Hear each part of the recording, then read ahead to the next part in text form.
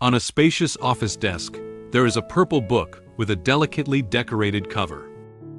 The sunlight shone through the window, making the appearance of this book clearer.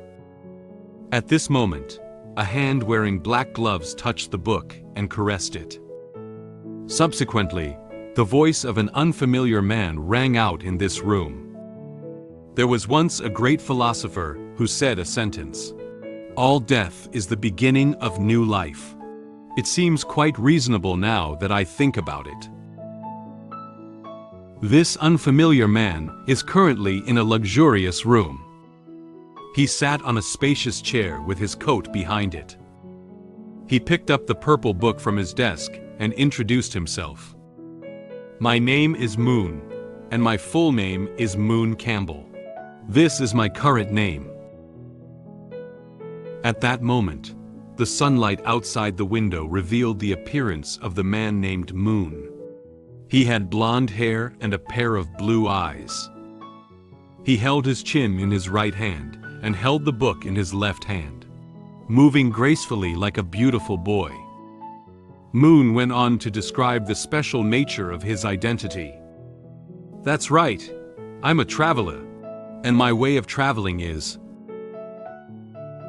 To explain why Moen became a blonde and beautiful young man, it has to start with an unexpected event in his past life. At dusk, a mischievous little cat ran onto a big road. Just as the kitten was happily playing on the road, a big red lorry was about to drive by. A girl wearing a school uniform saw this scene and immediately rushed out from the side of the road and pounced on the kitten. Moon's voice rang out. "My way of traveling is still classic and outdated." After saving the kitten, the girl held it in her arms. However, the dump truck is already heading towards the girl and the kitten. The girl tightly hugged the kitten, knelt on the ground, and looked at the large truck in front of her in shock, already at a loss. However, the protagonist in this scene is a girl. What is the connection between this and Moen? Halfway through the story, Moen suddenly popped out of the frame. He tilted his head and looked ahead, as if wondering if the audience had any questions about the scene description above. Why is the person above a girl? No, brother.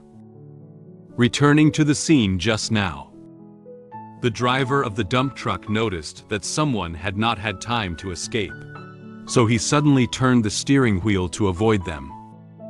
However, unfortunately, the dump truck crashed into a dirt wall next to the road. And because of this violent impact, the big lorry has burst into flames and surrounded the whole lorry. In the truck that was engulfed in flames, the driver's head was bleeding profusely due to severe injuries. Obviously, he had lost consciousness and leaned against the steering wheel.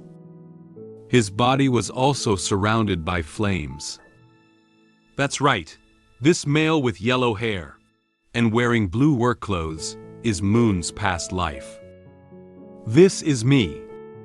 The truck driver who drifted and slammed himself into a wall to create death to avoid saving a little cat girl is me. In this way, the soul of Moon's past life crossed from the real world into a world of light novel. So, I arrived at a world of light novels that I had been reading before my death. A magical world made up of sword and magic. The continent of Matthias. There is a very magnificent castle in front of us now. This castle is magnificent, and the decoration is very gorgeous. It belongs to the Duke of Campbell. Unlike the middle-aged corporate slave who worked tirelessly every day to make a living in my past life, I am now the only son of the 4 dukes of the empire. The Lionheart King, Grand Duke Campbell.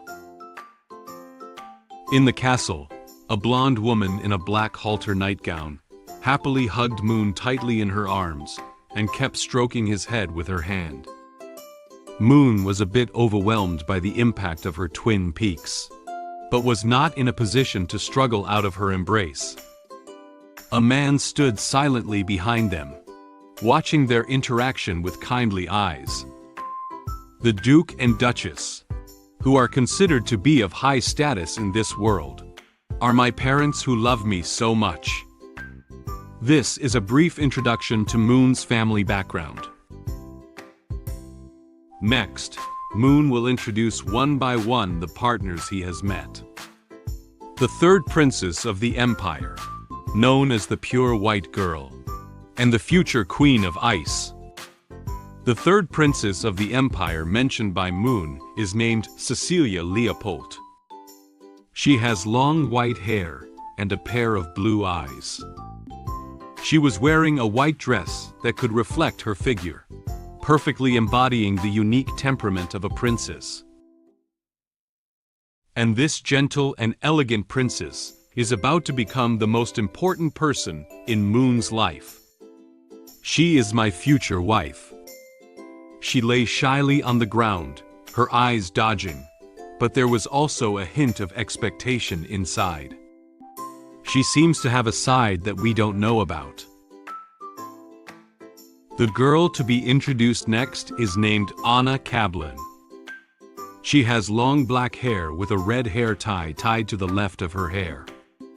She was wearing a red student uniform, clearly a student. She lifted her cheek and looked ahead, her movements very cute. Known as the Black Witch of Santa Maria, she is a super beautiful girl who also serves as the president and librarian of the Ancient Potion Society. She is my most respected schoolmate, one level higher than me. Although she is the person that Moon respects the most, Anna, who is so lovely, actually has some unknown things. Look, she's holding a feather and gently teasing Moon lying on her lap like a puppy. She looked at him with a teasing expression. Moon held a bone in his mouth and looked at her with a wooden expression, his face looking a bit bad. Oh, by the way, it's also known as the strongest human in the world. This girl wearing a mage robe and a black dress. Her name is Mela Demille. Although she looks relatively small, she is someone who can master various types of magic. Well, it's this little girl with white hair and red eyes. She is my mentor. She looked ahead with a teasing expression, seeming to look like she had a side to her that the others didn't know about. After introducing so many female companions around him, according to the development of the story, shouldn't Moon be the one with the protagonist's aura? However, he closed his eyes and spread his hands, muttering to himself. At this point, some people will say, "You have money and power and beautiful girls. Aren't you a definite winner in life?" He put his hand into his bangs, with a helpless expression on his face. Ha! At first, I thought the same thing, but... Suddenly, Moon opened his eyes, and looked ahead with a weathered expression. I'm not the protagonist. It turned out that in this world that Moon was in, he himself was not the main character. The real protagonist was someone else. Standing here from left to right are Anna, the brave person Ariel Bugard, and the holy maiden Leah Angel. They are the true protagonists of this world. I have been following this book for 2 years, and it is a world with talented women as the main characters. The real protagonist is a girl. A girl. However, Moon is different from them. His character's setting in this world was a camp opposite to theirs. Moon walked in front wearing a gray school uniform. He was followed by some students who looked like delinquents around him. It looked like the environment of the school Moon wasn't too good. And I, Moon Campbell, am just a yellow-haired villain in this book. I am the kind of idiot that the protagonist team will inevitably encounter on their growth path, who specializes in causing destruction and giving the protagonist growth experience. I'm like the classic goblin that everyone passing by has to kill a few to train themselves. Then, Moon turned the book in his hand to a certain page, and excitedly pointed to a few big characters on the book. The words written in black ink on this page are irreversible, predicted destiny. The most frustrating thing is that this damn prophecy book told me that I couldn't change this fate. Otherwise, I would die faster. It turned out that the book in Moon's hand was the book of prophecy. Words already written down in the book meant that the person's fate could no longer be changed. Seeing that he couldn't change his predetermined fate, Moon had no other choice.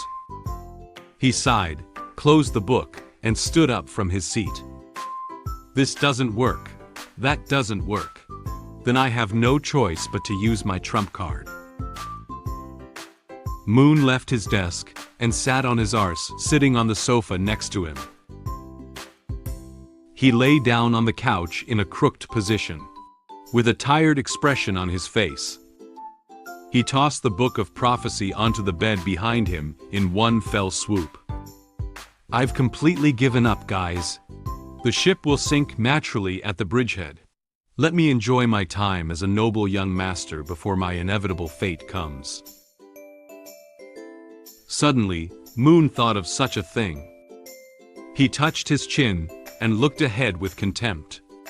Hey, since I was reincarnated as a noble young master, is there a possibility that a 1.75 meter tall, versatile, and super beautiful black-haired maid sister would say to me, "Young master, I like you the most. Please go out with me?" Moon thought for a moment. As the villain of this world, how could anyone like him? Realizing his character's setting in this world, he couldn't help but cover his mouth with his hand and burst into laughter.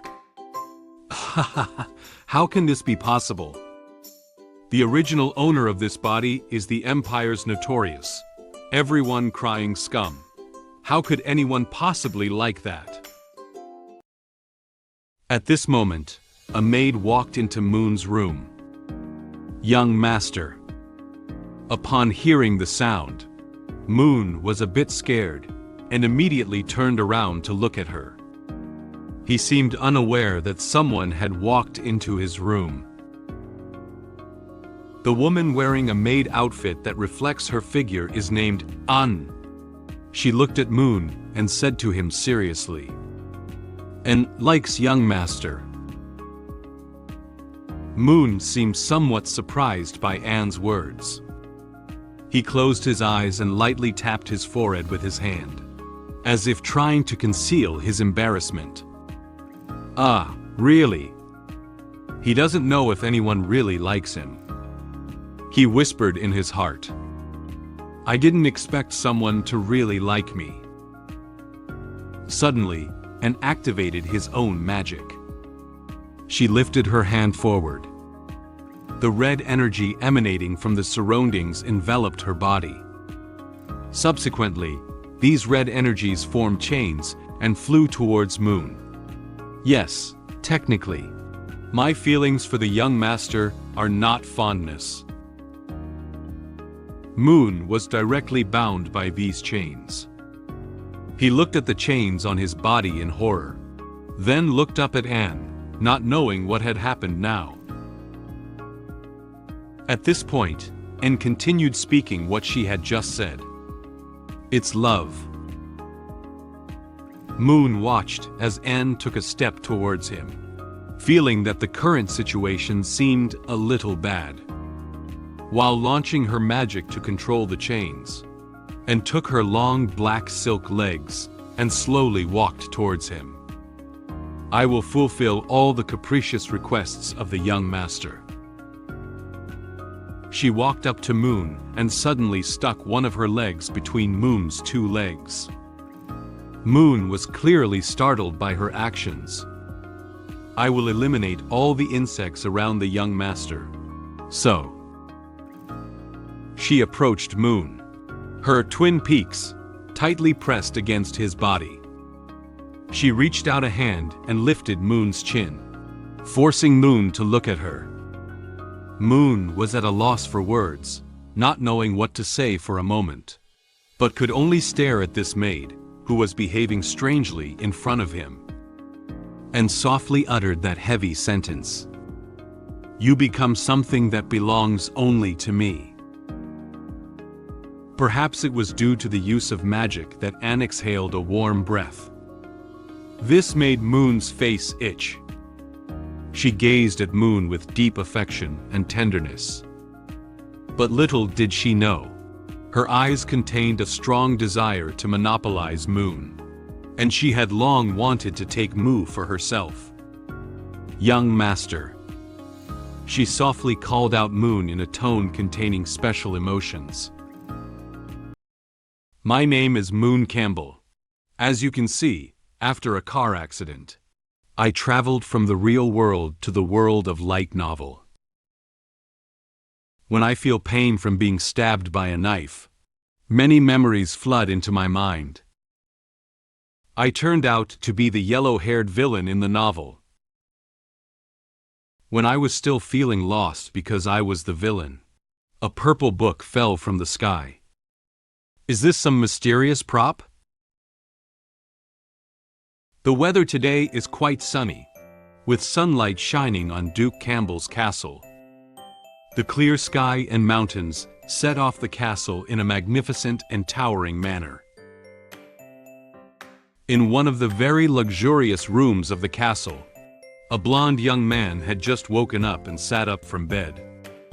He opened his own bleary eyes, topped off with a messy head of hair, and looked at his surroundings with a bewildered expression. "If I remember correctly, didn't I die in a car accident? Did I?" He looked at his hands in confusion and muttered to himself, "Did I transmigrate?" He lifted his head and observed the layout of the room. The design of the room is a luxurious palace decoration. There are some books, a dagger, and a mirror placed on the table. He noticed that the table, chairs, and other furniture in front of him seemed somewhat special. Palace-style decoration and furniture, Western style. He saw his current appearance in the mirror on the table. In the mirror, his long blonde hair was scattered, and he possessed the face of a beautiful boy who could charm thousands of girls. He touched his face and murmured to himself, "There's also this face that looks almost exactly the same as when I was 17 or 18 years old." He couldn't figure out where he was exactly. He grabbed his hair frantically with both hands, with a frightened expression on his face. Where did this transmigrate me to? Suddenly, he seemed to realize something. He got out of bed and walked to the desk. He propped up the seat with one hand and placed the other on his chin, repeatedly looking at himself in the mirror on the desk in front of him. Take another look. Hey, I was really handsome when I was young. To be honest, the appearance is quite well restored. This should be a world like games. At this moment, he suddenly froze, and his eyes became serious. Wait! He held his chin with one hand and looked up, carefully considering the current situation. Being transmigrated into an alien world because I was hit by a truck. Isn't this just a fantasy in my mind as a middle-aged homebody before I die? He stood in front of the table and picked up the red dagger on the table. He stared at the dagger while thinking about how to confirm his current situation. This needs to be confirmed. Only the sound of a knife cutting through the skin was heard, followed by a line of blood flying out. The sunlight from the window shone right through, illuminating the line of blood even more clearly. He just cut his finger with a knife. The blood and fingers instantly spurted out. He held a knife in one hand and looked expressionlessly at the blood flying out of his fingers. I merely made a shallow cut on my finger. This knife. It's too sharp. It hurts so much. It's true. I have truly transmigrated another world. After feeling the real pain, he covered his hands and rolled back and forth on the bed in pain, occasionally licking the blood that flew out with his mouth. Suddenly he felt his soul trembling. He who was rolling around instantly froze in place. It was as if something was pouring into his brain. In his memory, he was wearing tattered clothes and leaning against the wall, while the girl walking past in front of him was the protagonist of this world. A strange voice suddenly sounded. Moen Campbell blasphemed the royal family, stripped him of his noble status, and demoted him to commoners. His crime is unforgivable, and he is sentenced to exile. The scene changed, and he became a beggar on the street. He was disheveled and wearing his tattered clothes. He leaned helplessly against the dirty wall, surrounded by scattered bottles of wine and garbage. He even lost one hand and one leg, looking very down and out. Moen Campbell shall never enter the territory of the Empire. Violators will be killed without mercy. After these memories were played back in his mind, he felt his mind go groggy. There is too much information for him to accept all at once. He leaned against the bed, tilted his head back, and kept panting heavily. He covered his head with his hand and muttered to himself. Huh. I can't believe it. At first, I thought the name was just a coincidence, but I didn't expect. After slowing down from the uncomfortable feeling, his expression became grave and his eyes looked straight ahead. He suddenly recalled the name and backstory of the original owner of this current body, and couldn't help but sigh. I actually reincarnate into this guy's body. That retarded, brain-dead dude. The yellow-haired villain who wasn't even an elite monster. The name of this person popped into his mind. That's right. He was reincarnated into this villain named Moen Campbell. Moen recalled his past life. He remembered the light novel he would stay up late every night, with heavy dark circles under his eyes, huddled in bed reading light novels on his mobile phone. The Strongest and Most Gifted Girl in History is the most popular light novel of the year in the world before I was reborn, and also one of the few works I read every day. The book roughly tells the story of the protagonist, who is the illegitimate daughter of a fallen aristocrat, upgrading and killing various enemies along the way, and rising to become a great hero who saves the world. The person sitting in the chair now, with a very provocative expression, is the villain of this novel, Moen Campbell. Moen Campbell is a brainless, yellow-haired villain in the early part of the book. He used his family power to oppress the protagonist, constantly sending people to murder the female lead and help the protagonist team upgrade. In the end, his plot shattered, and he even involved his own parents, ending up with a broken family. If I remember correctly, there is no plot about him in this book after more than 20 chapters. Moen recalled all the bad things he had done, and his tragic ending, and couldn't help but feel deeply affected. He buried his head in his knees and covered his head with both hands. Such a person doesn't want to be a good young master, but has to be a fool who gets in the way of the protagonist. That's me. Moen felt especially helpless when he realized that he had been reborn as the villain that everyone in this world was crying out for. He held his head and had a look of wanting to cry on his face. I thought that I would be reborn once to become a protagonist and have a good time. As a result, I was reincarnated into this fool who was destined to become a stepping stone. What can I do?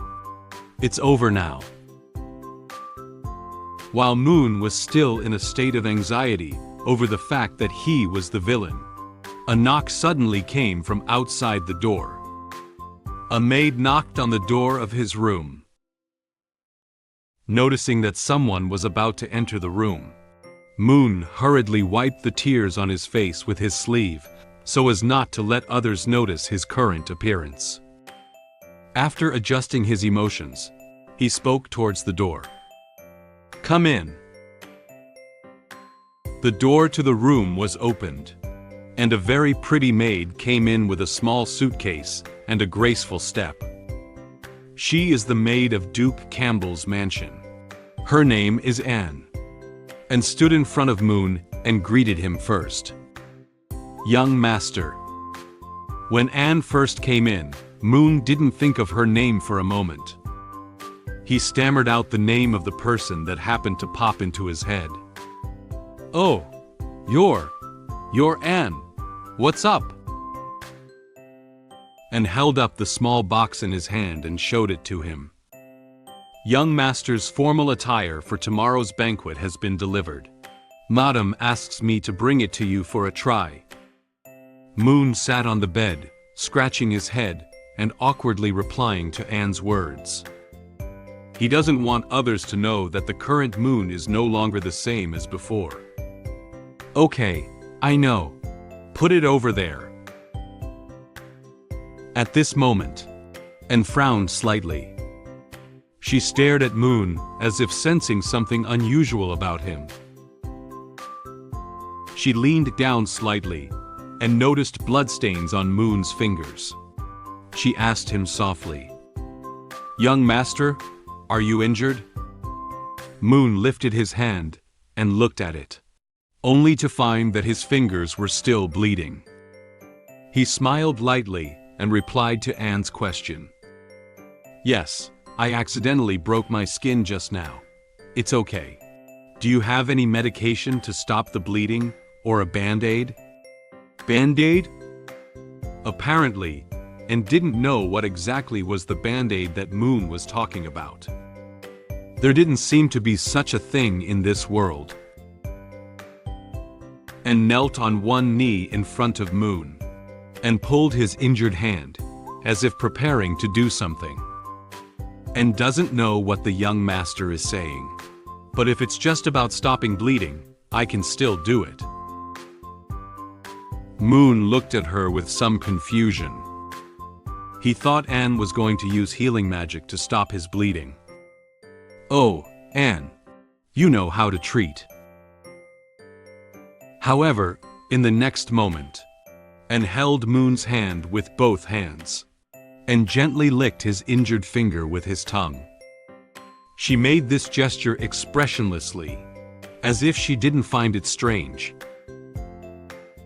However, Moen may not be the same. After being licked by Anne like this, he felt very surprised.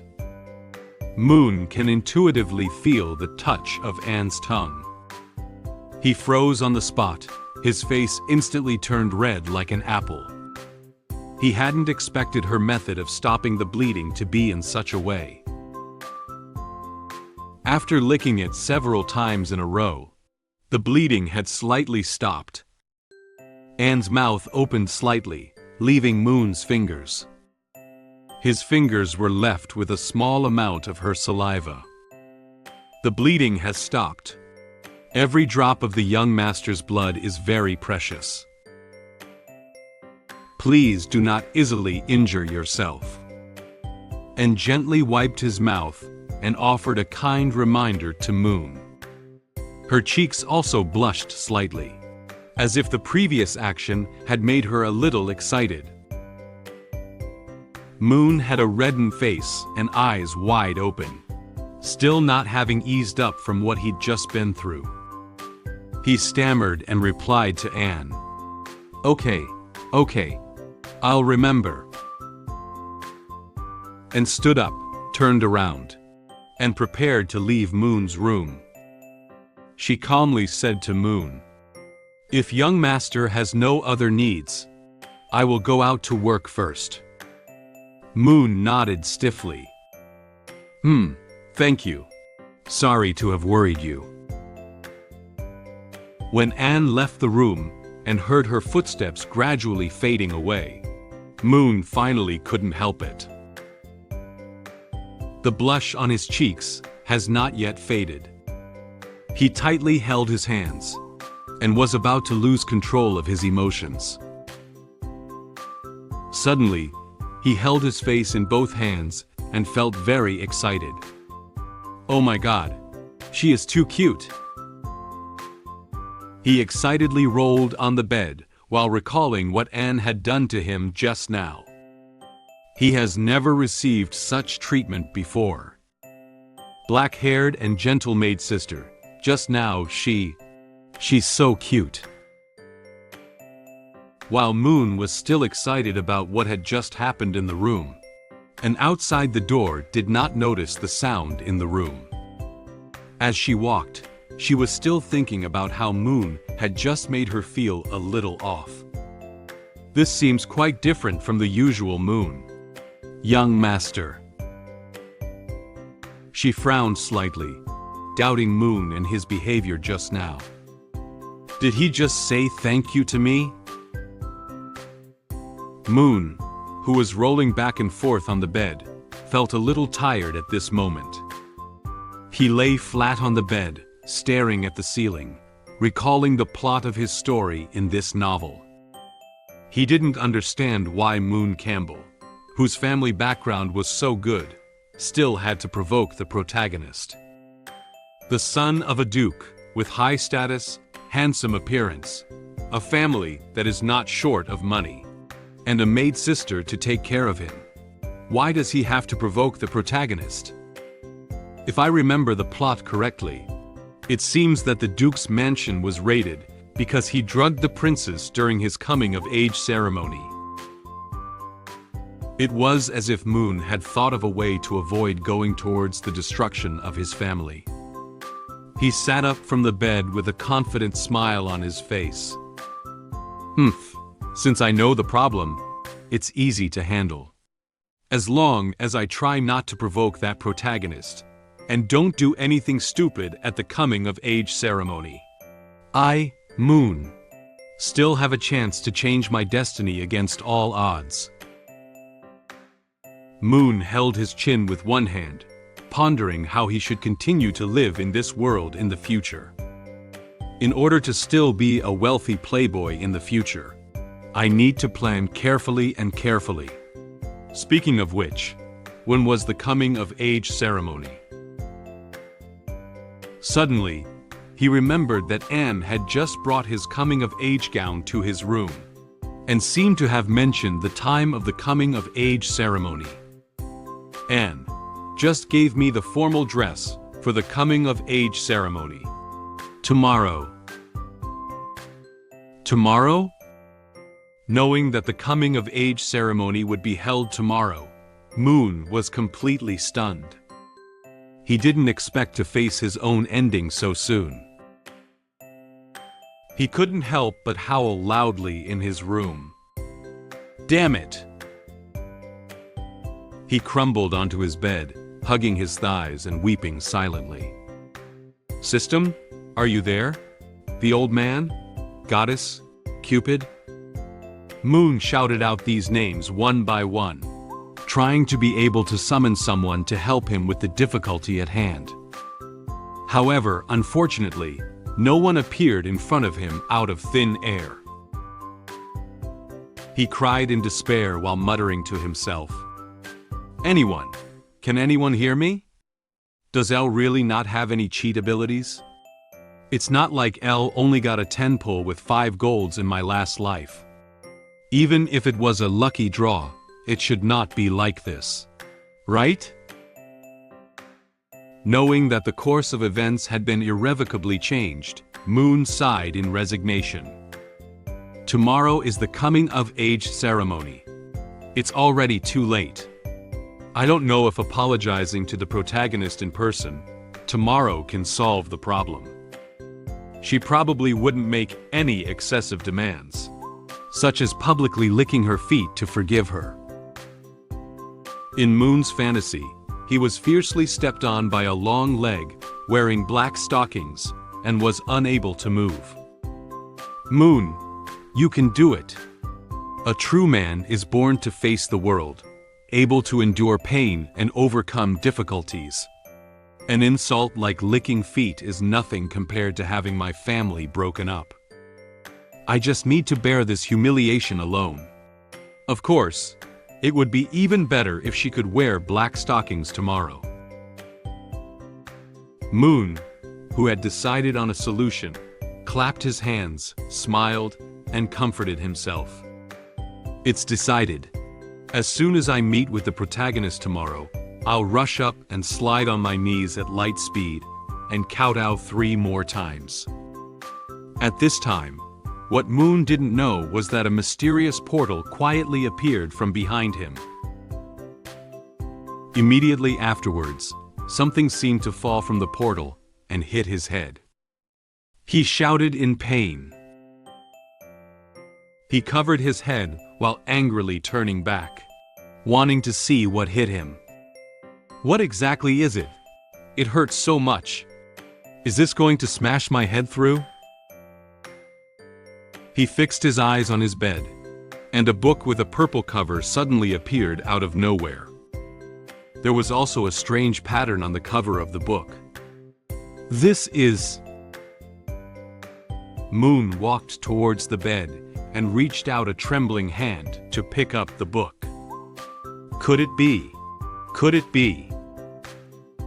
He was elated, feeling like it was what he had hoped would come to him. My cheat ability has arrived. A mysterious book that fell from the sky made me think there was still a chance to change my fate. But the book made me dizzy, and then I found myself in an unknown place. The mysterious woman, who suddenly appeared, flew several silver knives towards me, which scared me and immediately woke me up. Who exactly is she? Was it just a dream that foresaw my ending? In order to prevent myself from heading towards a bad ending, I have decided to start looking for ways to avoid it and strive to survive in this world. Moon trembled as he picked up the purple book from the bed. He carefully held it with both hands, as if he had obtained a treasure. Ah, it seems. He clung to the book as if he had grabbed a lifesaver. He cried tears of joy while hugging the book, thinking that this was something brought to him by God that could change his fate. God still hasn't given up on me. Although I'm a loser boy destined to be cannon fodder, having cheat ability is different. Before the blood on his head could be wiped off, Moon was already sitting on the bed, flipping open the book with excitement. He couldn't wait to see what methods were recorded inside that could change his destiny. He confidently said to himself, "From now on, I will change the original ending and change my destiny against all odds. As the saying goes, my fate is up to me." After turning the book over to one of the pages, Moon was suddenly dumbfounded. He stared blankly at the book, staring his eyes wide open, then blinked again, as if he couldn't believe that he had misread it. He thought his reading direction was not quite right, so he changed the direction of the book and read it again. However, he still found it very strange. He flipped the book back a few pages, wanting to take a look at the rest of the content. As it turned out, the content after the book was no different from what he had just seen. Moen found that there was actually no content in this book at all. This is a blank book. Moen looked at this book without any words and was very surprised. Wait, what is it? Is this a book without words? Does that mean I need to activate it in some special way? While placing the fingers of one hand on the bridge of his nose, Moen thought hard about what method the book needed to use to display the words. According to this Western European world setting, coincidentally, his fingers touched the blood flowing down from his head. Moen did not notice the direction of his blood flow. His fingers moved gently, and some blood flowed down his cheeks towards his chin. A few drops of blood dripped from his chin. Blood dripped onto one page of the book placed on Moon's leg. The pages quickly sucked the blood into the book, and then suddenly emitted black-purple energy from the book.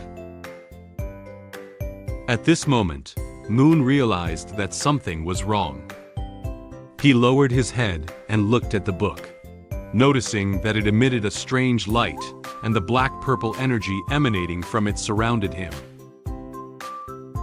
The book suddenly floated out of his hand and flipped frantically in front of him. The sound of flipping through books echoed throughout the room, making him increasingly feel that something was wrong. During the process of flipping pages, a black-purple vortex gradually formed in the center of the book, followed by a huge suction force attempting to suck Moen into the book. Moen had no idea what happened.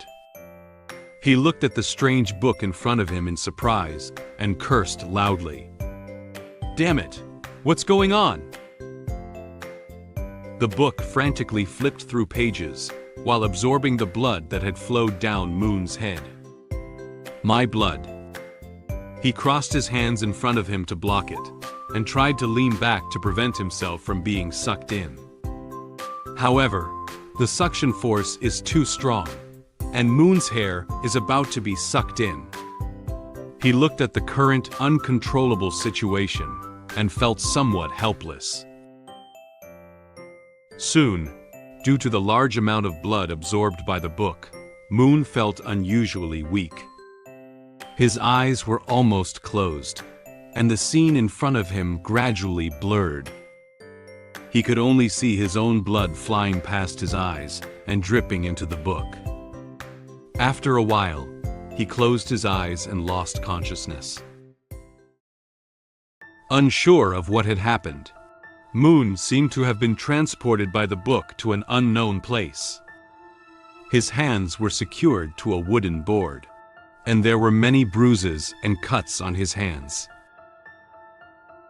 His feet were also fixed on the wooden board, covered in many bruises and scars. Take another look at the front of Moen.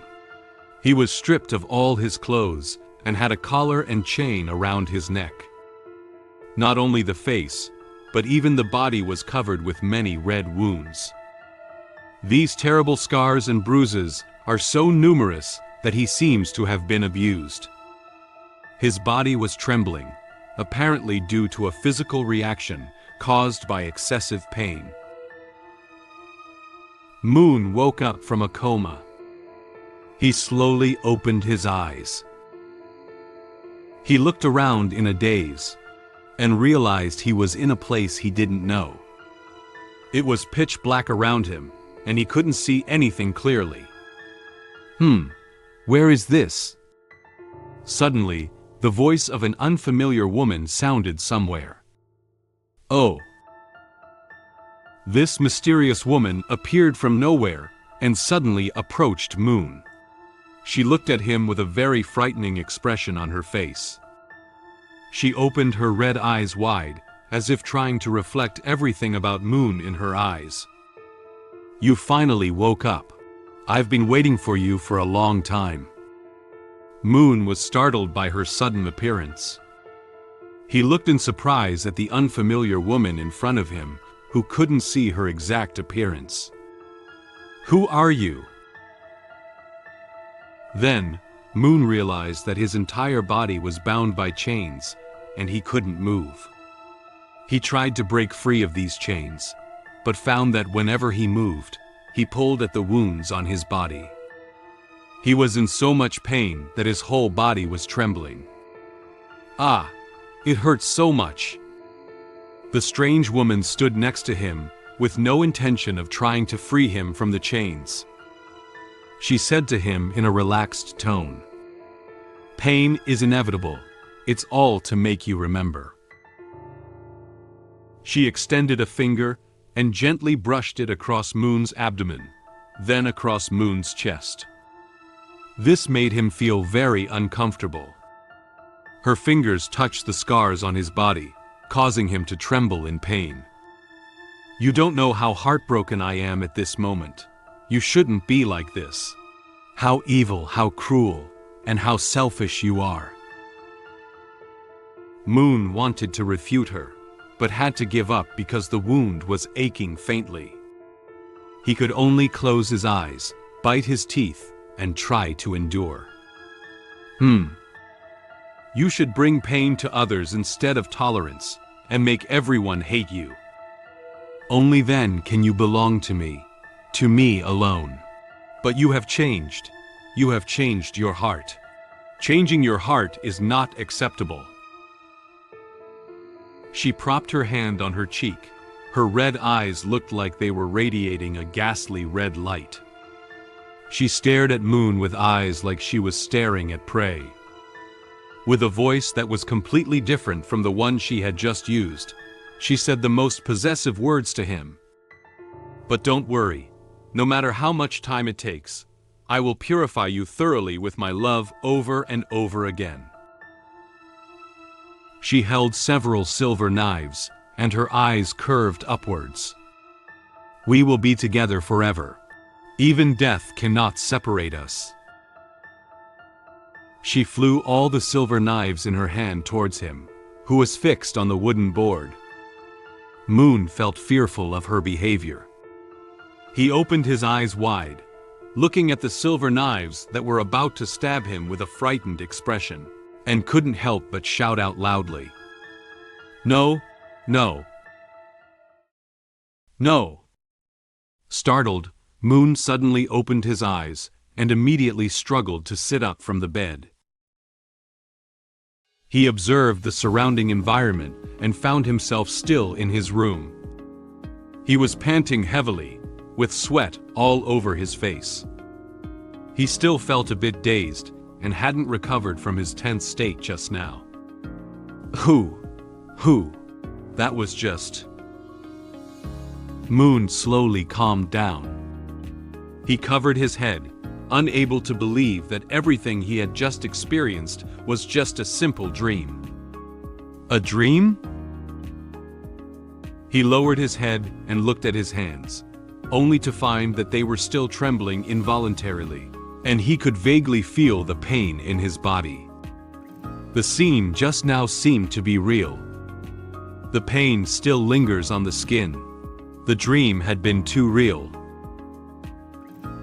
He picked up the purple book beside him, carefully observing it while recalling what had just happened.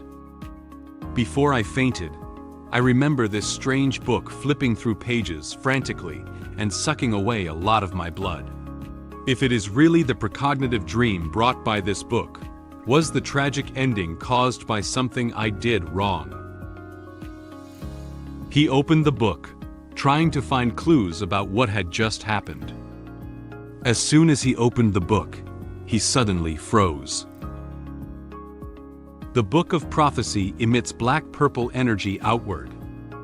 The page that didn't have any content written earlier suddenly displays a few lines of red text. However, some of these lines of words were so blurred that it was impossible to see the prototypes of the words clearly, and only a few words were visible. The words that can be read clearly are do not, change, for, and fate.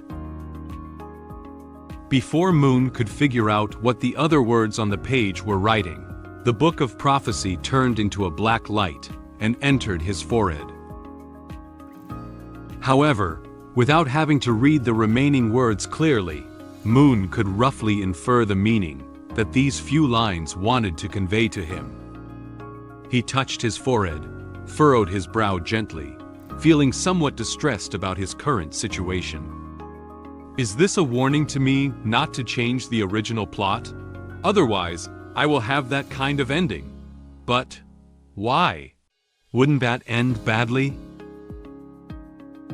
At this moment, it was already dusk, and the sun was about to set.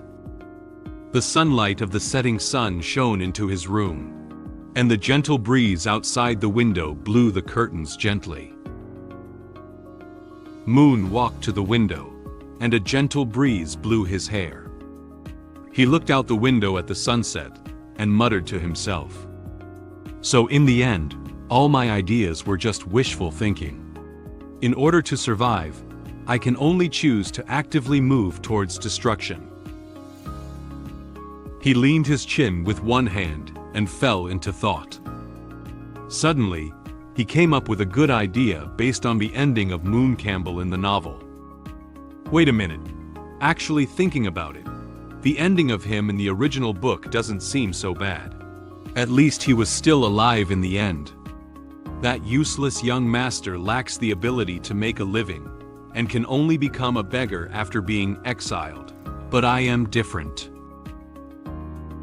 Having figured out the differences between him and the original Moen Campbell, Moen gained courage once again. He confidently lowered his head and watched as he clenched his fists, as if he had regained the drive to move forward. I am a battle-hardened working professional, forged through the relentless trials of the modern 996 and 007 work culture. Anyway, the subsequent plot of the novel doesn't mention what happened to Moen Campbell in the end. In that case, after being exiled, I can start from scratch in another country with the wisdom of modern people. The setting sun outside the window reflected on his body. He stood in front of the window, facing the fiery red sunset, and revealed a confident smile. The so-called aristocratic status was nothing to hold on to at all. It was nothing more than a privileged class obtained by squeezing the working people. As a genuine socialist proletarian warrior, I can still make a living in this world with my hands and knowledge. After a while, it was time for dinner. Moen changed his clothes and walked towards the dining room to eat. He gulped down the steak in front of him. He took a sip of the glass of wine held in his left hand and ate a piece of steak from the fork in his right hand.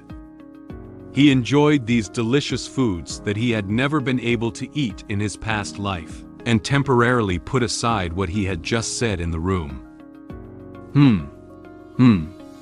Damn it, I've never tasted such delicious steak and this wine in my previous life. This wicked privileged class is so delicious. There are not only steaks and wine on the dining table, but also other delicious dishes and desserts.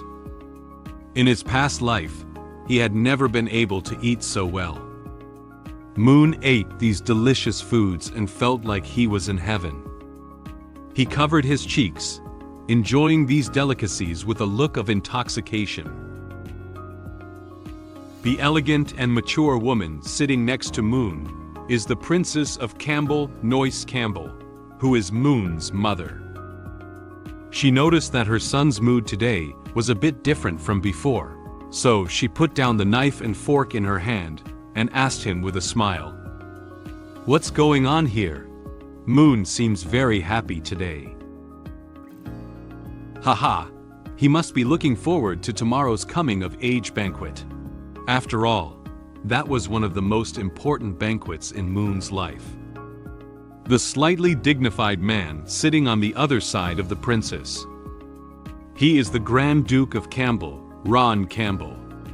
He also known as Moon's father. He inserted a stake and looked at his son beside him with a smile, answering the princess's question. Upon hearing her parents mention the topic of coming-of-age ceremony, Moon elegantly put down the utensils in her hand and replied to them with a relaxed tone. "Yes, father, mother, I am looking forward to it." The princess held her face in both hands and looked happily at her beloved son. "Tomorrow, my son will definitely be the most eye-catching presence at the banquet. I don't know how many noble girls he will charm." The Grand Duke looked at the princess with indulgent eyes and replied with a smile. "Haha, that's unacceptable. Moon in our family has a betrothed wife. If Princess Cecilia sees and becomes jealous, it will be difficult to explain." As soon as the Grand Duke mentioned the name Cecilia, the princess became somewhat unhappy. She hugged her arms with both hands, pouted, and turned her head to one side.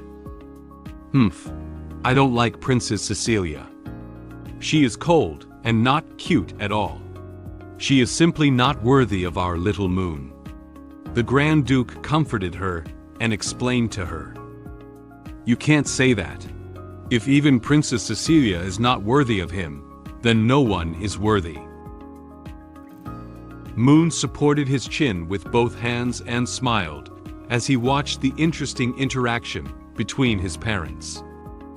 However, he was quietly commenting on what they said in his mind at this point. "My dear parents, how confident are you in your son? What kind of person is Princess Cecilia?" That is the third princess of the Empire, the pure white girl who has received God's gift, and a powerful candidate for the Empire's first beauty. In the novel, she gained a large following with her aloof temperament, and the contrast between being cold on the outside and hot on the inside. Wherever she goes, she is a highly anticipated presence. In the novel, Cecilia, dressed in glamorous attire, holds a wand and looks firmly into the distance. The temperament she exudes makes people feel that she is a graceful princess.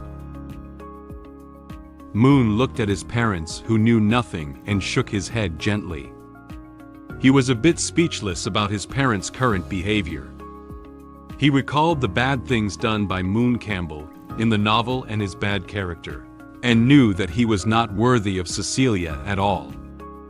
What kind of person is your son? Don't you realize it yourself? Only you will consider him a treasure in this world. The Grand Duke and the princess were chatting happily under the sunset, and occasional bursts of joyful laughter could be heard. Moon watched them while expressing his thoughts in his heart. In the original work, both of you were good people, but unfortunately, you had such a son. According to the original plot, you will also be implicated in the coming-of-age ceremony event. After that, the entire Campbell family was forced to fade out of the core circle of the upper echelons of the Empire and completely disappear from the story. He slightly bowed to his parents, indicating that he had finished his meal and left the restaurant first. Even though that book says that you can't go against your destiny, the fate of broken arm and leg, exiled and reduced to an invalid, is an opening that would be too difficult to turn around even with a modern mindset. I can't accept it. Moon walked towards the door with a determined stride. I have to think of a way to do something. I can't change my own destiny, but it doesn't mean I can't change someone else's. He tightened his tie and looked solemnly ahead, his expression as if he was about to make a major decision. Upon careful consideration, looking at the entire incident, taking action against the princess was not the real reason for my punishment and exile. because I was convicted of treason and implicated my father. The Duke of Campbell, who held military power, fell into a power struggle and was purged by the imperial ruling class and the aristocratic class. This is it. So, on the premise that the outcome remains unchanged, I need to pull the Campbell family out of the entire incident as a life-saving talisman after exile. Additionally, I need to find someone to take responsibility. Speaking of taking the blame, there seems to be no more suitable place in this Western fantasy background world. In order to avoid a bad ending, I started planning to change the conditions that trigger the ending. I found the black card hidden in the treasure chest, and planned to enter the underground black market to find the medicine that can bewitch the princess. Based on my memory, I found a small shop selling this medicine. After I explained the situation, the shop owner turned around and searched among a pile of bottles. Can the shop owner find what I'm looking for? The sun outside the castle has slowly set. The clouds slowly disappeared into the sky. The orange sunset shines on every corner of the castle. A gust of wind blew gently, making the leaves on the tree rustle. After dinner, Moen walked down the corridor of the Grand Duke's mansion. He is preparing to return to his room. As he walked, he pondered on how to change the triggering ending for the outcome next. There is only one day left before the coming-of-age ceremony, and it is too late to make any more arrangements now. But we can only take one step at a time and improvise. The first order of business is still to solve the established end of offending the royal family. Pure white girl, future imperial Queen Cecilia. It is obviously impossible to defeat that once-in-a-millennium magical genius with ordinary drugs. And this guy has never had any related drugs in his memory, which proves that there is currently no such thing in the mansion. Perhaps there is one there. He closed his eyes and held his chin with his right hand, lost in thought. Suddenly, he thought of a place where he could buy the medicine he had in mind. Hey, I remember when I inherited my memory, there was a place called the Black Market that specialized in selling various prohibited items and slaves. Maybe. At this moment, around the corner, a maid walked over holding a teapot and teacup filled with black tea. Her face is red, and she looks not very energetic. Moen, who was thinking about something, didn't notice that someone was about to come over. The maid didn't notice who was about to walk over. In the next second, Moen and the maid collided together. Both of them let out a pained yelp at the same time. After being hit by Moen, the maid immediately fell to the ground. The teapot and teacup in her hand spilled on the ground, and all the tea in the teapot was spilled out. Some of the tea even got stuck on her long socks. Due to the impact just now, her head felt even more dizzy. She rubbed her head with her hand, looked at the spilled red tea, and nervously said, So painful. The master and madam's black tea. Sorry, I was just thinking about something and didn't see the way. Are you okay?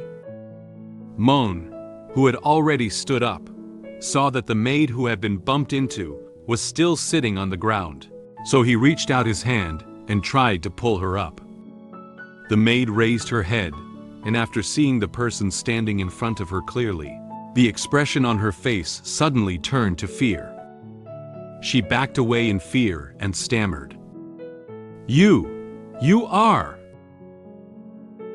young Master Moen. The maid recognized the person in front of her as the young master of Duke Campbell. She exclaimed in panic. Seeing the tea splashing onto Moen's collar, she became even more nervous. Moen raised an eyebrow and didn't seem too concerned about the maid bumping into him. The maid hurriedly took out a handkerchief to wipe his collar, wanting to remove the stains.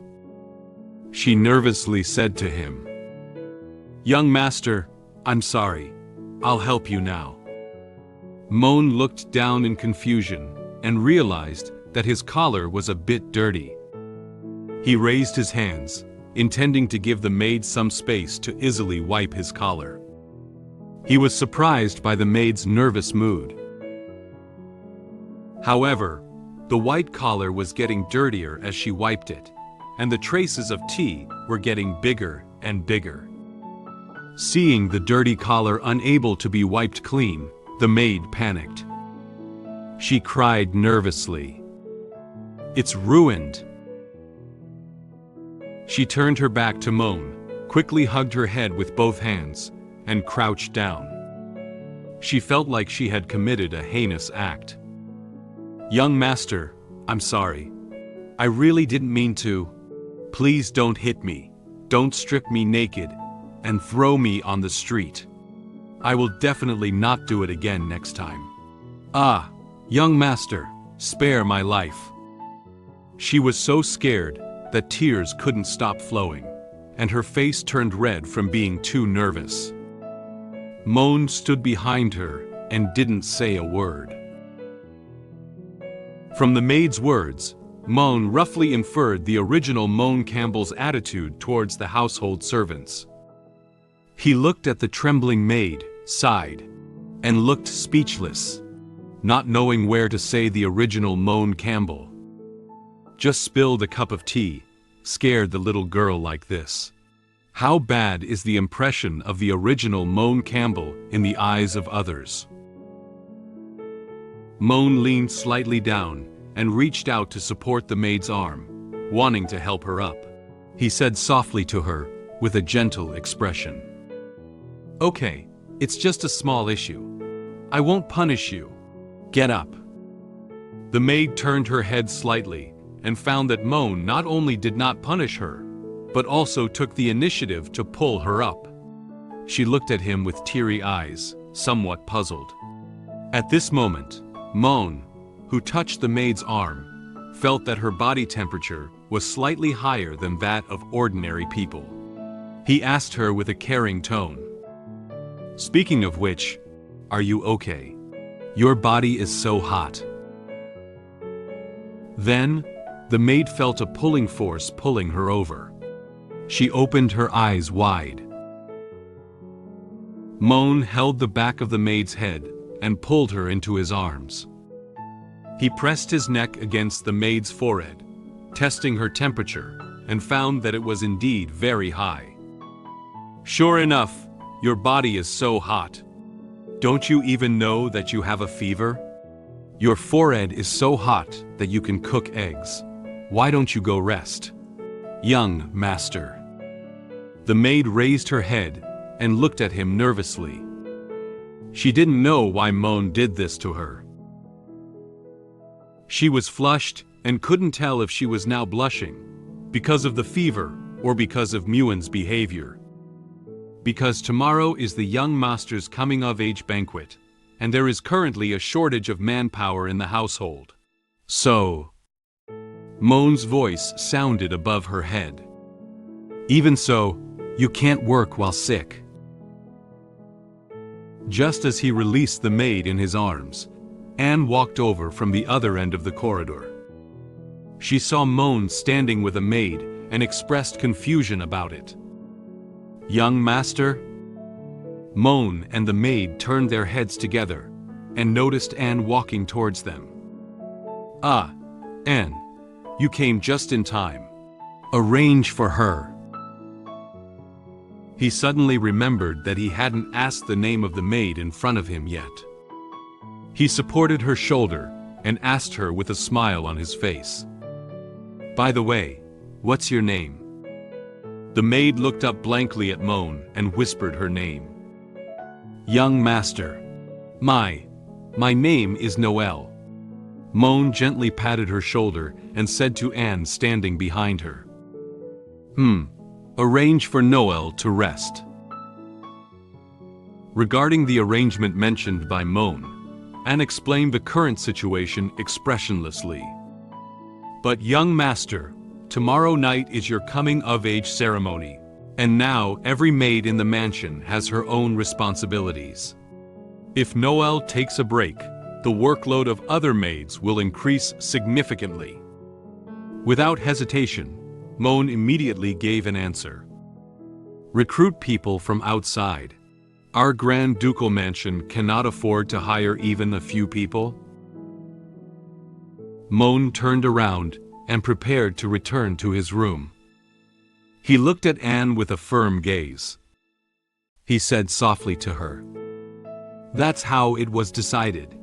Tell the head maid to arrange for all unwell servants to rest, and for vacant staff to be recruited from outside.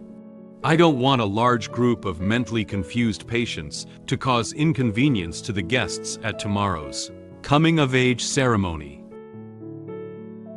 And closed his eyes and bowed slightly, indicating that he had received instructions from Moen. "I understand. I will convey this command to the head maid." After Moen finished explaining the maid's affairs, he left here directly and walked back to his room. Anne and Noel stood behind him, watching him leave until his figure disappeared around the corner, and the sound of footsteps gradually faded away.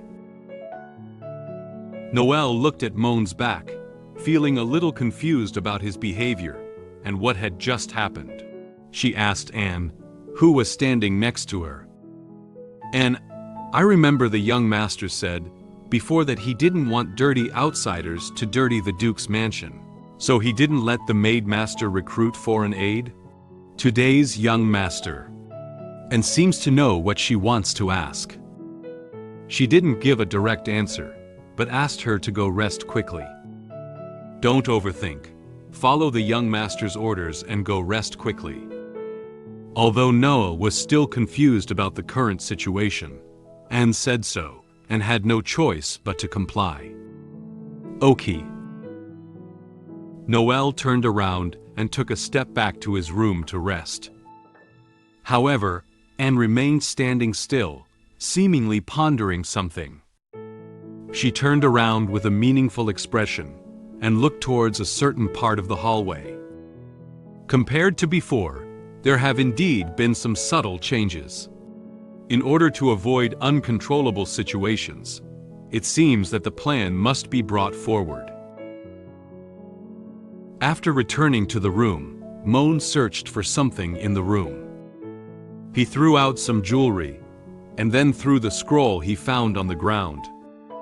These don't seem to be what he's looking for. There is a large treasure chest placed somewhere in the room. Moen knelt on the ground and crawled into the treasure chest to search for things. Various types of jewelry are scattered around the treasure chest. He searched and threw out a batch of unnecessary jewelry while muttering to himself. "This is not, and neither is this. It's impossible. This guy's memory." The only way to deal with a super magical genius like a princess is to use special psychedelic potions. This thing is not only difficult to refine, expensive, but also a prohibited item. The only place where it can be sold is...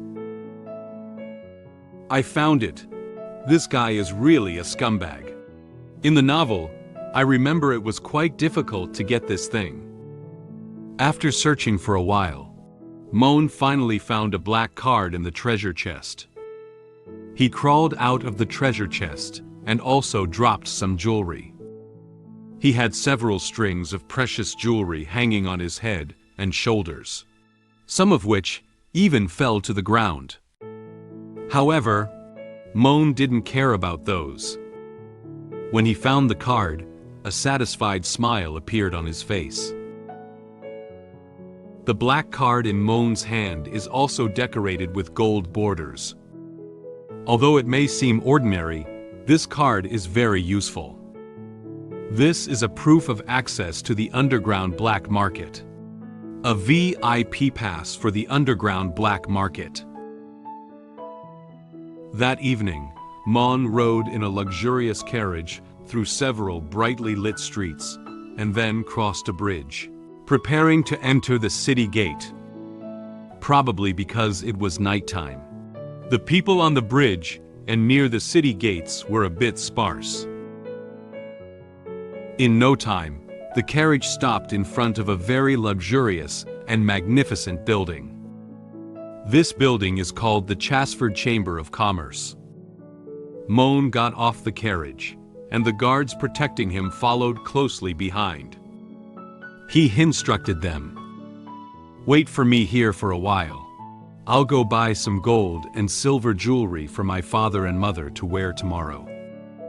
The groom and 2 guards nodded and answered, "Okay, young master." Moen detoured behind the carriage and then cautiously turned around to take a look. After observing for a moment, and realizing that no one was nearby to notice him, he tightened his tie and turned towards a path diametrically opposed to the Chamber of Commerce. People come and go on the streets.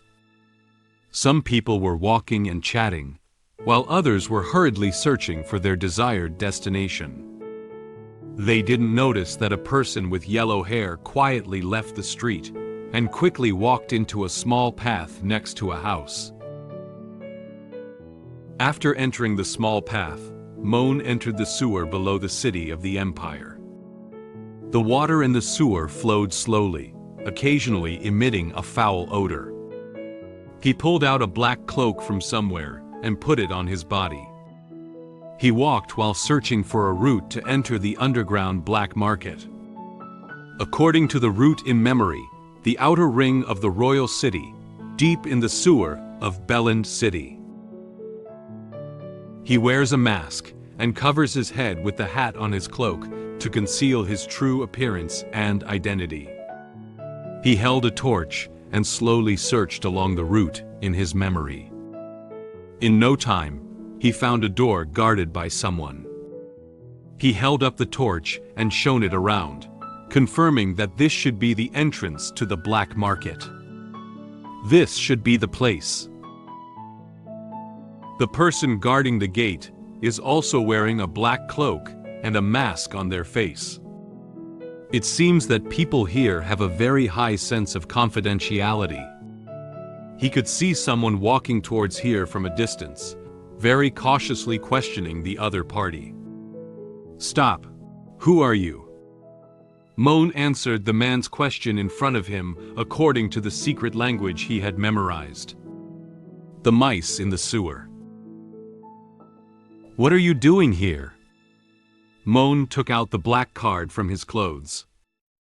He walked forward and showed it to the guards, indicating that he was a customer of the black market.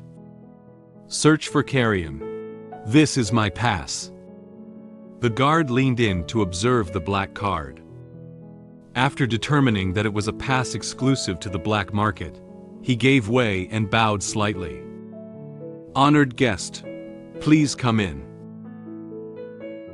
The guard turned around and opened the door.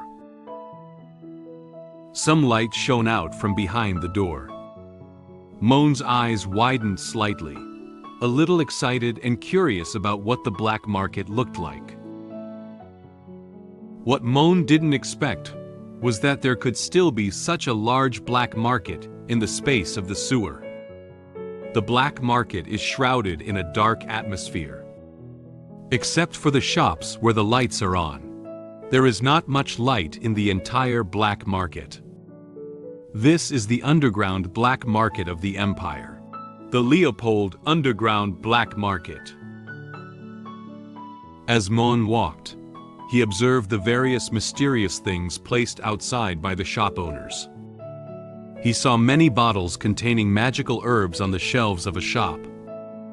These bottles come in various sizes and contain medicinal herbs of different shapes.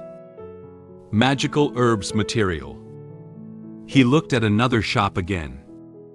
There are many iron cages next to the shop, which contain several fierce-looking animals. Magic synthesis beast. Moen was surprised by the things sold on the black market, while muttering to himself. This truly embodies a fantastical world. If I recall correctly, this place even deals in the trade of demi-human slaves. It seems that one of the protagonist's later teammates bought it from here. Well, these are all secondary.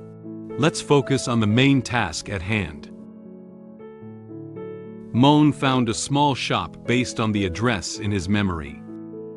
He pushed the door open, and the bell on the wall made a pleasant sound, reminding the shop owner that a customer had come in. Upon hearing the sound of the bell, the shop owner immediately stood up from his seat. The shop owner is wearing a red cloak with cat ears and a mask with a cat-like mouth, making him look like a red kitten. She waved her hand and warmly welcomed the arrival of the guests. Wow! Finally a guest came to our door today. Please come in. After welcoming the guests, the shop owner sat down with her hands on her face and looked towards Moen. What does this young master want to see? Although the store is small, it doesn't lack anything. Moen won't beat around the bush either. He directly told the shop owner what he wanted. I want that kind of medicine. The shop owner had some doubts. That kind? It's the kind that is colorless and odorless, specifically designed for wizards, and immediately leaves them unconscious for several hours after taking it. The shop owner thought for a moment and then gestured okay to Moen, as if she immediately knew what medicine he was looking for. Oh, it's that kind. I understand. Wealthy people all like to play like this, right? Haha. Then, the shop owner placed an advertisement for Moen. I happen to know several good shops that sell slaves. Can I recommend them to you?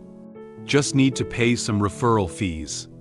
Reporting my name can also offer discounts. Seeing that the shop owner had been talking here for so long without intending to find what he wanted, Moen turned around and wanted to leave the store. Don't you have it here? If not, I'll leave. The shop owner found that his promotion had caused his impatience, so she quickly reached out her hand to persuade him. There is. Of course there is. Young master, please stay. This small shop has several rows of cabinets, on which there are also many unknown jars containing magical herbs.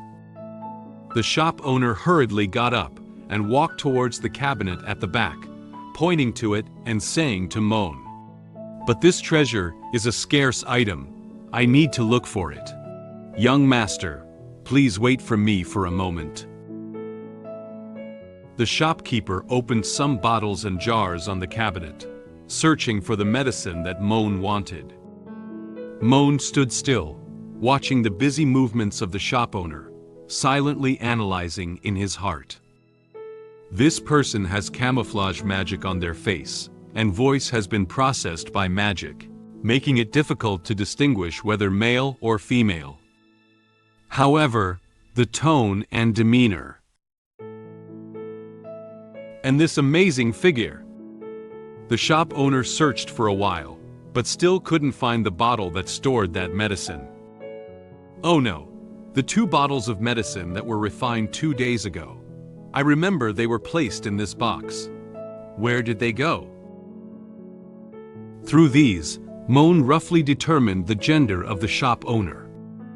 Female, most likely still a beautiful girl. To secure a foothold in such a murky and cutthroat environment, the shop owner's skills are probably more powerful than her figure. If I could establish a good relationship with such a person, she might be able to help me when I am exiled by the Empire in the future. Just as the shop owner was searching for the magic potion I was looking for, another mysterious customer entered the store. She also wants to buy the same magic potion as me. When I was about to pay for the potion, The mysterious customer exchanged one of the bottles with a piece of information. I was curious about the customer's information, but the expensive price proposed by the shop owner was unacceptable to me. Finally, the day of the coming-of-age ceremony arrived. Cecilia, the third princess of the empire, also arrived at the Duke's residence. Since the shopkeeper couldn't immediately remember where the potion Moen had requested was stored, and there were so many different types of potions on the shelf, she searched for a while but couldn't find it. She was worried that Moen would become impatient if he waited too long, so she turned around and informed him in advance. "Wait for me a moment, young master." Fortunately, Moen is a patient person. As long as this store has the potion he wants, he doesn't mind waiting for a long time. "It's okay, as long as you have it. I'm not in a hurry." Just as the shop owner turned around to continue searching for the magic potion, the small bell outside the shop rang again. Another customer pushed open the door and came into this store to buy something. Moen heard the sound of the bell and curiously looked towards the direction of the door. Immediately after, the mysterious customer stood next to Moen. This customer's entire body is covered by a black robe, and she is wearing the hat that comes with the black robe on her head. Wearing a black mask on her face, leaving only a pair of red eyes. Wearing black stockings on both legs and boots on the feet. The shop owner, who was looking for something, also heard the sound of a bell, turned around and waved her hand, warmly welcoming the customer. "Oh, welcome." Before the shop owner could finish speaking, the customer directly told her the item she wanted to purchase. "I want to buy a medicine that has strong potency and won't leave any traces of magic. Do you have one here?" The shop owner didn't expect this customer to buy the same magic potion as the previous one. She awkwardly scratched her face and answered the customer's question. I have it here. Wait a moment." The shop owner felt strange about this. It seems that not many people usually come to her to buy this type of potion, but today there happened to be two people who wanted to buy the same potion. She silently said in her heart, "This type of potion usually goes unnoticed. It's really strange today." Moen secretly observed this mysterious customer nearby. Based on the customer's figure, attire, and the body odor emanating from them, he speculated that the customer was a female. However, he is not quite sure why women also come to buy this type of medicine. This figure, as well as the faint fragrance emanating from it. Do women also have this need? The mysterious woman wearing a black robe quietly lowered her head, without saying a word, waiting for the shop owner to find what she was looking for. She didn't seem to notice Moen's gaze for the time being. Although Moen doesn't know the reason why she bought this medicine, she probably has similar thoughts to him. He silently speculated in his heart. Well, most people who buy this medicine are likely to harm someone. Unfortunately, I couldn't stop it. The guy who was drugged, good luck to you. The shop owner carefully searched every floor of the cabinet and finally found the type of potion they were looking for in the corner of one floor. She placed two bottles on the table and showed them. "I found it. That's it. The magic potion is a dark red liquid. It is contained in a heart-shaped bottle, and the outer body of the bottle is decorated with gold-colored metal roses." Seeing the color of the potion, Moen was a bit stunned. "Wait a moment. Isn't this color a bit too conspicuous?" The shop owner seemed to know that Moen had doubts about this bottle of medicine. So he picked up one of the bottles and introduced some details to him and another customer. Customers don't need to worry, although the color of this medicine is indeed a bit bright. As long as it is placed in drinks such as red wine, it will not be noticed at all. And compared to the small flaw that is a bit eye-catching, its advantages are much greater. As long as a person drinks a small drop, even an elephant will instantly lose consciousness and faint for 2 to 3 hours. Moen was very surprised by the effect of this bottle of potion. He has never seen a potion that can even stun animals. He said in great shock, "A drop of potion can knock out an elephant. Really?" The shop owner didn't find his reaction strange. She kindly explained to him, "Of course it's true. You get what you pay for. If you don't believe it, you can give it a try.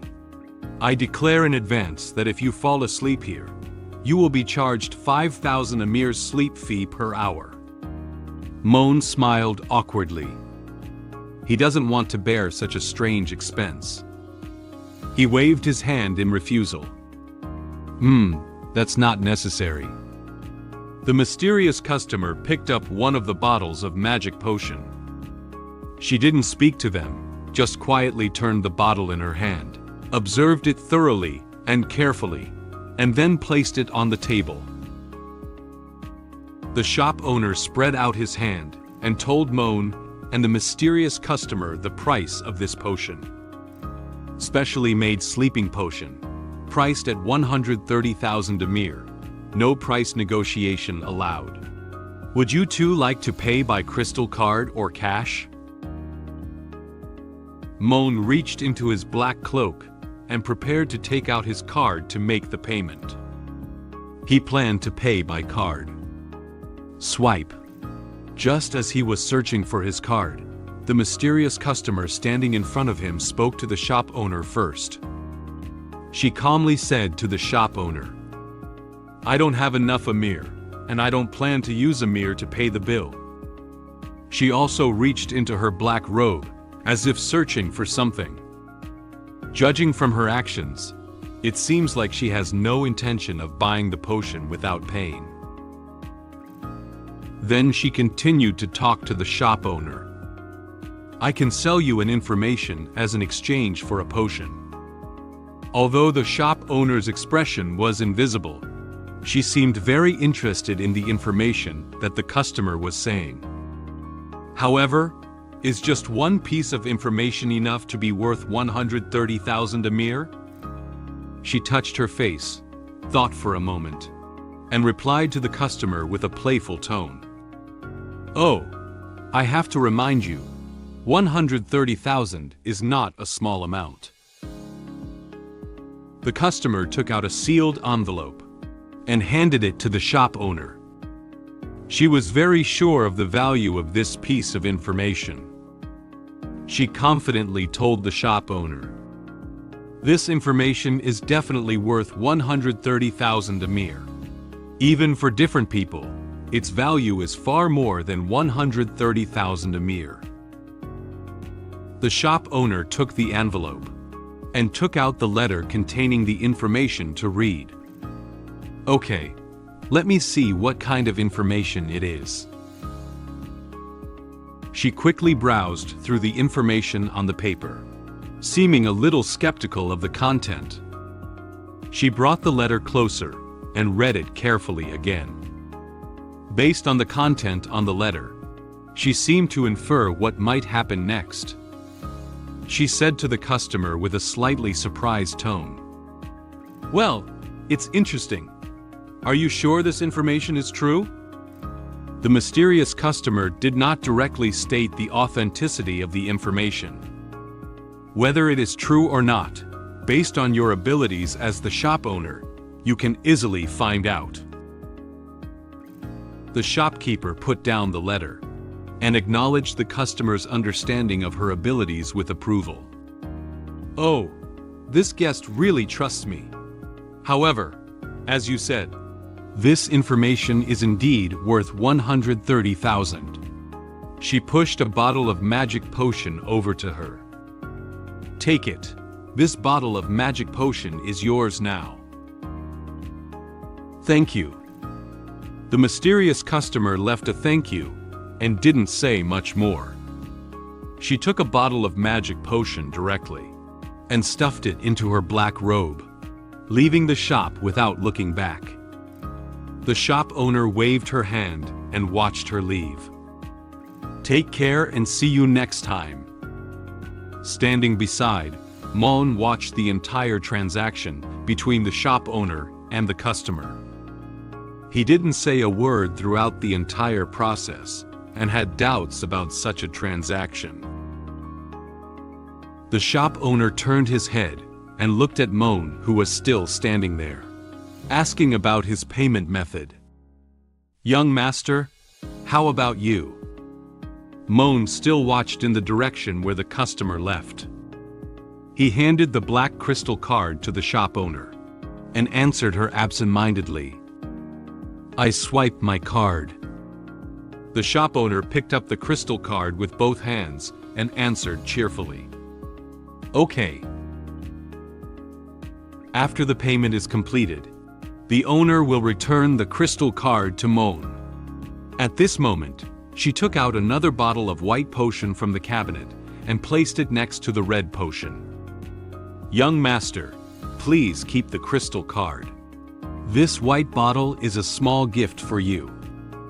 Moen expressed doubts about the use of this small magic potion. A small gift? What is this potion for? The shop owner extended one hand, raised one finger and shook it, while the other hand crossed his waist, and said to him in a playful tone, You know, it's for that one. I suggest using it together with the red bottle for better results. Although he didn't know what the actual effect would be if the two bottles were used together, Moen didn't think too much and accepted her kindness. He put both bottles of magic potion into his cloak and thanked her. At this moment, he remembered the customer who had just exchanged intelligence for the potion, and was very curious about what kind of information could have such high value. Thank you, shop owner. By the way, the information that the woman just said.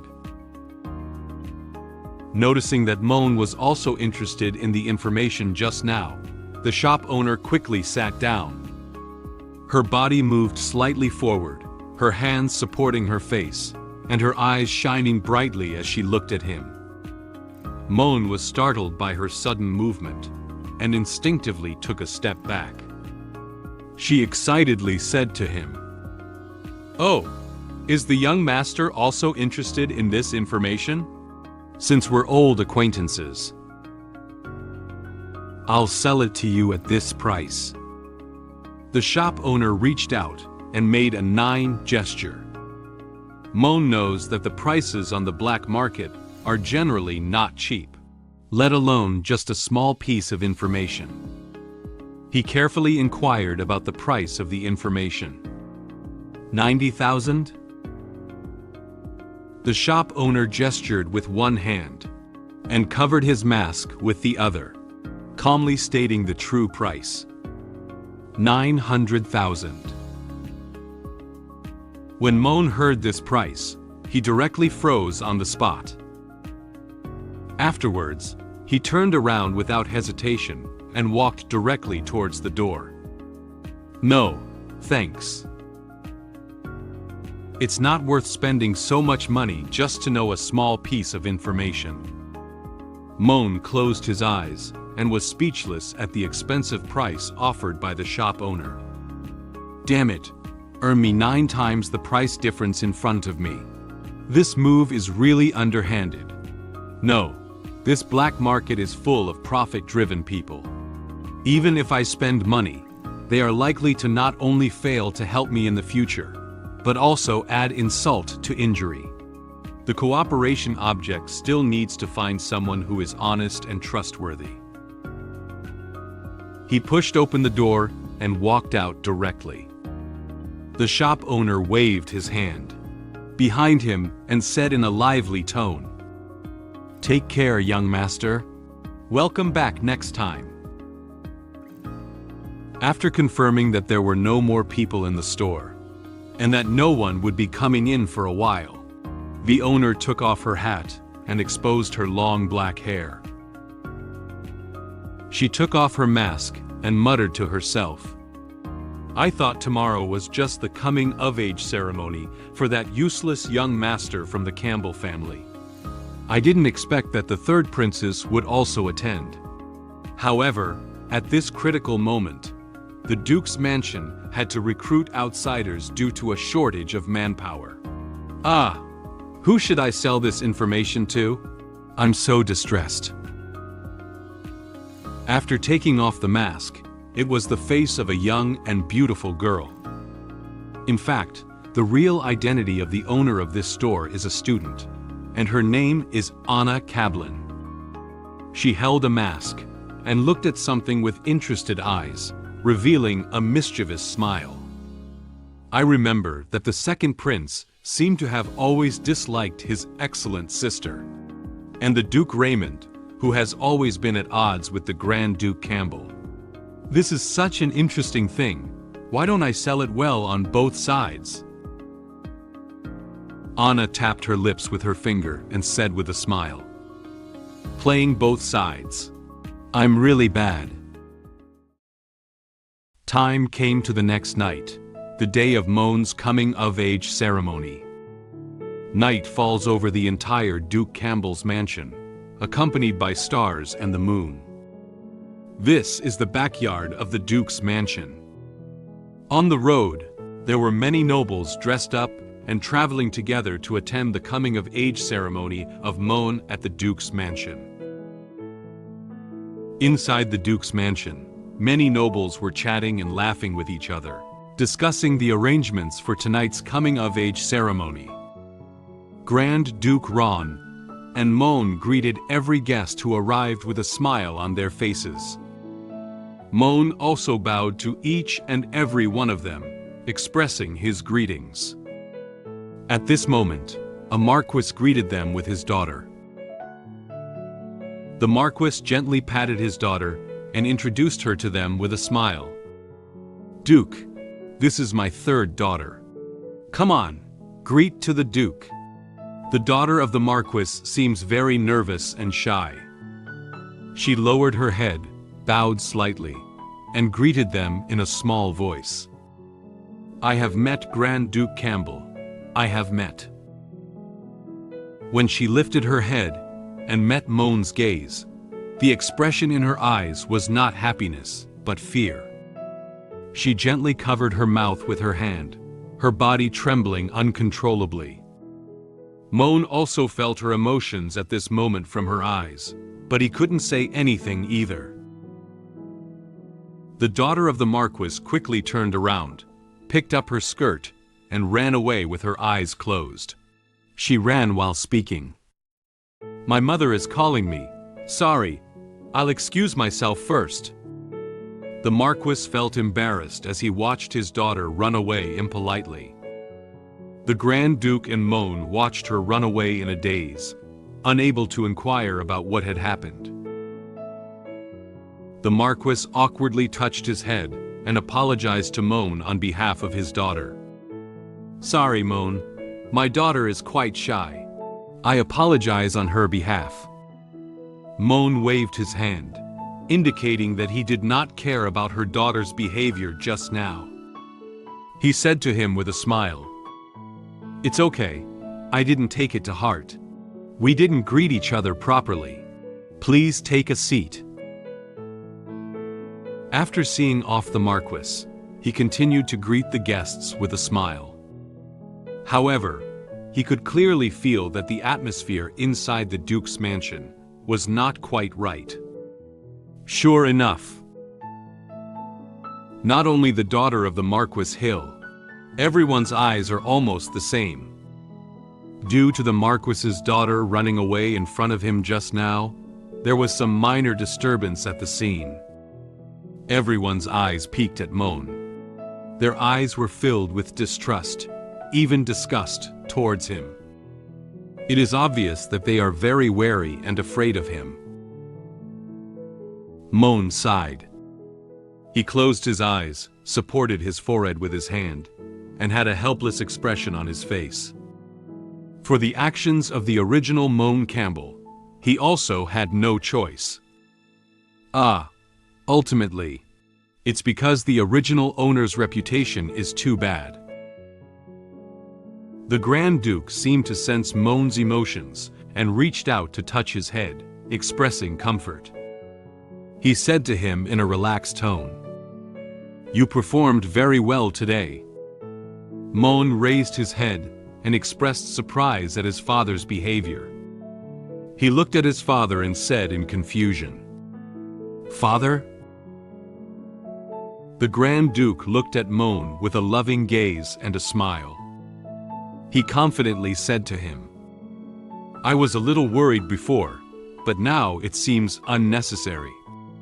You are the protagonist of today's coming-of-age ceremony.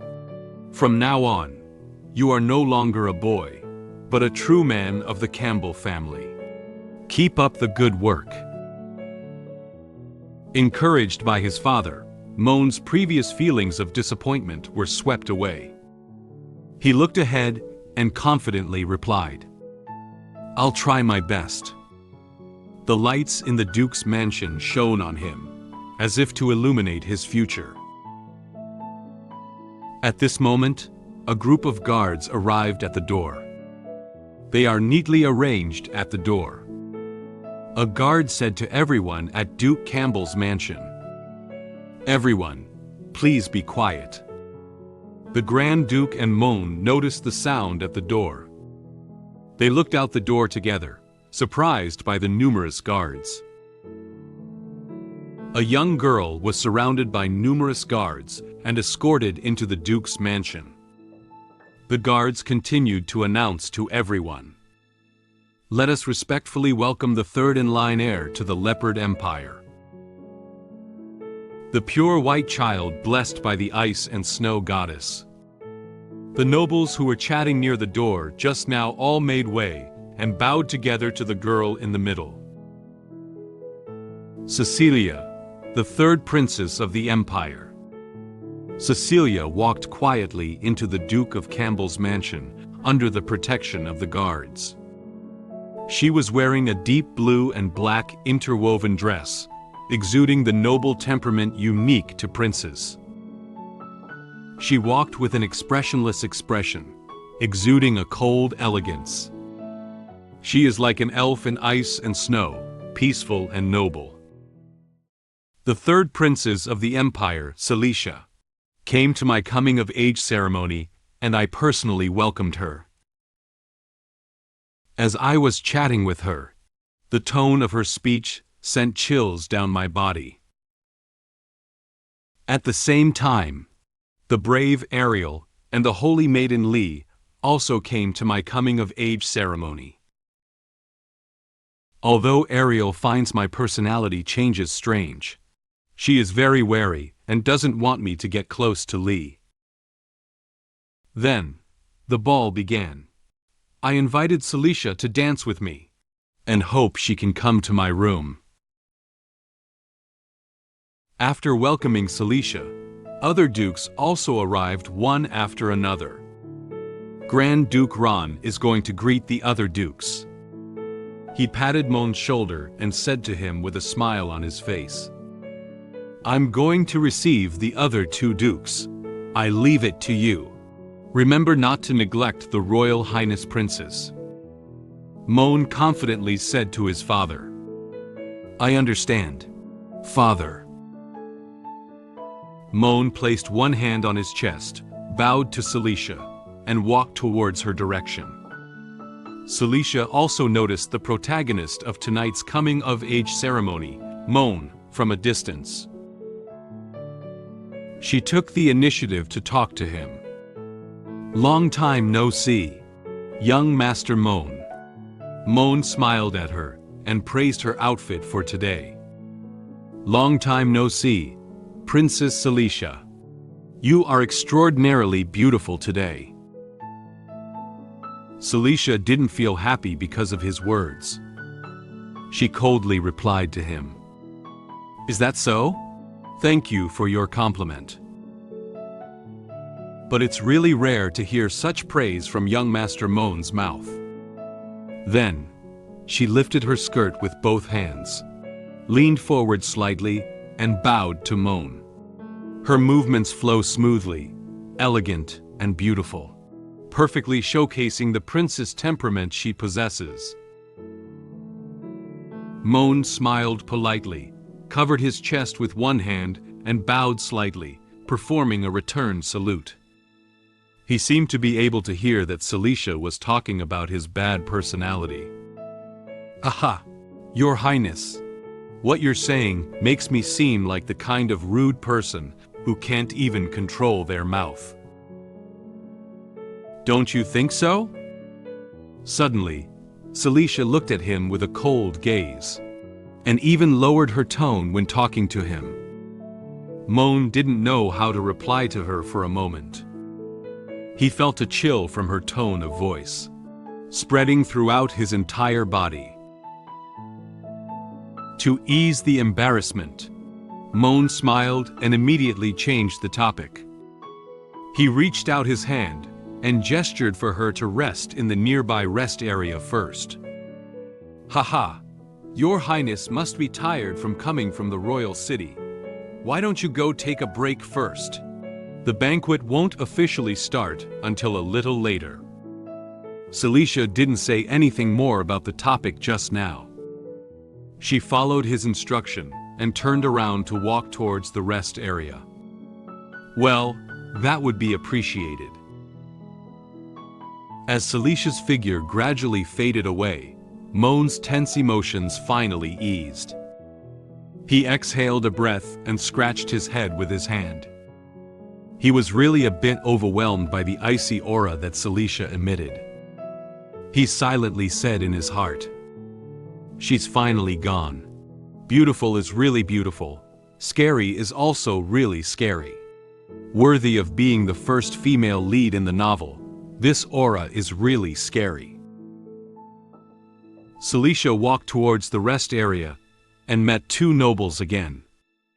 The two nobles politely bowed to her, and she gently lifted the hem of her skirt in return. However, she seemed to be still thinking about Moen's every move and way of speaking just now. She noticed that he seemed somewhat different from before today. Today's him, I feel a bit different from before. She turned her head and secretly looked at Moen, who was still standing there receiving guests. She pondered with a puzzled expression. Is it because he has become a little more polite? At this moment, there was a slight commotion in the crowd, followed by some voices of discussion coming from within. This caught Moen's attention. Although the voice was very low, he could hear clearly what the nobles were discussing. He perked up his ears and listened carefully. I can't believe that illegitimate daughter is here. Is she the person who recently dueled with her betrothed partner? I heard that the Duke Bugard has just handed over the position of heir to her. Oh my, this person is not only an illegitimate child, but also a woman. How did she qualify to inherit the earldom? Moen turned his head to look towards the direction of the door, and the person the nobles were discussing had already walked in. I really don't know what Duke Bugard is thinking. The Duke is also present, don't let him hear. There is a tall girl and a short girl walking side by side. The nobles standing on both sides of the door secretly looked at them with unfriendly eyes. Although the nobles were still discussing them quietly with others, they seemed indifferent. Moen looked at them seriously. For these two people, he is the most familiar, especially the tall girl standing on the left. She has finally arrived. The true protagonist of the original story, the ultimate girl overlord of this world. Ariel Bugard. The tall girl on the left is the brave Ariel Bugard. The person standing on her right is the holy maiden Lee Angel. Because they didn't come in formal attire, they stood out among all the nobles. However, Ariel didn't care about these things. She crossed her hands on her chest and walked ahead with a cold expression. Lee seemed a bit scared of crowded places and kept pinching Ariel's clothes, hiding behind her. Ariel raised her hand and greeted Moen naturally. "Hey, young Master Moen. We meet again. How have you been lately?" Moen looked at her with a smile on his face. He raised his hand, about to greet Ariel with a polite gesture. Suddenly, someone stepped out from beside him. An obese nobleman wearing glasses suddenly stood in front of Moen. He pointed his hand very excitedly at Ariel and raised his voice, saying very rudely, "You lowly illegitimate daughter, how can you talk to our young master Moen?" Moen was stunned by his behavior and froze in place. He instantly felt something was wrong. If he let that nobleman continue talking, something big would happen. "Shut up." He immediately pounced on the obese nobleman with a frightened expression, covering his mouth with his hand and preventing him from continuing to speak. The obese nobleman was startled by Moen's movements and struggled with his hands in the air. He didn't expect Moen to suddenly do this. Ariel looked at the scene before her and felt speechless. Moen awkwardly forced a smile as he pressed his hand firmly over the obese nobleman's mouth. He said to Ariel nervously, "I have been doing well lately, Miss Ariel Bugard. Thank you for your concern." Ariel was somewhat stunned by Moen's sudden change in personality and polite response. She felt a little surprised and couldn't believe her eyes. "Huh? You?" She lowered her head, covered her mouth with her hand, and pondered why he had become like this. "What's going on here? This guy didn't call me a lowly, illegitimate girl like before." His brain, about the size of a nucleolus, can actually remember my full name. Has he come to his senses? Or is he having some conspiracy? Lee was not quite sure about the current situation. She looked at Ariel with worried eyes.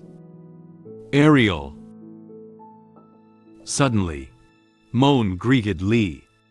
He politely reached out his hand and said to her in a relaxed tone, "You must be Miss Lee." Lee was startled by his sudden movement.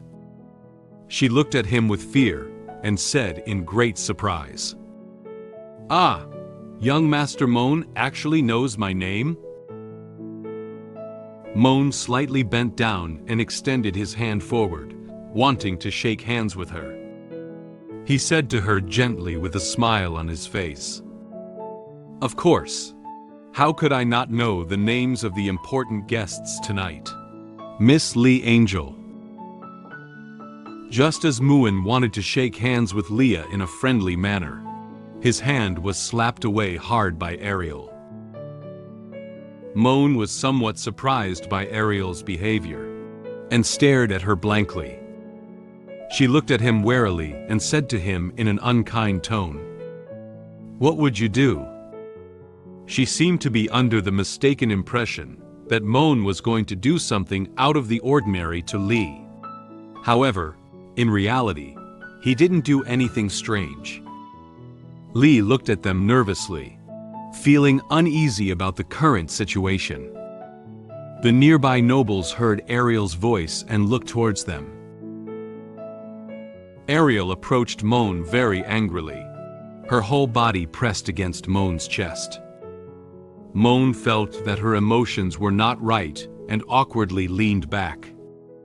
He lowered his head and said to her nervously, "Miss Ariel." Before he could finish speaking, Ariel spoke to him in an angry tone. "Moen Campbell, listen carefully." She looked at him with a disgusted expression and tapped his shoulder hard with her hand. "I came purely because of your father's face. I don't care what kind of plot you have, just come at me. If you dare to think anything against Lee, I'll never let you go." After issuing a warning to Moen, Ariel turned around and headed straight down the hall. Without looking back, she said to Lee, who was standing behind her, "Lee, let's go." Lee nervously turned around to look at Moen, while stuttering in response to Ariel's words. Moen looked at them without saying anything more, just watching them leave. Moen caressed his chest up and down with his hands, trying to ease the tension he had just experienced. He closed his eyes, awkwardly smiled, and silently said in his heart, "Ah, it seems that the misunderstanding between original Moen Campbell and her was really deep." Then he turned around and walked towards the second floor. He needs to prepare for his coming-of-age speech later. He looked ahead with a smile on his face, no longer worried about what would happen next. Well, forget it. As long as tonight passes, our fate will be two completely disjointed parallel lines. From now on, you will be your savior, and I will be my laborer. We will both have a bright future. Miss Girl Overlord. In no time, Moen's coming-of-age ceremony began. It began with his speech as the opening. He stood with his parents on the observation deck on the second floor. He bowed to the nobles and then began to deliver his speech. The nobles on the first floor all looked up, fixed their gaze on him, and listened attentively to his speech. So, under the guidance of my dear parents. Moen placed his hand on his chest and looked forward with a firm gaze. Whenever he finishes a speech, his parents standing behind him smile and applaud him. For their grown-up son, they are very happy inside. I, Moen Campbell, have completed my coming-of-age speech at the age of 18, witnessed by all the nobles of the empire. From today on, I can also be considered the official heir of the Campbell family, but unfortunately, when his parents were applauding for him, the nobles on the first floor smiled at him and joined them in applauding for him. Although he gave a coming-of-age speech according to the plot in the novel, he had to face what happened next. After tonight, the direction of his story in the novel will also change. The identity of this heir may only be limited to tonight. The speech lasted for a relatively long period of time. Finally, with warm applause from everyone, Moen concluded his speech. He exhaled and loosened his tie with his hand, allowing himself to catch his breath. He said with a sense of relief, "Finally, it's over." At this point, the coming-of-age ball has already begun. The nobles found their dance partners one after another and danced in the center of the hall. Moen looked at the crowd, pondering what he was preparing to do. Next, I should prepare for the main task. Moen glanced at the dance party and then at the nobles chatting beside him. He looked around, trying to find Celicia's figure. Princess Cecilia. Suddenly, he noticed a figure in front of the French window. Found her. That's Cecilia. She didn't attend the dance and stood alone in front of the French window. She held up red wine and quietly watched the night view outside the window. Moen went to the French window and bowed to Cecilia. He felt a little sorry for leaving her here alone. I unexpectedly let the noble Royal Highness Princess be left alone. It seems that I acted disrespectfully. Cecilia turned her head to look at him with some confusion. She raised an eyebrow. Moen Campbell. Moen elegantly extended one hand and placed the other behind her, making an invitation gesture to Cecilia. I don't know if I'm lucky enough to invite you to dance with me? Cecilia asked in confusion. Are you inviting me? He answered her softly. Of course, my beautiful highness. Cecilia hesitated for a moment, wanting to say something to him. However, at this moment, she couldn't say anything. She closed her eyes, sighed, and placed one hand on Moen's hand. Well, tonight is your coming-of-age ceremony. I naturally have no reason to refuse. Moen smiled and thanked her for accepting his invitation. Thank you, Your Highness. At this moment, the nobles who were drinking and chatting were all looking in one direction. They all looked at the center of the dance floor with surprised eyes. Some nobles occasionally whispered to the people next to them about the scene in front of them. Ah, that is. What? Lee saw the person in the center of the dance floor and quickly tugged at Ariel's hem, reminding her to look over there. Ariel, look! Ariel, who was busy eating dessert, heard Lee calling her and looked up at the dance floor. She asked Lee in confusion. What's wrong? Accompanied by music, Moen and Cecilia danced elegantly in the center of the dance floor under everyone's gaze. They held hands with each other, changing different dance moves. Cecilia danced slowly to his rhythm, while lifting her head and softly praising his dance steps. Your dance steps are good. Moen smiled back at her and humbly said, Thank you for your praise, but it's just at the beginner's level. Cecilia carefully observed Moen's face. Through tonight's conversation with him, Cecilia can confirm that there have been changes in him compared to before. You have indeed changed a bit, Moen Campbell. Moen had some doubts about her words. What aspect? Is it that I'm not behaving like a nobleman? She said to him expressionlessly. No, it's the way you invite people. Upon hearing Celicia's words, Moen became even more puzzled. Invitation method? He didn't quite know how the original Moen Campbell used to invite others. Cecilia explained to him. I remember the last time you invited the daughter of a viscount to the academy ball, you said that. Cecilia imitated the tone and expression of Moen's speech at that time. Woman, rejoice and cheer. I have mercifully rewarded you with a dance with me. After listening, Moen awkwardly tilted his head aside.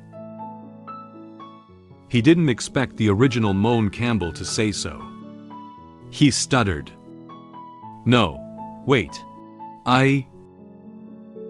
Cecilia stared at Moen and returned to her original cold tone and said to him, How is it? Did I imitate it well? Moen smiled awkwardly at her. It was my mistake. Your Highness Cecilia, can you please forget about that time? At that moment, the band playing in the hall played the tune to the next part. The people on the dance floor also changed their dance positions. Moen and Cecilia changed their dance moves to another one. Cecilia leaned against Moen, who held her hand. He lowered his head and whispered in Celicia's ear. After this dance, may I invite your highness to come to my room? Cecilia thought he had other ideas. She intends to reject him. Moen Campbell. Although you and I are engaged, I understand, Your Highness. I have no intention of crossing over. Moen knew what Cecilia wants to say.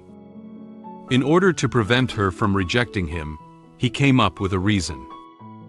What I want to discuss with Your Highness in detail is about the engagement. Cecilia raised her eyebrows gently. Oh? In order for the princes to agree to come to my room, I lied and said I wanted to discuss the engagement with her. After believing my words, the princes pulled me towards my room. I can only provide her with red wine and black tea in order to make the princes drink the potion. When the princess was about to drink the black tea with magic potion, she took the tea that was supposed to be mine. After drinking it, the princess fainted directly. I also took the opportunity to prepare according to the plot of the novel, waiting for the protagonist to appear. At this moment, the band playing in the hall moved on to the next part of the piece. Moen and Cecilia changed their dance moves again and continued to dance slowly to the music. The nobles dancing around them follows the music and change their dance moves. Moen supported Cecilia while whispering to her, "Do you need to have a private discussion with me about our engagement?" In order to make Cecilia believe his words, Moen came up with corresponding lines in his mind based on their engagement. He held Celicia's hand with one hand, slowly approaching her and saying the lines he had already made up. "I know Your Highness doesn't like me, and our relationship is actually just a political marriage made by Your Majesty to maintain his relationship with my father." He looked at Cecilia with a smile and continued to explain the impact of the engagement. "This is the will of the king. If Your Highness proposes to cancel the engagement, it will inevitably affect the credibility of the royal family and the relationship between Your Majesty and you. Am I right?" Cecilia nodded in agreement with his statement. Then Moen leaned into Celicia's ear and whispered his own opinion on the engagement. "So, I think, at least when it comes to the issue of canceling our engagement, we are in agreement. If we work together, perhaps we can find a dignified way to terminate our engagement. What do you think, Your Highness?" After hearing his suggestion, Cecilia slightly widened her eyes. She didn't expect the person in front of her to have the same thoughts as her. Cecilia closed her eyes, pondered for a moment, and then gave him a plain answer. "I understand. This matter can only be discussed privately between you and me." Upon hearing Celicia's response, Moen smiled back. He was secretly happy in his heart that Cecilia had already believed what he said. She took the bait. "Sorry, Your Highness. In order for the plot to proceed smoothly, I can only..." Just as Moen was still immersed in the joy of Cecilia being deceived by him, Cecilia suddenly said to him, "Where is your room?" "Eh?" Upon Celicia's question, Moen froze in place. He didn't expect Cecilia to want to go to his room so soon. Perhaps Cecilia took Moen's words seriously and wanted to immediately go to his room to discuss ways to break the engagement. She eagerly grabbed his hand, wanting to take him away from the ball. She turned her head slightly to look at Moen and said to him, "Don't wait for the dance to end, let's leave now." Moen felt a bit at a loss about her sudden behavior. He staggered forward with her steps. Your Highness." Some nobles standing around noticed that the protagonist of the ball was heading towards another place. They looked at Moen and Cecilia with curious eyes. Cecilia walked ahead with Moen's arm. Due to her fast walking speed, Moen couldn't keep up with her pace, but it was also inconvenient to tell her. He could only let her take him away. At this moment, not far from the Duke's Hall, it seemed that someone was staring at their actions. In a corner where no one was paying attention, two mysterious maids were staring closely at Moen and Cecilia. One of the short-haired maids noticed the direction they were leaving. She put down the broom and said to the long-haired maid next to her, "She left with that idiot young master." The long-haired maid stole a glance and nodded. The two maids looked solemnly ahead, as if they had already decided what to do to them next. The short-haired maid planned to follow Moen and Cecilia alone. "Keep an eye out for me, I'll take care of it." The long-haired maid responded softly to her, not forgetting to remind her. Be quickly. After all, this is the territory of the Lionheart King. Fortunately, not many people noticed that Moen and Cecilia had already left the ball. Cecilia arrived smoothly at Moen's room. Moen took out a bottle of red wine and a wine glass from the room, and was about to bring it over to ask Cecilia if she was drinking, when Cecilia rejected him outright. "Sorry, I don't drink alcohol." Moen felt a bit embarrassed at this moment. "It's just red wine, drinking a little should." Red wine is also not allowed. Cecilia closed her eyes and elegantly lifted a strand of hair behind her ear. She explained to Moen, "My constitution cannot tolerate alcohol, not even a drop." Moen smiled awkwardly. He didn't expect Cecilia to not drink. He answered her hesitantly. "Ah, okay." Moen placed the red wine in his hand on the cabinet while secretly looking back at Cecilia. Due to her inability to drink red wine, he was unable to pour the red potion into the wine. At this moment, he felt a bit flustered. He silently said in his heart, "This isn't good!" The novel does not describe how the princess fainted. "That potion is so red she doesn't drink wine, how can I pour it in?" Moen turned his head, smiled nervously, and asked Cecilia if she could change to another drink. "If your highness doesn't drink wine, what would you like to drink?" Cecilia thought for a moment and then answered Moen, "Coffee? Only black tea." Before she could complete the name of the drink, Moen immediately said the name of another drink that was still red. Cecilia was a little puzzled. Moen walked over to Celicia's side.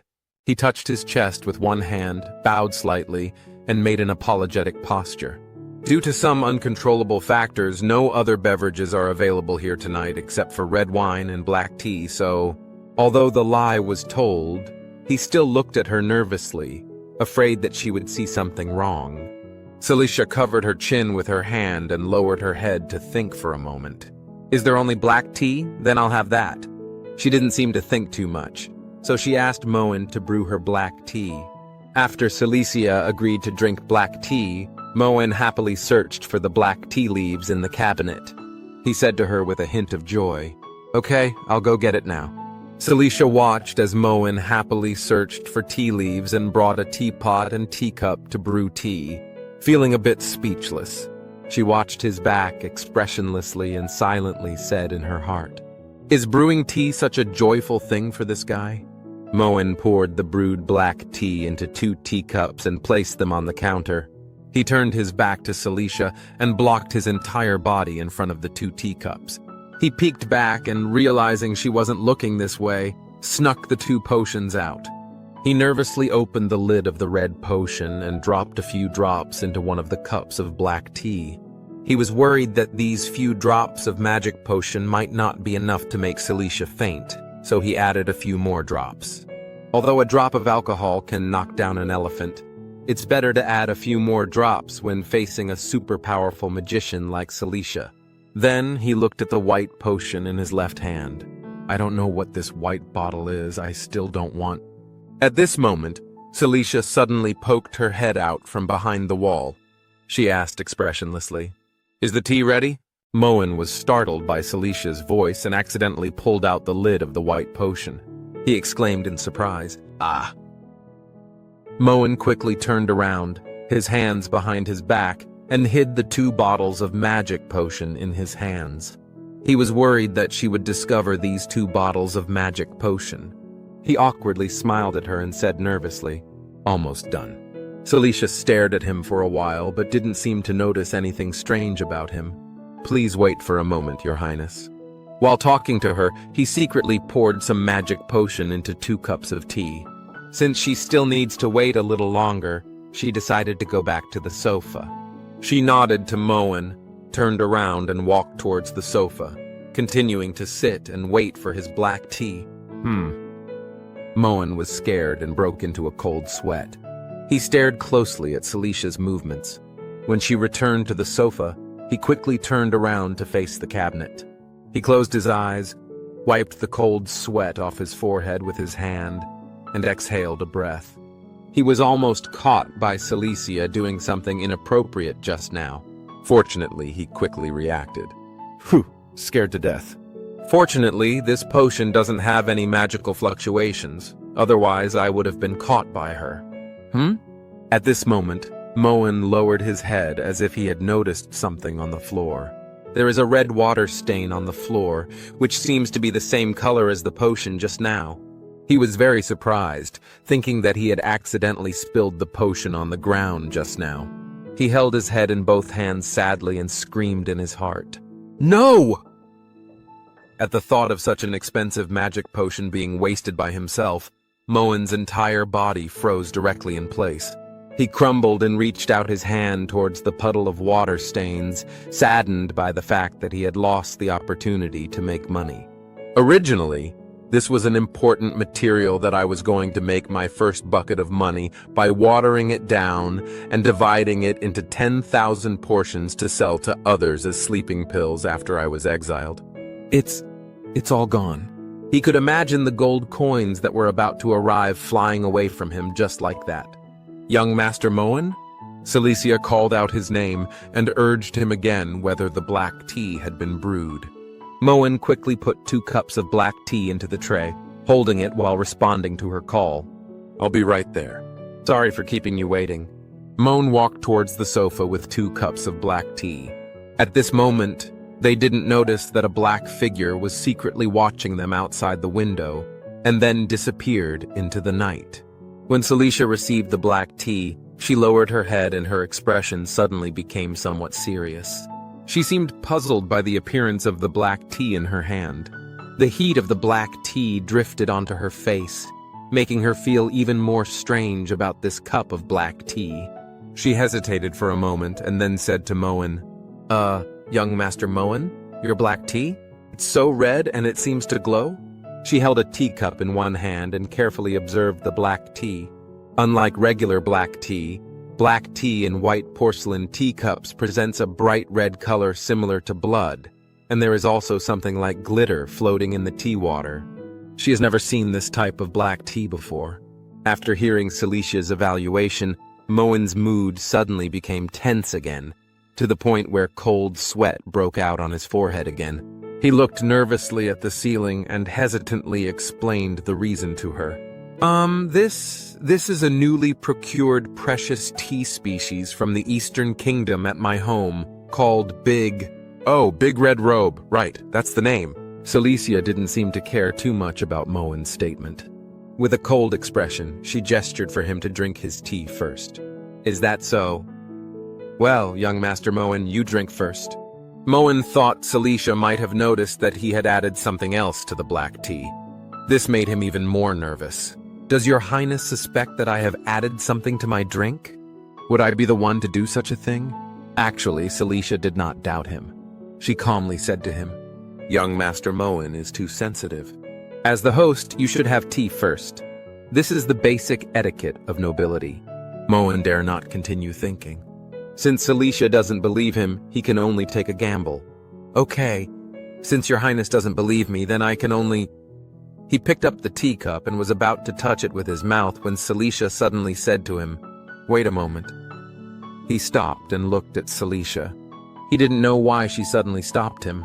Cecilia observed beside for a while.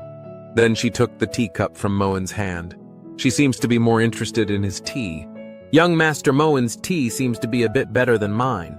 She held Moen's teacup and smiled at him for the first time tonight. "How about we swap? I hope you don't mind." Moen looked at her nervously but couldn't say anything. Before Moen could answer, Cecilia brought the teacup to her lips and took a small sip. Suddenly, she felt her body becoming a bit strange. She widened her eyes.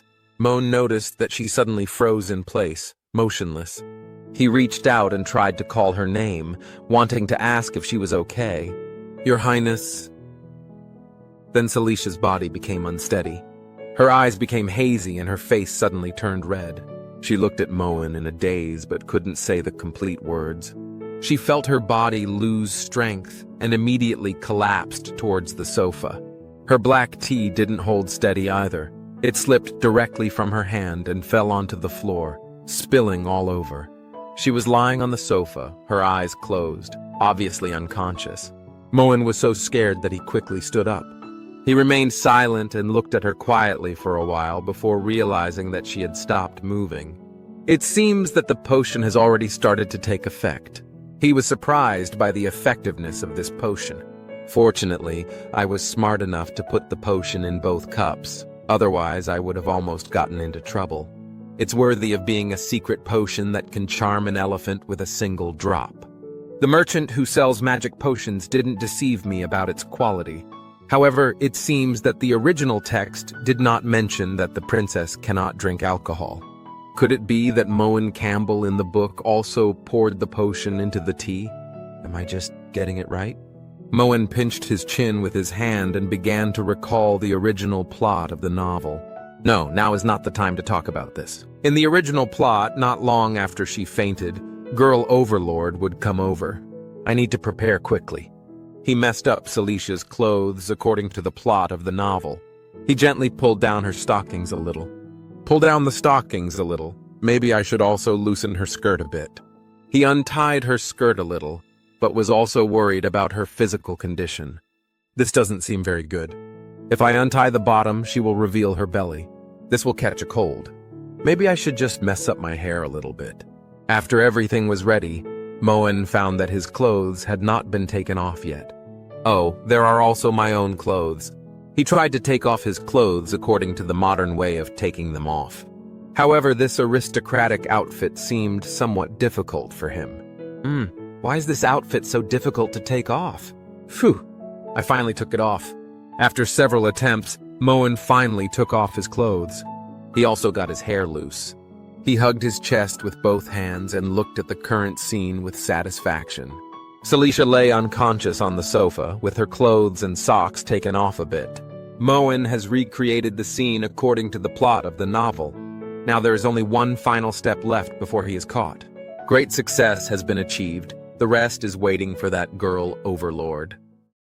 I waited for the protagonist to come and save the princess. But after a long time, the protagonist still didn't come. I carefully analyzed the reasons and found that I accidentally changed the plot of the story.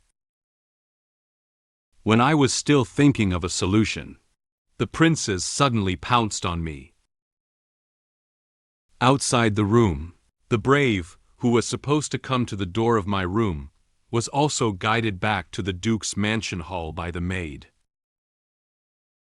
In an unknown room, two mysterious maids are preparing to embark on a mysterious plan. After Cecilia drank black tea containing magic potion and fainted, Moen stayed in the room the whole time. He was waiting for the brave Ariel to break into his room and save the princess, and then his plot in the novel could end here. However, it was already time for Ariel to appear, but she didn't enter the room. Moen took out his silver pocket watch and confirmed the current time. What's going on here? Moen sat on the table with his clothes and pants off, looking at the time on his pocket watch with great confusion. He found that Ariel's appearance time had already passed a long time ago. He didn't understand why Ariel hadn't appeared yet. Half an hour has passed, according to the original plot. Shouldn't Ariel rush in quickly to save the princess and control me? What's going on now? Where is she? Suddenly, Moen seemed to remember something. He pinched his chin with his hand and recalled the original plot of the novel. Wait a minute. How was the plot of this section originally written? Little by little, Moen combed through the development of the story's plot, presenting several familiar images in his mind. In his recollection, a blonde maid didn't hold the tray steady and accidentally poured tea on Ariel's dress. He muttered to himself as he recalled it. If I remember correctly, it seems like Ariel's skirt was accidentally soiled by a very sick maid in the Duke's mansion. Later, this guy was on her way to the bathroom to find something to clean her dress. She noticed something unusual and looked me, who was about to do something indescribable to the princess, Pooh, the original Moen Campbell. Recalling this, Moen realized that there was something wrong with this whole incident. Wait a minute, a very sick maid? He furrowed his brows and opened his mouth slightly in surprise, sensing that something was not quite right. Noel. He loudly called out the name of the maid Noel. Yesterday, due to illness, she didn't see the road in front of her clearly and accidentally bumped into him. He noticed that she was still working while sick, so he asked her to go back to her room to rest and recruited new maids from outside to replace all the sick maids in the house. She must still be in her room at this hour. At this moment, Moen realized that he had already changed the plot of the original novel. He nervously turned around and looked at Cecilia lying on the sofa, feeling lost in the current situation. Gosh. Isn't this equivalent to changing the original storyline? Cecilia is still in a coma. Her face was flushed, her eyes closed, and her eyebrows were lowered, as if she felt discomfort in her body. Moen suddenly panicked when the story changed direction. He didn't know what to do next.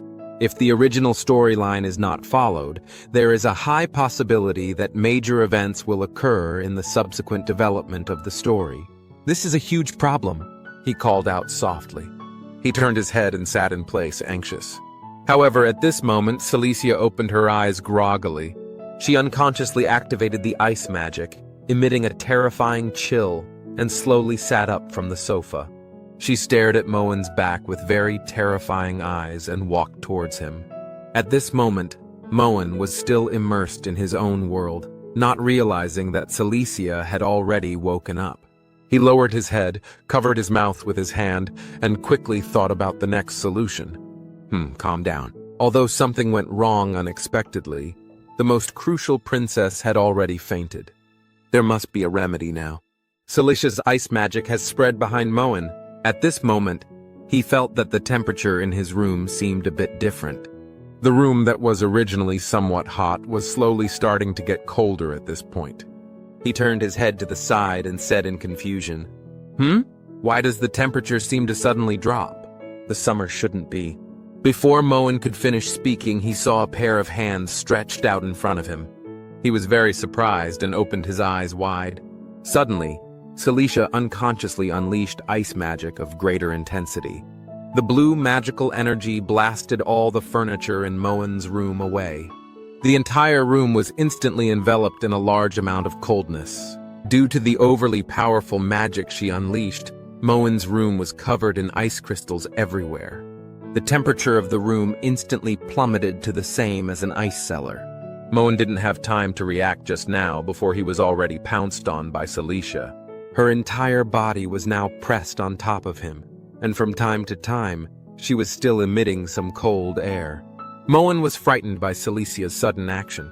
He was so nervous that he couldn't even feel the temperature in the room. He looked at her in great surprise and didn't dare to sit up. He thought she already knew that he had poured something strange into the tea, so she was very angry and wanted to punish him. He explained to her very anxiously, "Your Highness, listen to me explain. It's not what you think. You drank the wine." At this moment, Cecilia suddenly spoke. "It's so hot." Moen widened his eyes and looked at her, not sure what was wrong with her now. Cecilia seems to be not very conscious. She held her flushed face in her hands, stuck out her tongue, and her eyes were hazy. She said to him in a daze, "My body wants to..." The Cecilia in front of him was a completely different person from the one just now. Moen realized that her current state was not right and thought she might be sick. He quickly propped himself up on the ground with his hands, trying to get up. "No! This state is incorrect! Your Highness, hold on, I'll go call a doctor right away." Cecilia seemed to know he wanted to leave, so she used ice magic to fix his hands on the ground. She slowly climbed onto Moen's body, gently touched his body with her hand, and then gently grasped his neck. "Your body is so cold. I like it." Moen was pressed under her, and her hands were imprisoned by ice magic, unable to move. He looked at her nervously. "Your Highness, wake up! Your Highness!" "Ariel, protagonist, help me quickly. If it continues like this, it's just a show and a real thing."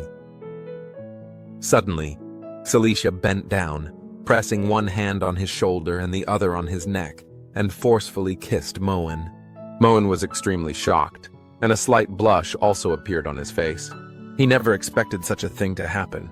At this moment, somewhere in the Duke's mansion, the sound of fast walking resounded in the corridor. Then a familiar voice rang out. "Come on!" Ariel hurriedly walked down the hallway looking for a bathroom while wiping her skirt with a handkerchief. She lowered her head and looked at her dirty skirt, muttering to herself, "My dear Leah, how could she be so careless? The cake got all over my skirt." At this moment, Ariel stopped. She sensed a hint of something wrong. She looked up ahead and seemed to notice that there was someone staring at her in the area. The corridor in front of her was empty, only bright candle holders quietly illuminating the corridor.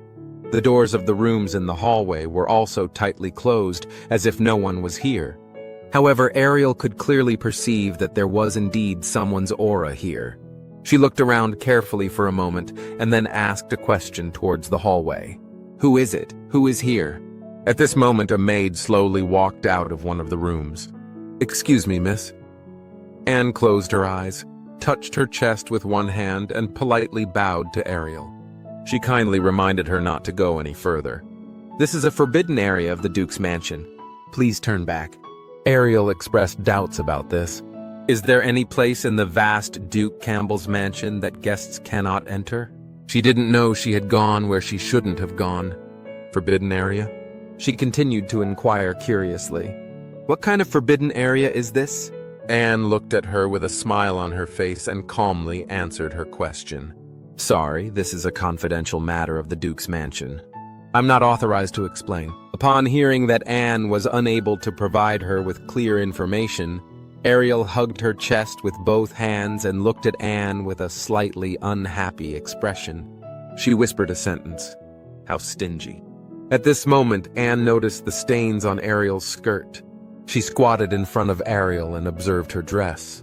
"Miss, it seems like your skirt is dirty," Ariel replied. "Yeah, I'm looking for a bathroom." Anne offered to help her clean her skirt. "Let me help you with this small matter." She reached out her hands and approached Ariel's dress, gathering magical energy in her own hands. Clean. The green magic energy cleaned the stains off Ariel's dress, making it look as clean as it had been washed. Ariel lowered her head and looked at Anne's ability to cast magic, feeling somewhat surprised. She didn't expect the Campbell family to be so powerful that even the hired maids could use magic, she said with a slight surprise. "Oh, worthy of the Campbell family. Do all maids know how to use magic?" Anne withdrew her hand and humbly replied, "I only know a little, not worth mentioning." After cleaning Ariel's skirt, Anne stood up and took out a handkerchief to wipe her hands. She smiled and said to Ariel, who was still looking at her dress, "It's already cleaned, miss. Also, let me remind you, in a little while, the banquet will offer a limited number of pachichi cakes. If you like it, please don't miss it." Pachichi cake. Upon hearing the name of this cake, Ariel's eyes suddenly lit up. She clenched her two small fists excitedly, and her saliva couldn't stop flowing. She was very happy to be able to eat her favorite dessert at Duke Campbell's mansion. She was worried that the limited number of cakes would be sold out, so she quickly turned around and prepared to run back to the hall. She turned slightly and waved to Anne, saying goodbye to her. She smiled and expressed her gratitude for cleaning her dress just now. "Thank you for your help, Miss Maid. I have to go grab the cake." Anne also waved her hand gently. "You are welcome. Take care." Anne smiled as she watched her leave, until Ariel's figure gradually faded away and disappeared at the end of the corridor. Then she put down her hand. She withdrew her smile, turned back indifferently, and looked towards a certain part of the hallway, as if there was some unspeakable secret there. Ariel ran forward while recalling her interaction with Anne just now. She had actually noticed something strange about Anne. Since she didn't want to care too much about the Campbell family, she didn't say anything. She whispered, "That maid is a bit strange. She has a bloody smell on her body, and the other person hiding is also a bit suspicious. But what does this have to do with me? Anyway, she's causing trouble at the Duke's mansion, so it definitely won't involve me. As for Her Highness Cecilia, well, Her Highness is already such a mature person, and she is also a young and top-notch magical genius. Can she still be eaten by that stupid playboy? She noticed Cecilia taking Moen's hand and leaving the ball. However, she didn't worry too much about Celicia's safety, considering the power of her abilities. In summary, Ariel's main concern now is the limited quantity of pachichi cakes. If she doesn't run faster, she's worried that she'll be robbed by other nobles. She firmly looked ahead and quickened her running speed. Now! Nothing is more important than my pachichi cake. I'm coming. My dear Pachichi. In a dark room in the hallway, the short-haired maid was holding a dagger and leaning against the wall. She tilted her head and listened cautiously to the movements outside the door. It seems that as soon as someone breaks in, she will immediately kill them. Until Ariel's footsteps had disappeared into the hallway, she whispered to the long-haired maid.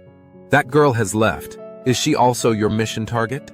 The long-haired maid answered her. No, she was originally the target of number 9. Number 9 was my former partner, so I know some information about her. The long-haired maid was kneeling on one knee. She gathered magical energy on her fingers and drew a red magic formation on the ground.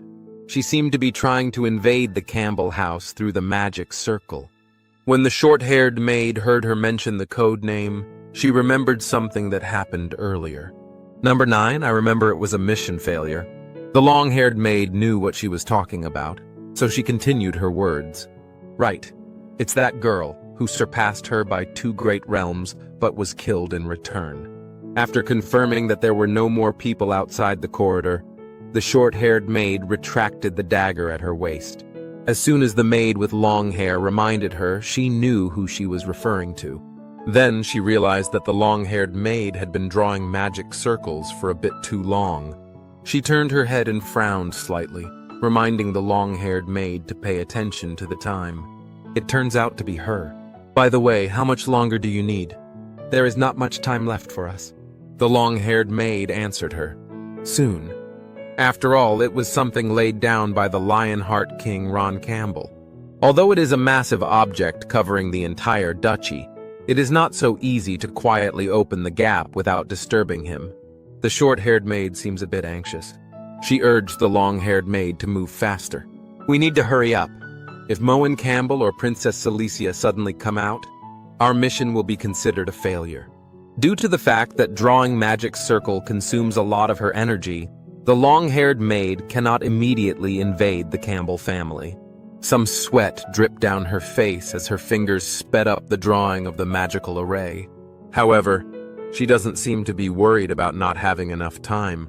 I know, but I think there's still plenty of time. Just now, when I was exploring the exterior wall, it seems like they are doing that kind of thing. The long-haired maid remembered when she was secretly observing them outside just now. She looked through the window of Moen's room and saw what was happening inside.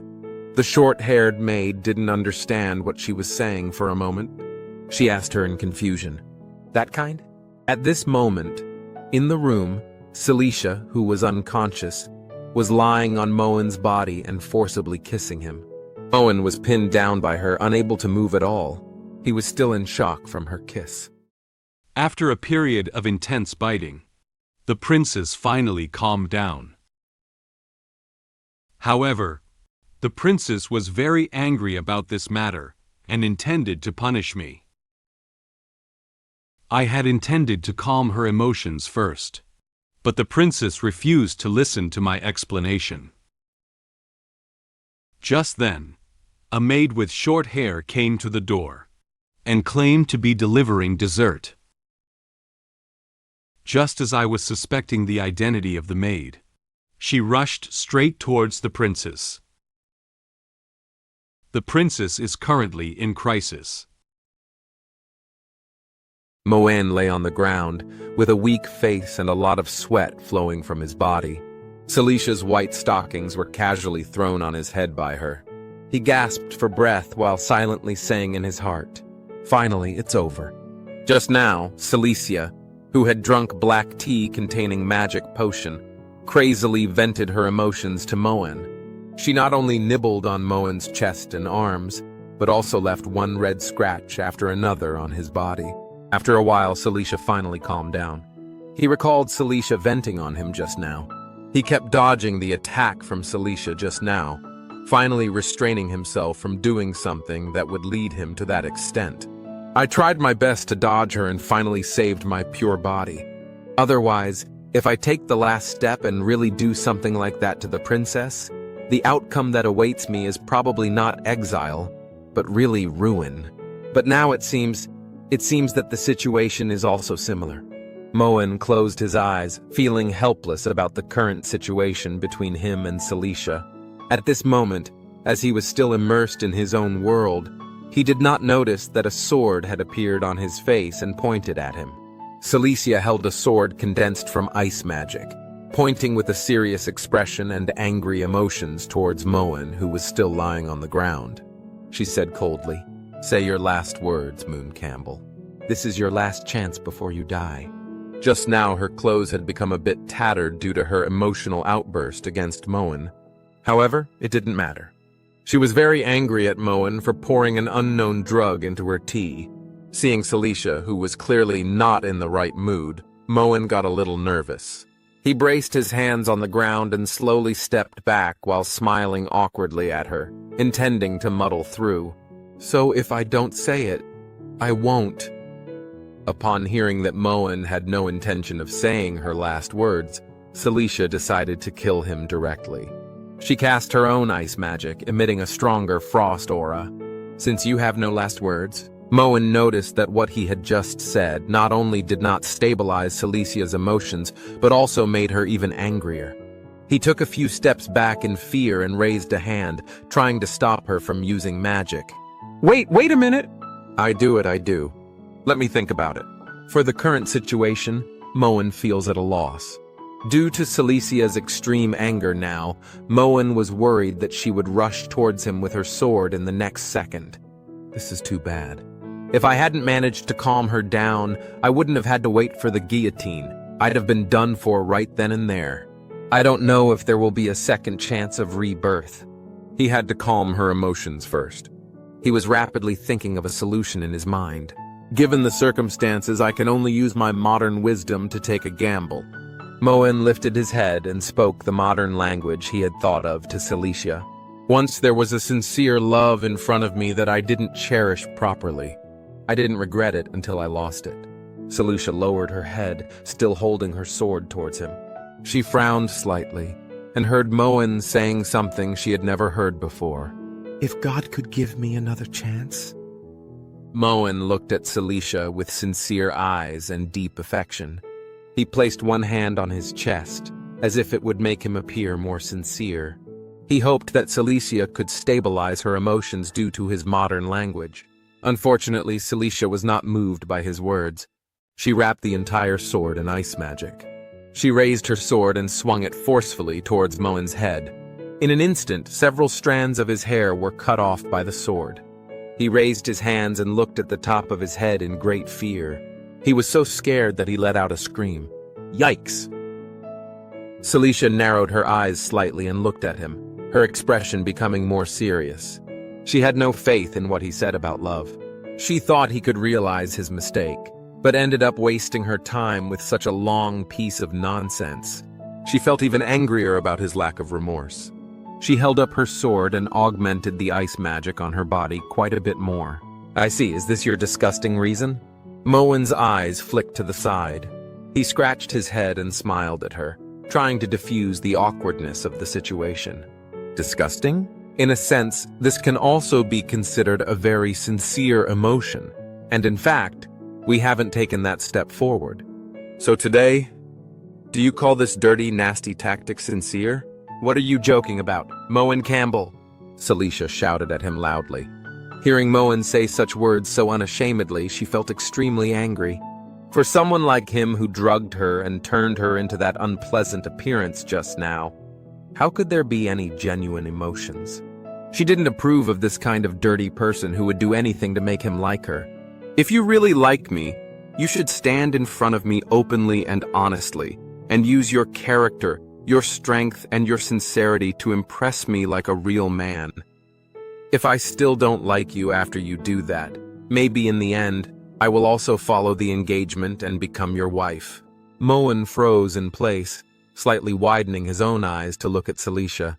He had never seen her lose her composure and get angry with him before.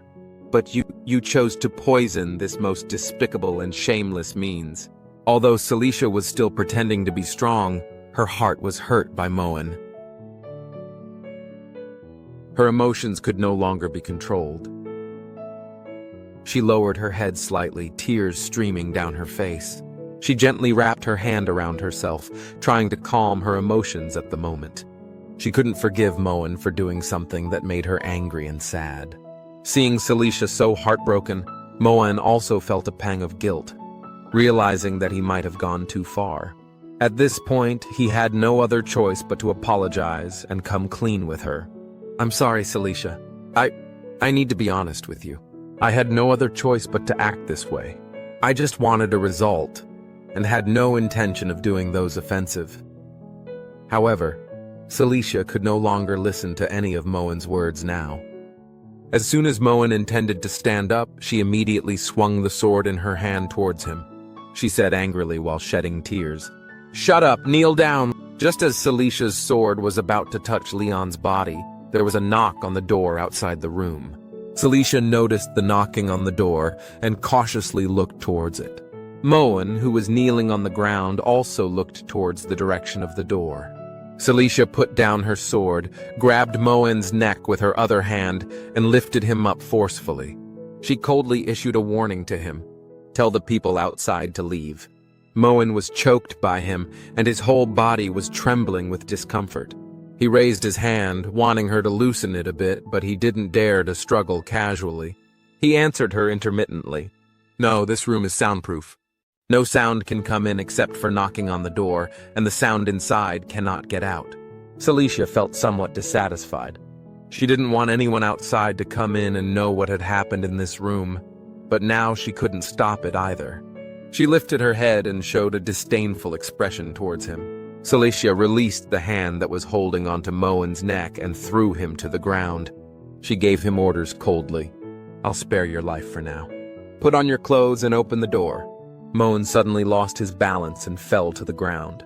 He covered his uncomfortable neck while lifting his head to respond to Celicia's words. "Yes, yes." Moen quickly found and put on the clothes he had thrown somewhere in the room. He accidentally changed the plot of the story, so much so that he couldn't predict what would happen next. He helplessly closed his eyes and tidied up his collar with both hands. He silently analyzed the outcome in his heart that he could know. "This is really bad. Now I only have 3 possible outcomes left. I'll either be killed by Cecilia herself, publicly hanged by the angry king, or, like in the dream, cut to pieces in the dungeon by an unknown person. No matter which one, it's a dead end." Seizing the moment when Moen went to open the door, Cecilia tidied up her dress and quickly picked up the tattered stockings, sitting on the sofa and putting them on. She doesn't want to be noticed for her disheveled appearance.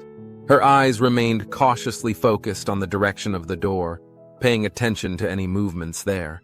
After finishing his clothes, Moen opened the door with a helpless expression. He sighed softly, assuming that the person coming through the door was Ariel, who had just rushed over not long ago according to the direction of the plot. "So, protagonist, I almost did that kind of thing. What's the use of you only coming now?" However, the voice of the person outside the door was not Ariel's voice. "Young Master Moen." Moen opened his eyes. When he saw that the person outside the door was not his familiar Ariel or Anne, he felt a little surprised. He looked at her with confusion. The short-haired maid stood at the door of Moen's room, holding a plate of dessert and hot tea.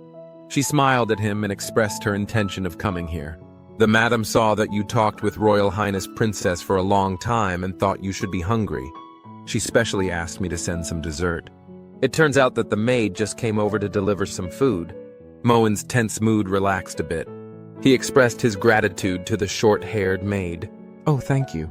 He extended one hand and gestured for the short-haired maid to bring the dessert and tea into the room, while using the other hand to close the room door. "Just put it on the table over there."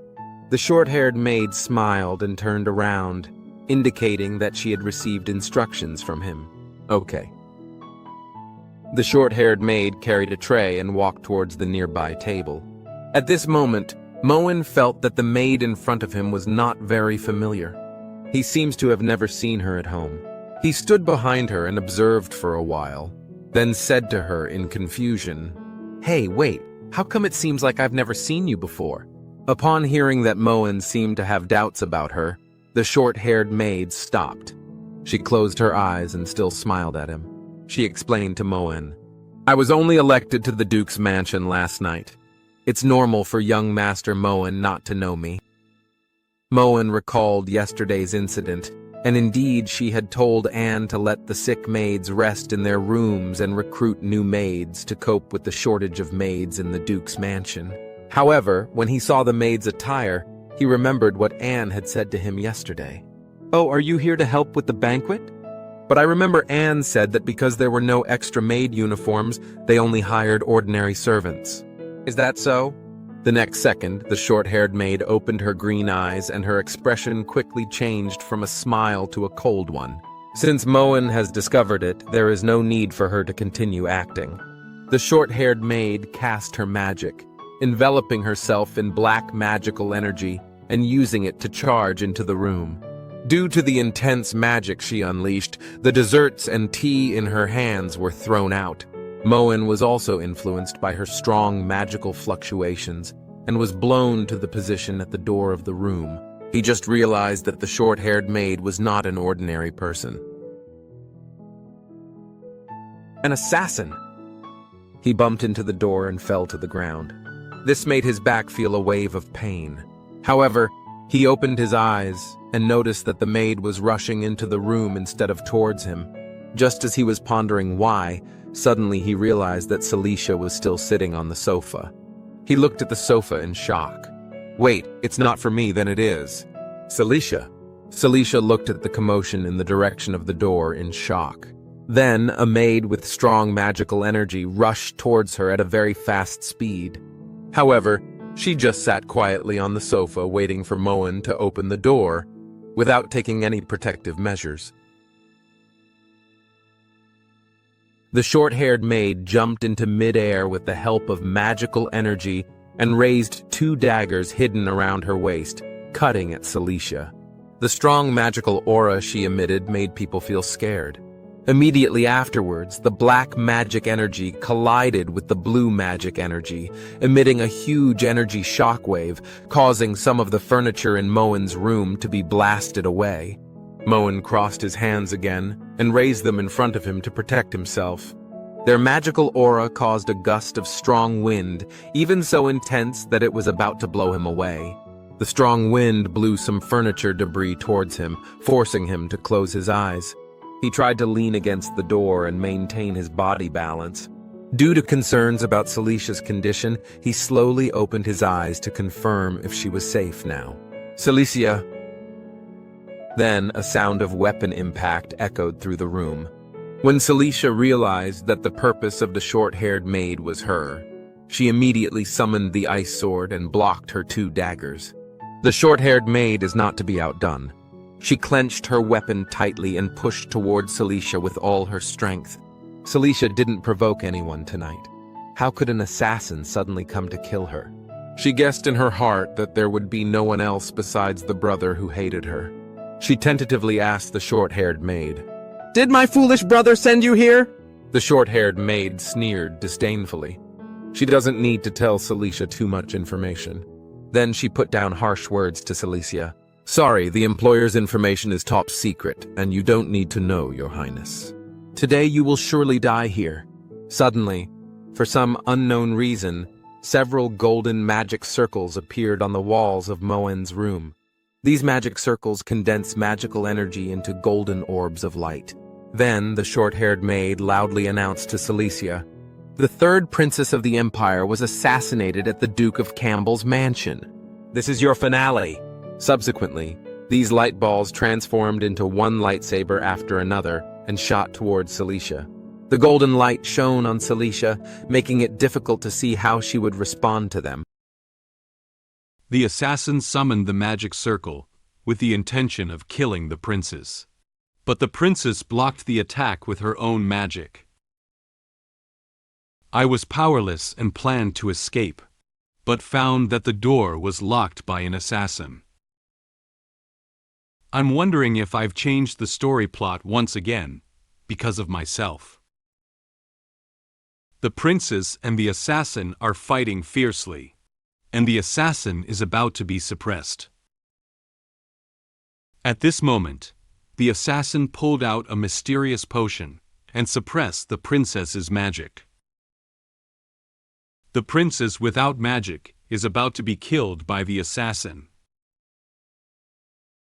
The short-haired assassin summoned several unknown golden magic circles in Moen's room. The magic array condenses golden energy into golden swords, and the entire room emits a strong golden light. They aimed at Cecilia and flew towards her. The short-haired assassin quickly jumped back to a safe position to avoid the falling sword. One huge sword after another quickly landed at the position where Cecilia had just stood, emitting a strong explosion sound. The explosion ignited Moen's room, and suddenly the room was filled with flames. The falling sword also chopped the furniture in the room into pieces, raising strong dust that made it difficult to see how Cecilia was doing. The short-haired assassin landed in a safe position and maintained her body balance. She lifted her head and clenched 2 daggers tightly. The firelight shone on her face. She looked at the explosions and flames emanating from Celicia's position, with a confident and sinister smile on her face. Such a large-scale attack, Cecilia will definitely be unable to withstand it, she proudly said. Such a dense magic assault, even a Santa Maria College instructor would only be able to. However, after a while, the flames and explosions instantly disappeared, and in their place, very icy cold air and ice took over the entire room. Ice crystals and cold air came towards the assassin maid. She slightly widened her own eyes and froze in place. Then she heard the sound of Cecilia reciting an incantation. Ice, take form. Frost, turn into a spear. Grant the power of supremacy. Cecilia rushed out of the thick smoke with a serious expression. Her hands held a long spear condensed from ice magic energy. She jumped into midair, raised her long spear, and charged towards the short-haired assassin. Cecilia attached ice magic to the long spear and then stabbed it at the short-haired assassin. The short-haired assassin reacted quickly when he saw Cecilia rushing towards her. She bent back and stabilized her body. She raised a dagger in one hand to resist Celicia's long spear attack. 2 weapons collided, unleashing strong waves of magical energy. Cecilia looked down at the short-haired assassin with a cold expression. The attack that the short-haired assassin just launched on her seemed to have no effect on her, and she didn't even feel scared because of it. She unleashed ice magic again and launched another attack on the short-haired assassin. The short-haired assassin did not expect Cecilia to be able to withstand the attack of such a powerful magic circle just now, and even protrude from the encirclement of the magic circle. She desperately resisted Celicia's attack, but her face was still scratched by flying ice crystals, and some blood flowed out. She glared angrily at Cecilia with a dissatisfied expression on her face. Due to Celicia's sudden attack, she was temporarily suppressed by her ice magic. At this moment, Moen, standing near the door, noticed that Cecilia and the short-haired assassin had started fighting. Celicia's ice magic has a wide range of activation, and even some ice crystals have flown to the vicinity of Moen. Moen covered his face with his hand to avoid being accidentally injured by the ice magic, while slowly groping for the door handle of the room, intending to escape directly. He nervously said to himself, "Damn it, gods fight, mortals suffer. I can't stay here, otherwise I wouldn't know how I died." After touching the door handle, he pressed down hard and found that the room door seemed to be closed. He tried opening the door a few more times, but the door handle remained motionless and couldn't be pressed down no matter how hard he tried. Moen noticed the seriousness of the matter. He widened his eyes and showed a frightened expression. "It's locked?" At this moment, Cecilia and the short-haired assassin were in a fierce battle. Celicia's ice magic once again fell near Moen. Moen was so scared that he quickly found a place to hide. He found a table not far behind him. He lay on the ground, dodging the ice magic from Cecilia over and over again, while awkwardly crawling towards the table. He feels helpless about the current situation. Damn it! After safely climbing behind the table, Moen poked his head out and carefully observed the battle between Cecilia and the short-haired assassin. When they were fighting each other, some sawdust and magical energy would occasionally hit the area near him, but he couldn't control them temporarily. He silently analyzed the current situation. The door was tampered with. This must be done by this maid. But this shouldn't be. The section about assassins doesn't even exist in the original novel. How could the Duke's mansion? At this moment, Moen seemed to have remembered something. He suddenly widened his eyes and recalled what he had said to Anne last night. Wait, could it be? In memory, Moen prepared to leave the hallway and return to the room. He turned his head and said to Anne standing behind him, "That's how it was decided. Tell the head maid to arrange for all unwell servants to rest, and for vacant staff to be recruited from outside. I don't want a large group of mentally confused patients to cause inconvenience to the guests at tomorrow's coming-of-age ceremony." Moen realized that this was a huge mistake he had made. Because he requested to recruit external maids to help the Duke's mansion, it led to assassins sneaking in. He opened his mouth slightly in surprise. "It's my command? How is this possible?" Seeking external assistance was a temporary decision made just last night. Could it be that someone has been surveilling the Duke's mansion 24 hours a day? At this moment, Cecilia fired a magical ice cone at the short-haired assassin, accidentally hitting the table that was used as a defensive weapon for Moen. The ice cone exploded directly on the surface of the table, turning into countless small ice cones scattered around the table. After hearing the explosion, Moen screamed in fear and immediately covered his head with both hands to prevent being injured by the ice cone. He covered his head with one hand while looking sideways. Cecilia and the short-haired assassin fought fiercely, never even stopping. With someone like him who has neither magic nor force, going out to fight is impossible to defeat an assassin. At present, I can only pray that Cecilia can defeat the assassin. After all, my physical fitness cannot participate in the battle of this level. But... Moen quietly poked his head out and looked nervously at Cecilia and the short-haired assassin. Due to his reasons, the plot of the story has changed. He is also difficult to predict what the future story will become. He began to worry a little about what would happen next. The assassin's target is clearly only Cecilia. Now I have unintentionally changed the original story, and I don't know what will happen in the future, but for now... Is Cecilia winning really a good ending? Cecilia seems to have stopped attacking the short-haired assassin. She held a long spear in her hand and looked ahead with a serious expression. The blue ice magic energy surrounded her, emitting waves of icy coldness. Although her attire had become a bit tattered due to the battle, the princess-like aura that belonged solely to her did not dissipate as a result. If Cecilia unfortunately dies here, won't no one know what just happened? Moen closed his eyes and pondered the question seriously. Whether Cecilia wins or loses, it may lead to a change in the storyline in another direction. This makes Moen very worried. Suddenly, Moen heard the voice of the short-haired assassin speaking. "Truly a super genius chosen by the gods, Princess Cecilia." He opened his eyes and quietly listened to her conversation with Cecilia. Although Cecilia had slight abrasions on her face and body, she still stood straight. She held her long spear and explained to the short-haired assassin what type of magic she had just used. "Sudden bursts of footwork, light arrow magic, and gravity magic that makes my body heavy. The last two spells have no magic power to activate. It must be the means of the assassin in the next room." Cecilia had been aware for some time that the assassin wasn't solitary.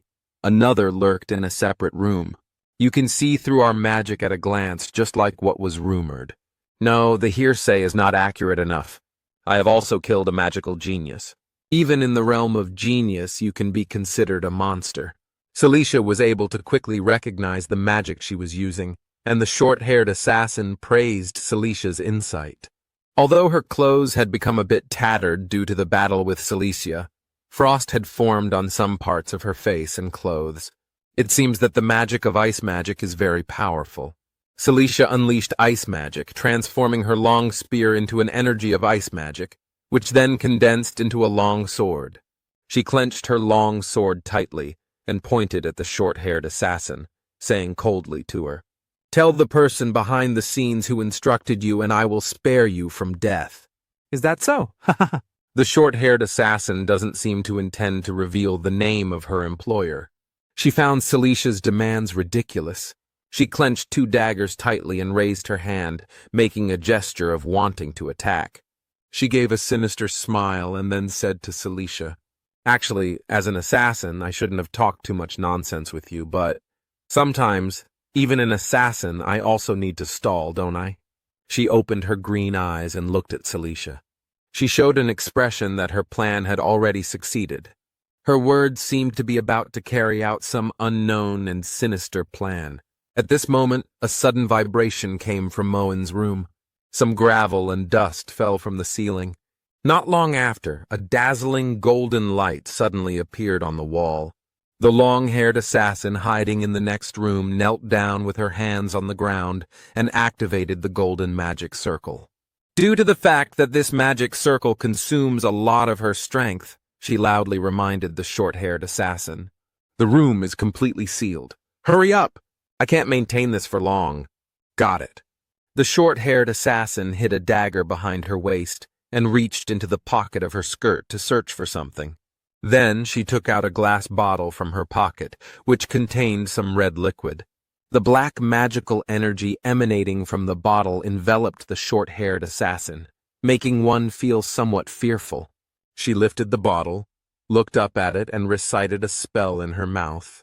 "With the blood of 100 innocent children, I offer this sacrifice to the molten god, Lord of the Crimson Sun, the great withering king." Evil god! After hearing the familiar name, Cecilia felt something was off. She clenched her long sword tightly and looked solemnly at the short-haired assassin. The short-haired assassin still hasn't stopped reciting spells. The black energy surrounding her slowly gathered into the blood bottle.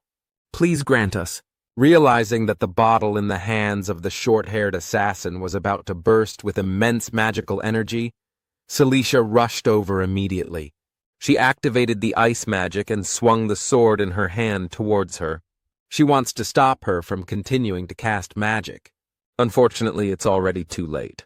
When Celicia's sword was about to strike the neck of the short-haired assassin, the bottle had already cracked, and the blood inside suddenly boiled violently. The assassin, with a very sinister smile, uttered the last spell. Suppress the power of wind and snow. In an instant, the bottle suddenly exploded and all the blood inside flew toward Cecilia. The room was immediately shrouded in red blood, which looked very terrifying. These blood with evil god energy split into blood bullets, immediately devouring Celicia's ice magic and even bouncing her out. Cecilia fiercely bumped into the bookshelf in the room before stopping. The books on the bookshelf also fell down due to her impact. Although she felt a great pain in her back, she slowly lifted her head, gritted her teeth, and cursed the short-haired assassin with an angry expression. "Evil priest, you mice in the sewer dare to appear in front of me!" The short-haired assassin casually threw away the cap of the blood bottle. Celicia's ice magic has been suppressed, and she has nothing to fear anymore.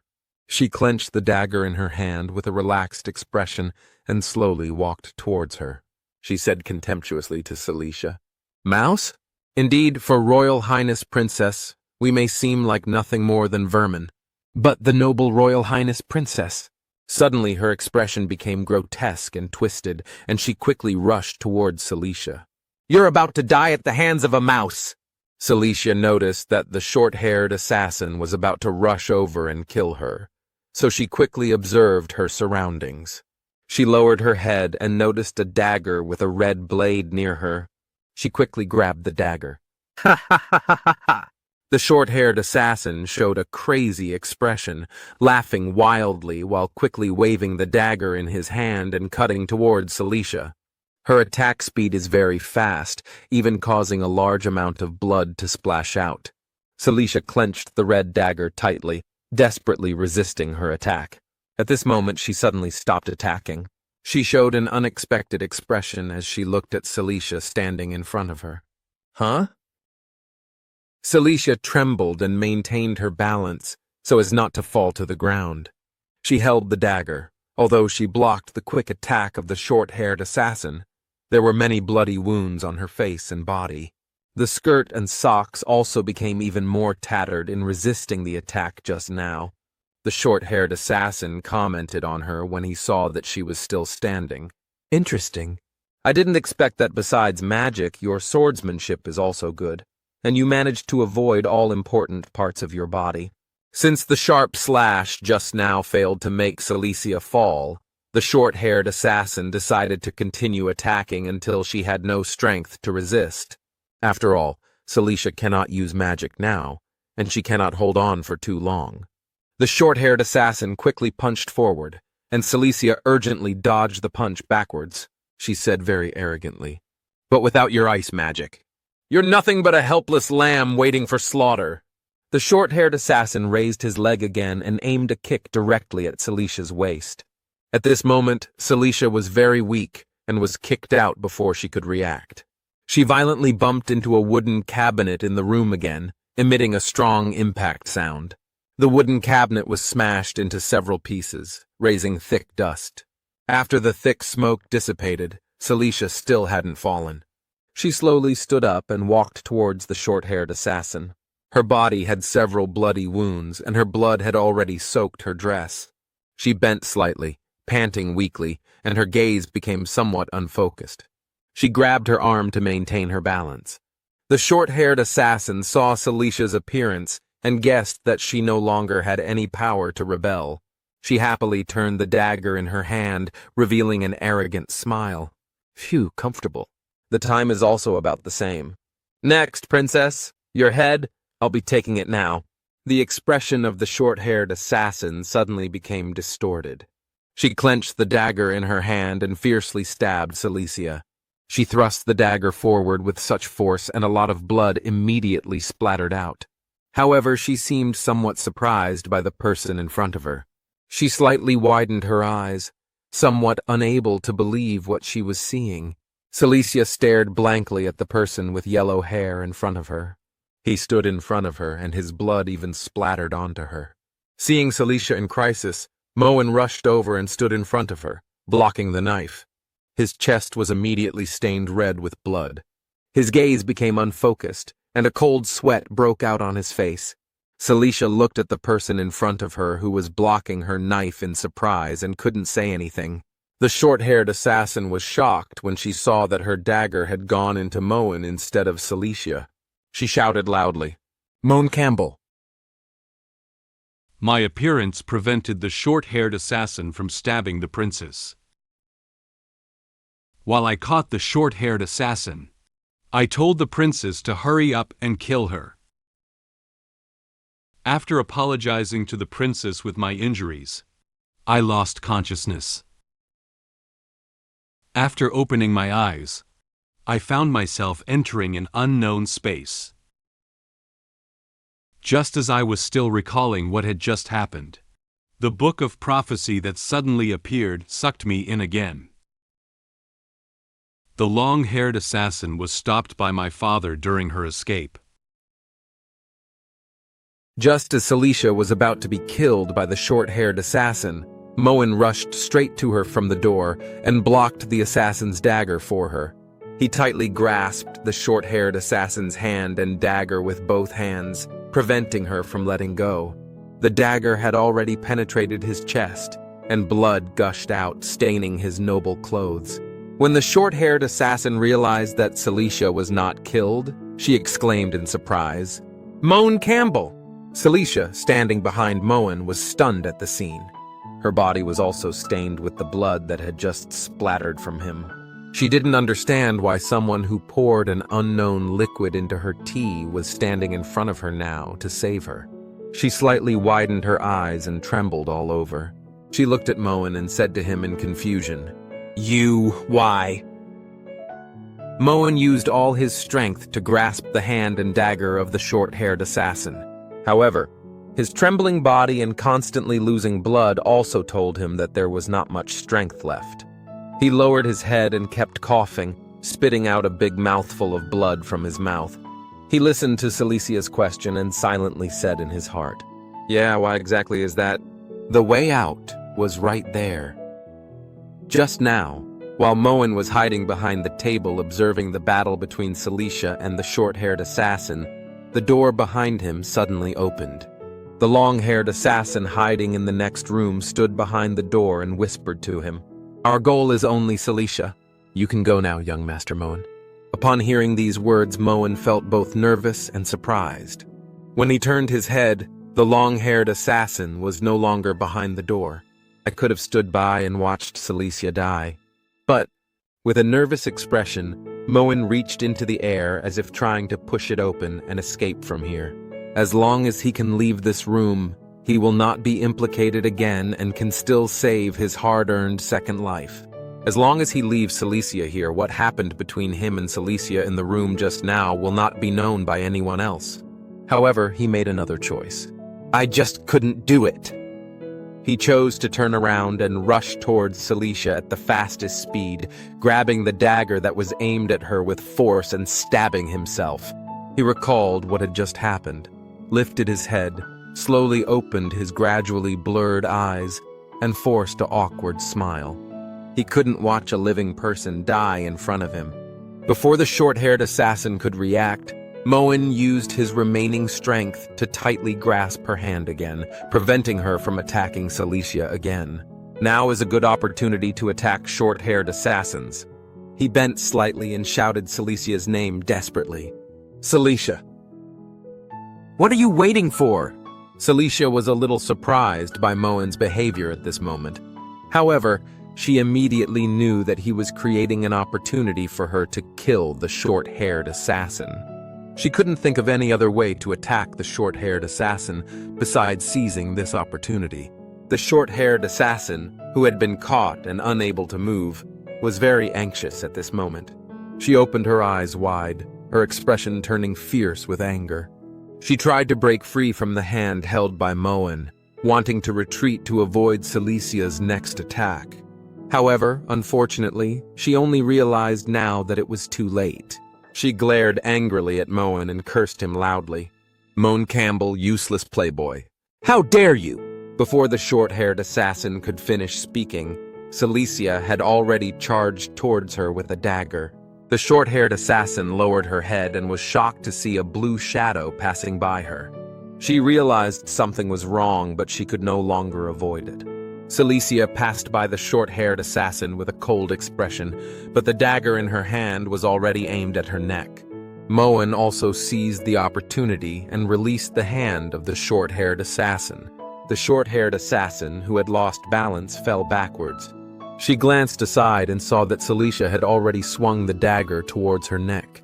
She said Celicia's name. "Cecilia." Cecilia didn't give the short-haired assassin a chance to continue speaking.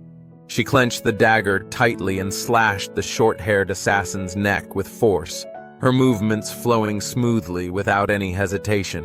After killing the assassin, she knelt down on one knee and stabilized her body. A dazzling blue light grazed the neck of the short-haired assassin, but at this moment she could no longer struggle. The short-haired assassin covered his neck in fear, constantly bleeding, trying to prevent excessive blood loss. However, all of what she did was in vain. She spat out a mouthful of blood and intermittently spoke Celicia's name. "Cecilia." Then she fell heavily to the ground and never stood up again. She held the dagger stained with blood and stood up. She turned her head, making sure the fallen assassin was no longer moving before she spoke softly. "It's over." Moen was still lying on the ground because he had no strength left to stand up. He was panting weakly, his body still trembling, and his hand was covering his bleeding chest. Seeing that the assassin had been killed by Cecilia, Moen finally breathed a sigh of relief. Cecilia knelt on one knee and looked at Moen, telling him about the situation of another assassin. Unfortunately, that assassin who was casting spells next door managed to escape. So isn't this the assassin you hired? Moen Campbell. Moen gasped for breath while intermittently answering her questions. Of course not. Cecilia asked him again about his intention to save her. Why did you save me? If I had died, no one would know about your treachery. From a rational standpoint, that would have been the best outcome for you, she said to him calmly.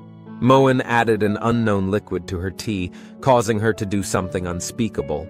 However, as long as Moen can run away on the spot and get her killed by the assassin, what he just did won't be known by anyone. However, he still had to run over to save her. She doesn't know why he did it. Moen looked at the ceiling. He knew he could have avoided saving her, but he felt guilty in his heart. He suffered fatal injuries in order to save her, which was also his choice. He weakly said to her, "Yeah, but that's not important anymore." Celicia's emotions are very complicated at this moment. She lowered her head and looked at Moen, who was so weak that she couldn't even say a complete sentence. Her brow furrowed slightly. "Just now, you said, if you were a man, you should pursue you with dignity. Now, do I look like a man anymore, My Highness?" Moen intermittently asked Cecilia, trying to get her response. However, obviously, he is about to lose his grip. As he spoke, his body kept trembling uncontrollably, and his gaze began to become increasingly unfocused. At this moment, blood was still flowing from his mouth all the way to his neck. Although he covered the wound on his chest with his hand and tried to stop the blood from flowing out quickly, it didn't seem to have any effect. The wound was still bleeding continuously, slowly staining his fingers red. Watching Moen in such a miserable state now, Cecilia closed her eyes and let out a soft sigh. By observing Moen's physical condition, she can determine that Moen's life is running out. She did not directly answer the question raised by Moen just now, but only shared her judgment with him. In 10 breaths, you will lose all your blood. You have 3 sentences left. Leave your final words. I will pass them on to the Duke and Duchess. After hearing what she said, Moen couldn't think of any last words for a moment. Actually, he doesn't have any last words to leave, because he knew that his setting in this world was just a playboy, an inconspicuous yellow-haired villain. If he dies, the world will lose a scourge like him. He slowly lifted his hand stained with blood while replying to Cecilia. "No, my curse is gone. That's the best outcome for them. There's no need to leave any words for them to just think." "If I must leave a last message?" His hand gently caressed Celicia's injured face.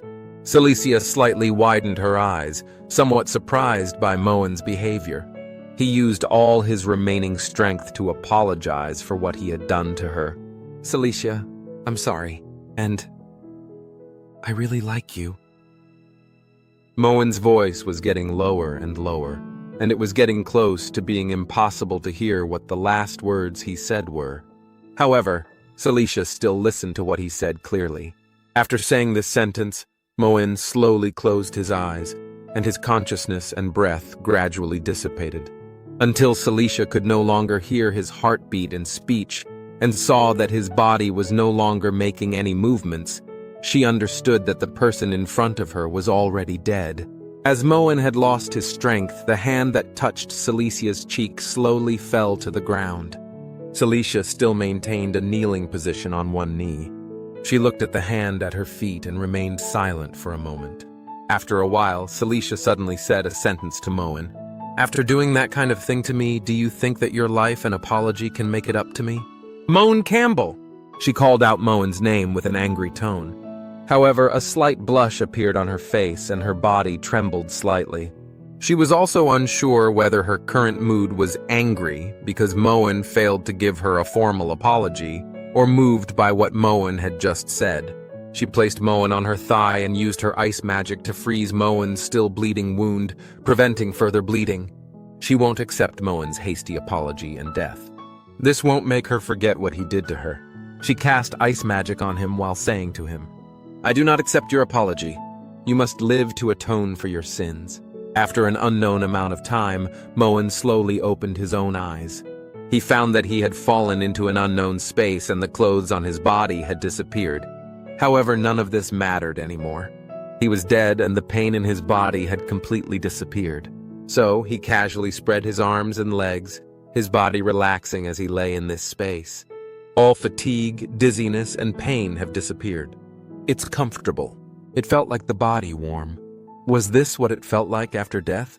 He maintained this posture, closed his eyes, and recalled what had just happened. The outcome is still death, but this time it was my own choice. And before I died, I even acted handsome in front of super beautiful girl like Cecilia. No matter what I think, I haven't suffered any losses, and I even took advantage of it. However, from the results, Moen still felt a little disheartened. He sat up and scratched his head with his hand. Okay, judging from the results, this is indeed a loss. This is my hard-earned chance to be reborn. But I just couldn't be the kind of scumbag who'd take advantage of a girl and then see her to die. After all, I'm not a heartless brute like the original Moen Campbell. Just as Moen was analyzing the situation, he lowered his head and noticed a black energy ball that was constantly gathering energy. Huh? While Moen was still wondering what this was, suddenly, the black energy ball transformed into a book. This book is the prophecy book that predicted the direction of his story before. It suddenly appeared in front of him and flipped the pages wildly again. Moen was startled by it and widened his eyes. Damn it! At this moment, a black energy jumped out of the prophecy book. With the prophecy book constantly flipping pages, this energy slowly spread in front of Moen, forming something similar to a screen. Then, the screen slowly displayed some words. Moen held the prophecy book with both hands. He looked up at the words and then at the book in his hand, completely unaware of what the content meant. He shouted loudly, "What the hell is this?" Suddenly, the prophecy book stopped flipping pages. It stopped on one of the pages, slowly displaying text under the influence of black energy. However, some of these words are invisible. The left page says, "Keep struggling, Moen Campbell." The leaf on the right says, "For the sake of this world, my." As soon as Moen finished reading the contents of the book, the prophecy book emitted a lot of black-purple energy. It surrounded Moen and then sucked him into the book like last time. Under the influence of the black-purple energy, a part of Moen's body slowly transformed into energy that was absorbed. He exclaimed in shock, "Damn it! Just now when I was about to die, I didn't see you come out, and now you want to take me to that terrifying basement. Tiger don't show its strength. You really think I'm a sick cat." Meow. Before Moen could finish speaking, he transformed into a white energy. This energy was sucked into the book along with the black-purple energy. The current location is in the sewer of Duke Campbell's mansion. The long-haired assassin who had just escaped cast a magic circle and teleported from the room to the sewer. She was wearing a black cloak and running frantically in the sewer. She and the short-haired assassin had failed in their mission, and this place was no longer suitable to stay for long. She felt very angry about Moen's sudden appearance, which disrupted their plan. She said through gritted teeth, "Damn it, it is so close. I should have eliminated him first, even if he wasn't the primary target, Moen Campbell.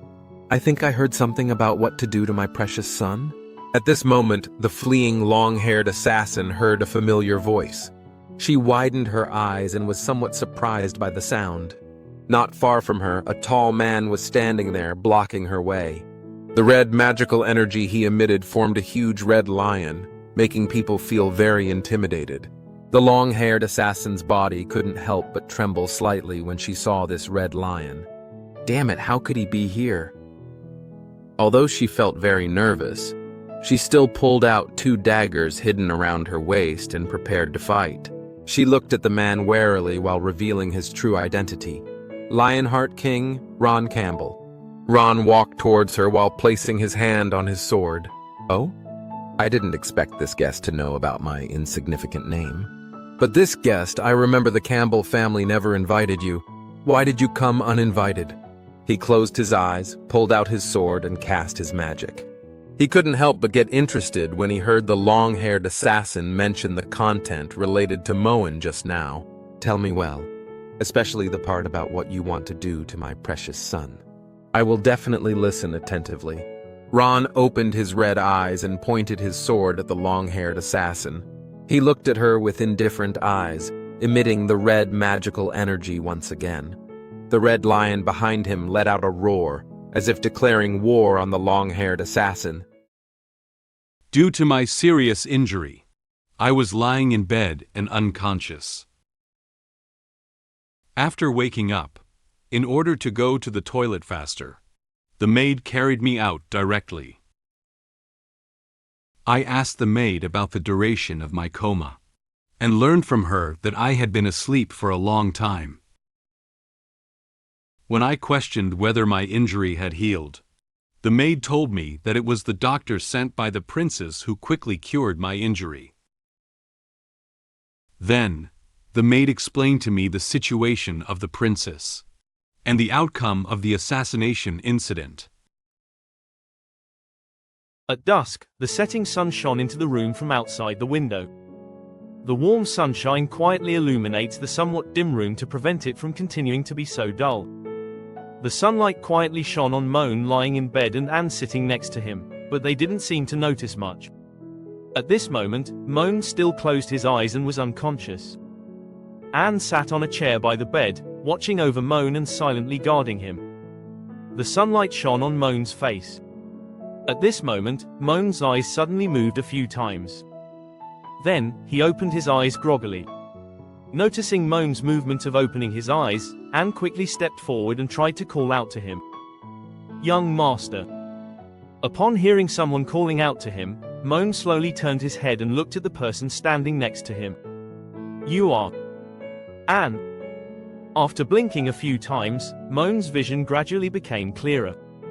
He stared at the person in front of him for a while before realizing that the voice calling his name was from Anne. Anne leaned slightly down and used her right hand to lift a tuft of hair behind her ear. She slowly approached Moen in order to assess his state of consciousness. She whispered to him, "It's me. Where else does the young master feel uncomfortable? Where else does the young master feel uncomfortable? If there is, I will call a doctor to diagnose and treat you now." "I don't need to call a doctor. I need to use the restroom." Moen refused Anne's request to call a doctor over.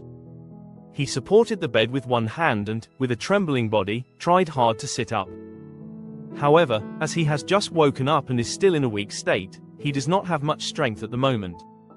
Anne saw Moen struggling to get up and looked at him with a worried expression on his face. "Young master, you can't do it now." Perhaps it was his sudden movement that tugged at the wound. Moen suddenly felt a sharp pain in his chest. He closed his eyes and tightly held his chest with one hand. His expression was painful, and a cold sweat broke out on his face. He suddenly felt that his body had no strength, and then he fell backwards. Noticing Moen's movements, Anne quickly stepped forward and caught him from behind to prevent him from falling down. "Be careful." Moen steadily leaned on Anne's chest. Anne hugged Moen's waist with both hands and slowly helped the weak Moen sit by the bed. Moen felt sorry for her when he saw that he still needed her help to sit up like this. He scratched his head and said to her, "Sorry, Anne, I suddenly lost strength in my legs." Anne helped him move while speaking. "You don't have to apologize to me, young master. Taking care of you is my responsibility. If the young master wants to go to the bathroom, you don't have to walk so far. There is a chamber pot in the room, let me help you." Chamber pot. Moen was puzzled by this thing Anne was talking about. Anne walked over to the side and brought over a uniquely shaped urinal. This urinal is made of gold, with a golden color and decorated with several rubies and emeralds. Holding the urinal calmly, she explained to Moen with a serious expression on his face. "Yes, Madam preferred not to delegate your care to others, so I am responsible for feeding you medicine, wiping your body, and helping you go to the toilet these days." Moen seems to have realized something. According to Anne, during the days when he was unconscious, she was the only one helping him with his daily life. This made him feel a bit embarrassed. He covered his head with one hand and interrupted Anne's next words with the other hand. "Wait, are you saying that you've been helping me these past few days?" Anne doesn't seem to know what Moen is thinking in his heart. She calmly answered Moen's question. Although the young master is unconscious, it is not difficult to guess your condition. When you frown and curl up, I sense your discomfort. Don't worry, you did not wet the bed even once. Then, Anne squatted in front of Moen's legs, placing his hands on his knees, intending to help Moen take off his pants. She lifted her head and asked her with a natural look. Do you need me to take off your pants for you? As soon as Moen saw Anne's attempt to help him take off her pants, he immediately became nervous. He was so scared that he quickly raised his hand to stop Anne. Wait a minute, Anne. Since he has already woken up, he doesn't want to cause any more trouble for Anne. Moen scratched his head awkwardly, and his cheeks also flushed. It was unavoidable when I couldn't take care of myself before. But now that I'm awake, I certainly can't let you help me with that anymore. Please help me to the restroom. It shouldn't be a problem for me to walk slowly. Since this is Moen's request, Anne did not continue to persuade him. She placed one hand on her chest and politely bowed slightly. Okay, if that's the young master's wish. Suddenly, Anne gently wrapped her hands around Moen's back. Moen turned his head and looked at Anne's arm with a slightly surprised expression. Huh? He doesn't know what Anne plans to do next.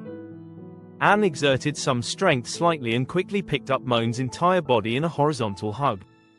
She intended to take Moen out in the fastest way possible. She lowered her head and said to Moen, "This way is faster. Please be patient, young master." Moen showed a very surprised expression. He looked at Anne and then at his own body that was picked up by her and felt a little shy. After all, she had never been picked up by a girl before. He stammered, "Anne, wait, this is..."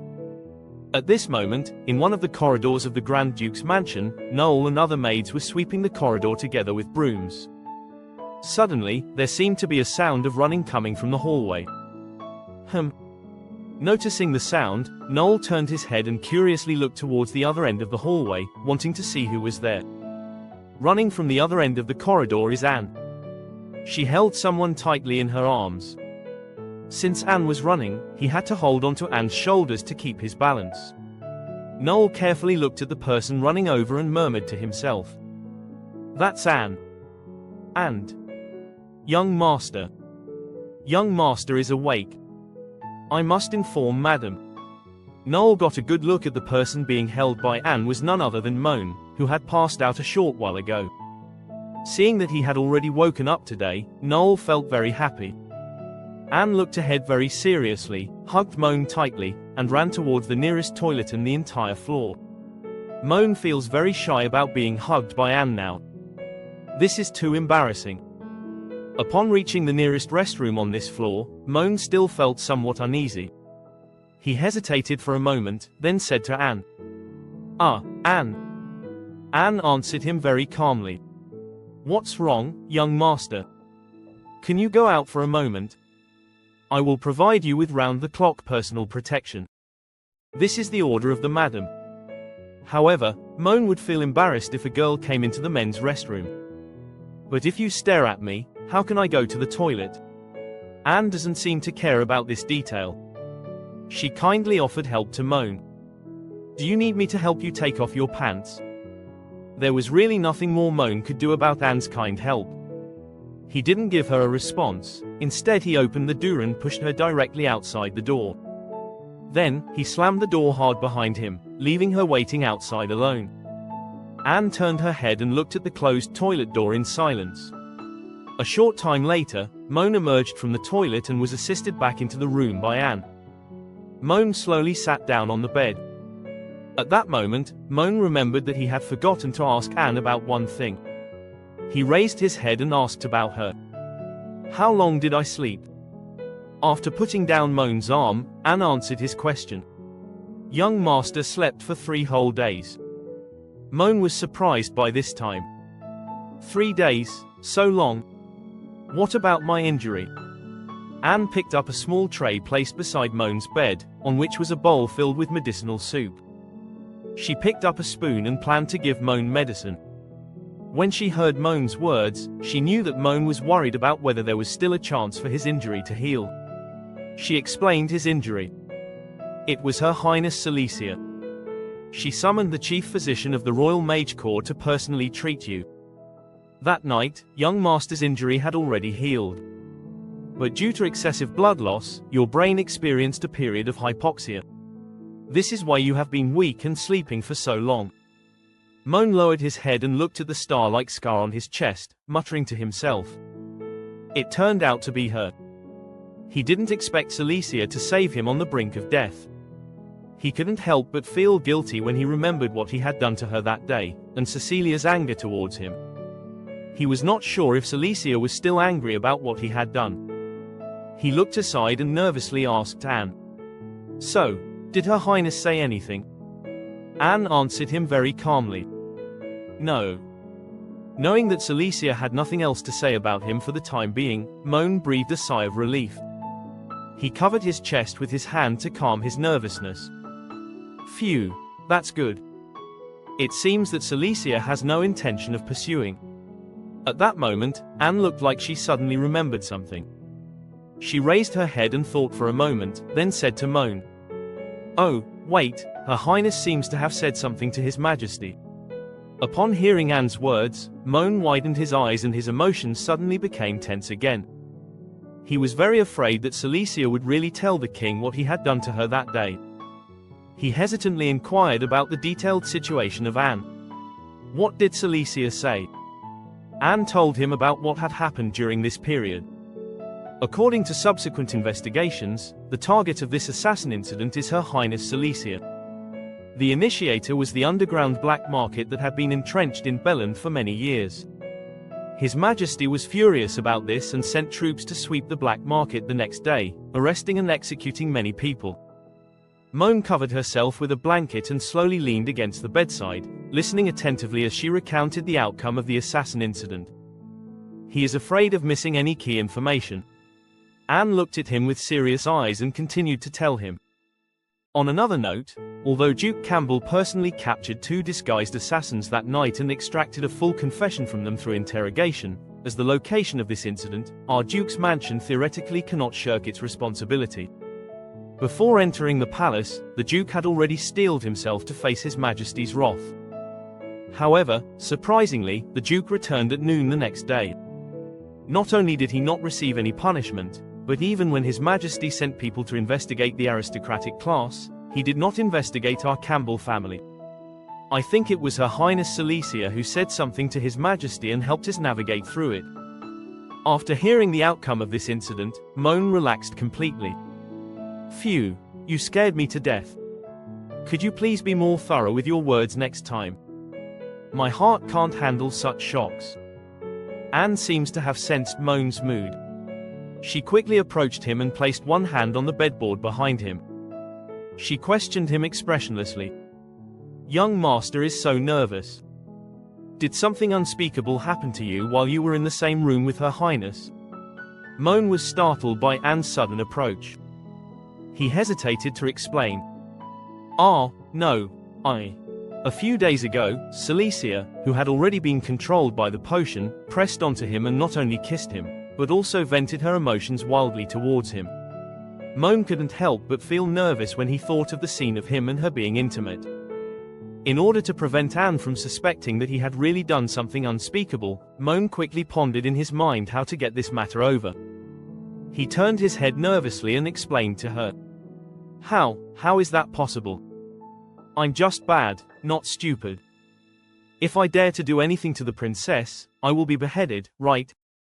At this moment, Moen noticed that Anne not only did not respond to his words, but stared at him for a while. The air suddenly quieted down for a few seconds. He didn't know what she was thinking, so he asked her. What's wrong? Anne didn't seem to doubt Moen's reaction just now. She thought for a moment and realized that what Moen said was not wrong either. She closed her eyes and replied to what Moen had just said. Indeed. Then, Anne picked up a spoon and scooped a spoonful of medicine from the bowl. She plans to give Moen medicine. Young master, take some medicine. The medicine has already cooled down. For the convenience of taking medicine, Moen sat up straight and slightly bent down. He closed his eyes and ate the spoonful of medicine expressionlessly. Suddenly, Moen opened his eyes. His face didn't look very good, as if he was surprised by the taste of the medicine. Subsequently, Moen began to cough wildly and even vomited the medicine. He coughed while speaking. "What kind of medicine is this? This is too bitter. My tongue is numb." Anne held onto the tray firmly. She held a spoon and calmly explained to him. "Strictly speaking, this is not medicine but a tonic to replenish your blood. I know the young master is afraid of hardship, so I have already put sugar in it. Young master, be good. Say, ah." Seeing that Anne didn't seem to understand what he was saying, Moen became somewhat anxious. "This has nothing to do with being good or not. My body is physically rejecting this." At this moment, Moen looked towards the door of the room and noticed voices speaking there. Although the sound was very low, it came through the crack in the door and he could still hear what the person at the door was saying clearly. "The young master has lost his temper again. The young master is angry, it's so scary." The people whispering at the door are Noel and the maids who just cleaned the hallway with her. When they passed by Moen's room, they heard his evaluation of the medicine. The red-haired maid whispered to them. "The young master hates bitter food the most. Before, every time he ate bitter food, he would become furious and whip people." The blue-haired maid also added softly. "Didn't Noel say that the young master has become a little gentler recently? It seems that Anne will also be beaten by him later. It's not convenient for Noel to make a judgment on the situation they mentioned. I don't know either. Just in case, let's report to Madam quickly." Upon hearing that the maids were planning to tell his mother about his situation, Moen couldn't bear it anymore. He pointed at the maids squatting at the door and spoke loudly with an angry tone. "Stop, you are not allowed to go." Noel and the other two maids were startled by the sounds in the room. Moen snatched the bowl from Anne's hand and continued speaking to the maids. "You are not allowed to tell my mother. It's just a medicine." Then, he lifted his head and held the bowl in one hand, drinking the medicine in one gulp. Noticing that Moen had started to lose his temper, the maids stopped eavesdropping. Noel quietly closed the door and quickly followed the other two maids away from here. After Moen heard that there were no more other sounds in the corridor either, he stopped drinking the medicine. Although the medicine remained in his mouth, he couldn't bear the bitter taste anymore. He turned his head and vomited completely on the ground. Anne was a little scared when she saw this scene. "Young master." She quickly went to fetch the nearby trash can and handed it to Moen. Moen held the trash can in both hands and vomited wildly into it. Anne looked at him with a worried expression and gently patted his back with his hand. "Sorry, young master. Drinking this medicine in one go can cause physiological nausea. You need to drink it bit by bit. I forgot to tell you in detail." Moen couldn't reply to Anne's words for a moment, so he could only continue to vomit loudly. What method did the maid use to feed such a bitter medicine into my mouth? I asked her with curiosity, but she left without specifying. At dinner time, I asked my father about the specific details of the assassination incident. After learning some details, I recalled the plot of the novel. I suddenly realized that due to changes in the storyline, the most important chapter for the protagonist was not triggered. This made me start worrying about the future development of the story again. After spitting out all the medicine in his mouth, Moen gently touched his chest, wanting to make his body feel more comfortable. Anne put the trash can aside and said to Moen, "This is the medication for the 4th course of treatment. According to the royal physician, drinking twice more should cure the young master's body." Moen was surprised to hear that he had to continue drinking such bitter medicine. He said to Anne with a distressed expression, "What, I have to drink this stuff 2 more times?" Anne nodded lightly. "Yes, young master." Since there was no way not to take this medicine, Moen had to accept it. The bitter taste from just now still lingered in his mouth, making him feel uncomfortable all over. He felt like his soul was being driven away by this medicine. He lay on the bed, his hands weakly resting on the blanket, his eyes staring blankly at the ceiling. He muttered to himself. Bitter, it's too bitter, it's even worse than my life, I don't want to try anymore. Just let the world be destroyed. After explaining the matter of drinking medicine to Moen, Anne silently cleaned up the bowls and trays on the table, as well as the small trash can that had just been placed next to the table. Then, Anne took out a small plate of exquisite cake and a pot of red tea and placed them on the table. Due to Moen waking up not long ago and having just vomited his medicine, Anne was worried that his stomach might also be hungry. She picked up the teacup and poured tea into it while saying to Moen, "There's still some time before dinner. If you're hungry, young master, here's some black tea and pachichi cake. If it's not enough, you can call me anytime and I'll have Noel guard outside." Anne handed the pachichi cake to Moen first. It's comforting for Moen to see that Anne is busy all over the place trying to take care of him. He took the plate containing the cake with both hands and expressed his gratitude to her. You've been working hard these past few days. I'll tell my mother to give you a raise later." Anne sorted out the plates and small trash cans and put them in a basket. She lifted her little skirt and bowed politely to Moen. She plans to leave his room first and report the situation to Moen's parents. In order to avoid Madam and Duke from worrying about you, I will report to them. I'll excuse myself for now. Moen held the cake and observed it very happily. This was the first time he had seen a pachichi cake. He looked at the cake while replying to Anne's words. Go ahead, go ahead. This pachichi cake is really good. No wonder it's so expensive. Suddenly, Anne remembered that there was one more thing she hadn't told Moen. By the way, young master, there's one more thing. This morning, the palace sent a letter to you. I put it in the cabinet next to you. Young master, remember to check it when you are free. Moen took the fork with the cake inserted in it. He ate the cake with relish while wondering about the address Anne said the letter was sent to. He thought silently in his mind. Royal Palace, could it be? He said to Anne. I know, I'll read it later. At this moment, Moen seemed to have something else to ask for. He ate the remaining cake in one gulp and looked up at the ceiling, pondering for a while. Then, he stopped Anne, who was about to leave the room. Wait a minute, Anne. Anne turned his back to Moen and didn't turn around to look at him. She stood still and asked him if there was anything else she needed to tell her. Does the young master have anything else to do? Moen hesitated for a moment, then said to Anne. I suddenly thought of a question. Moen bit his fork while looking at the ceiling.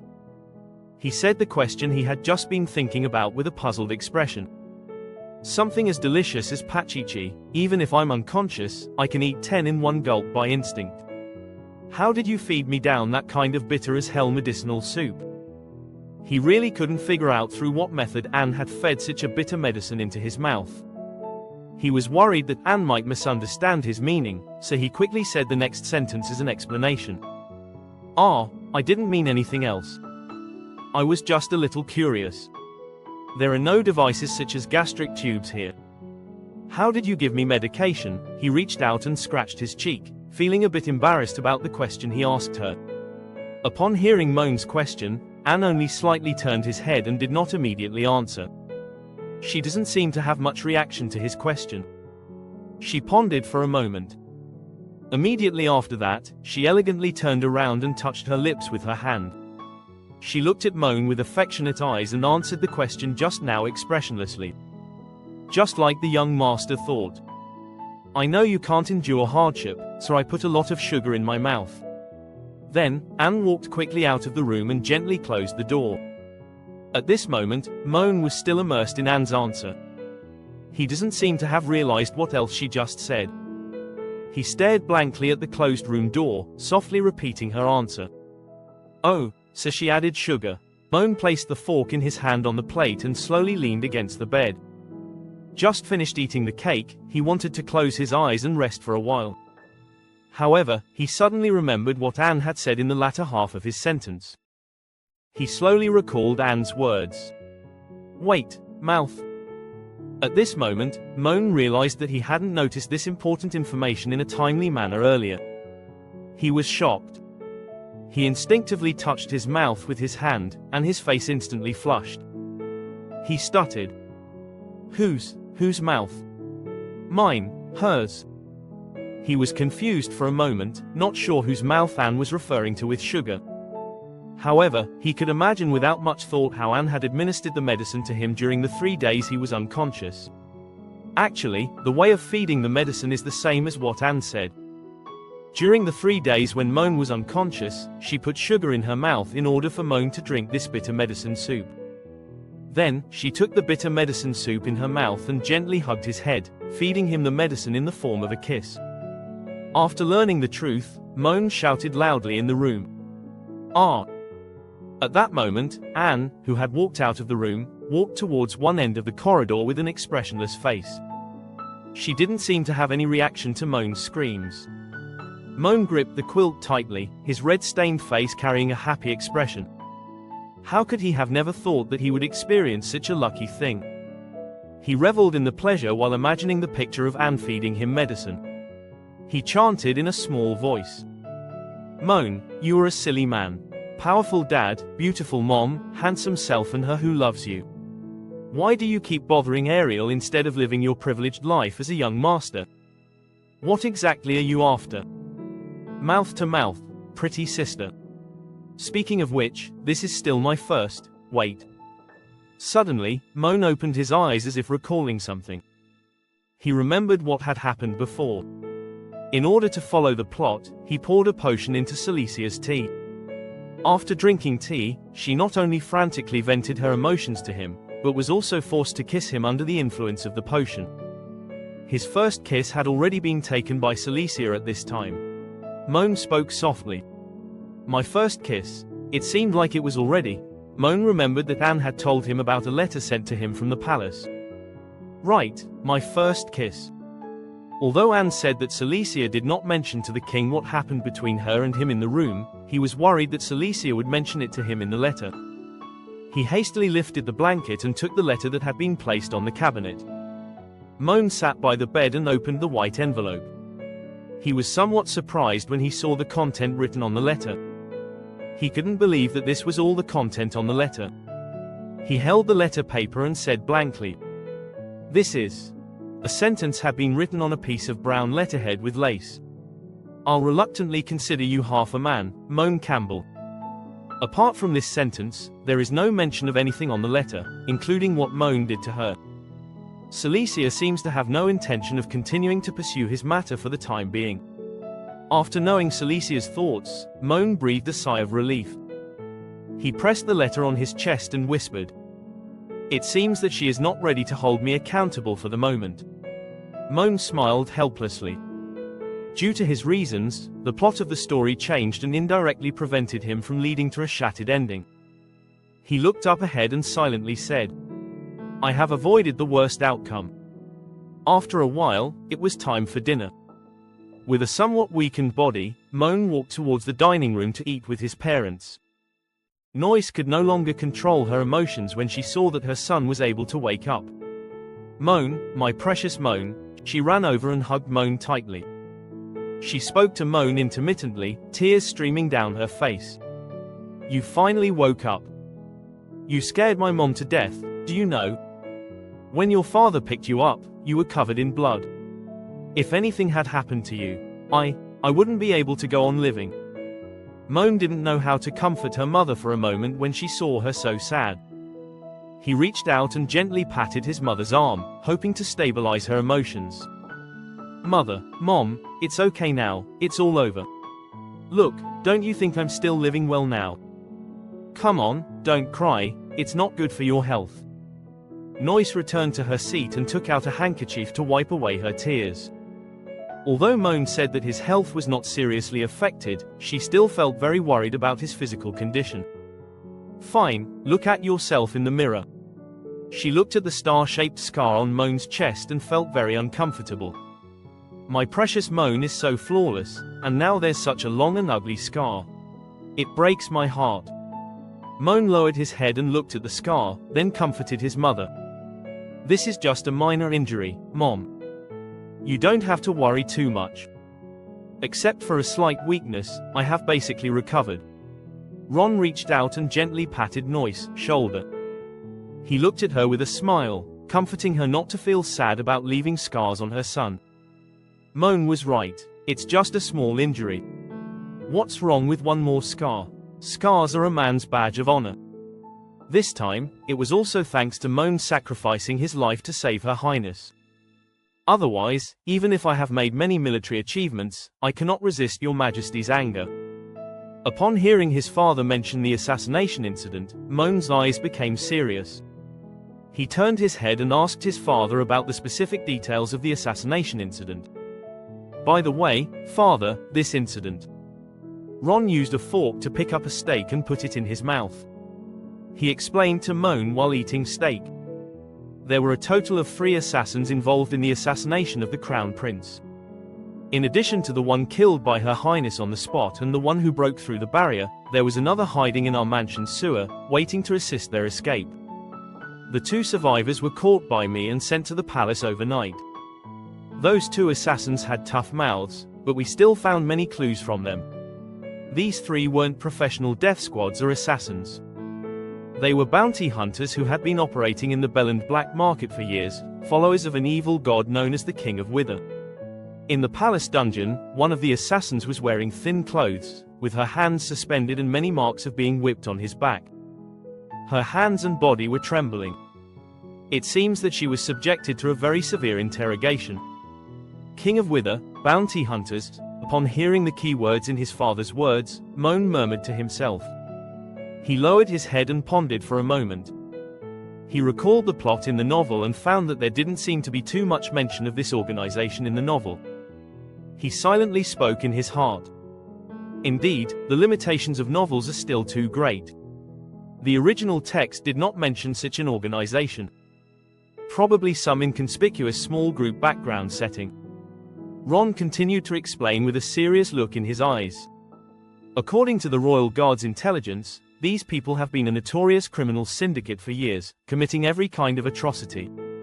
As long as they are given enough money, they can even take on the task of killing their own biological parents. This can be said to be a group of rather insane outlaws. The shape of the King of Wither resembles a huge eye. It is surrounded by many red flames, indicating that it belongs to the fire type of evil god. As soon as Ron finished speaking, Noyce continued to add to his words. "Don't worry, baby. Your father has led people to completely eradicate that despicable organization these past few days.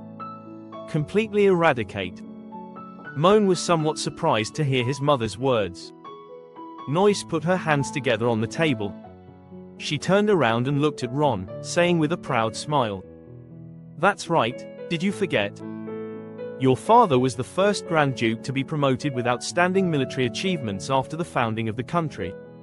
Those despicable assassins dared to harm our precious Moen. We certainly can't let them get away with it." Upon hearing Noyce praise him so much, Ron just smiled lightly. He slowly sliced the steak from the plate and said calmly to Moen, "Don't listen to your mother's exaggerations. I was simply ordered to clear out the rat nests around the capital." Moen listened to the conversation between his mother and father, closed his eyes and awkwardly smiled. He picked up a fork and forked some vegetable salad from the plate. As his body has just recovered, he cannot eat too much meat. He continued to ask him while eating vegetable salad. "I see. Father is really amazing. So, did you find out who hired them?" Ron picked up a napkin and wiped his mouth. "Unfortunately, no. All members of the Hunter organization who were arrested were cursed. Whenever news of the people behind the scenes is mentioned, they will immediately spontaneously combust and die. That's also why His Majesty is so angry." Ron recalled the scene when he went to the black market. In his memories, he led armored knights to arrest all the merchants in the black market. The black market in Belland has been completely destroyed, but no substantial evidence has been found. This can prove that the behind-the-scenes control over the underground forces in the capital has reached an extremely deep level. So, your Majesty has issued an order to thoroughly investigate all nobles. After all, those who dare to take action against Her Highness Cecilia are most suspected to be the prince and several dukes and marquises. Upon hearing his father's further extension of the assassination incident, Moen slightly widened his eyes and felt somewhat shocked. He recalled that a similar plot had also appeared in the novel. Wait. Belen's underground black market was destroyed by father. I remember there was a similar event in the original book. In the plot of the original novel, a woman wearing a luxurious aristocratic dress fell to the ground and was covered in blood. Moen slowly recalled the specific details of this story. The cause of the incident was someone offering a reward for the life of His Majesty's beloved concubine on the black market. As a result, not only did someone actually take on this task, but the assassination was also successful in the end.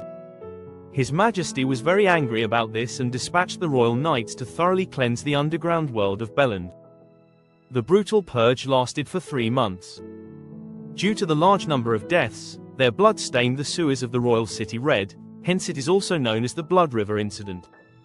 In the story, all the merchants of Black Market who were eliminated by the knights fell into the sewer. Each person's blood flowed into the water in the sewer. The black robe and red blood on the merchant's body filled the entire sewer with a terrifying atmosphere. But this thing won't happen until 2 years later. Now that the black market is gone, it means the princess won't die. If the princess does not die, the real Blood River incident will not happen. Moen lowered his head and pondered for a moment. Ron and Noyce noticed that Moen suddenly stopped talking. They looked at him with worried eyes. However, it seems that Moen did not notice his parents' gaze and continued to recall the story of the novel.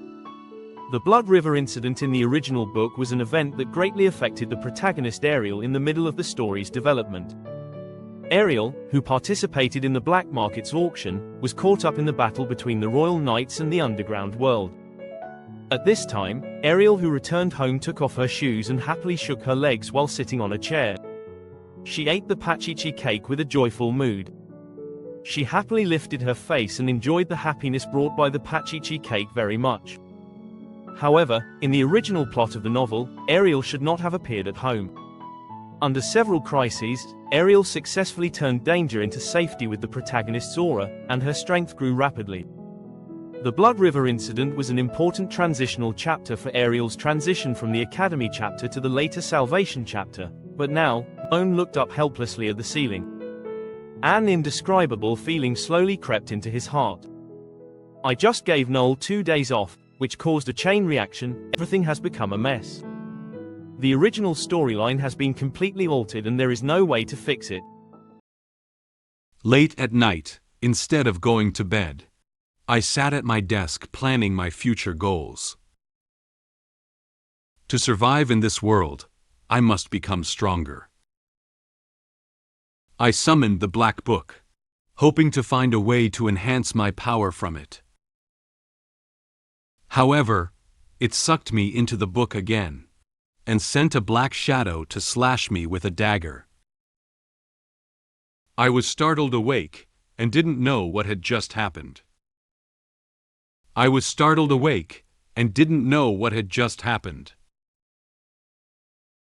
It's already late at night. Everyone has gone back to their rooms to rest. However, at this moment, Moen did not go to bed like everyone else. He didn't turn on the room light, but lit 2 candles and placed them on the table. He sat at the desk and took out a blank notebook and a quill. He wrote while silently thinking in his heart. Although my dear parents and everyone have advised me to rest well, it's not yet time for me to take a break. The plot has completely deviated from the direction of the original book, which means that all the plots I will face next are unknown to me. He had a serious expression on his face and held his pen, pondering for a while. Then, he immediately wrote a few lines of words in his notebook. The plot of the original book is no longer of reference value, and whether I can survive depends solely on myself. For this, I need to think carefully and set a few small targets first. After finishing writing, Moen moved his hand away from the notebook. Under the illumination of candlelight, the content of the book gradually became clear. He wrote down these 4 targets in his notebook. First, stay alive. Second, avoid the death by 1,000 cuts ending. Third, get stronger. Fourth, the Black Book cannot be trusted. At this moment, Moen stopped writing. He held his chest with both hands, raised his eyebrows, and placed the quill on his lips. He lowered his head and looked at the contents of his notebook, as if pondering something. Then, he immediately took the quill pen off his lips. He seems to have thought of something again. He pressed the notebook with his left hand and took a pen in his right hand to quickly cross out one of the targets written in the notebook. No. Although Lunatic's voice doesn't sound like anyone I've come into contact with so far, the possibility of 1,000 cuts cannot be ruled out. On the notebook, the fourth goal written by Moen, "The Black Book is not trustworthy," was marked with several horizontal lines. The predictions made by the Black Book a few times before scared him a lot. However, the prophecy in the Black Book seems to be reminding him. He looked at the line of words and muttered to himself. Black Book prophecy must be guarded against. So far, I still know nothing about the cause and triggering conditions that led to that ending. If it weren't for Ariel and Cecilia, who would hold a strong hatred towards me, due to the multitude of things that Moen has encountered in these past few days, his brain is now very confused. Apart from a dream he had before and the few words given to him by the Black Book, he didn't grasp much other information. He raised his hands very irritably and scratched his hair crazily. He closed his eyes tightly, furrowed his brow, and impatiently shouted out. I'm completely screwed without intel. Based solely on the tiny fragments of precognitive dreams, nothing can be inferred at all. This is driving me insane. Moen left the desk and collapsed heavily on the blanket with a slightly tired body. He lay on the bed, spreading his hands and legs, staring at the ceiling in a trance. He couldn't think of any solution for the current situation at once. He held a notebook in one hand and whispered. Phew, forget it. It's useless to think too much. I'd better focus my goals back on what I can do now. Moen had to give up thinking about who harbored hatred for him for a while, and put the important things first at the forefront of his mind. Becoming stronger is currently the top priority. As the son of a duke, there are many ways to make me stronger, but those are too conventional. They are simply not enough to make up for the gap between me and the protagonist group. Original Moen Campbell wasted too much time. Although he studied at the Santa Maria College of Magic for a whole year, the only magic that comes to mind now is illumination. The original Moen Campbell, wearing a school uniform, showed his learned magic to his two followers in a corner of the college. He extended 2 fingers of his right hand and concentrated the magic on them. In no time, a glowing ball popped out of his finger. His 2 followers both had exaggerated smiles on their faces, as if they had seen some powerful magic. Knowing that he had only learned this one magic, Moen gritted his teeth and cursed at the original Moen Campbell. This is beyond ridiculous. What was this idiot doing in class every day? Moen sat up from the bed. He raised his hand and stared at his palm, lost in thought. After calming his emotions, he began to recall knowledge related to his abilities. Fortunately, my physical fitness is quite good. As the Duke's son, I'm roughly at late stage 1. According to the combat knowledge popularized by the Academy, warriors, mages, and priests all have 5 tiers. I estimate that even with my current abilities, I won't be able to reach higher levels. But even if I try my best to reach the 5th stage, it's useless. Ariel and Cecilia are a divine person. In this world, the divine person is completely different from the other 3 conventional systems. They are an unconventional humanoid cheating system. As soon as Moen thought about the powerful abilities of the protagonist group, he covered his head with his hand and showed a helpless expression. His current ability level is far inferior to that of the protagonist group. He recalled the description of the abilities of protagonist group in the novel. Cecilia had been given power by the ice goddess not long after she was born, so she had the ability to manipulate ice and snow since she was a child. This ability was an innate instinct that was not comparable to the kind of divine power that clerics had that could be obtained by praying, making offerings, and trading in exchange. Cecilia closed her eyes and gently hugged her body with both hands. Behind her, a blue ice goddess wrapped her arms around Cecilia. The power of ice and snow surrounds her, gently blowing her hair. And there's also Ariel, the girl Overlord. I remember in the later part of the original book, this guy received blessings from the gods that were as high as double digits. All kinds of gods have some connection with her to varying degrees.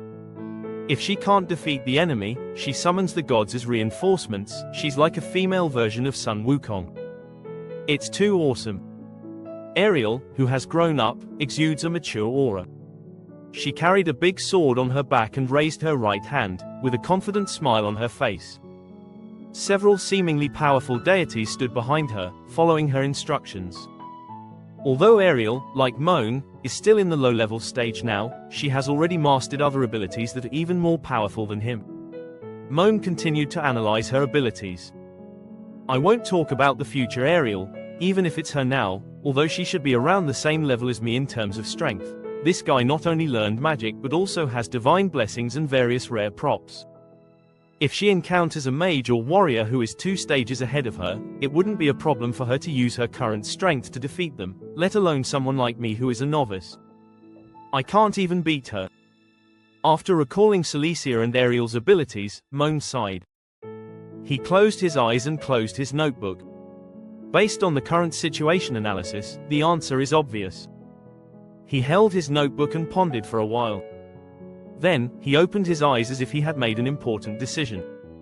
He looked ahead with a determined gaze. I need to reach the level where I can protect myself against Ariel as soon as possible. This is the ultimate target at this stage. Moen put the notebook aside, propped up the bed with both hands, and wore a mysterious smile on his face. After thinking for a moment, he realized that he also has powerful abilities. At least in times of danger, it can help him save his life. He smiled lightly and silently thought in his heart. Speaking of which, girl Overlord's cheating methods are a bit stronger, but I'm not without them. Through the assassin incident, it also awakened new abilities. That is, Black Book. After speaking, Moen snapped his fingers and summoned the hidden Black Book. A black-purple energy appeared in front of Moen, and then it formed a black portal. In the portal, the Black Book transformed into black energy fell from inside. At this moment, Moen smiled and leaned back slightly, his right hand still maintaining the gesture he had just made. He heard the sound of the Black Book appearing and prepared to turn his head to catch it. However, he didn't notice in which direction the Black Book flew. It's really on call. Suddenly, the Black Book quickly flew towards and crashed between Moen's legs. Moen felt that her body was a bit unwell. Ah! Moen cried out in great pain. He covered the important part of his body and kept rolling back and forth on the bed. Obviously, his important part was hit very violently. The Black Book that did this instead flew onto the bed and transformed into the appearance of a book. It seems to be mocking Moen. Moen is very angry about this. He quickly grabbed the Black Book, looked at it with an angry expression, and shouted at it. It hurts so much. If you want to kill me, just say it directly. Why aim at that part? I will still use it in the future. However, the Black Book did not express any response to its behavior just now. It unfolded in front of Moen and began flipping pages frantically. Moen lowered his head and looked at the Black Book with a puzzled expression. Huh. Under the influence of black magic, the Black Book seems to have no intention of stopping. However, Moen noticed some words faintly appearing on some of the pages. Then, the Black Book suddenly stopped on one of the pages. Under the influence of black energy, the content on the page slowly emerges. The content recorded on this page is all about Moen's actions a few days ago. It not only recorded the incident of him buying medicine on the black market before the coming-of-age ceremony, but also detailed all the things that happened to him on the day of the coming-of-age ceremony. Moen held the Black Book in both hands and read the content displayed on the pages with great surprise. He hadn't expected the Black Book to possess such a capability. Even what happened between him and Cecilia in the room was written in great detail. He evaluated the content while reading the book. Is this a record of what happened to me in the past few days? Come on, this is way too detailed. Why does it read like some kind of erotic novel? And I'm the main character. Just as Moen was still immersed in a state of surprise and continued to look down, he suddenly realized that there was something wrong with one of the sentences. Hey, wait a minute. The sentence at the bottom of the page seems a bit different from the other sentences. Later, Moen Campbell carelessly opened the door without any precautions and was ambushed by an infiltrating assassin. Then, the word, assassin, suddenly changed from purple to red. Moen felt a bit strange about this reddened word. He touched the word and whispered, "Why is this text in red? Does it mean something?" Before Moen could finish speaking, the black book suddenly began to unleash its magic. The red word in the book, under the influence of the black book, released a huge red magical energy like blood. It slowly surrounded Moen like flowing water. Moen looked up and found that the black book was about to suck him in again like before. He quickly let go of the black book and said with a surprised expression, "Damn it! It's here again. Could you please let me know in advance next time?" Moen crossed his hands in front of his body, trying to prevent himself from being sucked into the book again. However, as more and more red energy emerged from the book, he could no longer control his body.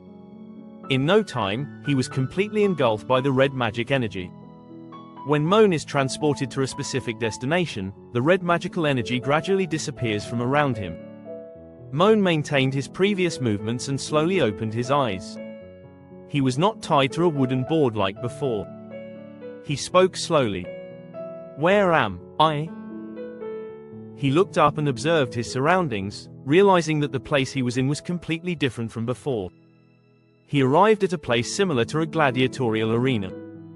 Although the arena is a bit dark, there are some lit torches on the nearby pillars. They silently illuminated this area. Moen observed while speaking. "This place has insufficient light, but I can see around clearly.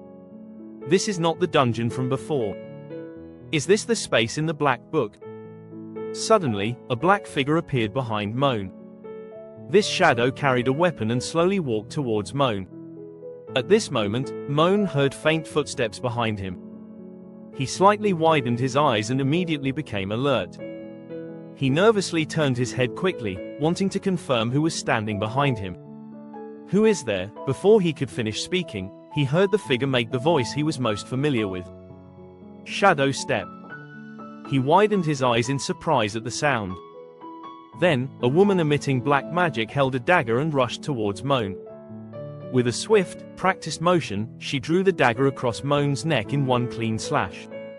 This woman is the short-haired assassin who was killed by Cecilia in his room a few days ago. Moen was still in shock at this moment. He stood still and stared ahead. Before he could react, he felt like something was wrong with his neck. He nervously looked down and found that his neck was constantly gushing large amounts of blood like a fountain. He tried to move his body, but felt that his body could no longer move at all. This made him feel very scared. Moen slowly looked up at the front. In the constantly spewing blood, he could see the woman's appearance clearly. However, the short-haired assassin turned his head to look at him and did not make any other movements. Just as Moen was puzzled by this, his vision suddenly turned black. He fell heavily to the ground, losing consciousness. "Damn it!" Moen struggled to sit up while lying in bed. He opened his eyes wide and kept inhaling and exhaling heavily from his mouth. A large amount of sweat broke out on his face, and he looked to be terrified by the scene just now. After slowly calming down the tense emotions, Moen reached out and touched his neck. He found that his neck was still intact, without any bleeding or injuries. He breathed a sigh of relief. The scene that just happened made him feel very scared. He whispered, "What happened? Did I get killed in a flash? How did that assassin appear in the black book?" He couldn't figure it out. At this moment, the black book placed next to him suddenly started flipping pages crazily again. "Black book?" Moen turned his head to look at the black book. He doesn't know what content it will display next. Skill proficiency. After a while, the black book stopped again on one of the pages. However, the content of this page is different from what he just saw. This page not only lists his name, but also lists all the abilities he currently possesses. This looks like a chart of his abilities. The abilities displayed on the page are these in order. There are 2 progress bars below the skill proficiency level, which seem to record the progress of Moen's mastery of these 2 skills at the current stage. Seeing the content displayed on this page and combining it with what he had just experienced, Moen seemed to understand what Black Book was trying to convey. He held his chin with his hand and the corners of his mouth slightly curled up. I see. Is this your true ability, Black Book? I scolded you too loudly just now, I apologize to you, baby. Moen turned his head and revealed a confident smile. If he upgrades his skills according to the prompts given by the Black Book, he may become stronger at an astonishing speed. Knowing this information, Moen secretly rejoiced. He said excitedly, "Wait for me to try a few more times. If my inference is correct, my cheating method would be absolutely brilliant." After multiple attempts, I discovered the secret to improving skills. I followed the prompts given to me by the Black Book, and started fighting against the phantom in the book. After a night of hard work, my skills have finally undergone a slight change. However, the pain caused by my battle with the phantom made my body very uncomfortable. After summarizing my experience of practicing at night, I found that my physical skills are still not strong enough. Just as I was thinking about which teacher to seek advice from, I suddenly thought of someone at home who could help me. It's still late at night at this moment. The deep night sky is adorned with many sparkling stars. They are used to decorate this sky. The Moen has slowly risen from the bottom of the mountain into the sky. It emits a faint moonlight and, together with the stars, illuminates the entire dim sky. At this moment, the Duke of Campbell's mansion remained quiet in the darkness of night. In Moen's room, Moen had not yet decided to sleep. He repeatedly entered the Black Book space and tried several times based on the prompts given to him by the Black Book. He gasped heavily, as if he had just come out of a Black Book. He holds a Black Book in his left hand and a pocket watch in his right hand. He lay sprawled on the bed with arms outstretched, staring blankly at the ceiling as he spoke in a hollow monotone. "I'm coming out." Moen raised his hand and looked at the time on the pocket watch in his hand, only to find that the time had not changed much. The time flow rate is consistent, but this time only lasted for 3 seconds. In order to calculate his survival time in the Black Book space, he specifically took a pocket watch to check the time. Moen supported the bed with one hand and slowly sat up from the bed. He was sweating profusely, and the dark circles around his eyes were starting to deepen a little. However, before he could even catch his breath, he immediately raised the Black Book in his hand to check his skill proficiency progress. Since he had held on for very little time, he didn't know how the skill proficiency progress was going. "Wait a moment, let me check my proficiency." Sure enough, it's just as I guessed. Moen opened the Black Book and found that the progress bar under the skill table had undergone a slight change. The dagger combat has increased from 1% to 1.5%. The shadow step has increased from 0.5% to 1%. It seems that he can improve his skills by fighting against the phantom in the Black Book. Seeing the change in the progress bar, Moen revealed a smile and secretly rejoiced. The several attempts he had just made were all effective. Based on his combat experience with the phantom in the Black Book, he came to a conclusion. The skills used by the enemy will be included in the Black Book. By fighting against the shadow enemy in the illusion, I can gain proficiency.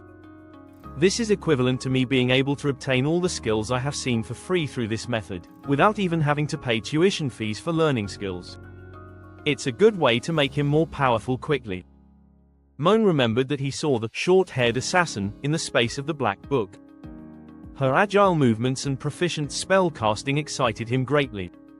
Her swift footwork and her nimble combat skills. These will soon be mine.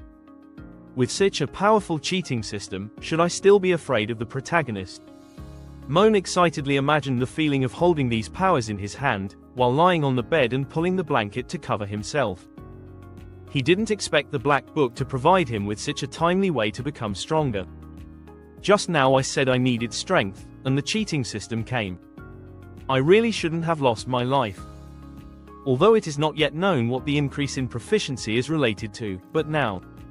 Just train directly.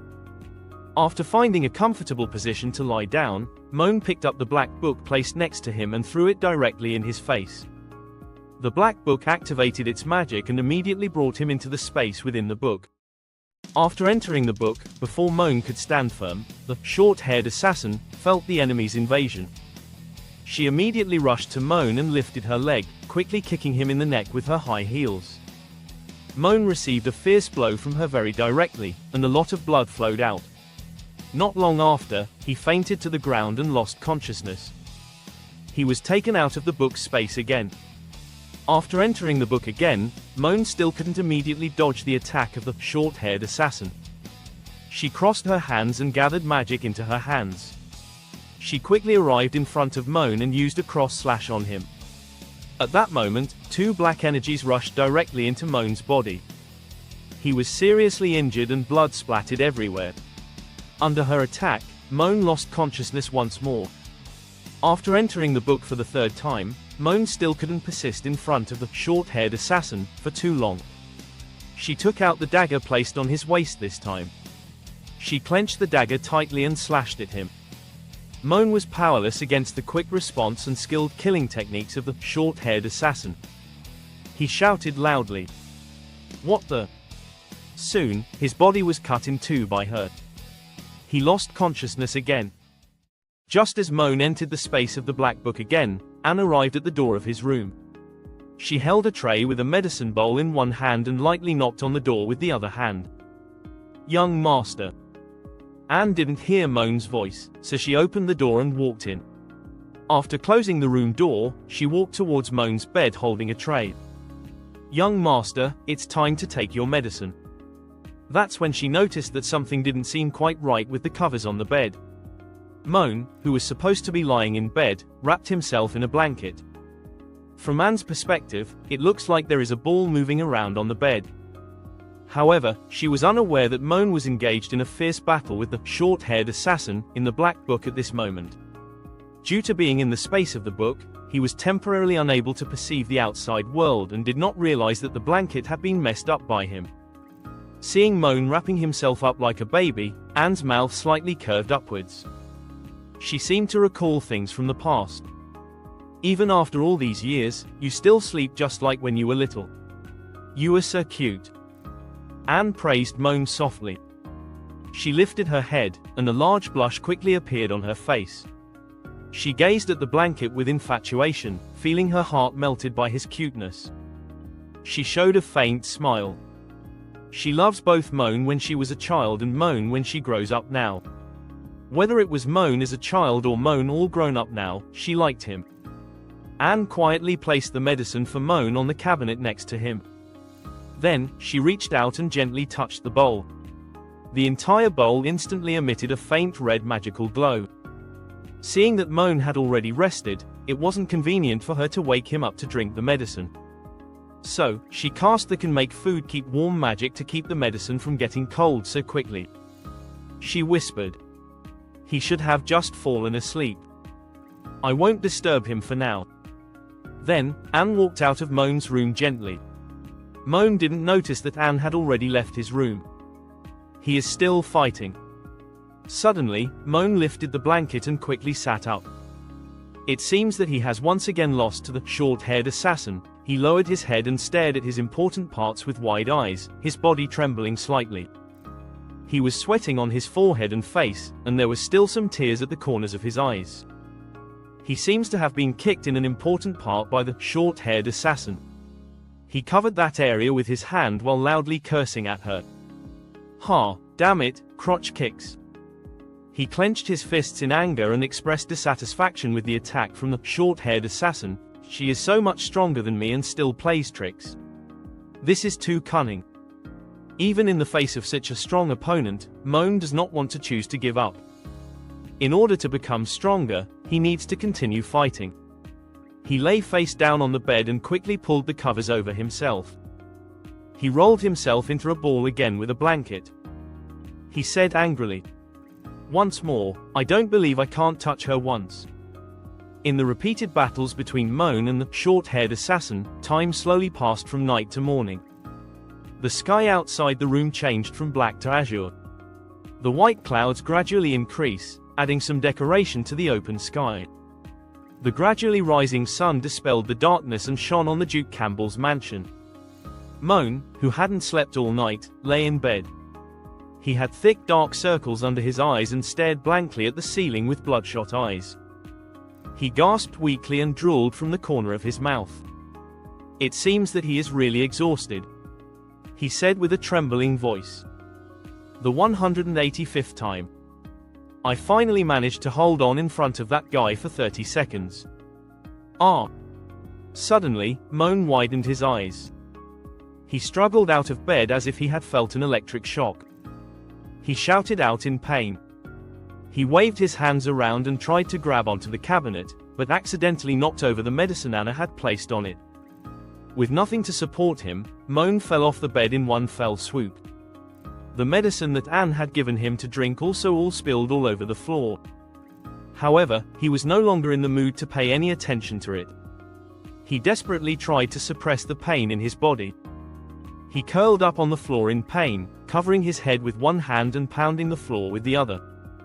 Damn it! He had been killed by the short-haired assassin so many times that his body was already in too much pain. After a while, under his efforts to hold on, the pain in his body slowly began to dissipate. Feeling that his body didn't hurt as much as it did just now, Moen slowly sat up from the floor. He dragged his weak body against the side of the bed and tilted his head back, panting heavily. Due to the pain just now, his body was constantly breaking out in a cold sweat. The sweat soaked his white shirt. As his body slowly recovered, Moen opened his bloodshot eyes and spoke with a trembling voice. Finally, it has stabilized. At this moment, the sunlight outside the window poured into Moen's room. It quietly shone on Moen's body, making him feel a little warmth. He began to analyze the cause of the physical pain. Although I won't actually die in the illusion, the pain that death brings me is real. I had originally planned to find a loophole and enter there to avoid the shock of death. It doesn't seem feasible now. The pain from close to 200 deaths was almost going to send me to heaven just now. Moen endured the pain, supported the bed with one hand, and slowly stood up from the ground. But now, he covered his body, his forehead still sweating, and his eyes were fixed on the black book lying on the bed. He fought tirelessly against the short-haired assassin all night. As for whether his skills have improved, he is not very clear yet. I need to first verify the results from last night. Moen picked up the black book and flipped it to the page on the skill list. When he saw the content of the book, he showed a slightly surprised expression. Although the levels of warrior, mage and cleric remained unchanged, the two progress bars for skill proficiency had changed very significantly. The dagger fighting technique has changed from level 0 to level 2 now. The progress bar has changed from 1.5% to 35% now. Shadow step has changed from level 0 to level 1 now. The progress bar has become 11%. Seeing the numbers on the progress bar, Moen smiled with joy. I succeeded. He held the black book tightly in his arms, tears of happiness welling up in his eyes. His efforts throughout the night were not in vain. Although he hasn't become very strong yet, as long as he continues to work hard, his abilities can still improve rapidly. He said with a smile. Although I am only at level 1 or 2, far from being comparable to that assassin, as long as I take the first step, the rest should be much easier. Since his skills had been improved, Moen wanted to try it out in his room. I can't wait any longer, let's try the effect first. He placed the black book on the ground and found a suitable place to try his skills. He walked over to the wall and made a preparatory posture. Shadow step. After speaking, some black magical energy gathered around Moen. Then, he took a gentle step forward and quickly rushed from his original position to a more distant position. Did I succeed? He turned his head and found that his current position was already some distance away from his original position. I just did it. Moen clenched his fist lightly, revealing a happy expression. It seems that the skills on the Black Book have really improved, and the effect is very obvious. He is very pleased with his progress. Suddenly, Moen felt something was wrong with his feet. Ah, my feet. Then, the pain in his foot made Moen instantly fall to the ground. He covered his feet and kept rolling on the ground. He cried out in pain. It hurts so much. Why didn't anyone tell me that using this skill would make my feet hurt?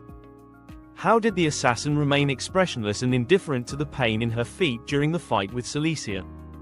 This goes against logic. At this moment, Moen seemed to remember something. He stopped rolling and lay on the ground, slowly calming down. Wait, I understand. It's because my level is too low. This skill is not something that first-stage warriors can learn at all. In the memory of the college, I remember martial arts skills need to be combined with battle aura to be displayed. Battle aura is an energy that only second-stage warriors can master. Even if he immediately learns to use advanced skill, his body cannot withstand the damage caused by this skill. He couldn't help but sigh. Now, he must find a teacher to help him improve his warrior ability and enhance his physical endurance. He gently rubbed his ankle with one hand and looked at the skill chart in the Black Book with the other, pondering his next plan. Anyway, I'm still too weak now. The subsequent plan needs to be readjusted. Firstly, I need a teacher. Speaking of which, it seems that Santa Maria College is about to start classes. However, in my memory, most of the college mentors seem to be mages, and there have never been any strong warriors in my memory. While recalling the relevant clues in his memory, Moen walked towards the desk and took away the quill. He played with his pen while scratching his head, feeling very distressed about the current situation. This is troublesome. Magic in this world is so easy to use that there are not many people practicing martial arts. If I want to find a teacher in this field, even if I have money, I would probably. When Moen was just worried about which teacher to look for, a character's name suddenly flashed through his mind. He slightly widened his eyes and expressed surprise at the person he thought of. Wait a minute. The most famous and powerful warrior in the original work. Moen's mouth slightly curved upwards, revealing a smug smile. He knows who to choose as the teacher to help him improve his martial arts skills. The man who possesses unparalleled combat power and acclaims as the absolute pinnacle of martial arts. Isn't he at my house? Moen's father Ron was wearing pajamas and sitting in the dining room enjoying his breakfast. After he forked up some macaroni and put it in his mouth, he forked up a shrimp. He gave a slightly bewildered expression looking somewhere in the dining room. It seemed that Moen was looking for his father as his teacher. My father had already developed a whole set of skills when he was young. He is the most suitable teacher for me, both in terms of resources and abilities. Just as I was about to tell my father about my practice plan, he happened to be leaving home and heading to the border. My plan to rely on my father to enhance my abilities fell through. I can only bid farewell to my father with a sense of loss. Before leaving, my father told me many inspiring words, and also mentioned an important thing to me. Moen began to recall some background stories about Ron Campbell in the novel. If we were to talk about the most powerful and famous warrior in the world in the past century, there is only one candidate. At the age of 15, he served as a guard beside His Majesty the King, who was still a prince. At the age of 20, he led the king's guards to sweep through rebellious forces both domestically and internationally, and successfully stabilized the turbulent situation of the new king's accession at that time. In the novel, Ron wears armor and a cloak over his shoulders.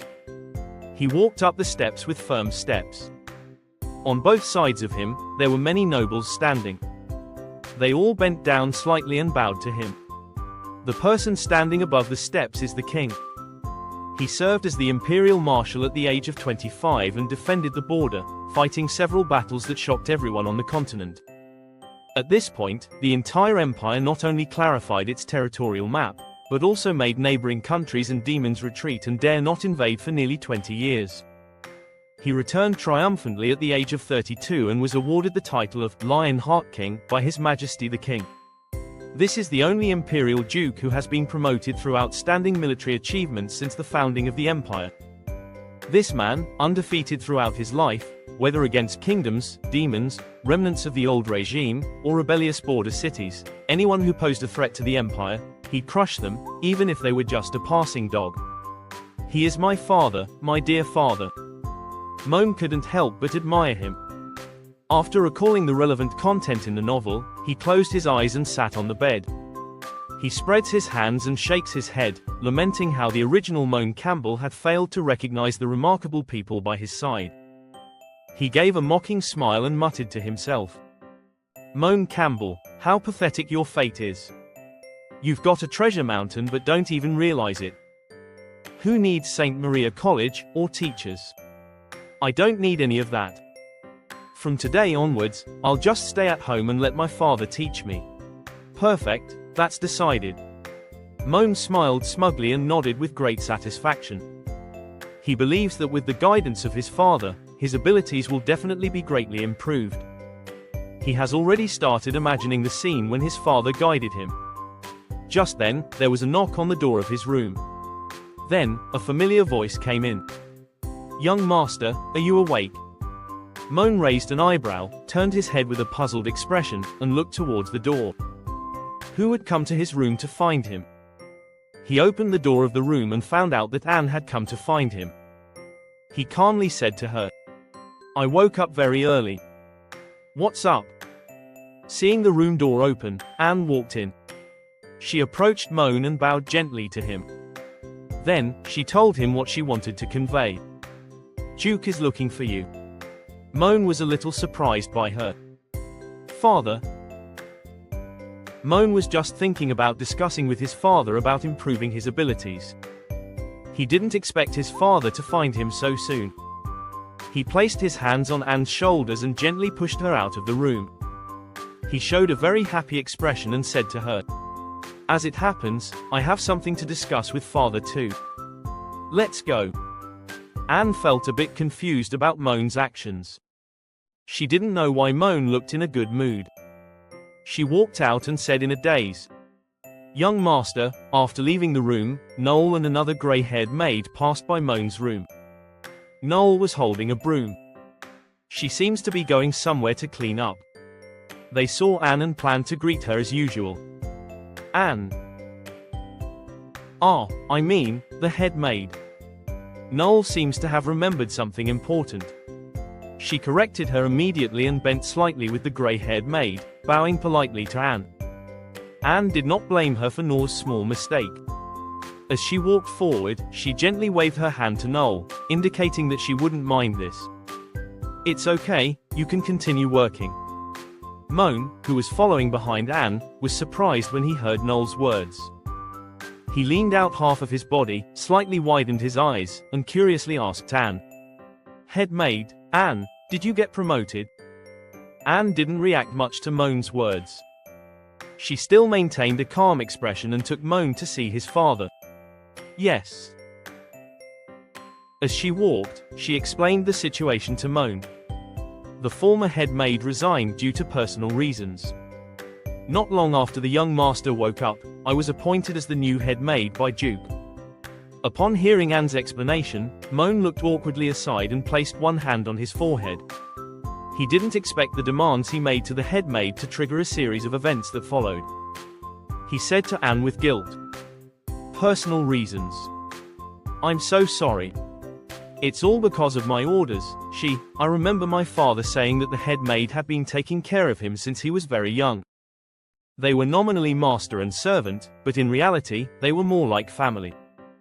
The head maid is gone, father must be very sad.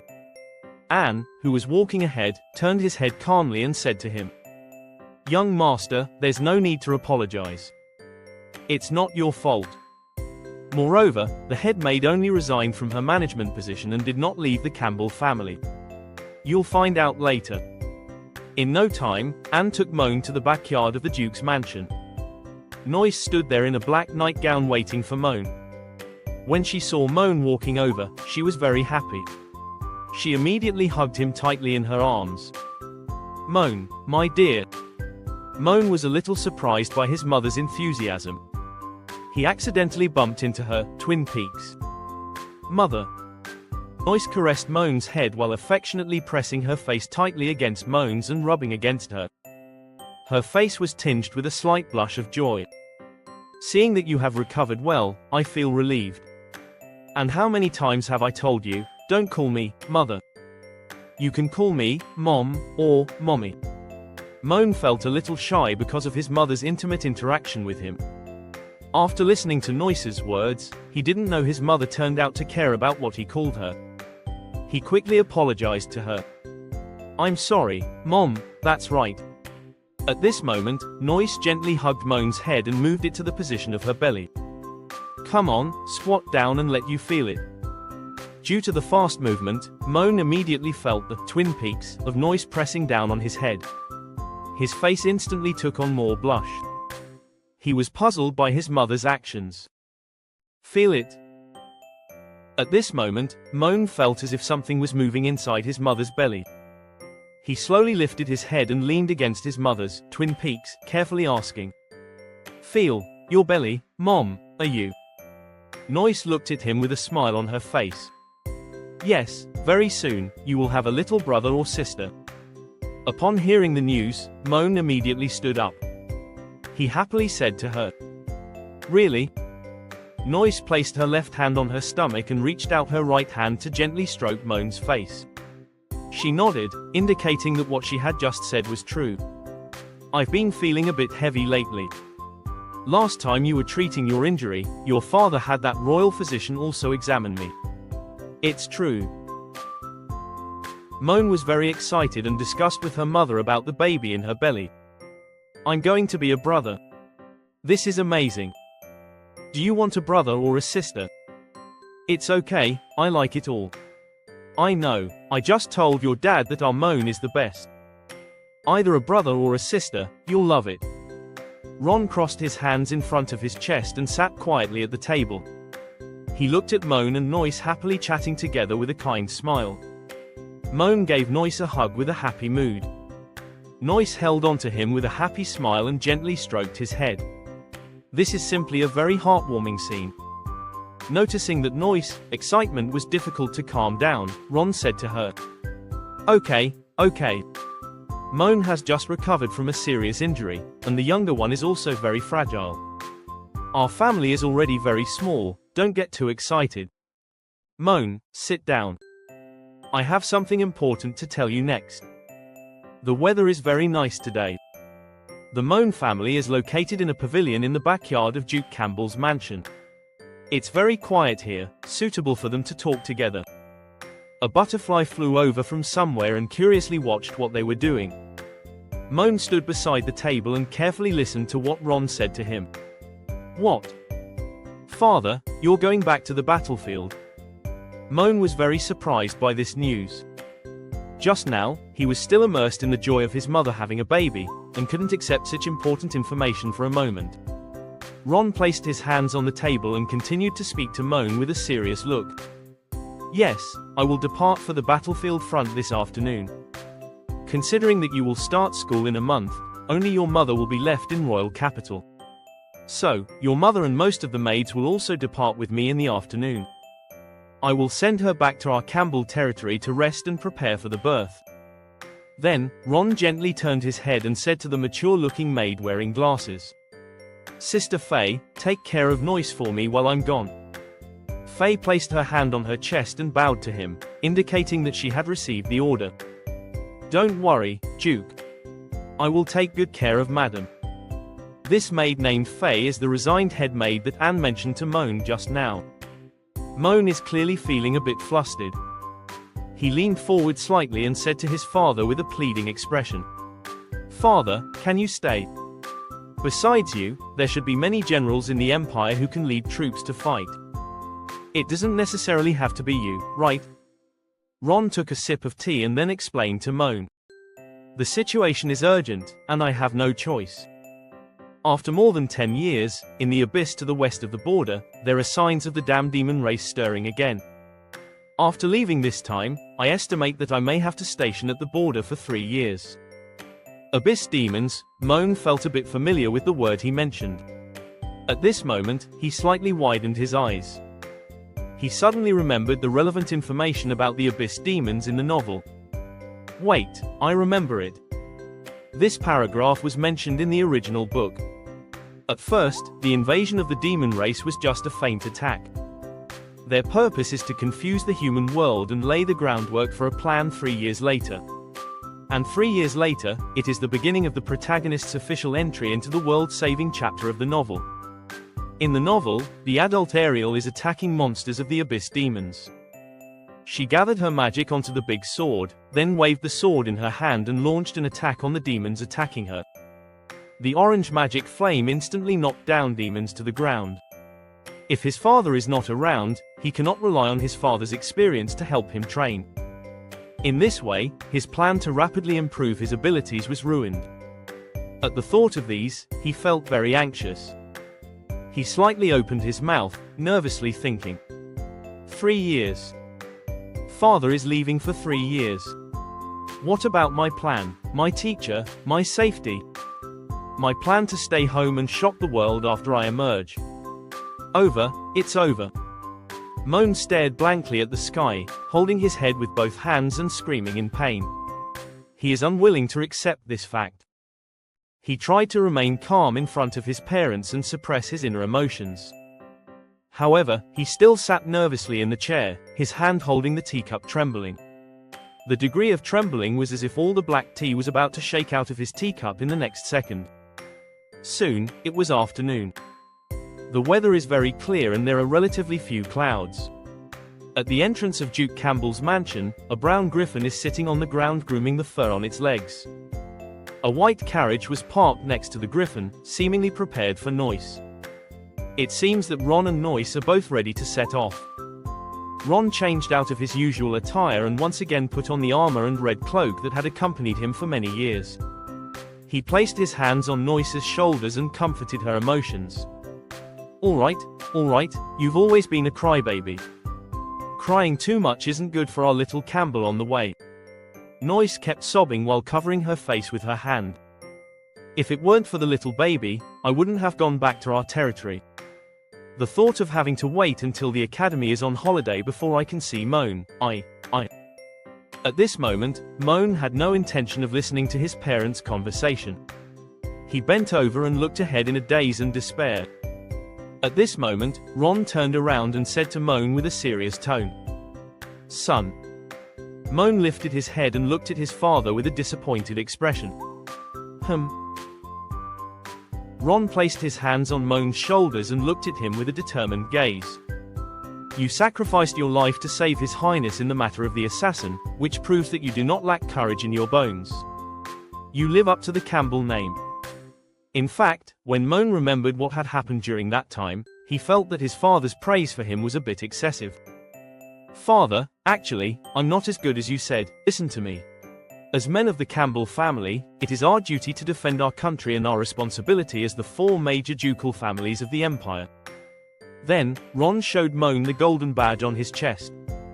Did you see this medal on my chest? This is Campbell family crest. The sword blade represents His Majesty the King's sword. The evil dragon below refers to the enemies of all empires. I am the sharpest blade of the empire. The men of the Campbell family will one day step onto their own battlefield. Perhaps you will take it from me, or perhaps you will find another path that belongs to you. But that's not important. I just want to tell you that you are already an adult and possess the qualities that an adult man should have. And there are resources I have prepared for you that I did not have when I was young. If you want to do something, just go for it. After listening to his father's encouragement, Moen was deeply moved. Father. Suddenly, Ron reached out and hugged Moen. He whispered to Moen in a low voice. Okay, now it's time to get down to business. Moen, who had just been immersed in emotion, was immediately guided by his father to discuss another topic. Wait, Dad, did this conversation change too fast? Ron said to him with a joking tone. That was all just formal talk. It's just a routine matter. Tell me, what do you think of Anne? Anne, standing in the distance, quietly watched as Ron and Moen interacted together without saying anything. Moen was momentarily stunned by his father's question. He glanced at Anne and then whispered to his father. Anne, she's very good. Why are you asking about her? Do you like her? If there are only two options for liking and hating, then it must be liking. Ron hugged Moen even tighter. I've watched this girl grow up. She comes from a respectable family and is remarkably intelligent. But what matters most is that her feelings for you have already transcended the ordinary bond between master and servant. The maid contract still has 1 year left. If you like her, you'd better act fast. Moen suddenly understood what Ron wanted to express. Wait, father, do you mean you want me? Exactly. The biggest reason our family hasn't had many children is because your mother and I have been apart for too long. Now I have to go to the front lines. At this moment, Noyce gently caressed her belly with both hands. She lowered her head and looked at it, as if talking to the baby inside. However, Moen remembered something. But I'm already engaged to Cecilia. Ron explained the engagement to Moen. Don't worry about that. That engagement was just a political arrangement drawn up by His Majesty, to make sure our family supports the prince and balances the power behind the crown prince. Even if the princess does marry into our family, we will help her become stronger. In a nutshell, I want a grandchild in 3 years, you know. Ron stared at Moen with a hint of threat in his eyes and entrusted him with the important task of getting married and having children. Moen felt a little scared as he watched his father's image slowly enlarge in front of him. But, no buts. This is the master's command. The maid and I watched my parents leave home. The maid was curious about what my father and I had just said, so I shared the conversation with her. After listening to what I said, the maid's reaction seemed a bit off. After my father left home, I planned to improve my skills and knowledge through self-study. At this moment, the maid walked in and brought me a late-night snack. However, I didn't know that something big was going to happen next. At this moment, the sun has begun to slowly descend. The sunset dyed the azure sky orange. After everyone had gathered, Ron and Noyce got into a carriage and left the Duke of Campbell's mansion. The griffin flies into the air and closely follows the carriage to protect its safety at all times. Moen and Anne stood there watching them and the maids leave. The sound of the carriage gradually faded away, and the surrounding environment gradually quieted down. After seeing that the carriage had already left, Anne turned his head to look at Moen and asked curiously. Just now, it seems that the young master mentioned my name when talking to the Duke. Is there something you need me to do? Moen put his hands into his pockets and was carefully watching the carriage slowly fading away. Upon hearing Anne's words, Moen turned his gaze from the carriage to her. Remembering the conversation between Ron and him just now, Moen felt a bit embarrassed. Ron attaches great importance to his life's major event. Faced with his father who took such matters very seriously, Moen couldn't refute what he said. He closed his eyes and scratched his head with his hand, saying to Anne with a calm expression. Well, it's not exactly a secret anyway. My father wants you to marry me, even saying he hopes we can have children and inherit Campbell's name, so that the Campbell family can grow stronger. Ha ha ha, of course, this is just his joke. You don't need to take it too seriously. Upon hearing what Moen said, Anne felt somewhat surprised. She widened her eyes slightly and looked at Moen, unable to say anything. Moen turned around and approached Anne. He placed his hand on her shoulder and gave her a gentle smile. He spoke earnestly to her about his true thoughts. The maid is just your current identity. In the future, we will eventually have our own lives. You are the best maid in our family. A perfect woman like you will meet someone better than a worthless guy like me.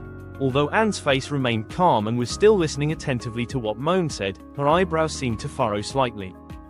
At this moment, the sunlight of the setting sun shone on Moen, making him emit a warm breath. The sunshine made him and his smile shine even brighter. He continued to speak to Anne. "If you have someone you like in the future, be sure to tell me. I will take the initiative to let you go. And I will also prepare a super luxurious dowry for you. The people who leave the Campbell family must not be looked down upon by others. Be brave to pursue your happiness, Anne. I and the entire Campbell family will be your strongest support." Moen lightly patted Anne's shoulder and walked back to Duke Campbell's mansion with a smile. He hopes that his blessings can bring some peace of mind to her. At this moment, Anne didn't seem to have much reaction to what Moen said. After walking a distance, Moen showed a very happy smile. He closed his eyes, clenched his hands lightly into fists, and excitedly danced in place. He was very satisfied with what he just said. In order to prevent Anne from noticing his emotions at this moment, he tried to restrain his excited voice as much as possible. "Damn, I'm so cool. All those years of reading novels were worth it. A broad-minded young master like me must have Anne moved to tears." However, what Moen didn't know was that Anne had been standing still and hadn't gone back with him. She had remained silent since Moen began speaking, offering no response or comment on his words. She didn't have much interaction with him either. Anne repeated one of Moen's words. "Leaving the Campbell family, let me go." Moen's words just now didn't seem to move Anne. Her expression was obscured by shadows and her body was trembling slightly. She clenched her fists until her nails pierced her skin.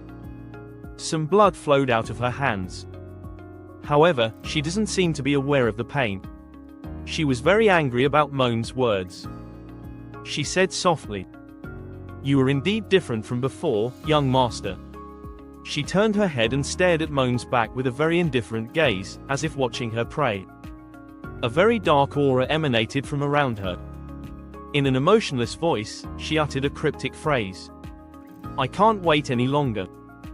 It has to be tonight. It's already evening now." The current location is within the library of the Duke's mansion. Towering bookshelves line the space, each filled with hundreds of meticulously arranged books. The torch and candles in the library were lit. They were placed next to the bookshelf, silently providing light for the library. During this time, Moen came to the library. He couldn't help but curse at what happened today.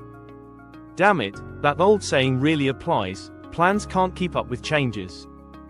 However, even so, the primary goal now is to become stronger. If father is not at home, then I will self-study. He is truly a great duke who started from scratch with military achievements. Although there are not as many books about martial arts at home as the Imperial Library, they are still enough.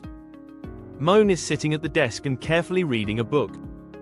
The desk was piled up with some books about improving martial arts, which he found on the bookshelf. After quickly browsing through a page of content, Moen immediately turned to another page and started reading. At the same time, he also summoned the Black Book. He was reading a book while making plans in his mind for the future. "I won't go to school for the time being. At the moment, it's still too risky if I rush into contact with the protagonist group. I'll study martial arts books, use the Black Book to simulate battles with assassins and gain experience. For now, that's the plan until I can defeat the shadow assassin." At this moment, Moen suddenly closed the red-covered book in his hand. "I read half of the previous book. I only read the preface of this book.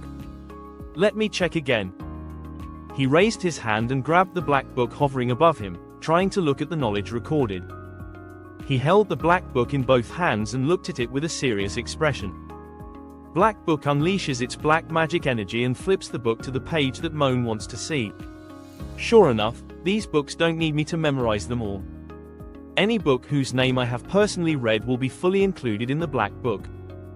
This function is too powerful. Under the influence of black energy, the Black Book gradually displayed some text. Moen saw that the title on the page of the Black Book was exactly the same as what he had just read. The titles of these books are respectively Fishbone Lock-Picking Skills, Basic Physical Training for Imperial Soldiers, Martial Arts Flexibility Basics and Vital Strike Techniques. The recording function of the Black Book made Moen very happy.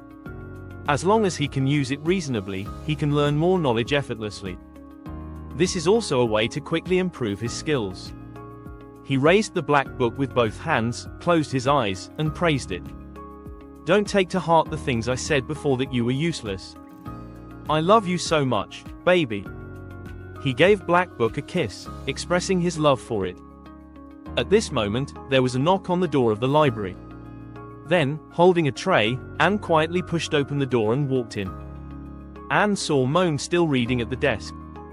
She asked him, "Young master, are you still reading?" Upon hearing someone speaking, Moen realized that someone had entered the library. He turned his head and found that the person speaking was Anne. He greeted her. "Oh, Anne." He pushed the chair and stood up. At this moment, he paid attention to the tray in Anne's hand and the food on it. He asked her, "Did you bring me a late-night snack?" Anne nodded and answered his question. "Yes." Moen and Anne walked together to the rest area of the library. After placing the food from the tray onto the table, Anne turned around and gently assisted Moen to sit down on the sofa. Seeing her bring him food so late at night, Moen couldn't help but feel touched by her thoughtfulness. He closed his eyes, smiled at her, and said to her, "Father took away so many people, leaving only you, Noel, and 3 maids to manage such a large ducal mansion and take care of me. You must be really tired." Anne said to him with a calm tone, "This is what I should do." She picked up a bottle of wine from the table and introduced it to Moen. "This is the rare red wine brought by Count Locke this morning. It is said that his winery only produces 100 bottles of this wine a year. It has already been hyped up to a high price of 200,000 amer on the market.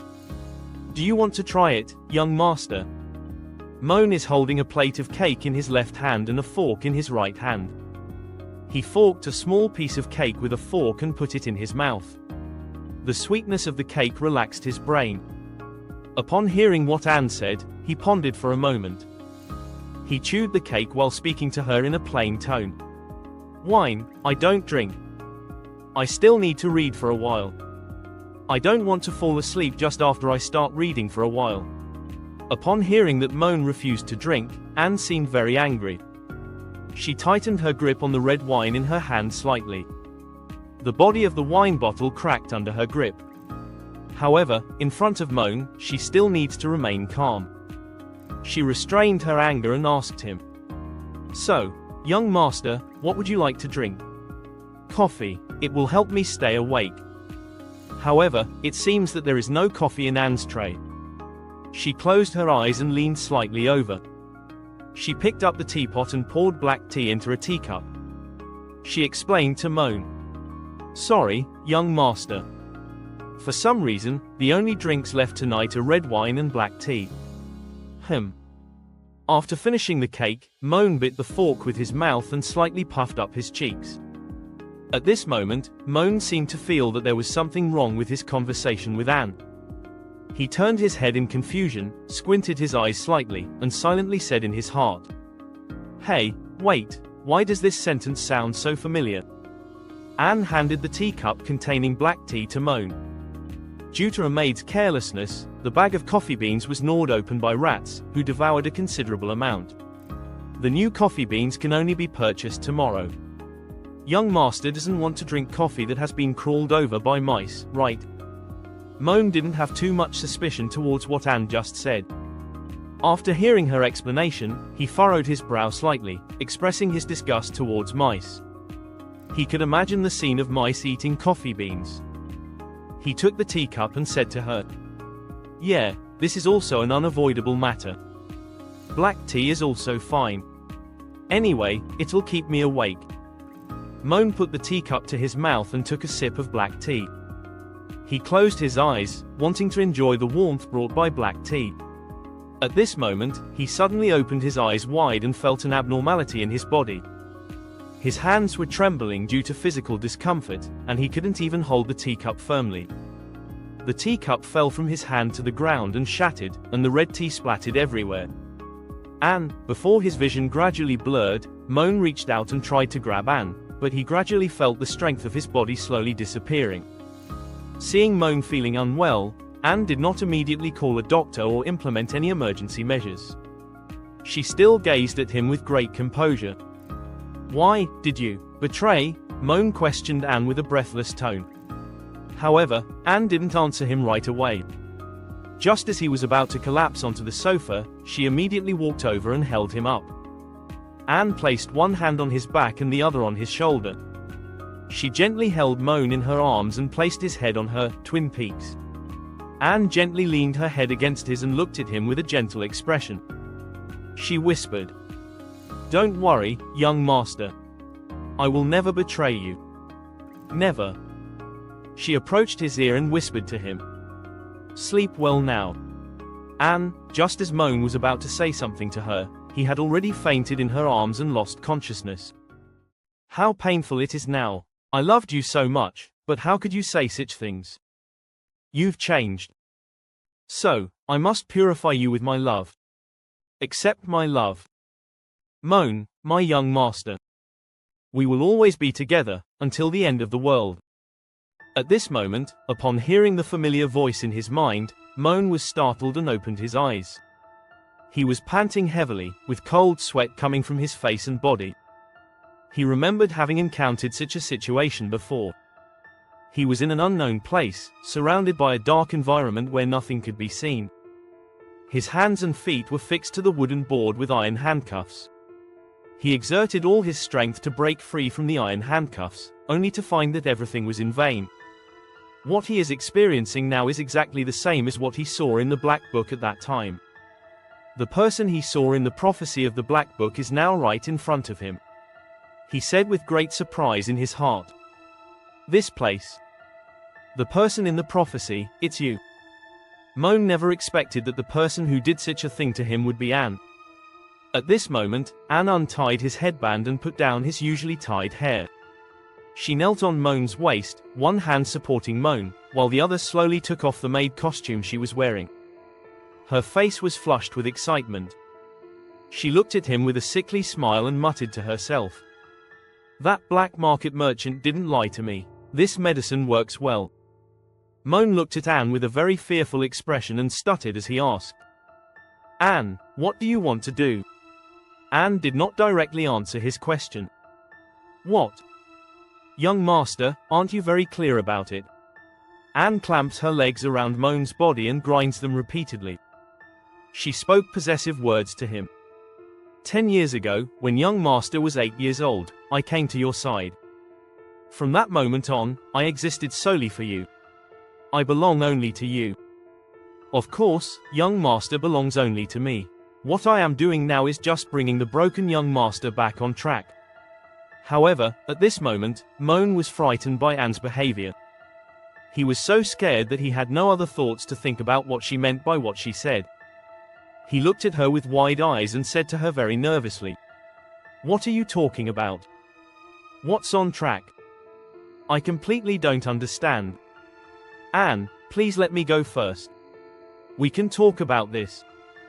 Anne extended 2 fingers to block Moen's mouth. Moen dared not continue speaking in an instant. "No, it's too late. Young master doesn't need to do anything, just leave it to me." Anne looked down at Moen with compassionate eyes, as if watching a prey she had captured. She put one hand to her mouth and felt the warm gas coming out of her mouth. Perhaps due to excessive excitement, a little sweat also broke out on her face.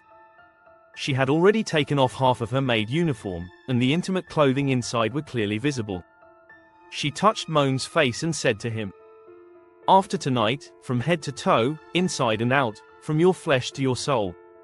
Every scent, every hair, every drop of blood. It will all belong to me." Anna approached Moen with a gradually excited mood and tightly pressed the twin peaks against Moen's chest. She held onto his chest with one hand and inserted the other into his mouth, stirring his tongue. Moen looked at Anne, whose personality had completely changed, and felt scared. His body trembled uncontrollably with fear. What should Moen do next? After being caught by the maid, she spent the whole night venting her emotions to me.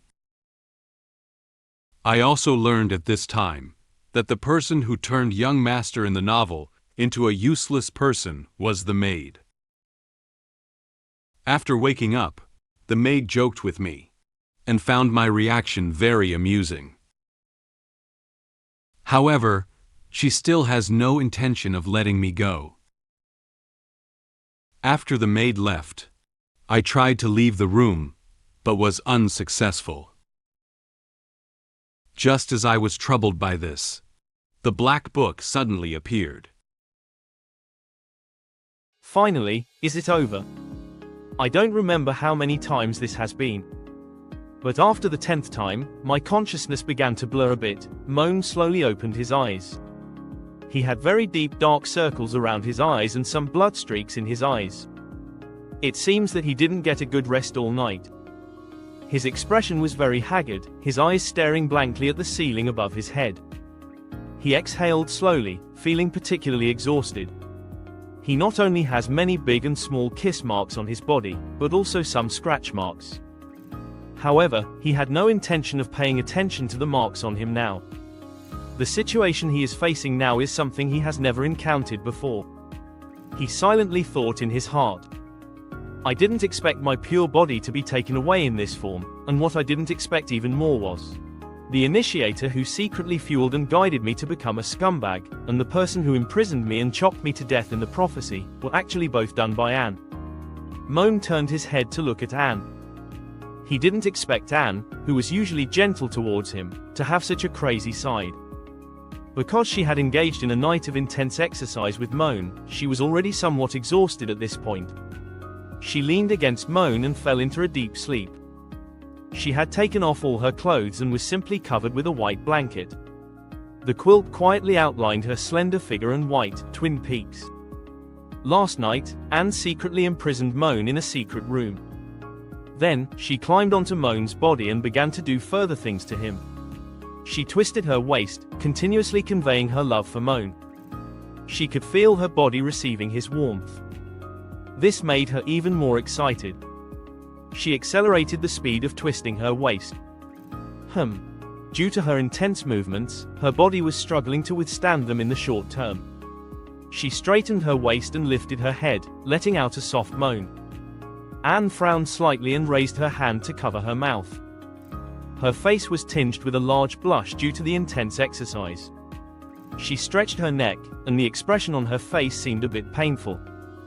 Her body was sweating lightly, but she didn't care at all. She closed her eyes tightly, as if enduring physical discomfort. Sure enough, even though I was mentally prepared in advance, there was still a little. Moen closed one eye, and the expression on his face also showed a bit of pain. Anne was crazily doing intimate things to him, which also made his body feel uncomfortable. However, as he was fixed on a wooden board, he was unable to move his body. His body also sweated a little due to the intense exercise.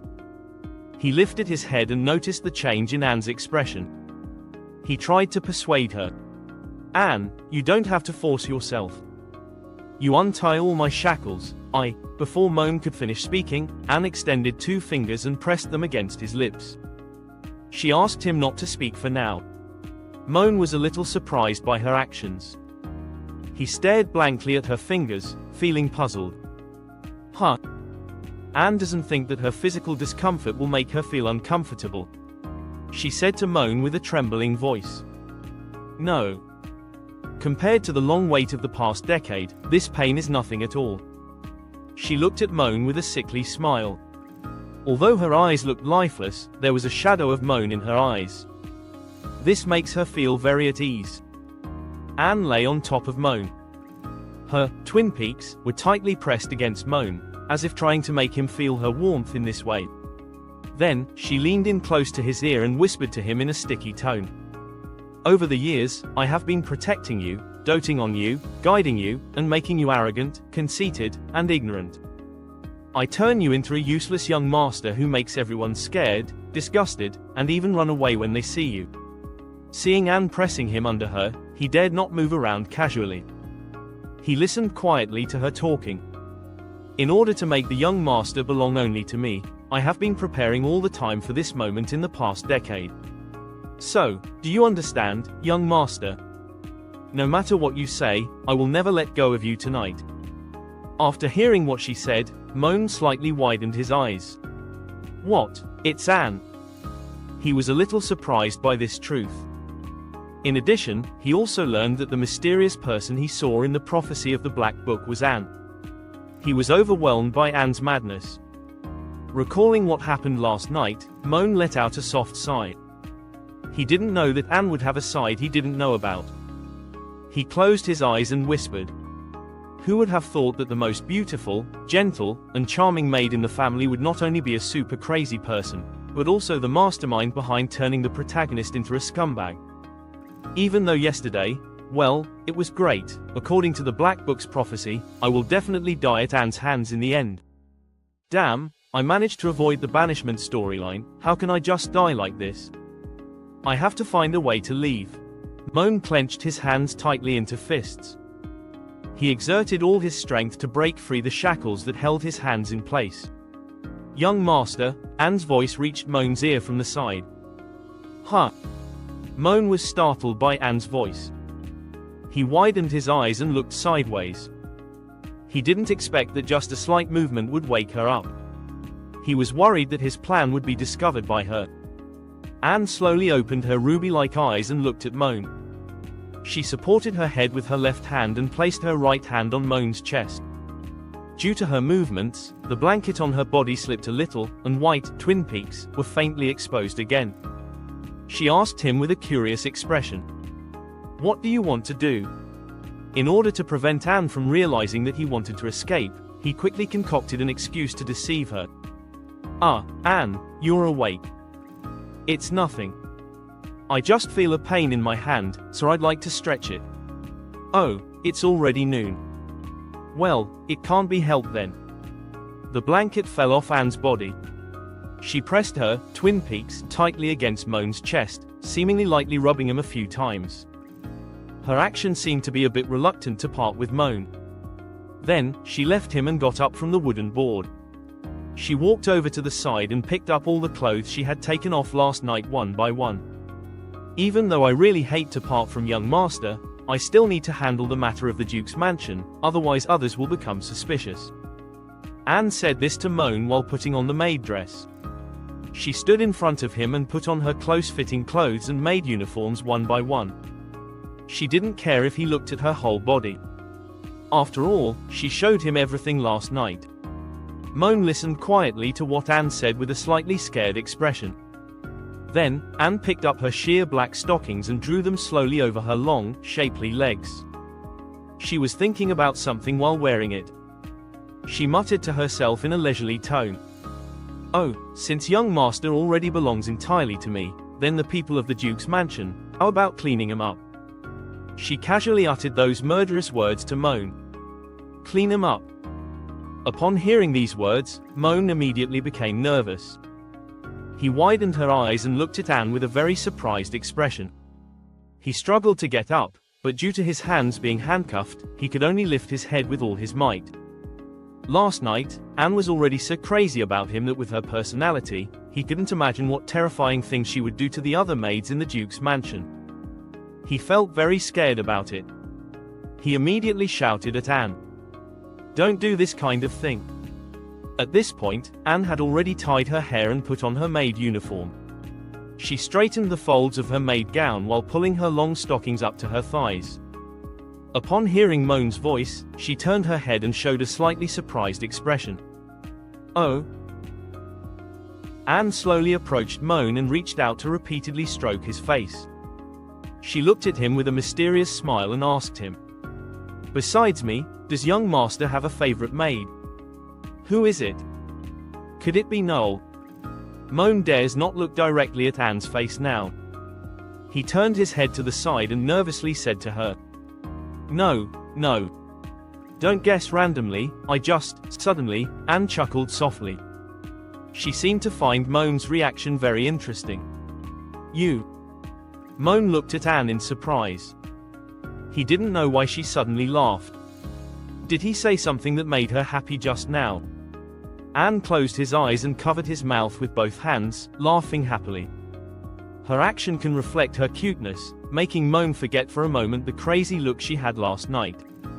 Her face was tinged with a faint blush due to her joyful mood. She smiled and said to Moen, I was just joking.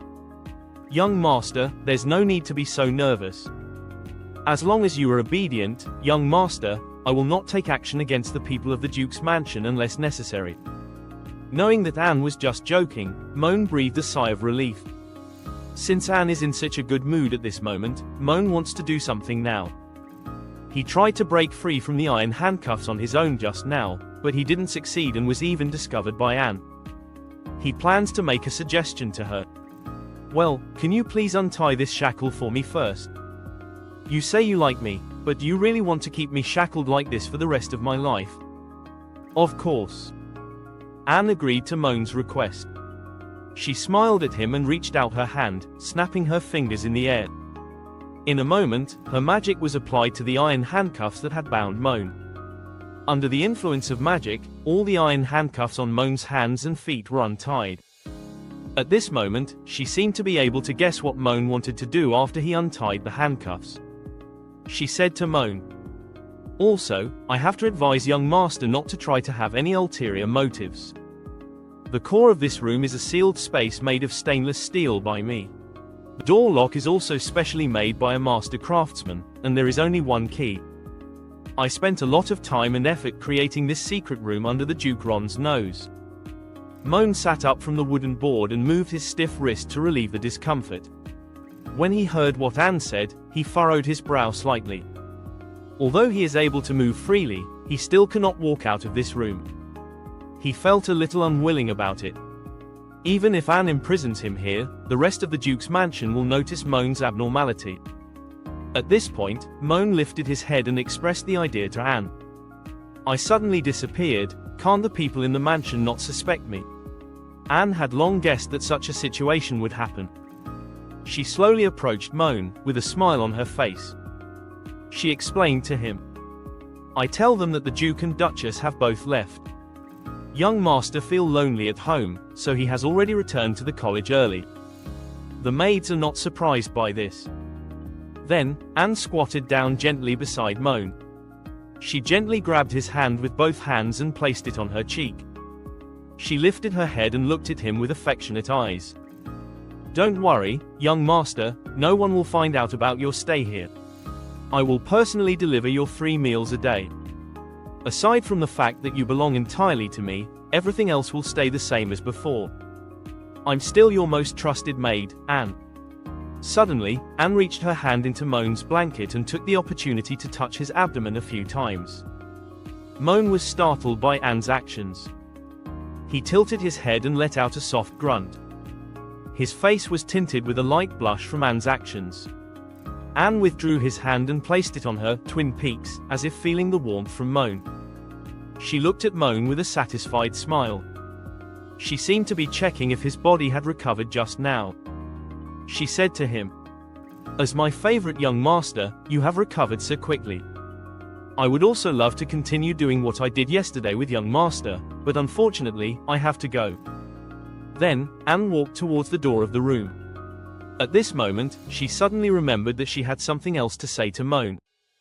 She turned her head and gave him a friendly reminder. "During my absence, please stay here obediently and rest well, young master." After speaking, she opened the heavy iron door and walked out, gently closing it.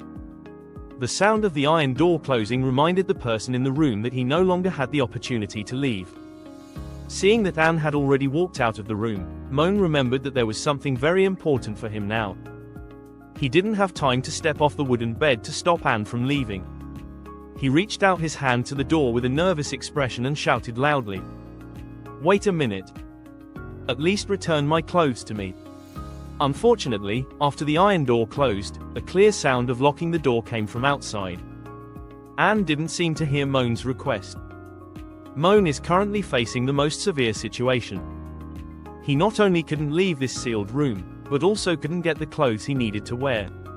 Moen sat on the bed, showing a very distressed expression. He raised his hand to cover his head, feeling helpless in the current situation. I'd speculated about the identity of the shadowy figure in the prophecy 100 times before. Damn it. Can I really only spend the rest of my life here as Anne's possession?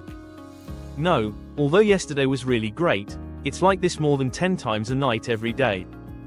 Even if the predicted end does not happen, I estimate that I am not far from death. Of course, the most important thing is freedom.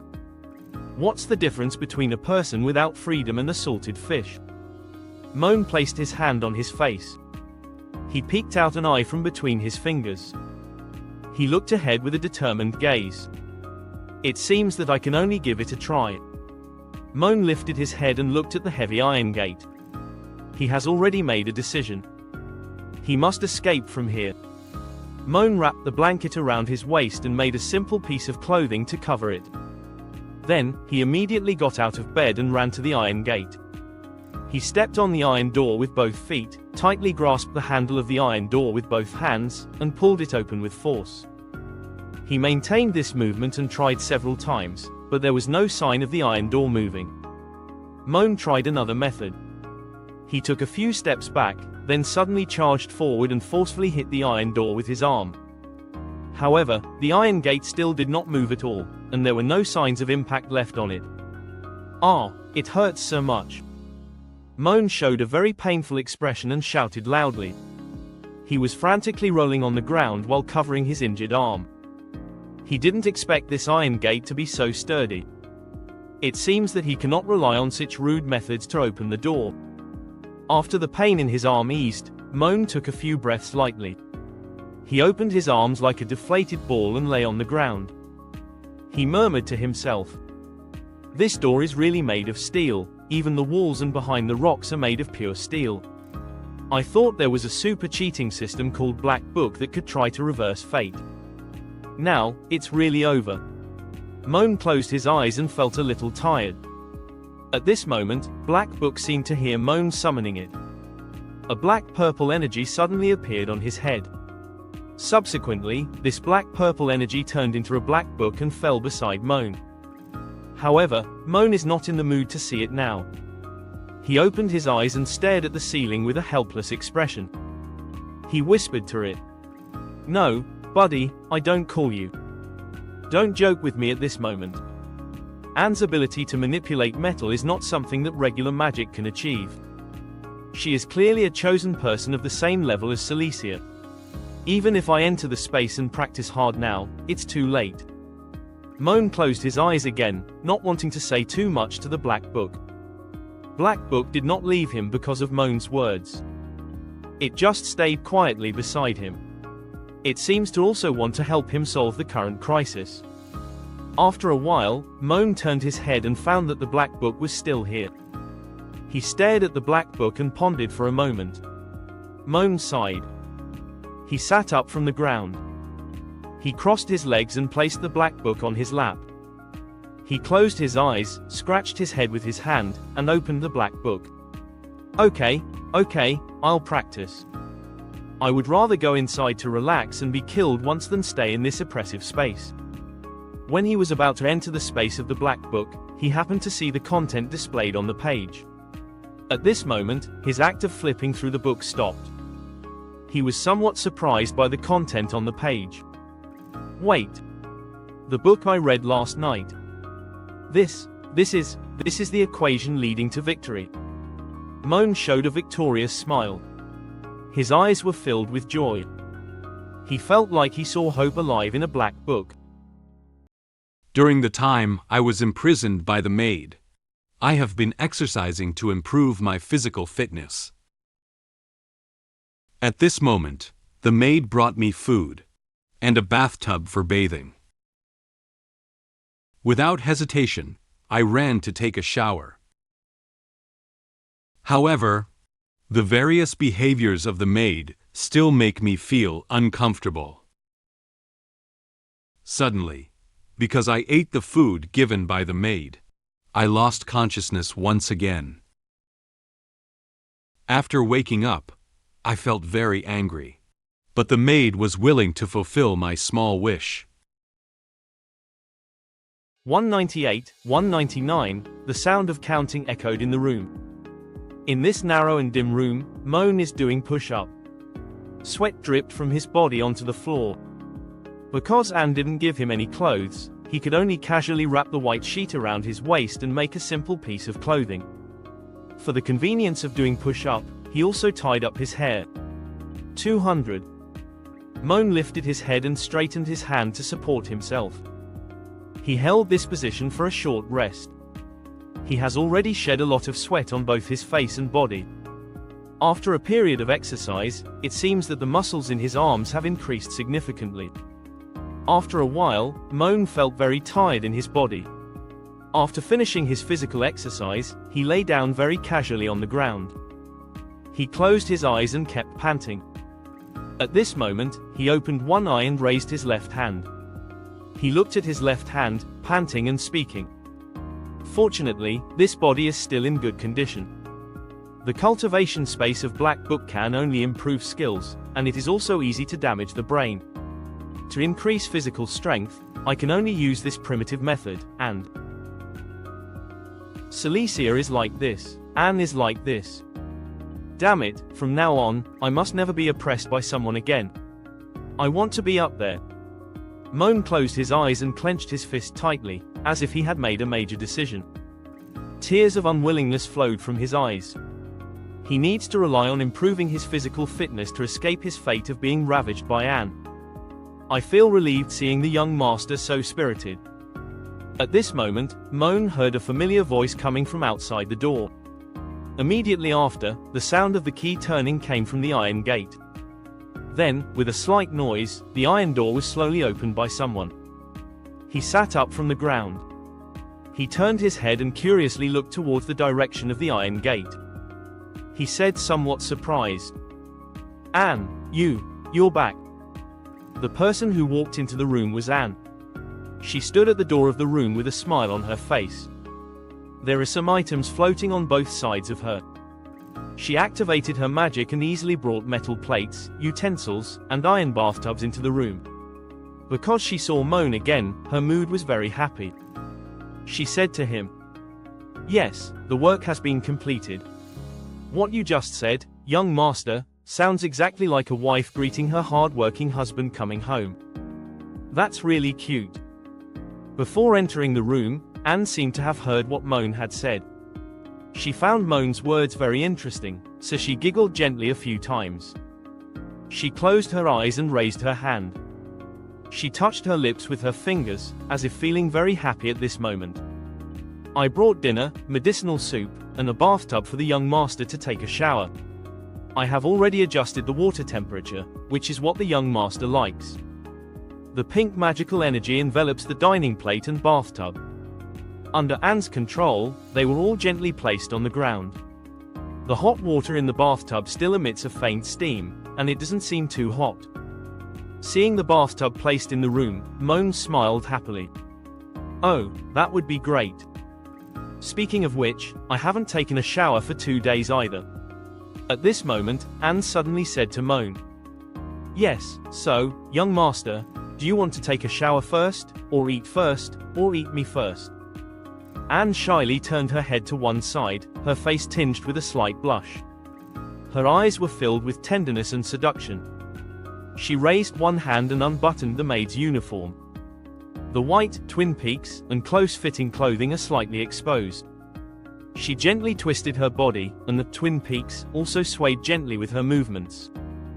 Then, she hooked a part of her close-fitting clothing with her hand and touched her twin peaks again, as if inviting Moen to look towards her. "Take a shower." Moen didn't seem to hear the last words Anne said. Because he hasn't taken a shower for too long, all he has in his mind now is the idea of wanting to take a shower. After answering Anne's words, Moen pulled off the blanket around his waist and quickly rushed towards the bathtub. He made a strong jump with both feet and jumped straight into the bathtub. Seeing Moen's reaction, Anne felt somewhat speechless. Her charm seems to be of no use to Moen at the moment. She whispered, Okay. Moen removed his hair tie and washed his hair. Since he didn't dry his hair, the water on his head silently dripped into the bathtub. However, he seemed somewhat helpless in the current situation. He closed his eyes and whispered, Anne. Upon hearing Moen calling her, Anne asked in a calm tone, What's wrong, young master? Is the water temperature not suitable? Moen felt a bit speechless when Anne didn't understand his question. He continued to speak to her. It's not a problem with the water temperature, it's just that I'm not a child. I can take a shower myself. Moen leaned nervously against the bathtub. His body was covered with bath gel and foam. Anne stood behind him and gently grabbed his arm. She applied shower gel to him while using one hand to rub his body. She had a smile on her face, as if she didn't think that it was a hard job. She felt a little disappointed when she heard what Moen said. Yourself? Has the young master already despised me after only one night? Anne leaned into Moen's ear and whispered these words softly. Her warm breath exhaled in his ear, allowing him to feel her warmth. She reached out her hands covered with foam and gently touched Moen's chest. She rubbed her hand against his body again and again, seemingly dissatisfied with what he had just said. Moen felt Anne's hand wandering around his body. He had goosebumps all over his body. He looked up, his face tinged with a faint blush. He snorted softly. No, I just... Before Moen could finish speaking, Anne took her hand away from Moen and put it in the bathtub. She continued to caress Moen's body while saying to him, It's good if there's nothing.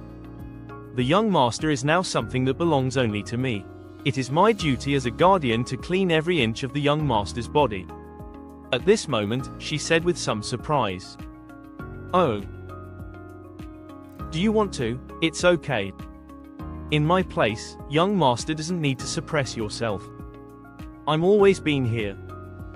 Anne stuck out her tongue and gently licked Moen's ear. She reached out her hand and placed it on his chin, gently lifting it up. At this moment, due to Anne's movements, the blush on Moen's cheeks became increasingly red. He tried to explain to Anne. No, I don't have that idea. This is a normal reaction for a man. He closed his eyes tightly and tried to endure the physiological reactions of his body. Bro, hold on. Don't lose to this crazy woman. Seeing Moen's reaction, Anne found it very interesting. While Moen was still trying to endure, she took her hand out of the water. Fine, I won't tease you.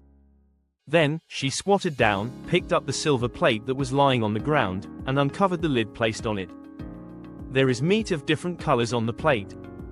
She is holding a plate in her left hand and a tableware in her right hand. She walked towards Moen with a smile on her face and said to him, Since the young master wants to take a shower by himself, let me feed you. Moen noticed that Anne wouldn't do anything to him for the time being, so he breathed a sigh of relief. He was very happy to hear that he could eat. All right. Let's eat. Anne picked up a brown piece of meat with a fork and placed his other hand under the fork to prevent the sauce from dripping onto Moen. She reached out her fork to Moen's mouth. Young master, say, ah. Moen obediently opened his mouth and ate the meat. This is so delicious. Suddenly, Moen showed a very surprised expression. This piece of meat is so delicious that it makes him open his eyes wide. His eyes sparkled because of this piece of meat. He excitedly took his hand out of the water. He snatched the plate and fork from Anne's hand. Perhaps because he was hungry, he quickly used a fork to pick up one piece of meat after another and put it in his mouth. Because his eating movements were a bit fast, some water in the bathtub even splashed onto the plates. However, he doesn't care so much anymore. He seems to have tasted such delicious meat for the first time. He evaluated the meat while eating. I haven't had such delicious beef before when my father and mother were still at home. It is smooth and chewy, and the most important thing is that it's not only tender but it doesn't have that very tough tendon. Anne couldn't help but feel happy as she watched Moen enjoying the delicious food. She turned her head and explained to him. Young master, you're really amazing. You know it is beef so quickly. In fact, the young master used to often eat these ingredients, but I'm worried that they don't suit your taste, so I usually use them to make soup. Moen nodded at Anne's words. He chewed the meat in his mouth and felt the pleasure it brought him.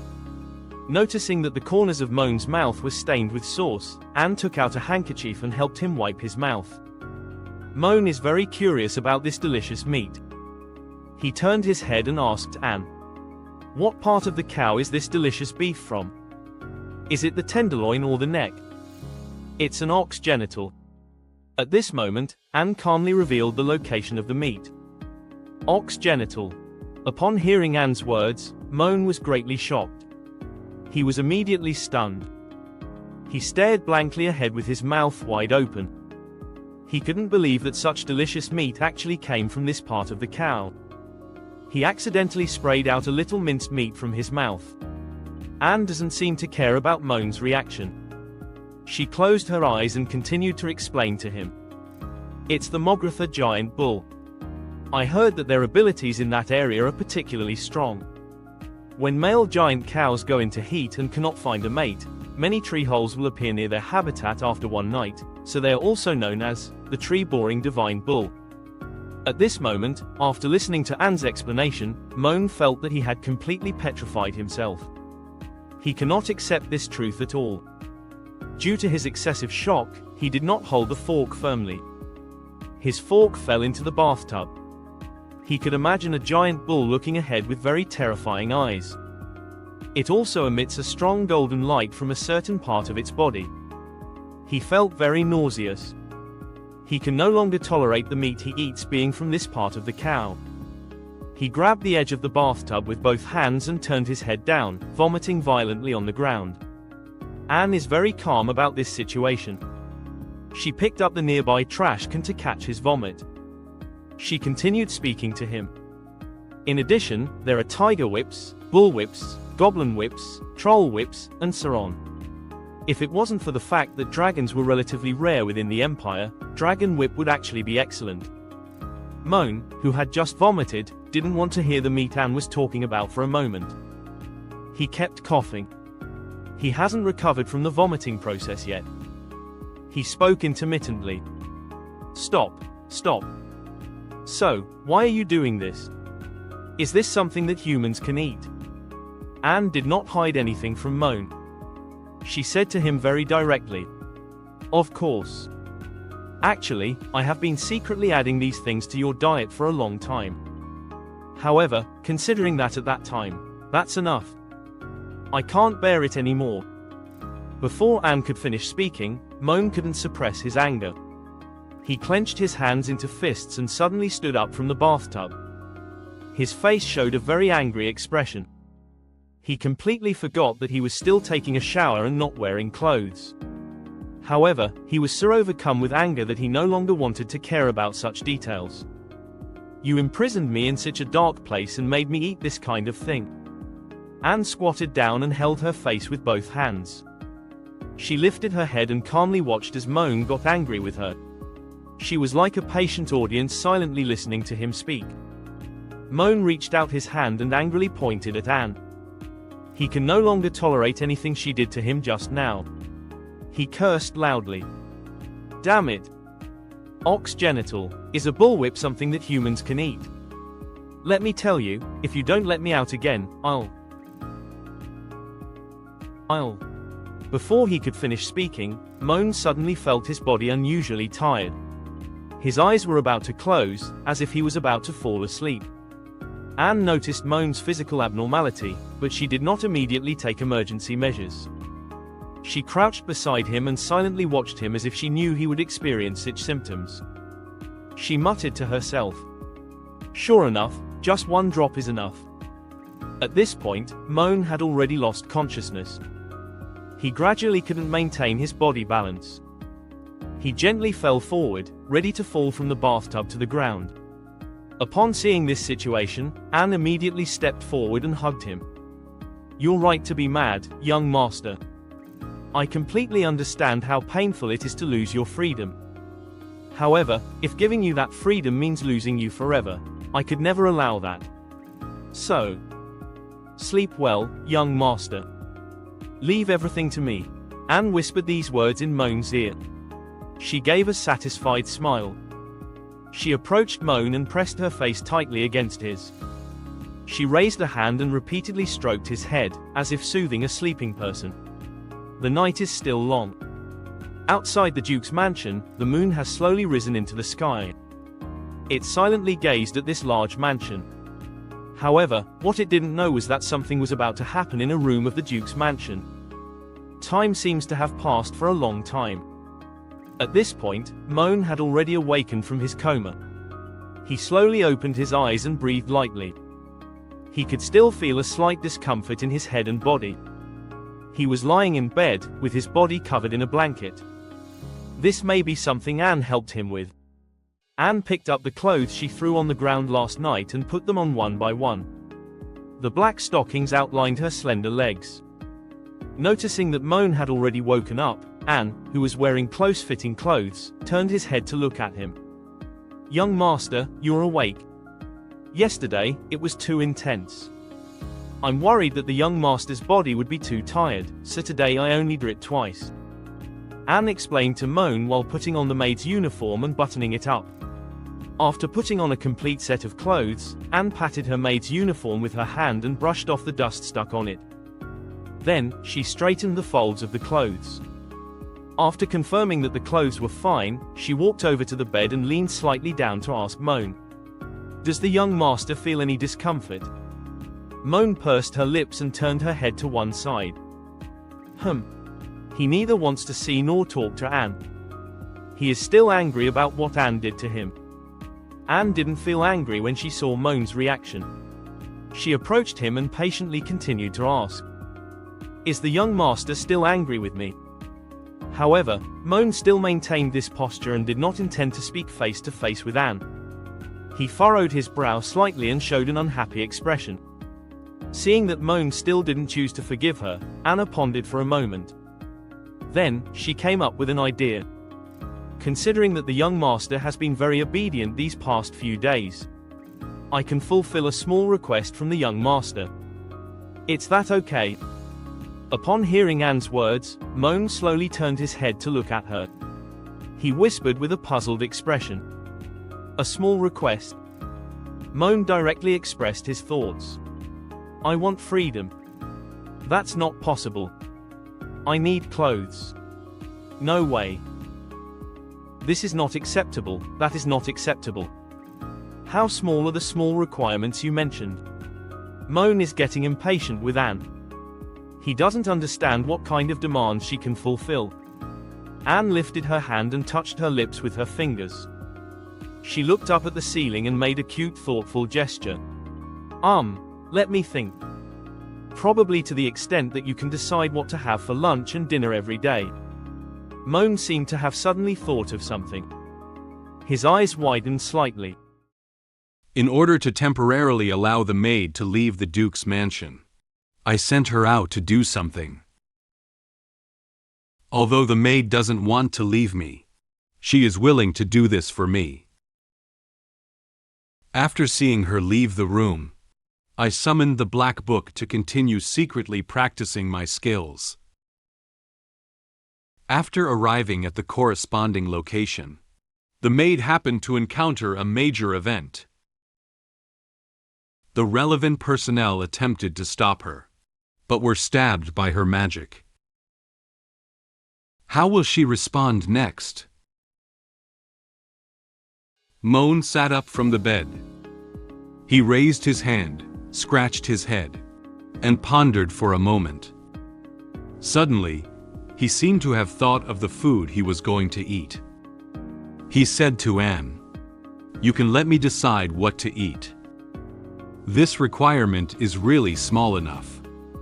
However, this is also better than nothing." And seems to know that Moen has an idea about the food he wants to eat. She asked him, "So, have you already figured out what you want?" Moen didn't give his answer straight away. He closed his eyes and put his hand to his mouth, pretending to cough a few times. Speaking of which, it seems like autumn is coming soon. And didn't understand Moen's words for a while, but she still answered him, "Yes." Moen continued speaking. "I still remember this time in previous years. I was already on a ship at Beber Lake, enjoying the beautiful scenery of autumn leaves falling, drinking the red wine from Count Locke's estate, and tasting the fresh autumn fish that had just been caught. In Moen's memories, the clear Beber Lake was dyed with gold and orange in autumn. There are many maple trees planted on both sides of the lake. With a gentle breeze, some maple leaves broke free from the embrace of the maple trees and spun a few times in the air, before slowly drifting into the lake. On the lake, a large ship with the Campbell family emblem is sailing. The natural beauty of Beber Lake blends seamlessly with the large boats, creating a very beautiful autumn scenery. And raised his hand and touched his lips with his fingers. Her gaze looked upwards, as if she was contemplating something. After listening to what Moen said, she suddenly understood what food Moen was going to eat. However, she also has concerns about this food. She said to Moen, "Young master, would you like to eat fish from Beber Lake? But Beber Lake is so far away. If someone were to send it over, I'm afraid." At this moment, she heard sobbing from Moen. She snapped out of her thoughts and looked over at him. She was a little surprised by his reaction. Moen placed one hand on his chest and extended the other hand, making a very exaggerated speech-like gesture. He had a very sad expression on his face and looked ahead. There were some tears left in the corners of his eyes, as if he had really cried. He was making this gesture while expressing his current feelings to Anne. "Last year, I sailed on the lake like a true aristocrat. Now, I can only be locked up in this small prison and wait for death to come. This is such sadness, such pity." Then, Moen turned his head and quickly pulled up the blanket to cover himself. Sobbing could be faintly heard behind the blanket. He shook his head, seeming sad that Anne couldn't agree to his request. He cried and said to her at the same time, "I can't even eat the fish from Beber Lake. What's the point of such a life? I think I might as well just die." Young master, seeing Moen so sad, and hesitated for a moment. She felt a little guilty towards Moen. She reached out her hand to comfort him, but she still dared not step forward. However, what she didn't know was that behind the blanket, Moen's expression was not a sad one, but a mischievous smile. He seemed to have other ideas, but at this moment, he didn't tell Anne, and felt helpless towards Moen's request. She closed her eyes and sighed. She decided to agree to his request. "Okay, I see." Upon hearing Anne's answer, Moen quickly put down the blanket and clenched her hands tightly. He looked at her with sincere eyes and said to her with great excitement, "Really? Did you really agree?" And was a bit surprised by Moen's approach. She was so scared that she opened her eyes, but she still remained calm in front of Moen. She calmly said to him, I will catch fish. At any cost. I will also let the young master eat fresh fish from Beber Lake." Moen was very pleased with Anne's answer. He flashed Anne a warm smile and gave her a wink. He supported the bed with one hand and gestured with the other hand, giving her a flying kiss. He showed her his handsome movements. He praised her. "Truly the most reliable head made in our family. It's really amazing.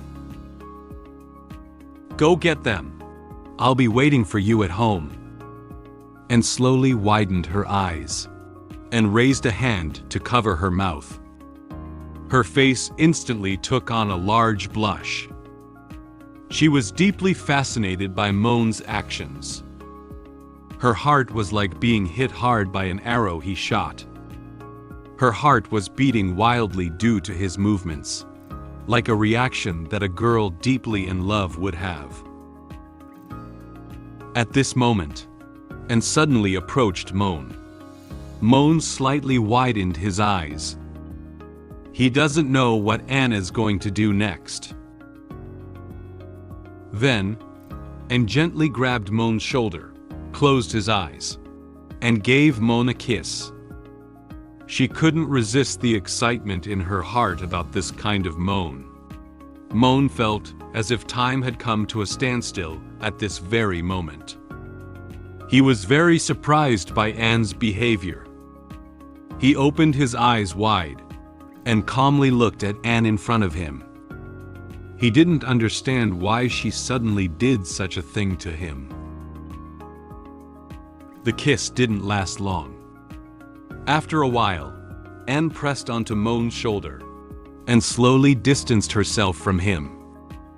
Then, she left Moen's bed and didn't explain to Moen what her previous behavior meant, nor did she say anything more to him. She silently turned around and walked briskly towards the door of the room. Moen felt a bit strange about Anne's reaction. He asked her with a puzzled tone, wanting to know what had happened to her. Anne didn't look back at Moen because of his words. She doesn't seem to want to stay here for too long. She stood at the door with her back to Moen and told him her plan. Beber Lake is quite a distance away. I will be back before noon tomorrow. Please be patient during this period. Young master. Moen seems to have been scared by Anne's aura. He stared at her blankly and answered her hesitantly. Okay, and bid him farewell calmly. All right, I'm off now. Then, she pulled open the heavy iron door and walked out, gently closing the door, and seems to be trying to suppress her emotions. She lowered her head, her expression obscured by shadows. She walked briskly forward quietly, while silently thinking in her heart. Too close. I almost couldn't hold back.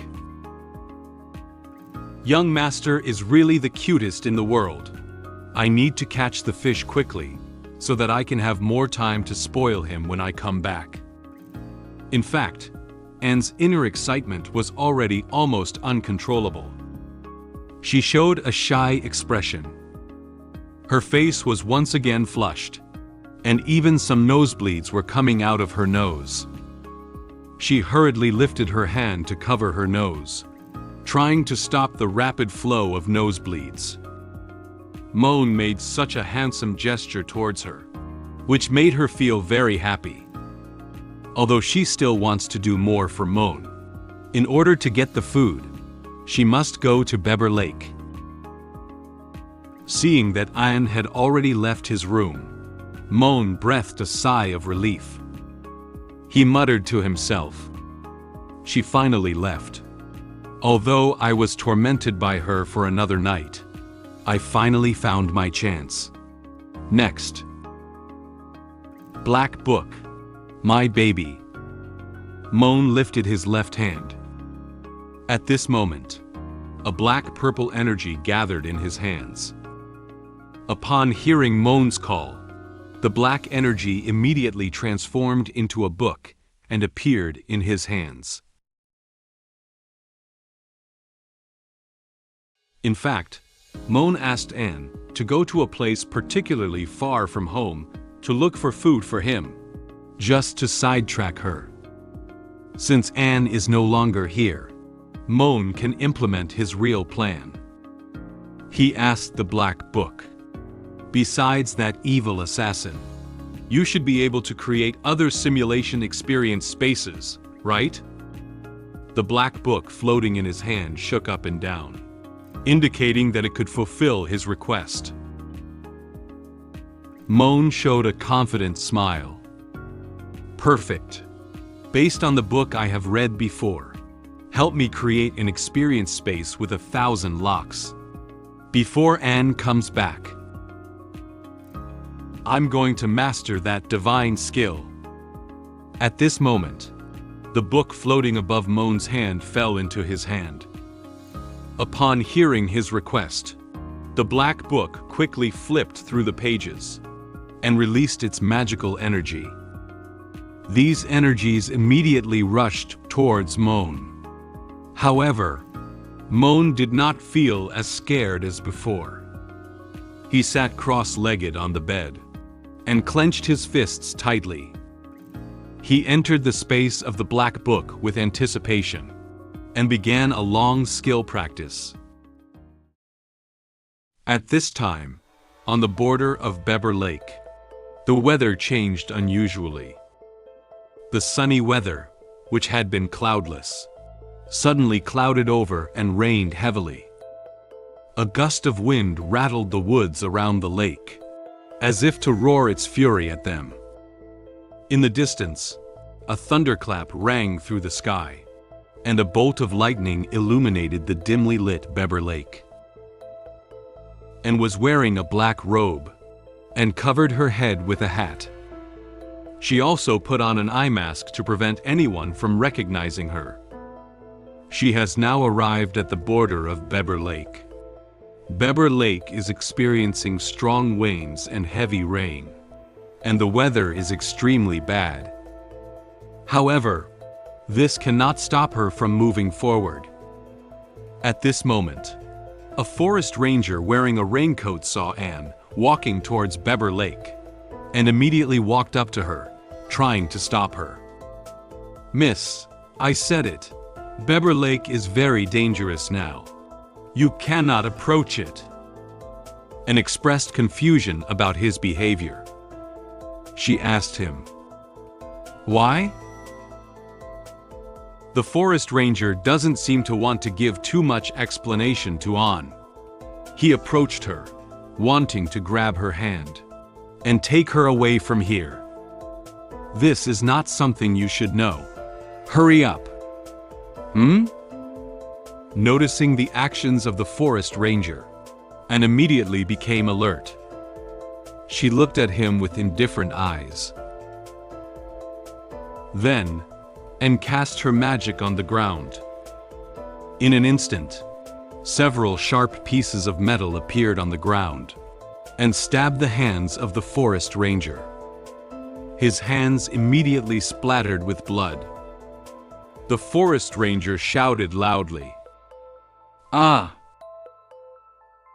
She turned her head and looked coldly at the poor forest ranger. She doesn't care about how his injuries are. She just wants to catch the fish back here now. She said to the forest ranger with an emotionless tone, "I don't like being touched by anyone but the young master. That was a warning. If you dare to stop me again, I'll cut you into pieces and feed to the fish. Now, answer my question. What exactly happened to Beber Lake?" Seeing Anne's tough attitude and ruthless methods, the forest ranger no longer intends to stop her. He was panting heavily, covering his hands to prevent excessive bleeding, while softly scolding her. "You're such a crazy woman. If you're looking for death, I won't stop you anymore." The Lake Master of Beber Lake awakened. The Adventurers Association has dispatched personnel to assess the situation, confirming it to be a dominant level magical beast. Currently, B-rank adventurer team is engaged in subduing the creature, which is why Beber Lake has been cordoned off. The forest ranger raised his head with a frightened expression and explained the situation to Anne. Anne held an umbrella in one hand and reached out the other to catch the falling rainwater. She looked up to observe the weather and then muttered to herself, "Dominant level? I see. This abnormal weather phenomenon is also its cause, right?" the forest ranger nervously said. Probably. Anyway, leave here. You can keep 300 Amir as the treatment fee for stabbing me, and I won't argue with you. Otherwise, if you disturb the adventurer team, you're dead meat. At this moment, a small bag of money was thrown at the feet of the forest ranger. He was surprised by this bag of money. You! He didn't expect this mysterious woman to really give him the money for the treatment. He quickly bent down and picked up the bag of money. Although his hand was still emitting severe pain, he held back the pain and asked Anne, "Even so, do you still want to go?" And calmly answered him, "Of course."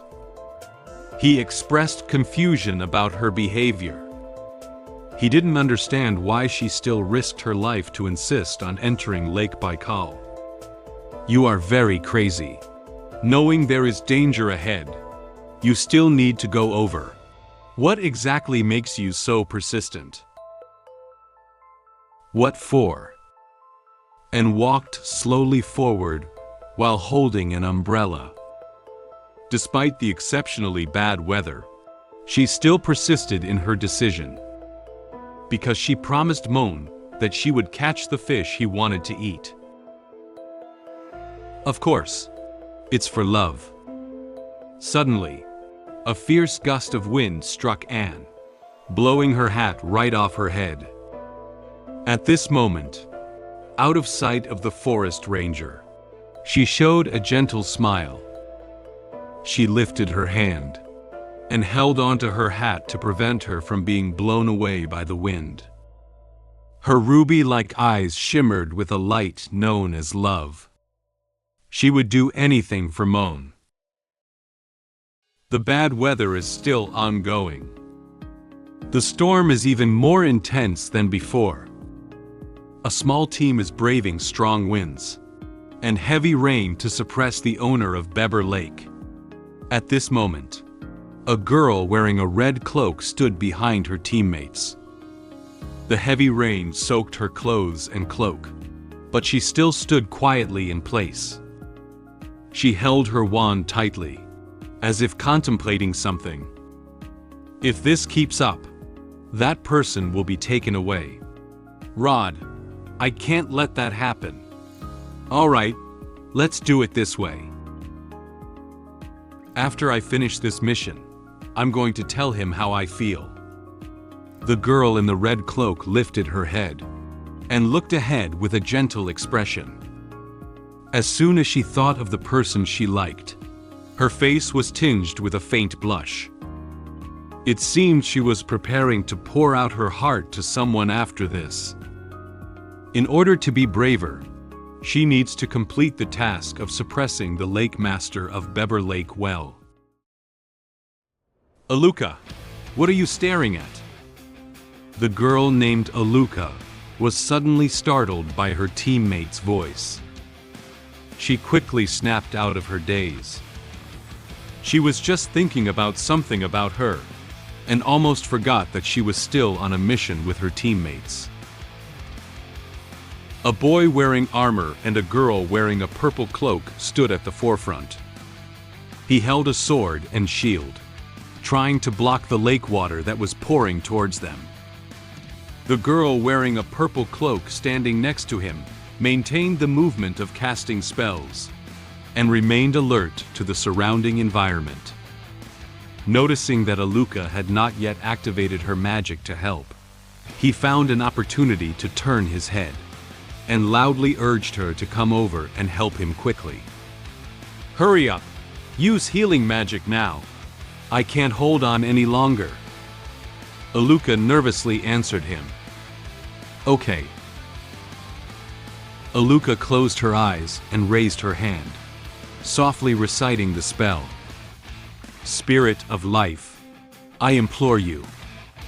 At this moment, a green magic array appeared behind her and continuously emitted soft magical energy towards the external source. Then, Aluca reached out her hand. The healing magic flew towards her teammates with her movements. While Aluca unleashed the healing magic, her teammates seemed to have anticipated something. They stopped attacking Beber Lake and nervously raised their heads to look up. The girl wearing a purple cloak said, "It's coming." The boy wearing armor knew what was going to happen next when he saw the abnormality in the lake water. After eating so much magic, it finally emerged from the water. Suddenly, it was as if a bomb had been dropped into Beber Lake, and the entire lake blew out in a huge splash. The lake water rose up to the sky, forming a water column. The master of Beber Lake. Then, a bizarre big fish with red eyes rushed out from the water column. It opened its huge mouth towards them, revealing sharp teeth inside. They all took their fighting stances, ready to catch the big fish's next attack. Lured by the adventurer team, the lake master of Beber Lake appeared. The boy in armor and the girl in a purple cloak joined hands and successfully defeated this monster.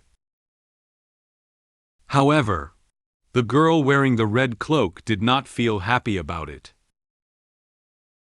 She watched their interaction with a heavy heart. Just as they were preparing to deal with this monster, another crisis was quietly approaching them. At the same time, the maid was standing on the tree, seemingly planning something. A team of adventurers who have arrived at Beber Lake continuously cast magic into the lake in order to lure out the lake owner. However, the lake owner also constantly launched counterattacks against them. They did not back down and continued to launch attacks into the lake. Finally, with their unremitting efforts, a very scary-looking big fish rushed out of the lake. It opened its mouth to them and let out a loud roar. This giant fish faced the boy in armor, then opened its mouth and kept gathering the lake water into it. Subsequently, a huge water ball formed in its mouth. It aimed the water ball at him, ready to launch an attack on him. The girl in the purple cloak, standing next to the boy, immediately alerted him loudly when she saw that something was wrong. Rod. The boy named Rod was just shocked by the big fish, and now he realizes that it is preparing to attack him.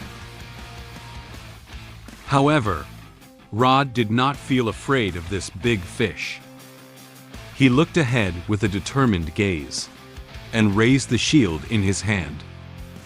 He placed his shield in front of him and spoke a spell.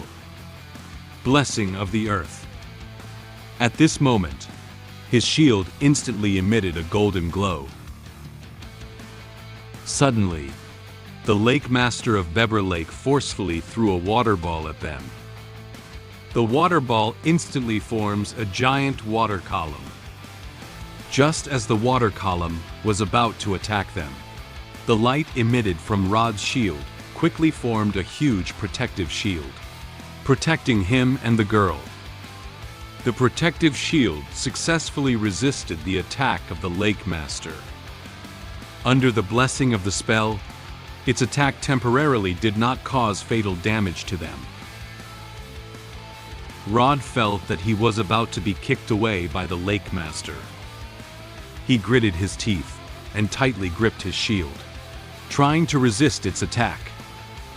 Due to its intense attack, some water streams that were not blocked by shields flew past Rod's side. He frowned and shouted loudly, "Now, use magic to attack." Aluca was startled by the scene in front of her. She seemed to have never seen such a big fish before, nor such a fierce attack. When she heard Rod's call, She only recovered from her surprise. She clenched her wand tightly and nervously answered him. "Okay." Aluca closed her eyes and opened her hands, beginning to recite the spell. "The god in charge of ice and snow, please." As she chanted, her wand slowly floated above her head and emitted a blue mist of ice. Frosty mists coiled around her one after another, ready to lunge at the Lake Master upon her command. Explosive magic. Before she could launch her attack, Aluca heard a familiar voice. Then, a very bright flame appeared in front of her. She stopped using her ice spells. The ice and fog around her instantly disappeared, leaving only a little bit by her side. She stared blankly at the fire magic and couldn't say anything for a moment. This fire spell immediately rushed into the Lake Master's open mouth. In an instant, its entire body was surrounded by a raging fire, accompanied by a violent explosion. It stopped launching its attack and let out a loud cry of sorrow, as if expressing its pain. Its body shook for a moment, and then fell backwards. The person who delivered the fire spell to the mouth of the Lake Master was the girl standing next to Rod. Seeing that her magic had severely injured the Lake Master, she turned her head with serious eyes and said to Rod, "Rod, right now."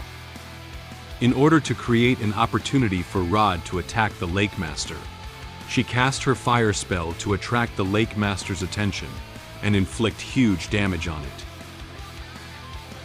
Taking advantage of the fact that the Lake Master currently has no chance to counterattack, Rod tightly gripped his sword and shield and quickly ran towards the Lake Master. Without the attack of the Lake Master, it would be easier for him to advance. Rod tensed his legs, then sprang into the air with a powerful leap. At the same time, he raised his sword and gathered all his strength into his hand. At this moment, the Lake Master still couldn't shake off the girl's fire magic. It's too late to attack Rod. Rod, who had already flown above the lake monster's head, swung his sword downward in a fierce slash. The Lake Master's skull caved in instantly under the blow. Before it could unleash the flames gathering in its maw, Rod's strike forced it to swallow the fire hole. The Lake Master let out another agonized cry before collapsing into the lake, its entire body engulfed in flames. As it fell, the lake instantly exploded in a huge splash, and some of it splashed onto the shore. After delivering a fatal blow to the Lake Master, Rod supported himself on the ground with his hands and safely landed on the ground. Rod plunged his sword into the ground and tightly grasped the hilt as a support. He closed his eyes and knelt on one knee, panting continuously from his mouth. He furrowed his brow, his expression betraying evident weariness. It seems that killing the Lake Master took him a lot of effort. The rain kept washing away the wound on his face, but he didn't care at all. Then, with a quick turn of his head, he flashed a wink and threw up a thumbs up. He gave his teammates a cheerful smile and said happily, "It's over." It seems that he has already defeated the Lake Master of Beber Lake. Nice, Tia. Rod couldn't help but praise the girl named Tia. If it weren't for her timely use of fire magic to stop the Lake Master's attack, he wouldn't have found the opportunity to kill it so quickly. A gust of wind blew Tia's messy hair. Upon hearing Rod's words, Tia felt a bit shy. She lifted a strand of her hair behind her ear, pretending to be combing her hair. She smiled and asked Rod, "Have you been injured?" "I'm all right. Fortunately, you took timely action to restrain it." "Don't move. Look, isn't the skin between your thumb and index finger cracked?" They were immersed in their world, seemingly forgetting the existence of Aluca. Aluca, who couldn't help Rod in time, showed a very sad expression and stood there blankly. Rod's praise for Tia drifted into her ears from afar. "Tia, you are very gentle. I am lucky to have you as my teammate." However, at this point, Aluca no longer wanted to continue listening to Rod and Tia's chat. He felt dissatisfied with their interaction. She bit her lips tightly and silently lowered her head. "Why? We make a promise to become the most powerful adventure duo when we grow up. We will be together forever." Aluca remembered the time she spent playing with Rod when she was a child. On a clear morning, tired from playing, Rod and Aluca were lying on the lawn together. They made a pact with each other to travel together and become the strongest adventurers in the future. Aluca has always kept this promise in her heart and continuously worked hard to learn magic. Until now, she has the ability to stand by Rod's side. At this moment, Tia gently held Rod's injured hand and couldn't help but complain a few words to him. Seeing her discover the injury on his hand, Rod couldn't continue to conceal it. He shyly raised his hand and scratched his head, giggling at her. They interact with each other very naturally, just like a couple. However, Aluca became increasingly jealous of their close interaction. She looked quietly at Rod and Tia, silently saying in her heart, "I try so hard to catch up to you, but your eyes never truly saw me. It's me. I am the one who first stepped into your world." In the end, I don't even deserve to be a supporting role. You turn away and fall for someone else without a second thought. Why? Aluca couldn't understand. No matter how long she stayed by Rod's side, he never developed feelings for her. She felt very sad about the promise Rod had once made to her. She frowned and showed an unwilling expression. The rain kept flowing from her head to her face, which made her look very pitiful. She could only watch helplessly as the person she had loved for so long was taken away by another girl. Tia carefully held Rod's injured hand with one hand, and then used the other hand to cast healing magic. She is fully focused on healing his injuries. At this point, Rod did not notice any abnormalities in Aluca. He just noticed that she wasn't walking towards them. He turned his head to look at her and said to her, "Aluca, what are you thinking? Come help us carve up the Lake Master." Aluca tightly gripped the wand in her hand. Although Rod was calling out to her, her mood at the moment was still not very happy. She still cares very much about Rod not paying attention to herself. Her heart ached as if it were being wrung by an invisible hand. In the end, she chose to suppress her emotions. She lifted her head and forced a smile at Rod. She answered, "I'm coming." Her hat fell off as she looked up. The cold rain fell on her head, but she didn't have the mood to put on her hat now. She let the rain wash over her head and face, hoping it could take away her uncomfortable mood. Just as Aluca was about to walk towards Rod and Tia, she suddenly heard a strange sound. This made her body tremble uncontrollably. She opened her eyes and immediately entered a state of alert. Rod and Tia also noticed the sound. They were surprised by this. They turned their heads and nervously looked towards Beber Lake. This sound, could it be? The sound was mixed with the sound of rainwater and slowly approached them. For some unknown reason, a huge vortex suddenly appeared in the center of Beber Lake. The vortex rotates at a fast speed, as if it is about to suck up all the lake water. Something is about to rush out here. Then, a huge water column rushed out of the vortex. The power of this water column is even more intense than the one formed by the big fish just now, and it even damaged some nearby trees. The powerful gust generated by the water column sent Aluca's clothes fluttering wildly. Rod and Tia stood by the lake, staring blankly at the suddenly appearing giant creature in front of them.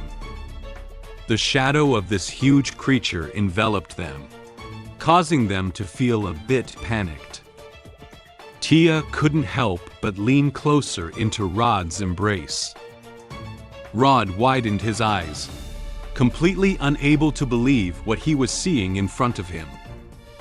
He extended his hand to protect Tia while saying in surprise, "This, how is it possible?"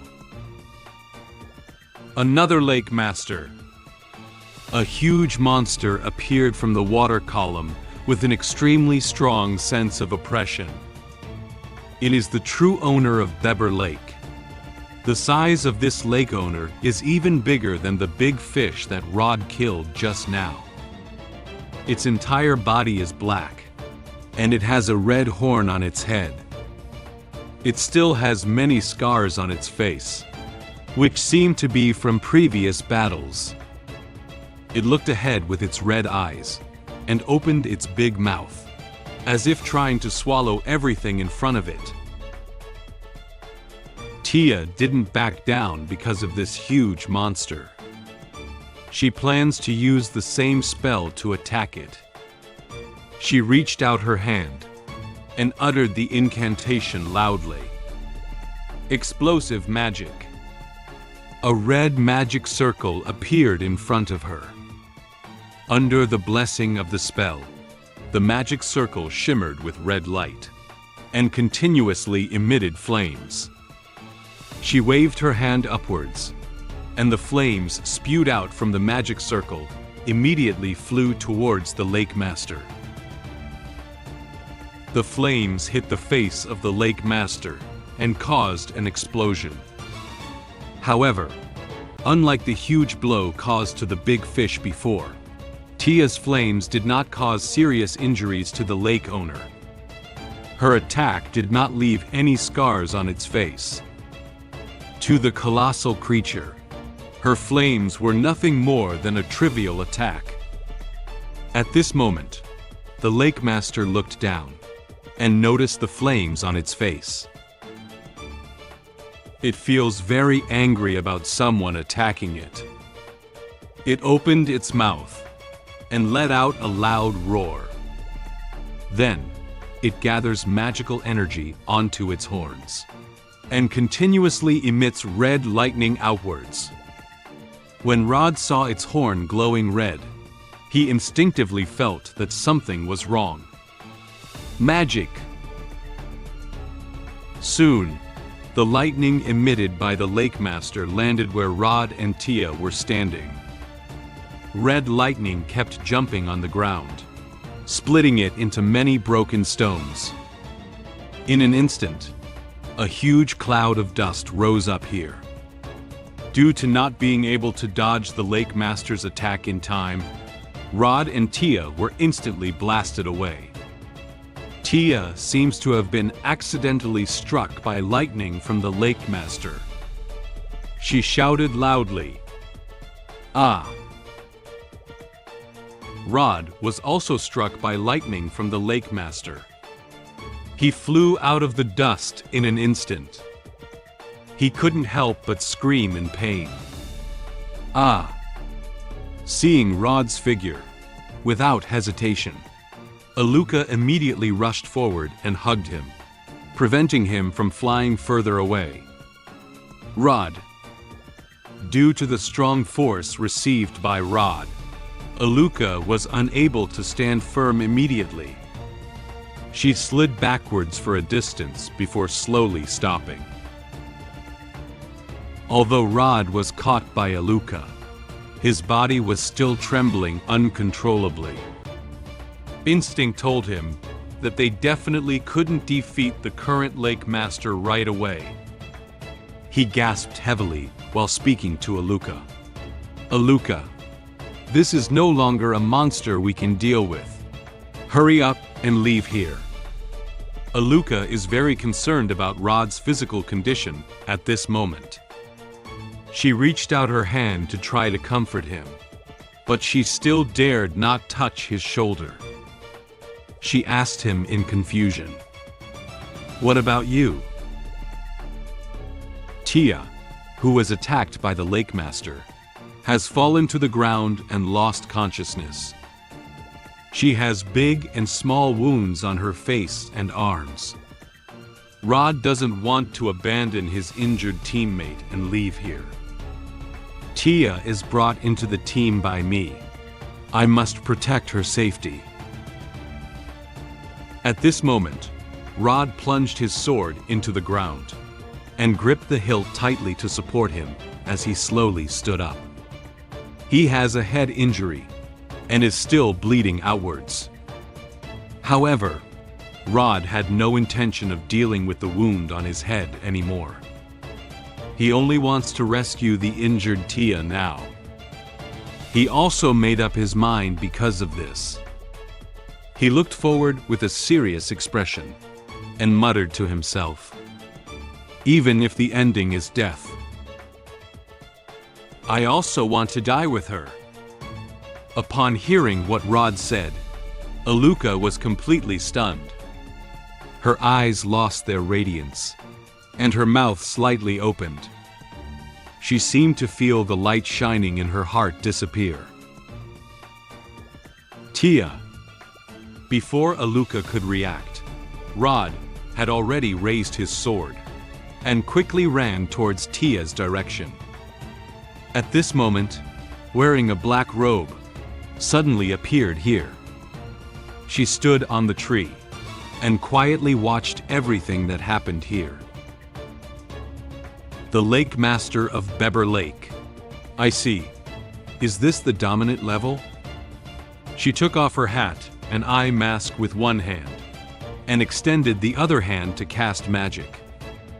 In no time, a black energy gathered in her hands and gradually formed a weapon.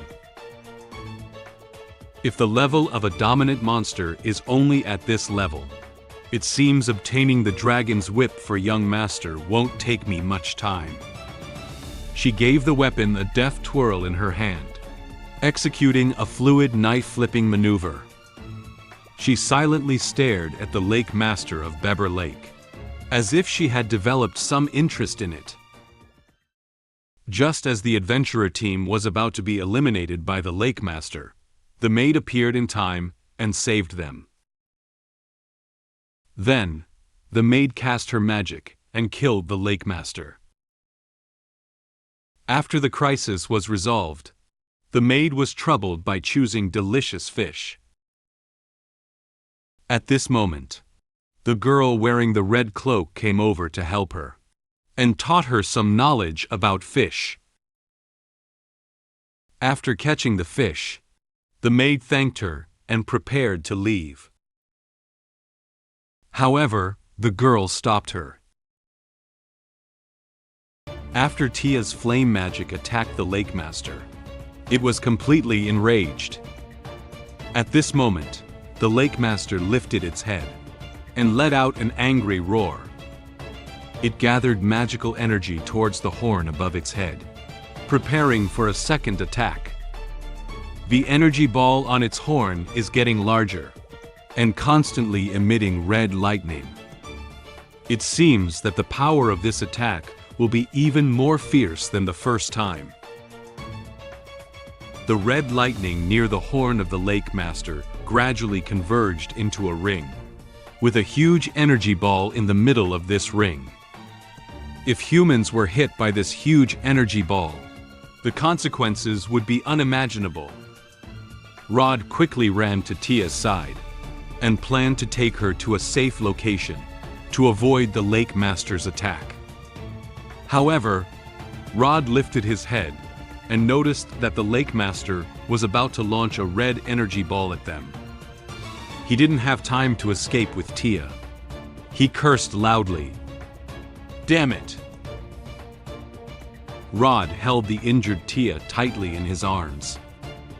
He couldn't stop the Lake Master's attack, nor could he immediately take Tia away.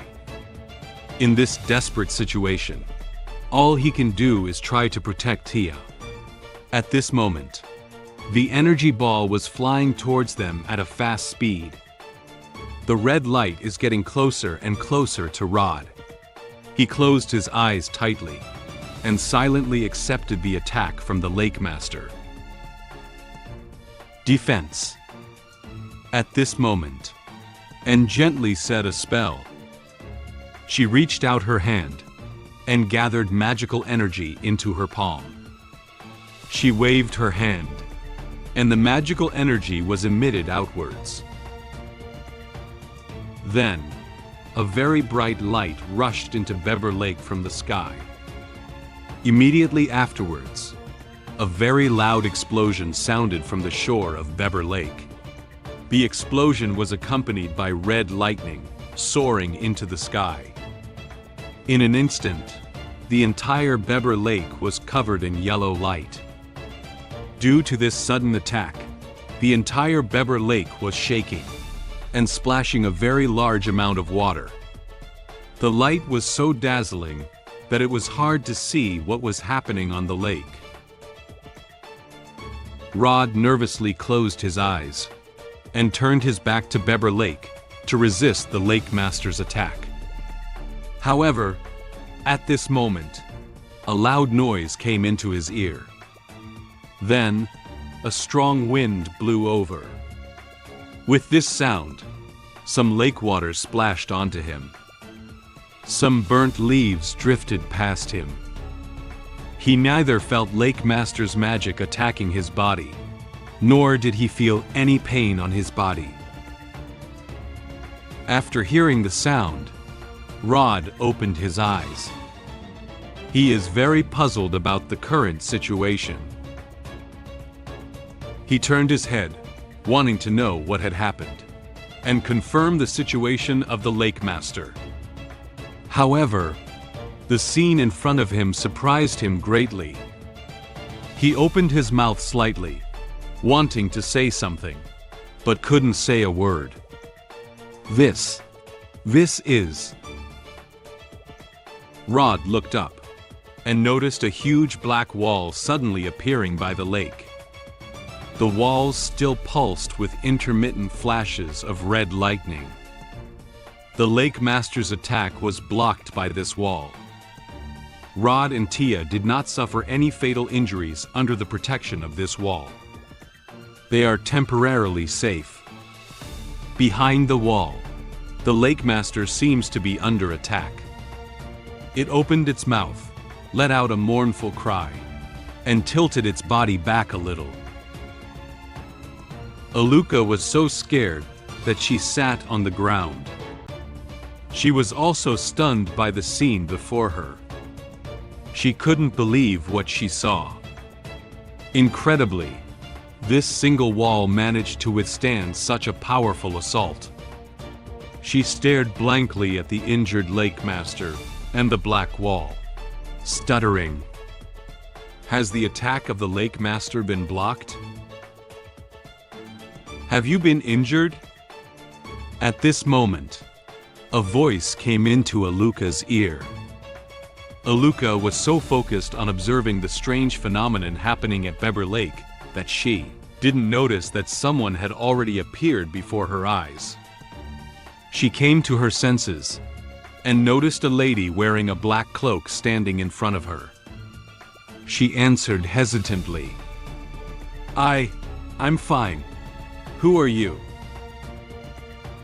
And did not immediately answer Aluca's question. She placed her weapon behind her and lifted her left hand, beginning to cast her magic. She turned around and said to Aluca, "I'm glad you're okay. Next, I'm going to kill it. Protect yourself."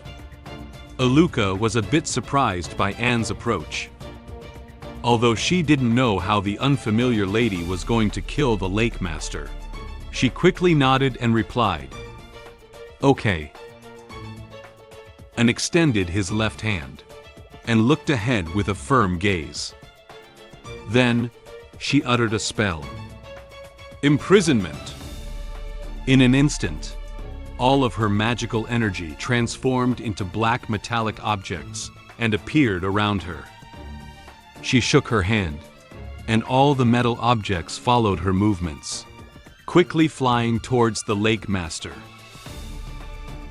In order to hit the Lake Master faster, under Anne's control, all the metal objects quickly turned into black molten iron again.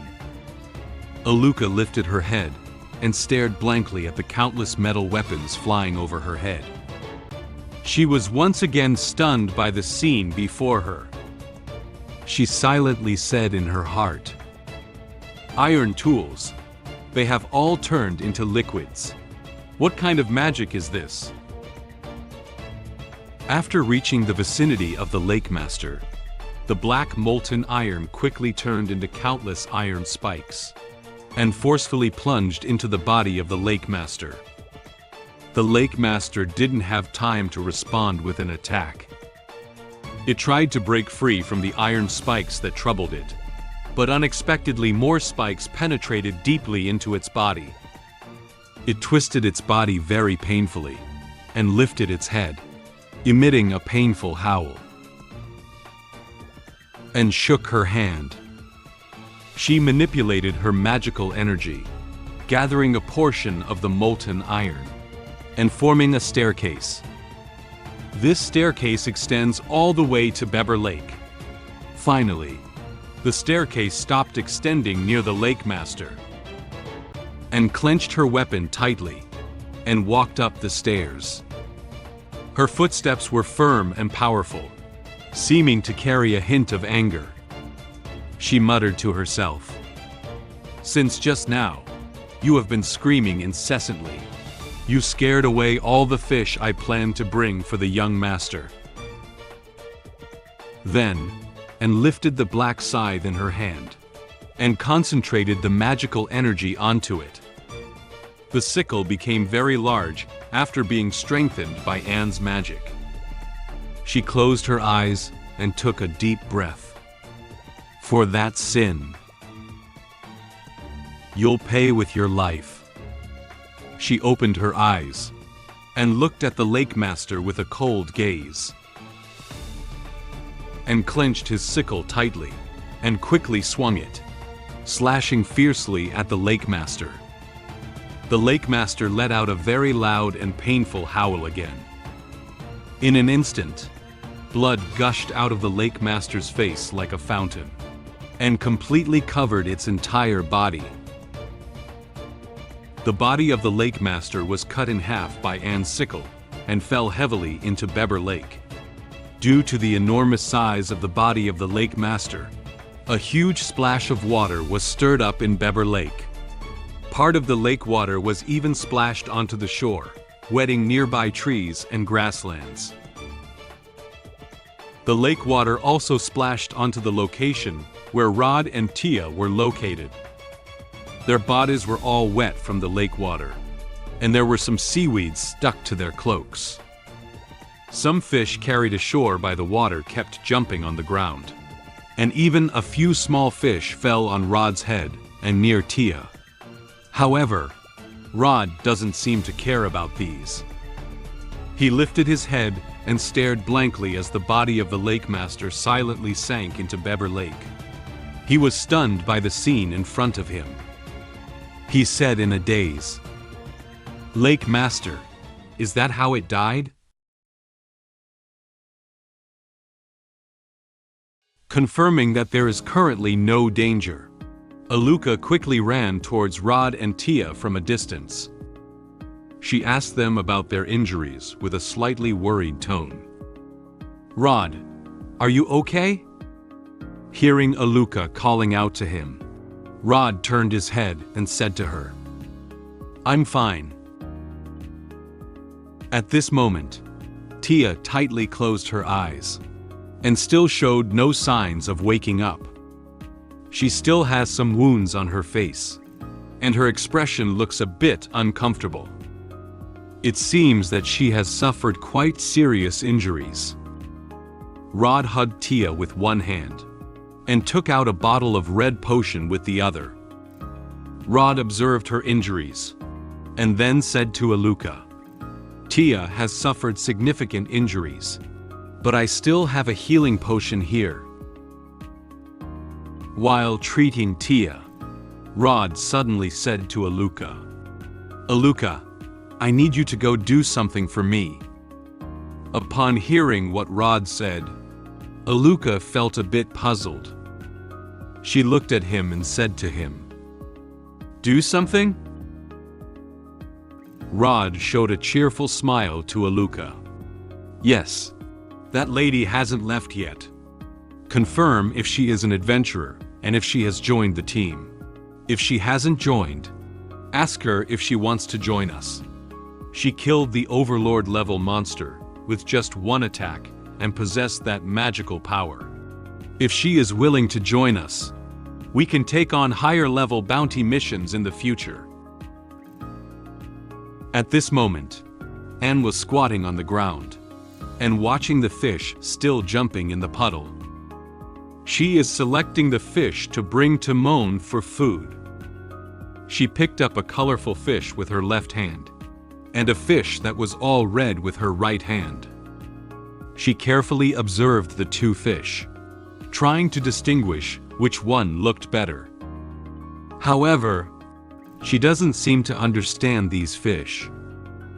After observing for a while, she suddenly remembered something.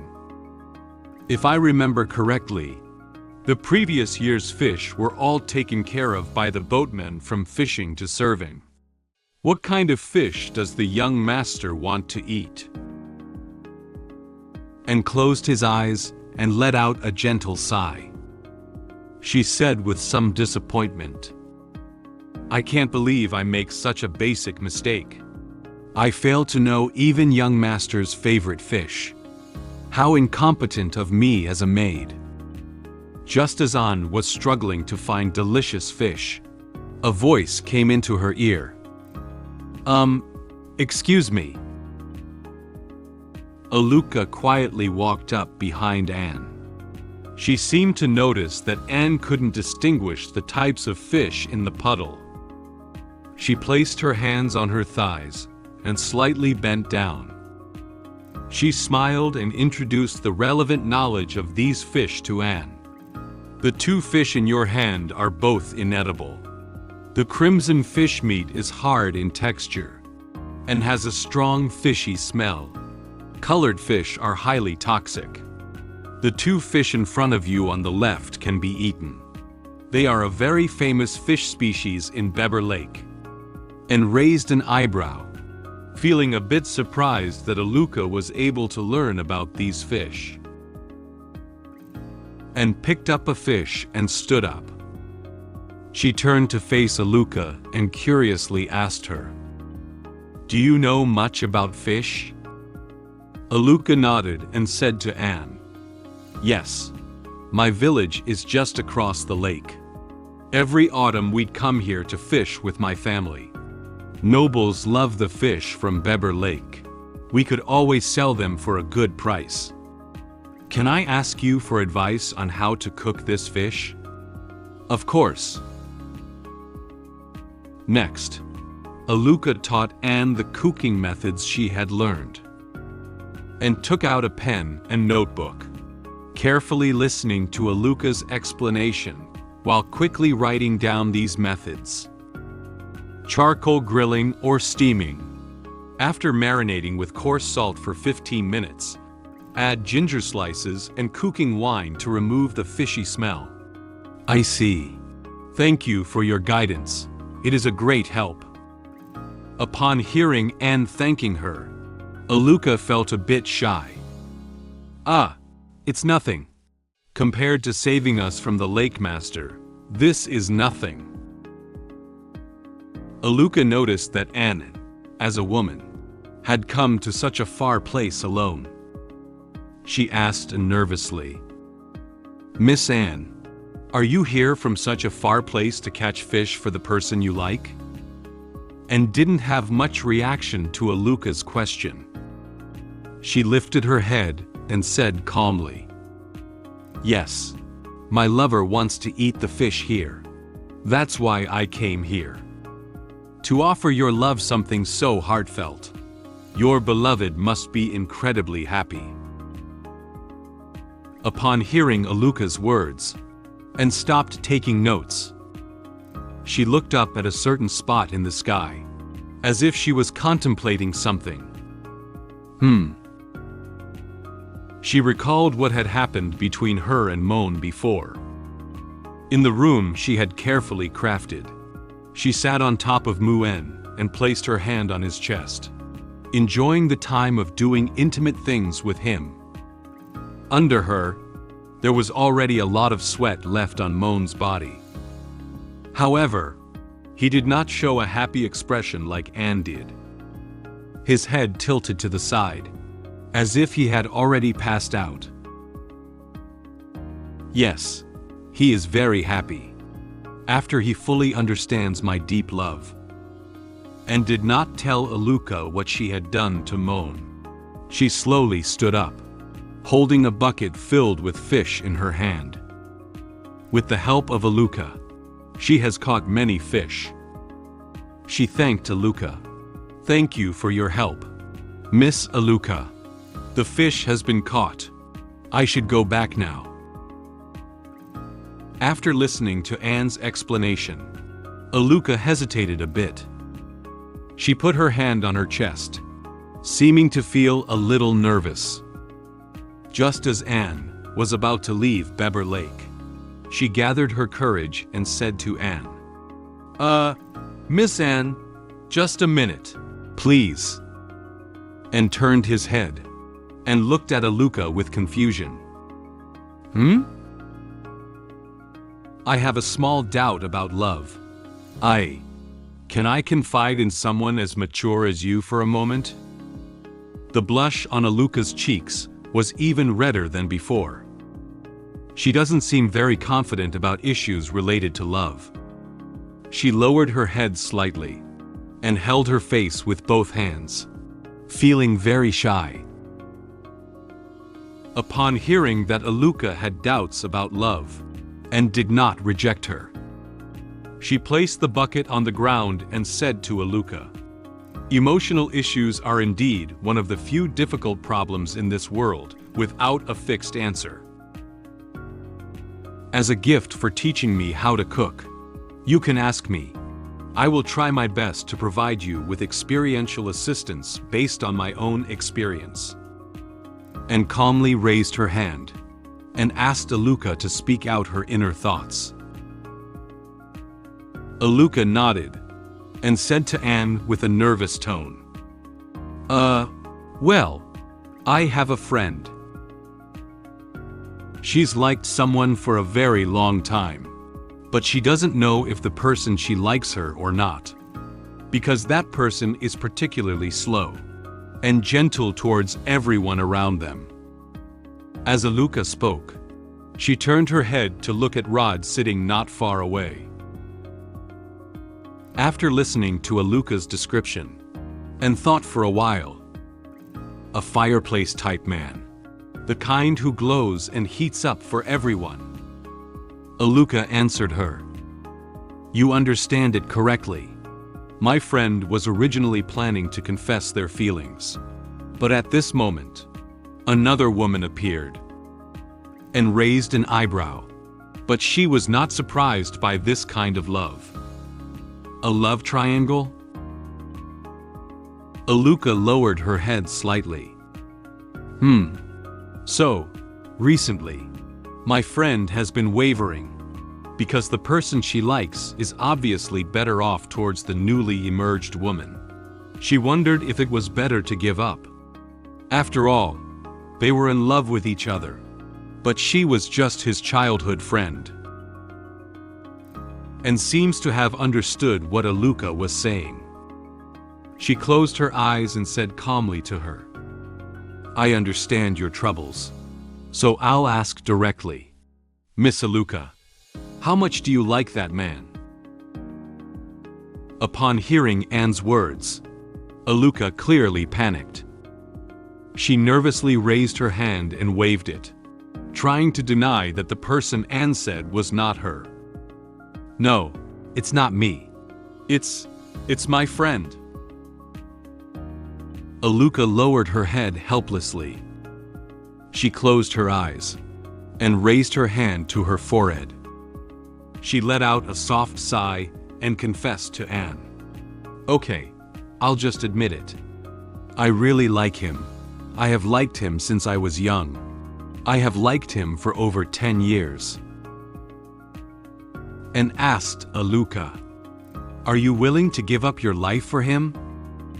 Aluca clenched her fist tightly and looked at Anne with a determined gaze. She answered with great certainty, "Of course. Besides that, what else? Not just life. I am willing to do anything for him, even if it is something that the world cannot accept." "In that case, don't you already have the answer?" And closed her eyes and pulled up the hood of her cloak to put on for herself. She believed that Aluca's answer was already very clear, and did not require any further advice from her. However, Aluca seems to have some confusion about Anne's words. "Eh?" And continued to explain her words. "If your love for him has reached such a deep level, is there still a need to ask me?" Aluca looked at Anne with a bewildered expression. "Miss Anne, do you mean?" And cast magic on the bucket placed next to her. Surrounded by magic, the bucket slowly floated into the air and followed closely behind Anne. She turned her head and gave the final advice left to her to Aluca. "Follow your innermost thoughts. Give everything for the one you love, and do not make choices that you regret.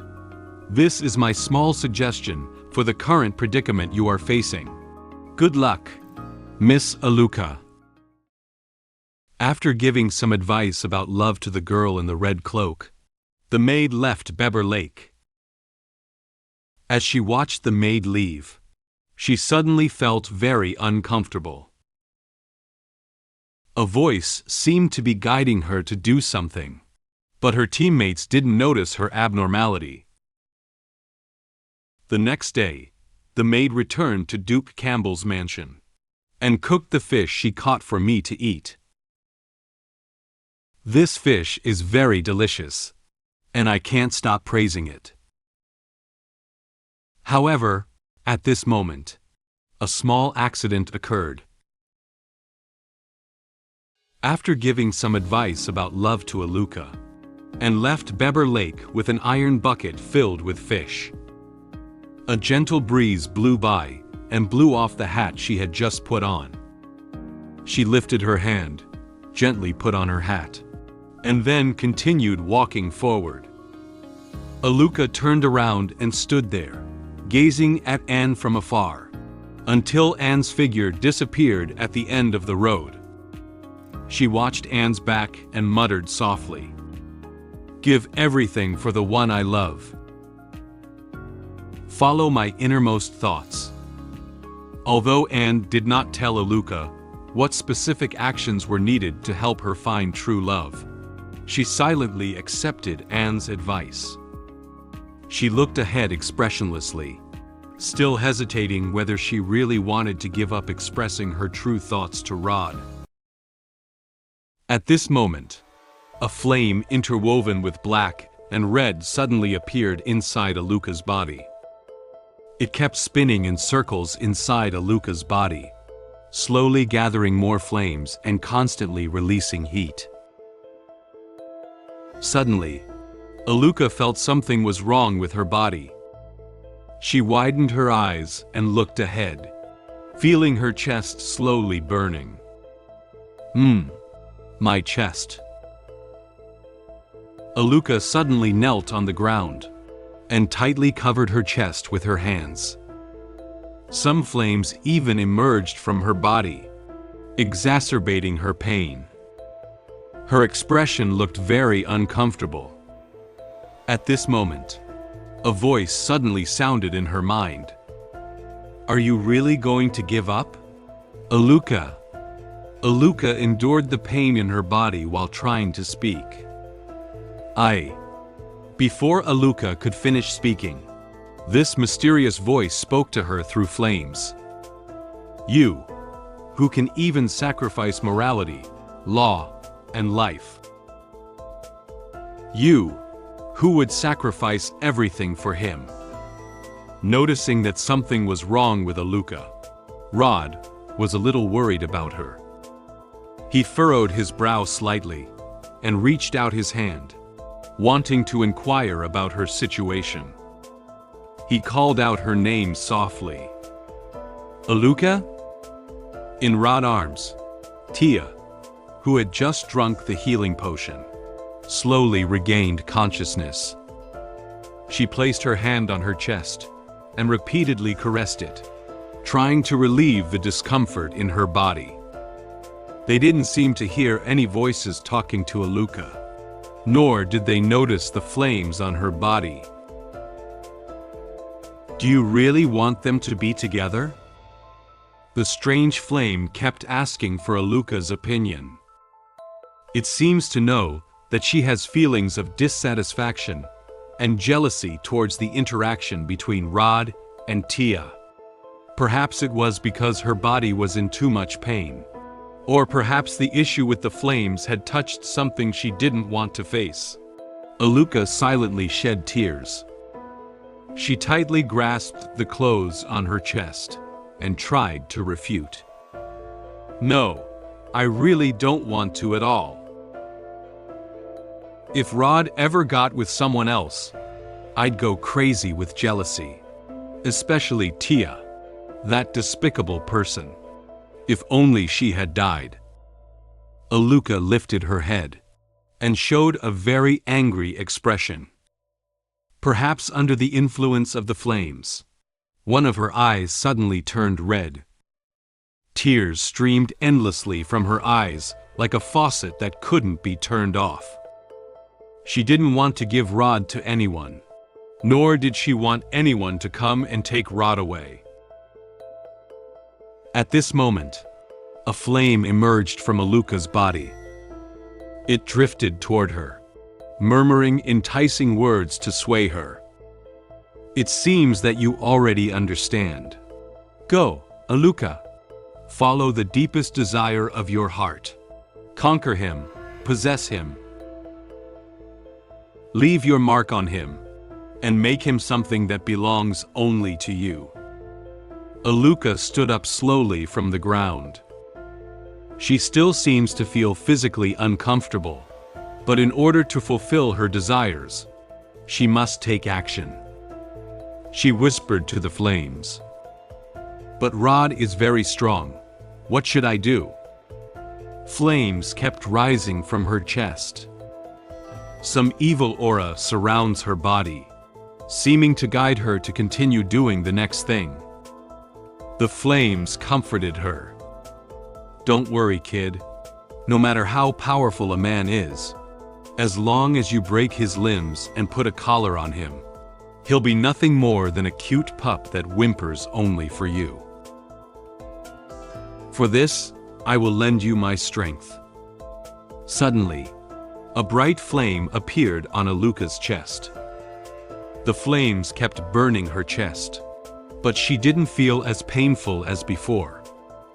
The black aura surrounding her instantly enveloped her and let out a terrifying howl into the sky. Under the influence of the flames, her eyes gradually turned a terrifying blood-red color. It seems that she has gained a very powerful force. After absorbing the magical power of flames into her body, Aluca walked towards the direction where Rod and Tia were located. Tia was still resting in Rod's arms. Her body seems a bit weak, and she can't stand up immediately. Seeing that Aluca was in no abnormal state, Rod looked up and asked nervously, "Aluca, are you okay? Why did you suddenly kneel down just now? Did that woman do something to you?" Aluca closed her eyes and gave Rod a forced smile. She answered Rod's question gently. "Miss Anne didn't do anything to me. I'm just tired from running out of magic. I inquired about it for you. Miss Anne is a maid from a noble family. She can't join our adventure team." Upon hearing Aluca's words, Rod lowered his head as if feeling a bit disappointed that Anne couldn't join them. He said with regret, "I see. That can't be helped. Unfortunately, she has already left. I still want to say thank you to that lady in person. If she hadn't intervened to save us, we might have." At this moment, Tia seemed to notice something strange about Aluca's body. She looked up and observed for a while, then said to Aluca, "Wait, Aluca, your chest. Are you injured?"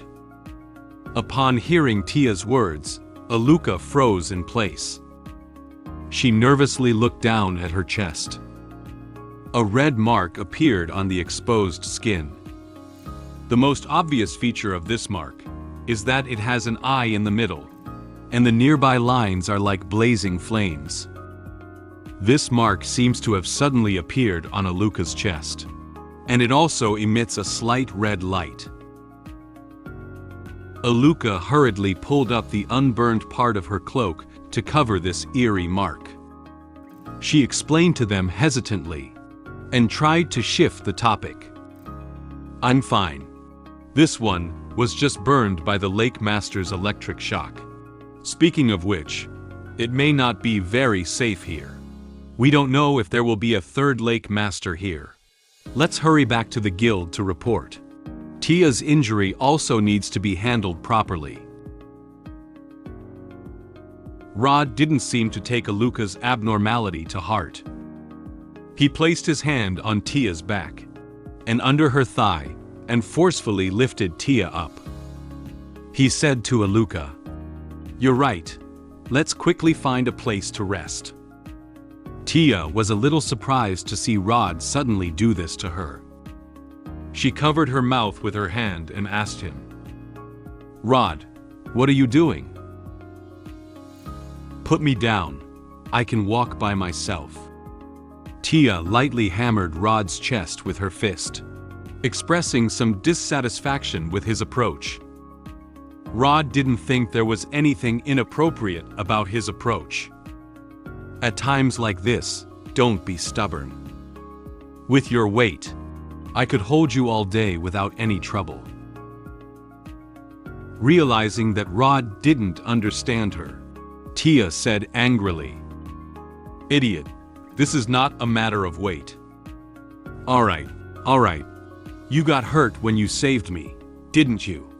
I told you before, you should rely on me more." Rod and Tia chatted happily, interacting together like a couple. Upon hearing the voices behind her, Aluca slowly turned her head. At this moment, Aluca's expression instantly changed back to what it was before. She looked at their intimate interaction with indifferent eyes.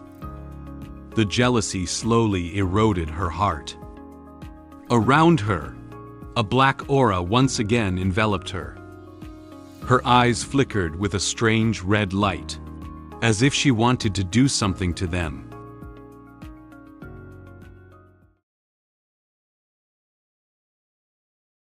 At this point, it was already noon the next day, and has returned to the Duke of Campbell's mansion from Beber Lake. The weather today is very sunny, unlike yesterday's weather at Beber Lake, which are strong winds, heavy rain, and dense clouds. The sunshine shines on the Duke Campbell's mansion, making it look very spirited. In the meticulously crafted basement by Anne, Moen slowly opened his eyes while lying in bed. Perhaps because he slept too long, his expression looked a bit tired. At this moment, he heard the sound of unlocking the large iron door in the basement. He lifted his head and looked towards the direction of the door. Anne, who had already changed into a maid's uniform, opened the iron door and walked in. She was still holding a plate in her hand, and it was covered with a large lid. It seems that Anne has already turned the fish brought back from Beber Lake into a dish, and said to Moen, "Young master, I'm back." Seeing that Anne had already returned from Beber Lake, Moen seemed particularly moved. He immediately sat up from the bed. He closed his eyes, raised his hands, and shook them a few times, shouting at Anne, "Ah, you're back at last. I'm going to die if I don't see you soon." Seeing Moen miss her so much, and felt very happy, she smiled at him, reached out her hand, and gently caressed his face. She said with a joyful mood, "Oh, has young master finally been moved by me, and willing to give your whole heart and soul to me?" However, Moen seems unwilling to be touched by Anne. He could vaguely feel discomfort when he remembered the scene of Anne torturing him fiercely. He turned his face to the side and said somewhat discontentedly, "Of course not. You've been gone for a day and a night. If you don't come back, I'll starve to death." "Humph." And sat on Moen's bed and placed the plate in her hand on her thigh. Upon hearing Moen's complaint, and felt somewhat sorry for him, she explained to him, "Sorry, young master. Beber Lake is far away from here. In order to make you eat the freshest fish, I rush back as fast as possible.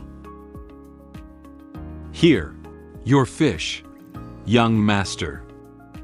And opened the lid, and showed Moen the fish from Beber Lake that he wanted to eat. There are two colors of fish on the plate. One is charcoal grilled, and the other is steamed. On top of these two fish, there are also some shredded scallions and scallions as decorations. It seems that Anne cooked these two fish according to the method taught to her by Aluca. The aroma of these two fish emanated from the plate and permeated the entire room. Seeing the appearance of these two fish, Moen felt very happy. The scent of fish made him drool uncontrollably. He excitedly shook his hand up and down, and looked at the fish on the plate with bright eyes. He said excitedly to Anne, "Oh, it smells amazing," and explained the fish on the plate to Moen and asked, "The recipe for these two fish is steaming and charcoal grilling. Young master, which one would you like to eat?" Moen observed these two fish, and pondered for a while, then expressed his thoughts to Anne. "Let me try steamed fish first." "All right," and picked up a spoon, and scooped up a piece of steamed fish meat. She reached out the spoon to Moen's mouth and placed one hand on her chest, making it easier for her to feed Moen. She looked at him with a smile on her face and said to him, "Ah. Ah." Moen closed his eyes and followed Anne to open his mouth, eating the fish meat. He chewed the fish he had eaten in his mouth. The freshness and aroma of the fish meat itself spread in his mouth. He opened his eyes and expressed surprise at the deliciousness of the fish. He said to Anne, "Wow, this is really delicious. Anne, would you like to try some?" Anne lowered his head and continued to scoop fish for Moen, preparing to feed him the next bite. Upon hearing Moen's words, she smiled gently and rejected his suggestion. "I don't need. It is originally prepared for young master. By the way, I heard that this type of fish has quite a few bones. Young master, you should be careful of the fish bones." Moen didn't seem to take Anne's reminder very seriously. He said to Anne in a relaxed tone while chewing fish meat, "Oh, come on. I'm not a kid. What could possibly?" At this moment, Moen suddenly stopped the movement of his mouth. He stared blankly ahead and sensed something was off. He tried to swallow his saliva, only to find that his throat seemed a bit uncomfortable, and turned his head to look at Moen, as if observing if there were any abnormalities in his body.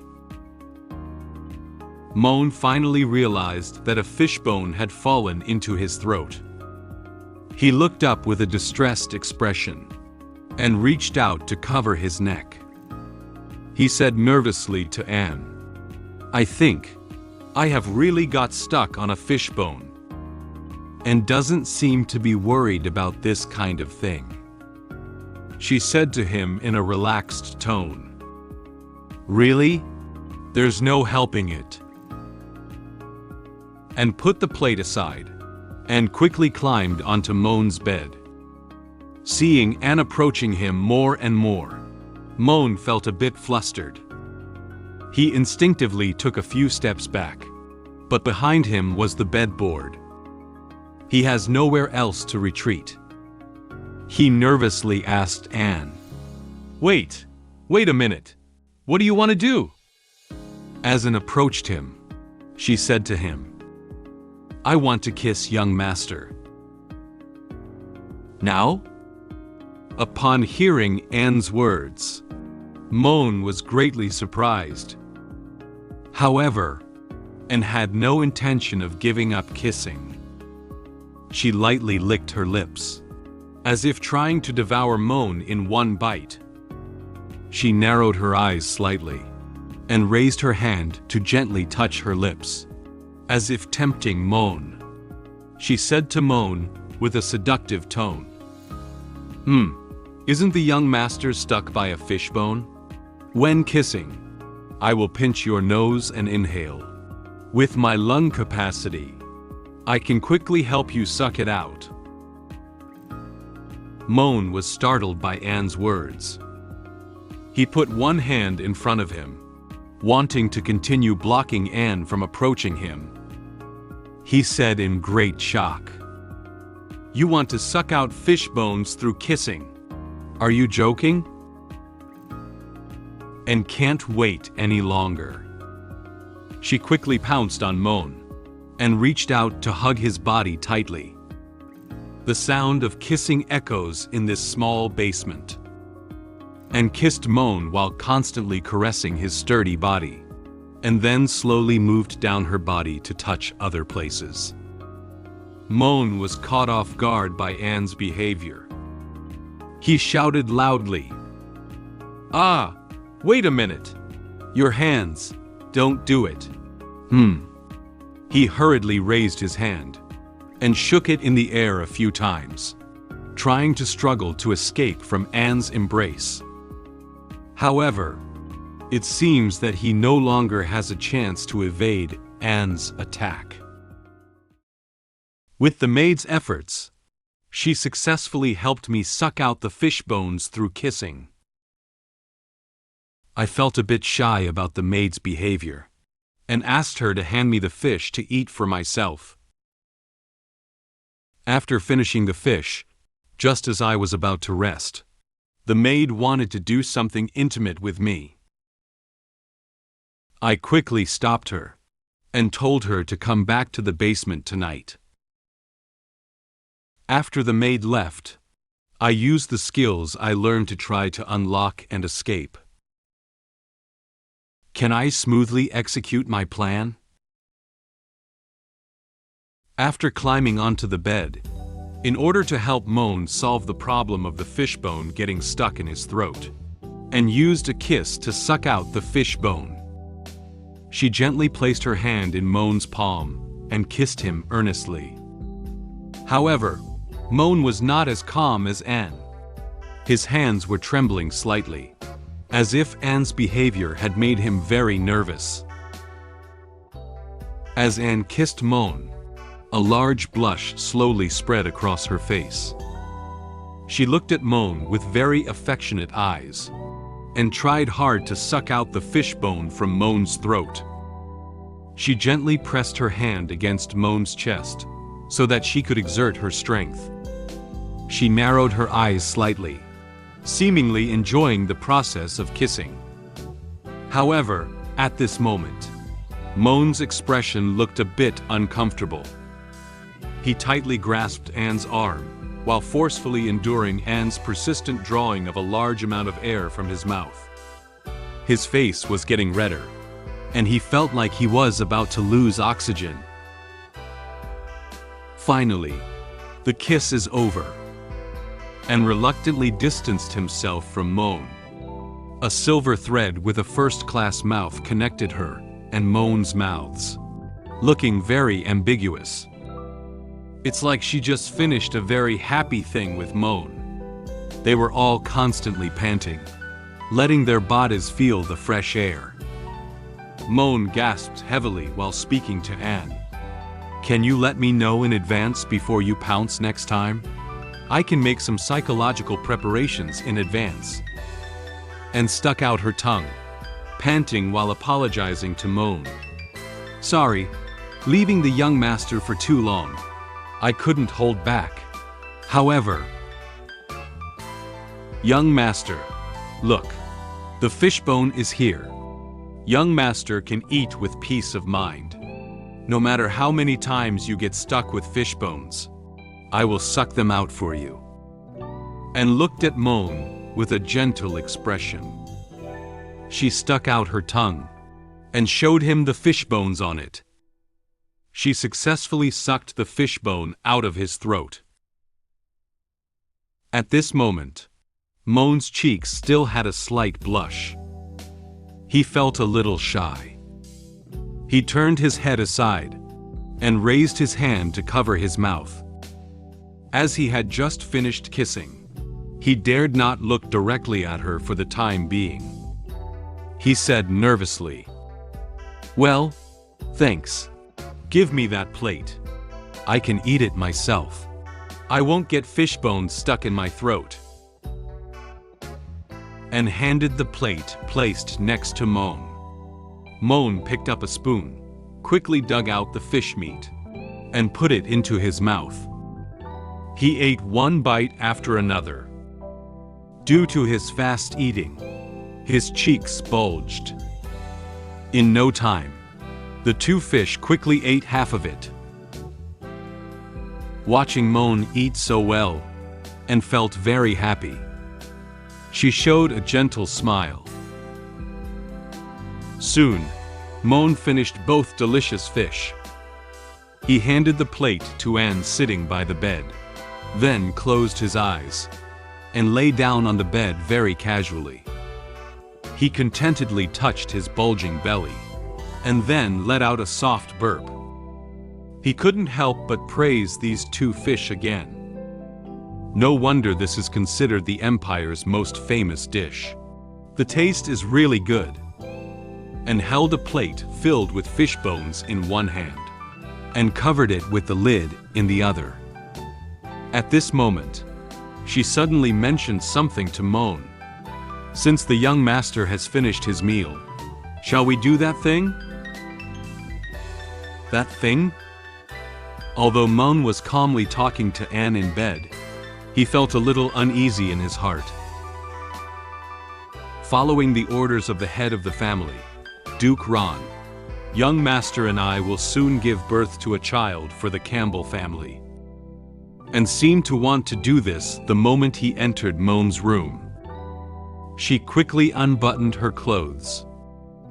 Then, she lifted her hands and untied the headband tied to her hair. A part of the white twin peaks appeared before Moen's eyes and trembled slightly with her movements. She looked at Moen with a slightly shy expression and couldn't wait to do intimate and excessive things with him. Seeing Anne taking off her clothes, Moen felt a bit flustered. His face quickly took on a large blush. He extended his hands and quickly closed Anne's clothes together. He said nervously, Wait a minute, not now," and noticed Moen's movements and stopped taking off his clothes. She said with some confusion, "Oh?" and tightly grasped her clothes, seeming a little angry at Moen's behavior. She quickly approached Moen, looking at him with a dissatisfied expression and questioning him. "We have done it so many times this week. Is it possible that the young master has already started to feel tired of me?" Noticing that Anne was approaching him again, Moen slowly took a few steps back with a nervous mood. He tried to explain to Anne, "No, it's not that problem." However, Anne interrupted Moen's words. "If not, what is the reason for that?" Moen turned his head to the side, trying to avoid Anne's gaze. He raised his hand and covered his mouth, as if feeling a little shy. He explained to Anne, "I just finished eating. Experts say that exercising after meals is not good for the body. You must be tired from the long journey, and back and forth. We are not in our best condition. Children born in this way are also unhealthy. Can you understand what I mean?" As Anne listened to Moen's explanation, she buttoned up the buttons on her clothes, realizing that Moen seemed to be considering her body, and lifted her hands and covered her mouth, feeling deeply moved. She looked at him with affectionate eyes and said to him, "Young master, are you concerned about my health?" Moen noticed that Anne seemed to have misunderstood his words into something else. He said to her, You can also understand it that way. Anyway, I think we should do that kind of thing tonight, okay?" And stood up from Moen's bedside. She tidied up her clothes and calmed down her emotions. She closed her eyes and placed her hands on her abdomen, calmly speaking. Young master's words make a lot of sense. Tonight is okay. Since it's scheduled for the evening, I have one more thing to report to the young master. Moen is a bit confused about what Anne said. "Report to me? What is it about?" As Anne walked slowly towards Moen, she lightly brushed his hand over his blanket. "On my way back, I passed through the city of Service. It is the upper-class town known for its textile technology, which customizes clothes for the royal family and nobles." Moen nodded. And then?" And walked over to Moen and gently bent down. She leaned close to his ear and continued speaking softly to him. I bought a very close-fitting piece of clothing, which is the young master's favorite black silk material. This garment is a glossy bodysuit and comes with a small accessory. I heard that this is the most popular style for maids in underground dance venues recently called Bunny Girl. After listening to Anne's words, Moen slowly widened his eyes and blushed again. Gloss, black silk, Bunny Girl. In Moen's mind, he imagined Anne wearing black stockings and revealing her slender legs to him. She was dressed in a form-fitting bodysuit and a black bow around her neck. This garment perfectly outlines Anne's slender figure. She gently twisted her waist, and the white twin peaks kept shaking with her movements, as if inviting him to come over quickly. This. Moen's eyes stared blankly upwards, as if immersed in his imagination. If Anne appeared in front of him dressed as a bunny girl, he would definitely look the same as he had imagined. Due to the overwhelming visual impact, his nose couldn't help but bleed a little. Realizing that Anne was still beside him, Moen turned around, trying to conceal the embarrassment on his face. He lifted his arm and casually wiped off the nosebleed under his nose, pretending that nothing had happened. He stuttered. Who tell you that I like black silk? I am a righteous gentleman. Don't talk nonsense. However, Anne had already seen through Moen's thoughts. She looked at Moen with a meaningful smile and said to him, "Has the young master forgotten that I have been taking care of you closely all these years? There are many suggestive novel collections in that locked cabinet. Among them, wearing socks, especially black socks, is the most common type."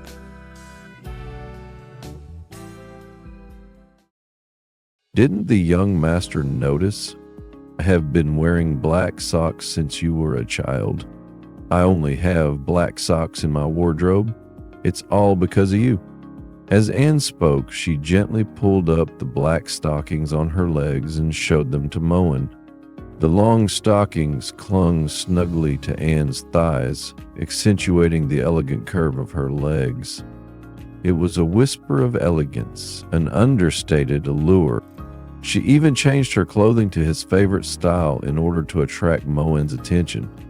It seems that she wants to truly receive everything from Moen, including his love. Moen lowered his head and let out a soft sigh. He didn't expect that Anna had already understood his preferences and knew them very clearly. His special preferences have all been exposed to her. He has no secrets left to keep. He said helplessly, "I always thought it was your personal preference, but I didn't expect." "You won. I give up. I just love black silk. I'm very lovely." Moen extended his thumb to Anne and looked at her with a very firm gaze. Since Anne has discovered his secret, he can only admit it to her. The blush on his face and the nosebleed that hadn't been wiped off yet also showed that he was still very shy. This makes him look a bit funny. Seeing Moen voluntarily admit his secret, Anne found it very interesting. No matter what kind of Moen, she loves it very much. She closed her eyes, raised her hand, and covered her mouth. She couldn't help but chuckle softly. Young master finally being honest with himself? That's too cute. Moen widened his eyes, feeling a bit confused by Anne's words. He seems to have some difficulty understanding what she is saying. Well, Anne used her magic on the plate. The pink magic surrounded the plate and gently floated it to her side. Then she walked towards the entrance of the basement. At this moment, she remembered that there were still some things to say to Moen. She elegantly turned around and spoke gently to him. "I will first handle the internal affairs that have been left behind in the past few days. Let's meet tonight." Moen nodded, indicating that she could leave here first. You go to work first. I'm going to sleep for a while. The heavy iron gate was once again closed by Anne and locked by her. Accompanied by a beautiful mood and anticipation, Anne left the basement with her plate. As the footsteps outside the corridor gradually disappeared, Moen began to do what he truly wanted to do. He slowly sat up from the bed. He stirred his tongue in his mouth for a moment, as if searching for something. Then he spat out several fish bones of varying lengths from his mouth and placed them on his palm. These fish bones were picked out from the fish he had just eaten. He hid them somewhere in his mouth to avoid being discovered by Anne. He silently said in his heart, "Got the thing?" She finally laughed. The black book shows that the current time is around 3 o'clock at noon. According to the pattern of the past week, Anne will probably finish her maid work at 6 o'clock. 3 hours. That's enough. Moen picked up a relatively long fish bone and looked ahead with a confident expression. He wants to use fish bones to open the lock on the iron door and escape from here. He quickly walked up to the big iron gate and crouched down. He closed his eyes and took a deep breath. Although he has been training in unlocking skills for a long time in the black book space, he still feels a bit nervous because this is his first time using a fish bone to unlock in reality. Then, as if he had made up his mind, he inserted a small part of the fish bone into the lock of the iron door. He suddenly opened his eyes and activated the skill he had been practicing for a long time before, called Skill Activated, Max Level, Fish Bone, Lockpicking Technique. In an instant, his eyes turned black and emitted a black glow. The radiance of this skill quickly transported Moen into another world. A thick fog enveloped the world. After Moen opened his eyes, it was difficult to see the road ahead clearly. At this moment, a mysterious wind blew away the fog here. He lifted his head and observed the surrounding environment. However, the scene here surprised him greatly. He instinctively took a step back and nervously said, "There's 12-core lock." In the thick fog, one silver giant iron knife after another appeared in front of Moen. In front of these iron knives, he was as small as a sesame seed. They were suspended in the air and constantly swayed left and right, emitting a terrifying silver light. If someone passes by here, they might be killed by these sharp iron knives. The scene here is the world inside the lock that Moen saw after activating the skill. Perhaps due to excessive skill consumption or shock, Moen was forced to interrupt the activation of his skills and return to the real world. He closed his eyes tightly, suddenly fell backwards to the ground and hit his head. He couldn't help but curse. Damn it. The scene just now scared Moen. He lay on the ground with open arms, staring blankly at the ceiling of the room. He nervously muttered to himself, 12. There are a total of 12 lock cylinders. He didn't expect this lock to have such a complex structure. If this lock is unlocked randomly, the consequences could be unimaginable. Moen imagined the internal diagram inside the lock in his mind. He simulated the process of unlocking while slowly reasoning. According to the unlocking principle, after inserting the fish bone, all lock cylinders corresponding to the key must be pushed to the corresponding positions in order to successfully unlock. Once a position is misaligned, all the lock cylinders in front will return to their original position. The fish bones are too fragile. The rebound force of the lock cylinder is likely to directly crush it. Once unlocking fails, the key will also be scrapped. Moen looked at the other fish bones placed at his feet. The process of unlocking made him feel a little anxious.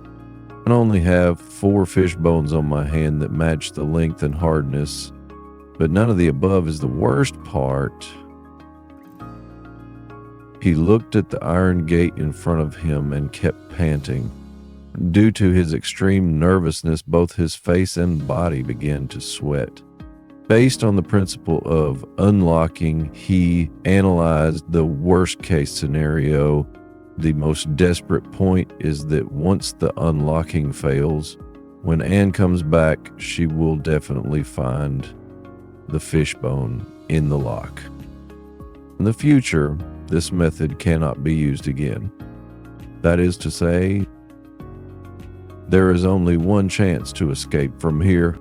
Moen lifted his head and looked at the large iron gate that prevented his freedom. To escape from here, the unlocking process must be successful, not failed. This is not a simple matter for him. So, can he successfully escape from here?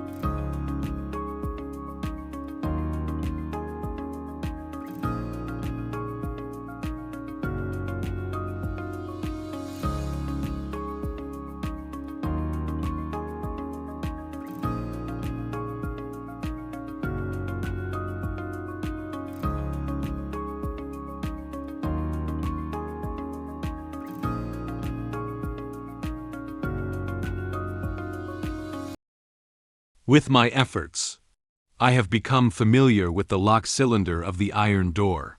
But the iron door still cannot be opened. I tried my best and pinned my hope on the last fishbone. Meanwhile, the maid in the kitchen is prepared dinner. The yellow-haired maid felt a bit strange about the behavior of the black-haired maid these days. But she didn't have too many doubts. When the black-haired maid was preparing to bring dinner over, I had already successfully escaped from the basement. Can I escape from here smoothly? At this moment, Moen was still squatting in front of the iron gate. Just now, he activated his skill and saw 12 lock cylinders inside the door lock. If he does not understand the corresponding position of the lock cylinder, clearly unlocking will fail and the fishbone used for unlocking will also be scrapped.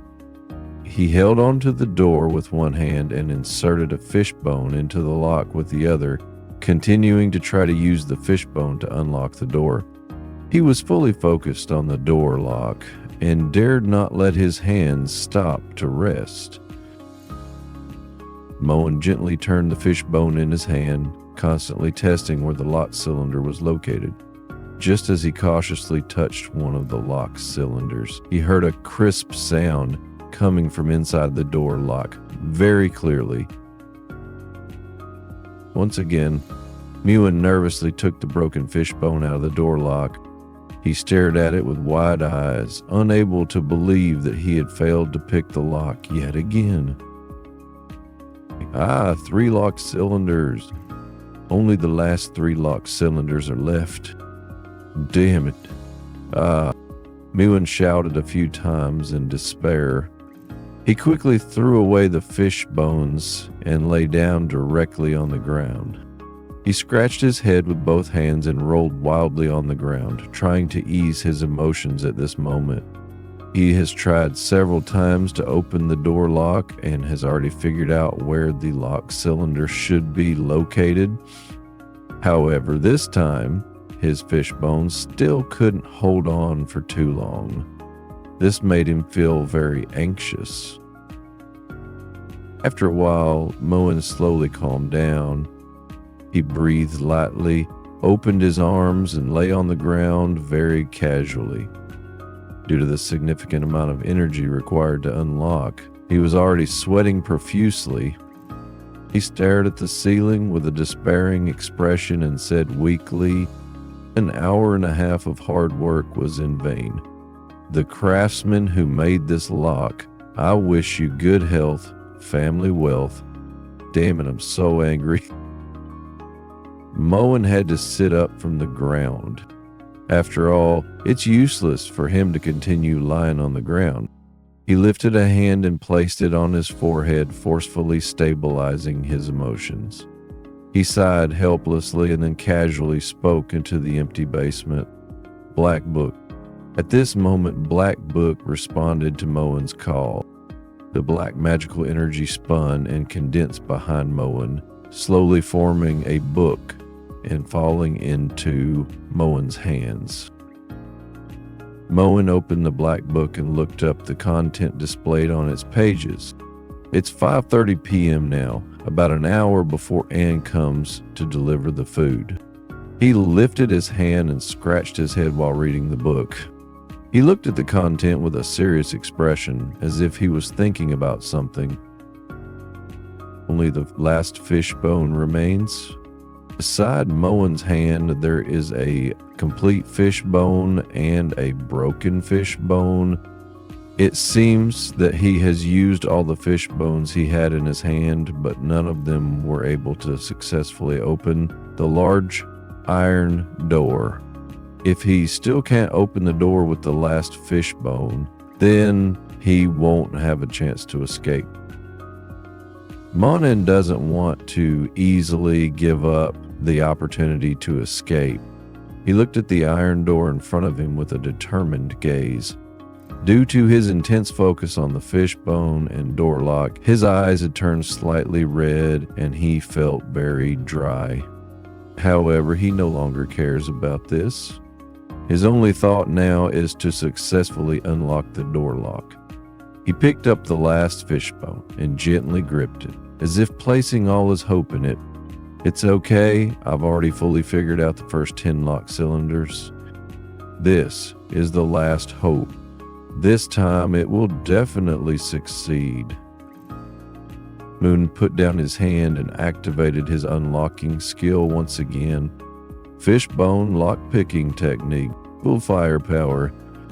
At this moment, a lot of black energy emanated from him in an instant.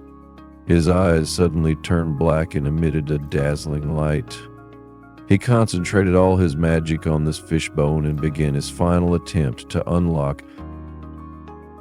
As Moen was working hard to unlock the basement, Anne and Noelle stood in front of the stove in the kitchen preparing dinner for today. At this moment, the sun had already begun to slowly set. The sunset quietly shone into the kitchen and added some warm colors to it. Anne was busy cutting vegetables and cooking soup while Noel followed her to help her. The sound of chopping vegetables and boiling soup disrupted the tranquility of the kitchen. Some steam secretly floated out of the pot, reminding the two cooks that the food in the pot was almost cooked. In no time, a pot of fresh and beautiful white fish soup was cooked. There are not only fish in the pot, but also some tofu and a little scallion as decoration. The steaming hot fish soup kept bubbling under the burning flames, and the aroma of the fish soup slowly drifted out of the pot. The appearance and aroma of fish soup make people unable to resist wanting to drink a bowl. Noelle picked up a spoon and scooped a spoonful of fish soup into her bowl. She blew a few breaths into the bowl to cool down the fish soup and then took a sip. Wow, this is so delicious. No wonder it's fish from Lake Bibor. This is the best fish soup I have ever tasted in my life. Noelle closed her eyes, holding a bowl with one hand and placing the other hand on her cheek, enjoying the warm sensation brought by the fish soup to her body. The taste of fish soup made her unable to help but exclaim in praise. Upon hearing Noel's evaluation of the fish soup, Anne smiled at her. Then she took out a heat retention jar, made with her magic power. She picked up a spoon and filled the thermos with soup while saying to Noel, "Thanks to Noel's help, the preparation time for dinner today was an hour earlier than usual, and the soup tasted even more delicious." Upon hearing Anne's praise, Noel chuckled foolishly. She shyly touched her head and showed a happy expression as she said to Anne, "It's nothing, I'm just helping out a little bit." Anne blended the taste of the fish soup well. At this moment, Noel said something to Anne. "However, Anne, I noticed that you seem to be learning how to make new dishes whenever you have free time recently. Now that the Duke and Duchess are not at home, the young master has also gone to school, and there are only a few of us in the mansion." Upon hearing Noel's words, Anne stopped the action of scooping fish soup in his hand. She lowered her head slightly, her expression obscured by shadows, making it difficult to see clearly. "And I also noticed that during this period, every time you cook, you take some of it away with you. In addition, we've been eating fish for the past few days." While Noel was still speaking, Anne used magic to make a big knife and a small knife, placed next to the cutting board, float gently. What Noelle didn't know was that Anne seemed a bit angry with her words now. She was worried that Noelle might have noticed something, so she began to doubt her. If she continues to speak, Anne may have to take a more dangerous approach to seal her mouth. At this moment, Noelle reached out her hand, as if she had known something. "Oh, I got it." And must have secretly kept a small pet in the mansion. "I guess it's a cat, right?" Noel spoke to Anne with a light and lively tone about her guest, while raising her hand to imitate the movements of a cat walking. However, Anne did not answer Noel. Noel seems to have not noticed Anne's abnormality. She lightly touched her chin with her index finger and looked up, as if she was seriously thinking something. Young master doesn't like small animals. He said their fur flies everywhere, so we haven't kept any cats or dogs in our mansion all along. I see. Keeping small animals without permission is also a bit against the regulations of the mansion. Now, Anne is the head maid, so due to your identity, you cannot tell everyone. Am I right? When Anne heard what Noel said, her mouth slightly curved up. She gently turned around and lifted her hand, placing her index finger on her lips and making a silent gesture. She gave a gentle smile and whispered to Noel, "Can you keep this secret for me?" Noel agreed to Anne with a light and cheerful tone. "Of course. Actually, I also really like furry cats. When I was in the countryside, my grandmother had many cats." After filling the heat retention jar with fish soup, Anne covered the lid and prepared to leave the kitchen. Knowing that Anne is secretly keeping cats, Noel, who loves small animals, feels very happy. But she also wants to follow Anne to see what cats look like. She clenched her fist lightly and asked Anne with an excited tone, "Anne, can I go see the cat with you?" Anne held the heat retention jar and turned his head, said to Noel with a slightly apologetic expression, "Sorry, Noel, that little one's still shy around strangers. Next time, okay? When it grows up, I will take you to see it." Noel didn't have any doubts about Anne's words. "I understand. Taking care of cats is not easy, and keep up the great work." Anne smiled and said to Noel, "So I'll leave first." Anne cast her magical energy onto the iron plate and heat retention jar, allowing them to float beside her. After confirming that there was no one nearby, Anne secretly opened the entrance to the basement. In fact, the dinner she prepared was not for the cat, but for Moen, who was imprisoned in the basement, she silently said in her heart. Fortunately, it did not develop to the worst stage. Otherwise, it would be quite troublesome to dispose of a maid's body quietly and unnoticed by others. If Noel hadn't guessed Anne's idea wrong, perhaps Anne would have killed Noel on the spot. After all, she doesn't want anyone to know what happened to Moen. Anne put her hands in front of her expressionlessly, maintaining the graceful movements that a maid should have.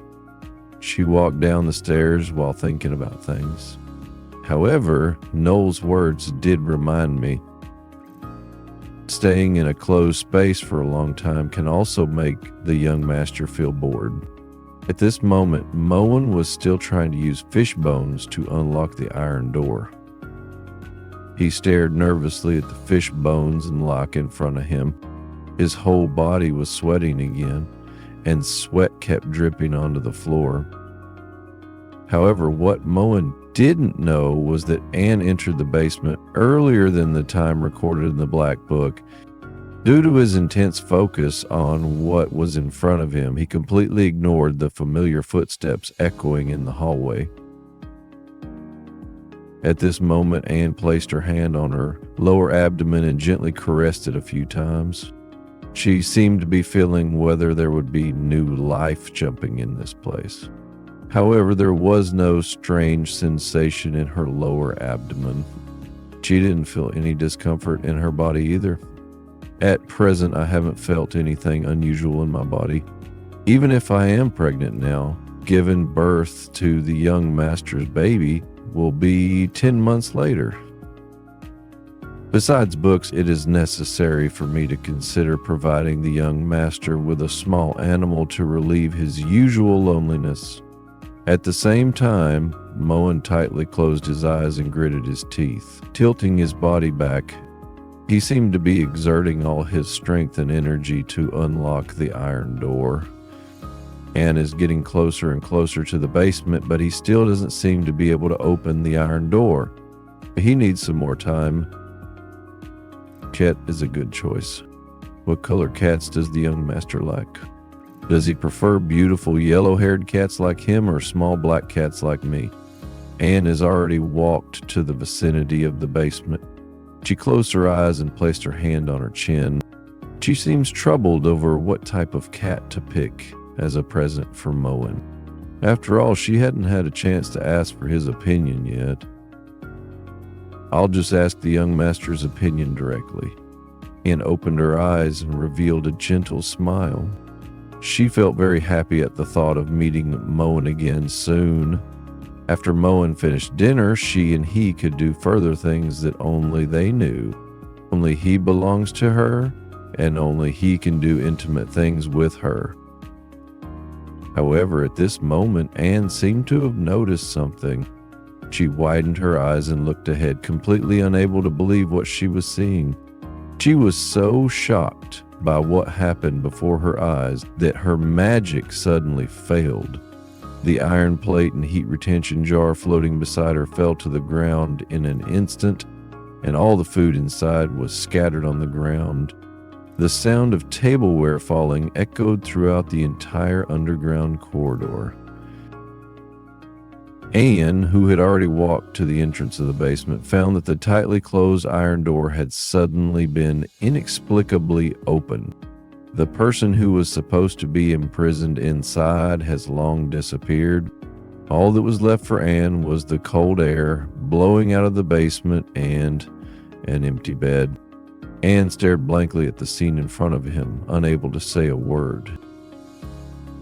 After successfully unlocking the iron door of the basement, Moen quickly escaped from the basement before Anne arrived.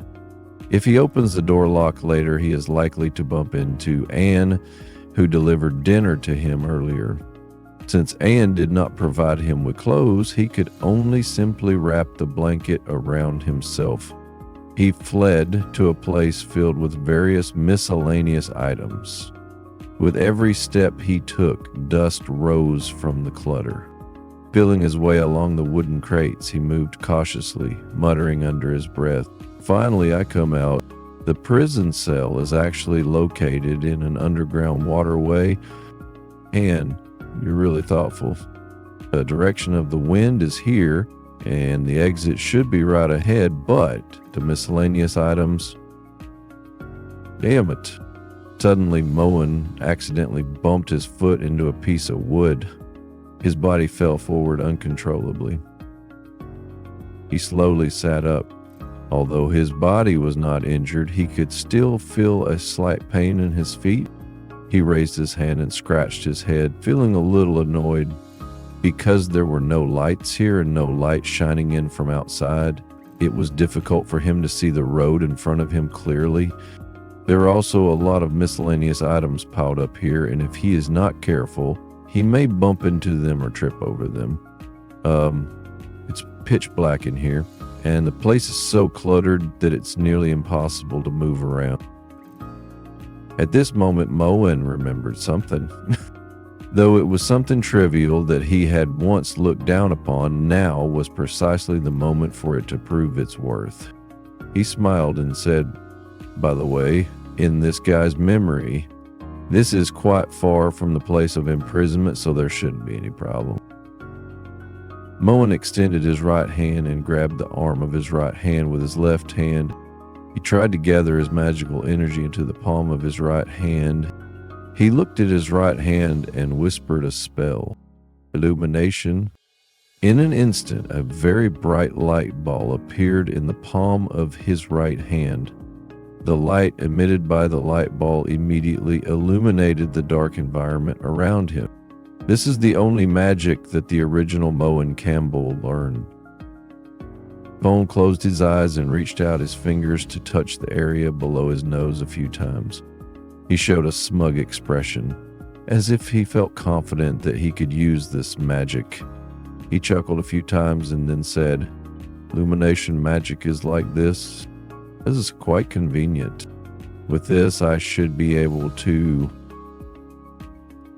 At this moment, a knife suddenly flew over from behind Moen. This knife is very sharp and shimmers with a terrifying silver light. It plunged deeply into the wooden cabinet next to Moen and made a loud noise. Moen was directly scared by this knife. He looked at it with frightened eyes, completely unaware that such a dangerous thing would appear here. Moen turned his head nervously and looked behind him. In the distance, it was pitch black and nothing could be seen. There shouldn't be anyone here, and he can only think of one person in his mind now. Only she can know about this place. He said hesitantly with an expression of constant fear, "No, that's impossible. I've already run this far," and maintained a throwing motion while her magical energy surrounded her.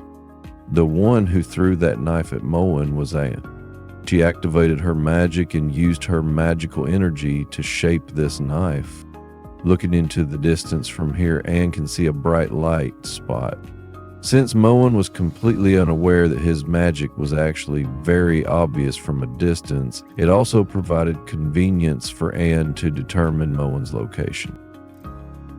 "I found you, young master." After seeing Moen's escape direction, Anne activated her magic and shaped a pair of wings behind her with her magical energy. She slowly flew into the air, preparing to quickly fly towards the location where Moen was. Just as I thought I had successfully escaped from the maid's surveillance range, she still found me. I used my learned skills to speed up my escape, while she also launched an attack on me with magic, attempting to stop me. I quickly hid in a wooden cabinet and patiently waited for the maid to leave. However, the maid checked the nearby boxes one by one using magic, which made me feel very scared. After the maid left, I used my skills and quickly left the underground waterway. Next, how will I deal with the current situation? I found you, young master. After determining Moen's location, Anne activated her magic and shaped a pair of wings behind her with her magical energy. She looked ahead with a cold expression, as if feeling a little angry about Moen's escape. She slowly flew into the air and opened her arms, rapidly flying towards the bright light source in the distance. Upon seeing the knife inserted into the wooden box, Moen turned his head with a panicked expression. He doesn't have to think carefully to know who this knife belongs to, and has already found him. He noticed that Anne was flying towards his location at an extremely fast speed. Since his position has been exposed, Moen has to continue running away. He got up from the ground in a nervous and flustered manner, then waved his arms and ran forward with all his might. He ran while speaking. Damn it. I risked my life to escape from that cage. How could I possibly... Don't underestimate me. Moen frowned tightly and looked ahead with a determined gaze. He recalled what he had done in the basement during this period.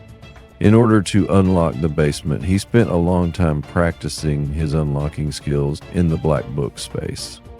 In order to obtain the fishbone that unlocks the lock, he asked Anne to go to Beebor Lake, which is far away from their home, to catch fish for him. In order to have sufficient time to unlock, he even had a clear understanding of Anne's working hours.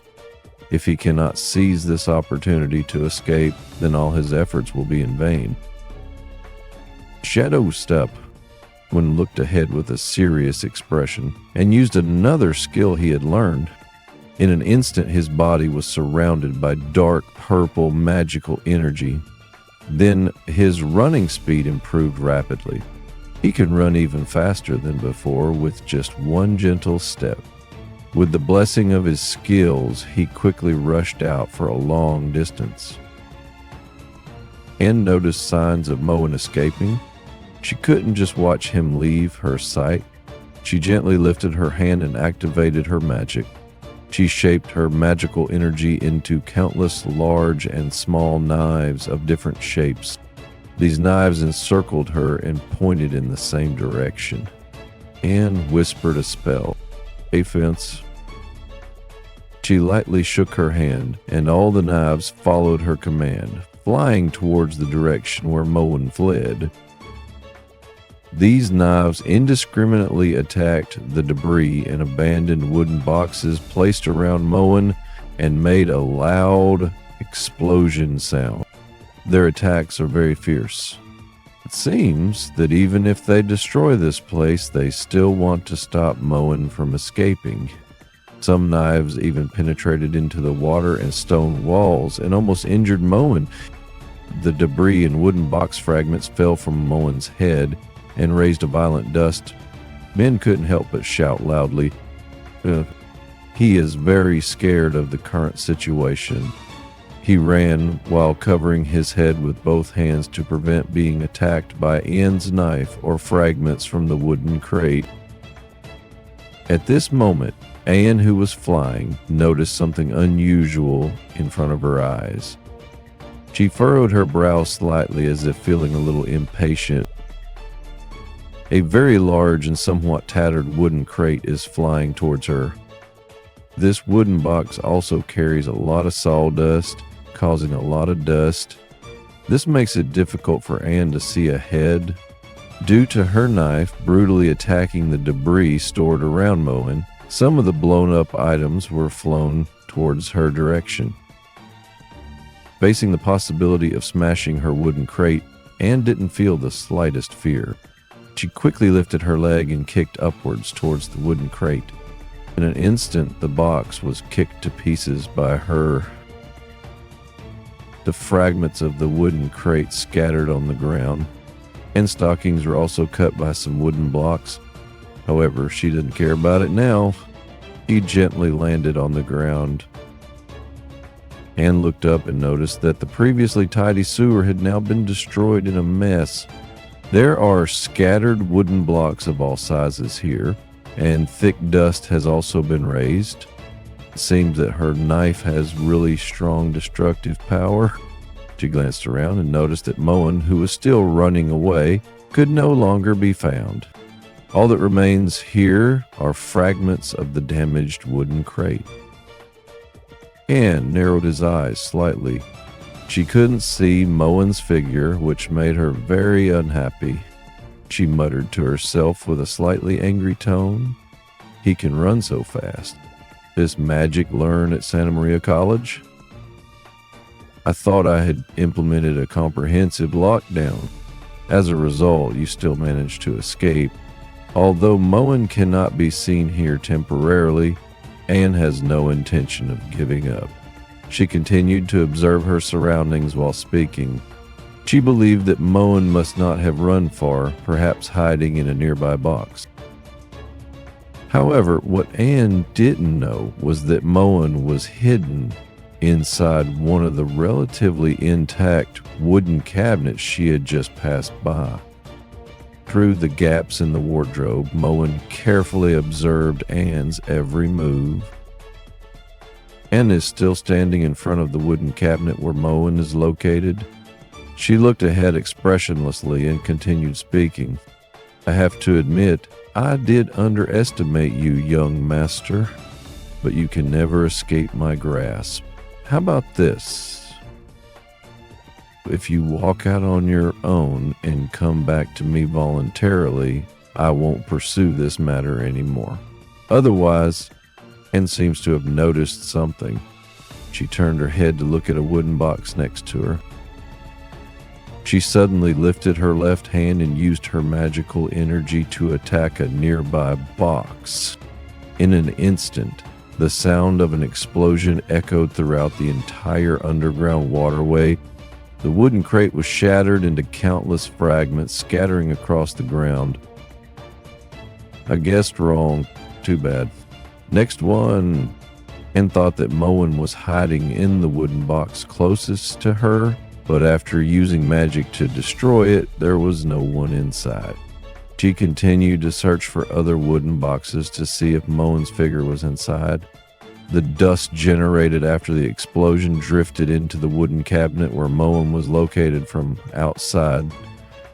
The sound of the explosion was heard clearly by Moen, who was hiding in the wooden cabinet. He was so scared by Anne's behavior that he dared not even breathe. His mind was in a highly tense state, to the point where his whole body was sweating profusely. If Anne attacks his wooden cabinet, he cannot guarantee that his body is intact. Moen's body was so scared that it couldn't help but tremble, and even tears came out. Seeing the current situation, he felt a little regretful. He silently said in his heart, Maybe I should just give up. Being in prison doesn't seem like anything bad. Don't worry about food and drink, and I have a beautiful girl to take care of me. Although I don't have freedom, at least I'm still alive."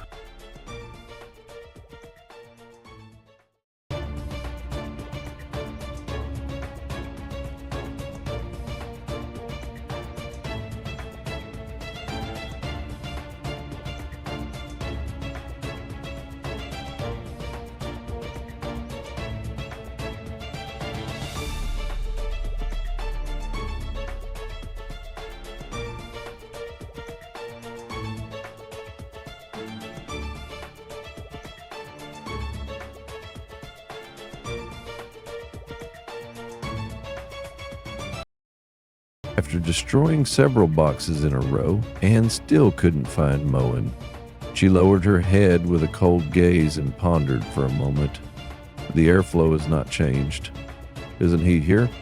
She reshaped her magical energy into a pair of wings and placed them behind her. Anne lightly stepped on the small river with her foot to help her fly.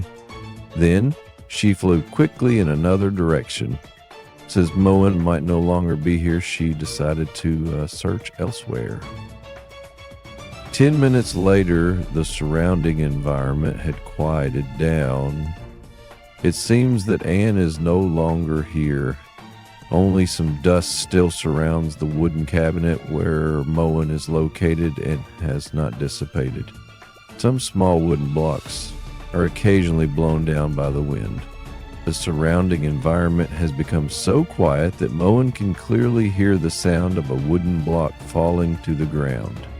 Besides that, he didn't hear any other sounds. Moen listened carefully to the sound outside the wooden cabinet during these 10 minutes. He is worried that Anne may come back here to find him. Time passed by minute, and he didn't hear any strange sounds. Moen breathed a light sigh of relief and walked to the door of the wardrobe. He silently said in his heart, "It seems that she has already walked far away. Damn it, she nearly gave me a heart attack." At that moment, I really thought I was going to be killed. And should have chased outside by now, so... Moen reached out and wanted to grab the handle of the wooden cabinet. He was planning to open the door while Anne was not here and quickly escape. However, at that moment, he suddenly felt something. He froze in place for a moment, not daring to move. He widened his eyes and looked ahead with a frightened expression.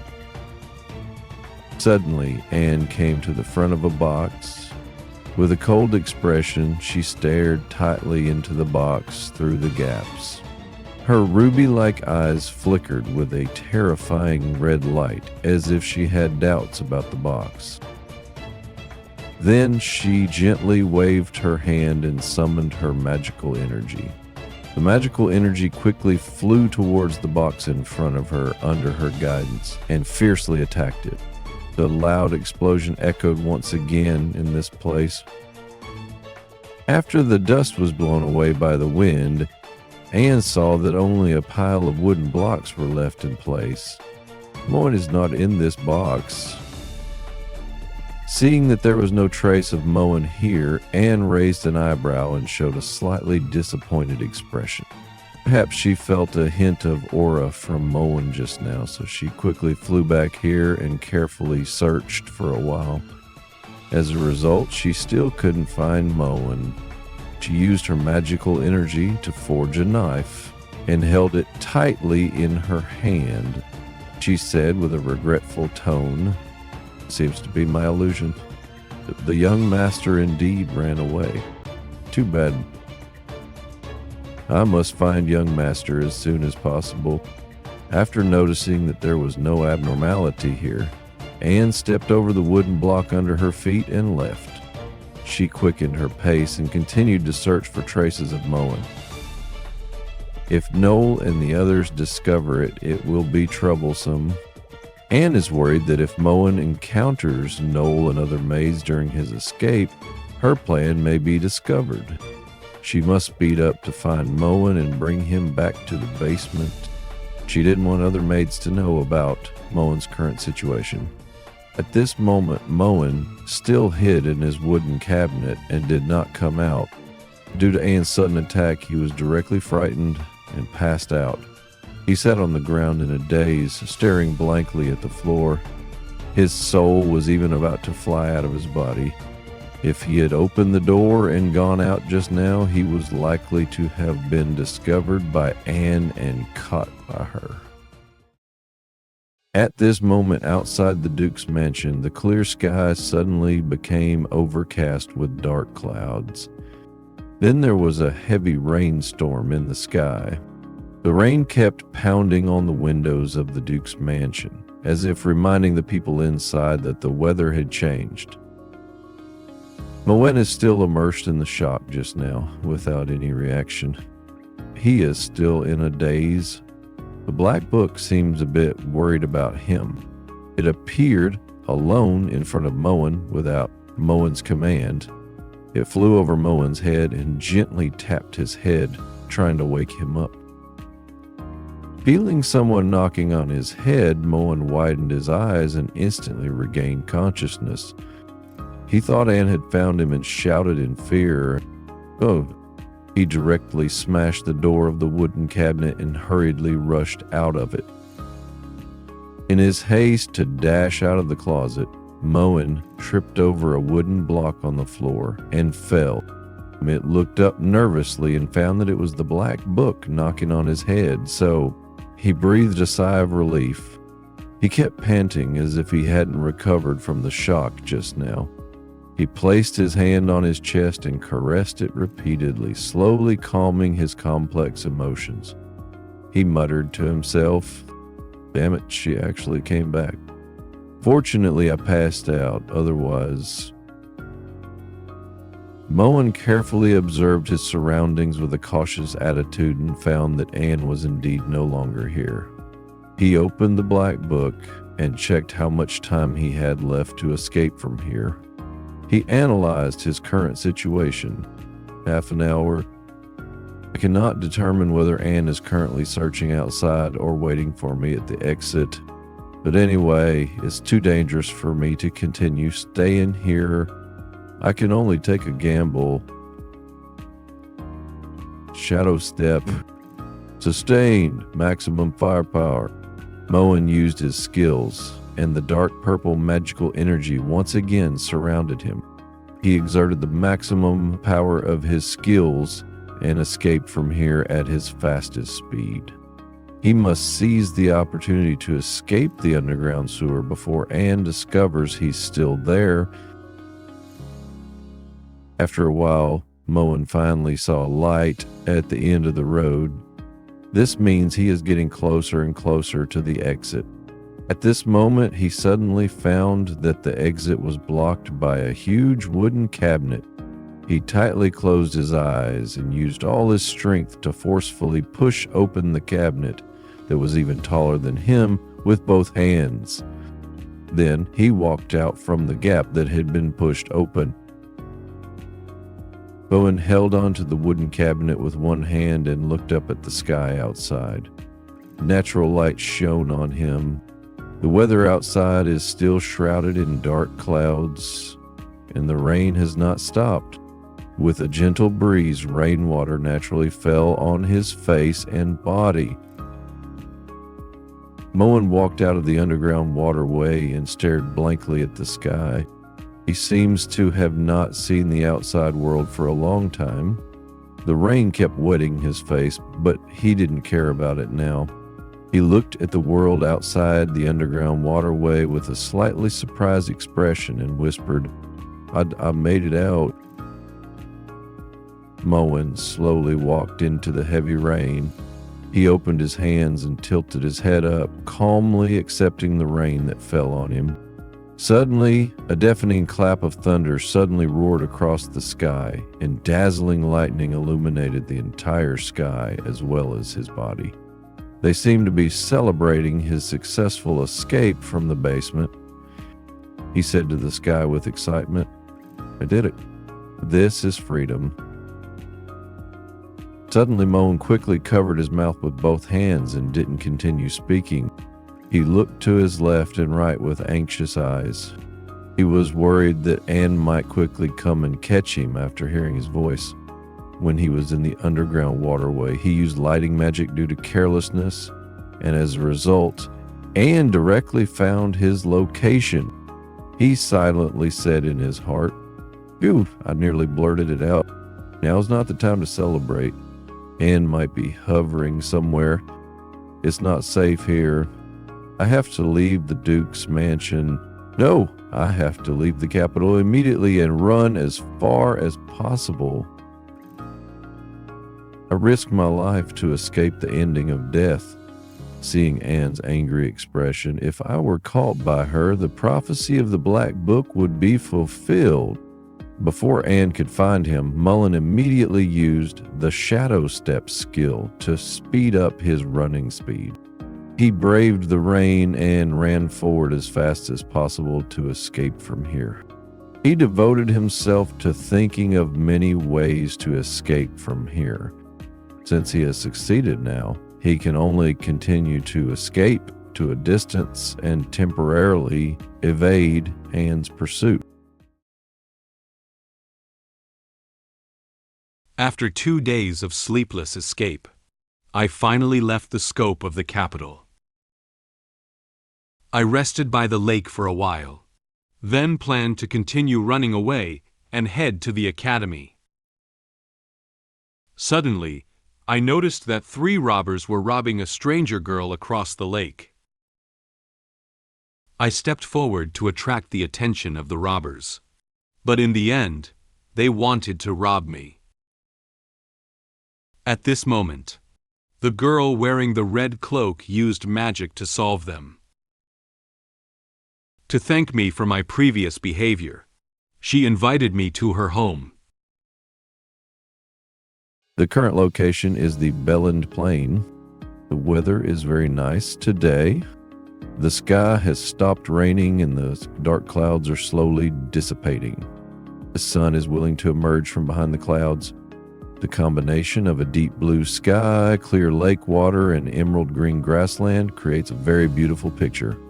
On the boundless plain, a gentle breeze blows and some small grasses mischievously follow the wind to farther places. The beautiful scenery here makes people want to sit here and enjoy it for a while longer.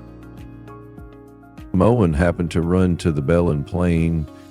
He spread his hands and legs wide open and lay down on the lawn to rest very casually. It seems that he has already felt tired. His hair was messy when he ran away. His face and body were covered in a lot of dirt, and his clothes were also a bit tattered by him. The morning sunshine shone on him, making him feel some warmth. He looked at the sky and whispered, "2 days and 2 nights, I finally managed to escape from the capital's territory." The gentle breeze blew over Moen's face, causing him to slowly close his eyes and feel the tenderness of the breeze. Having been fleeing relentlessly without rest, his body remained in a state of constant tension. Now, he is in a quiet environment which makes him feel very relaxed. Morning sunlight, the breeze tinged with the scent of fresh grass. The moment I relax even a little, the fatigue comes flooding in. Maybe I should nap first. No, I haven't reached the time to slack off yet. Just as Moen was about to fall asleep, he suddenly opened his eyes. He still can't rest peacefully. After all, Anne is still searching for his whereabouts. Moen immediately stood up from the grass.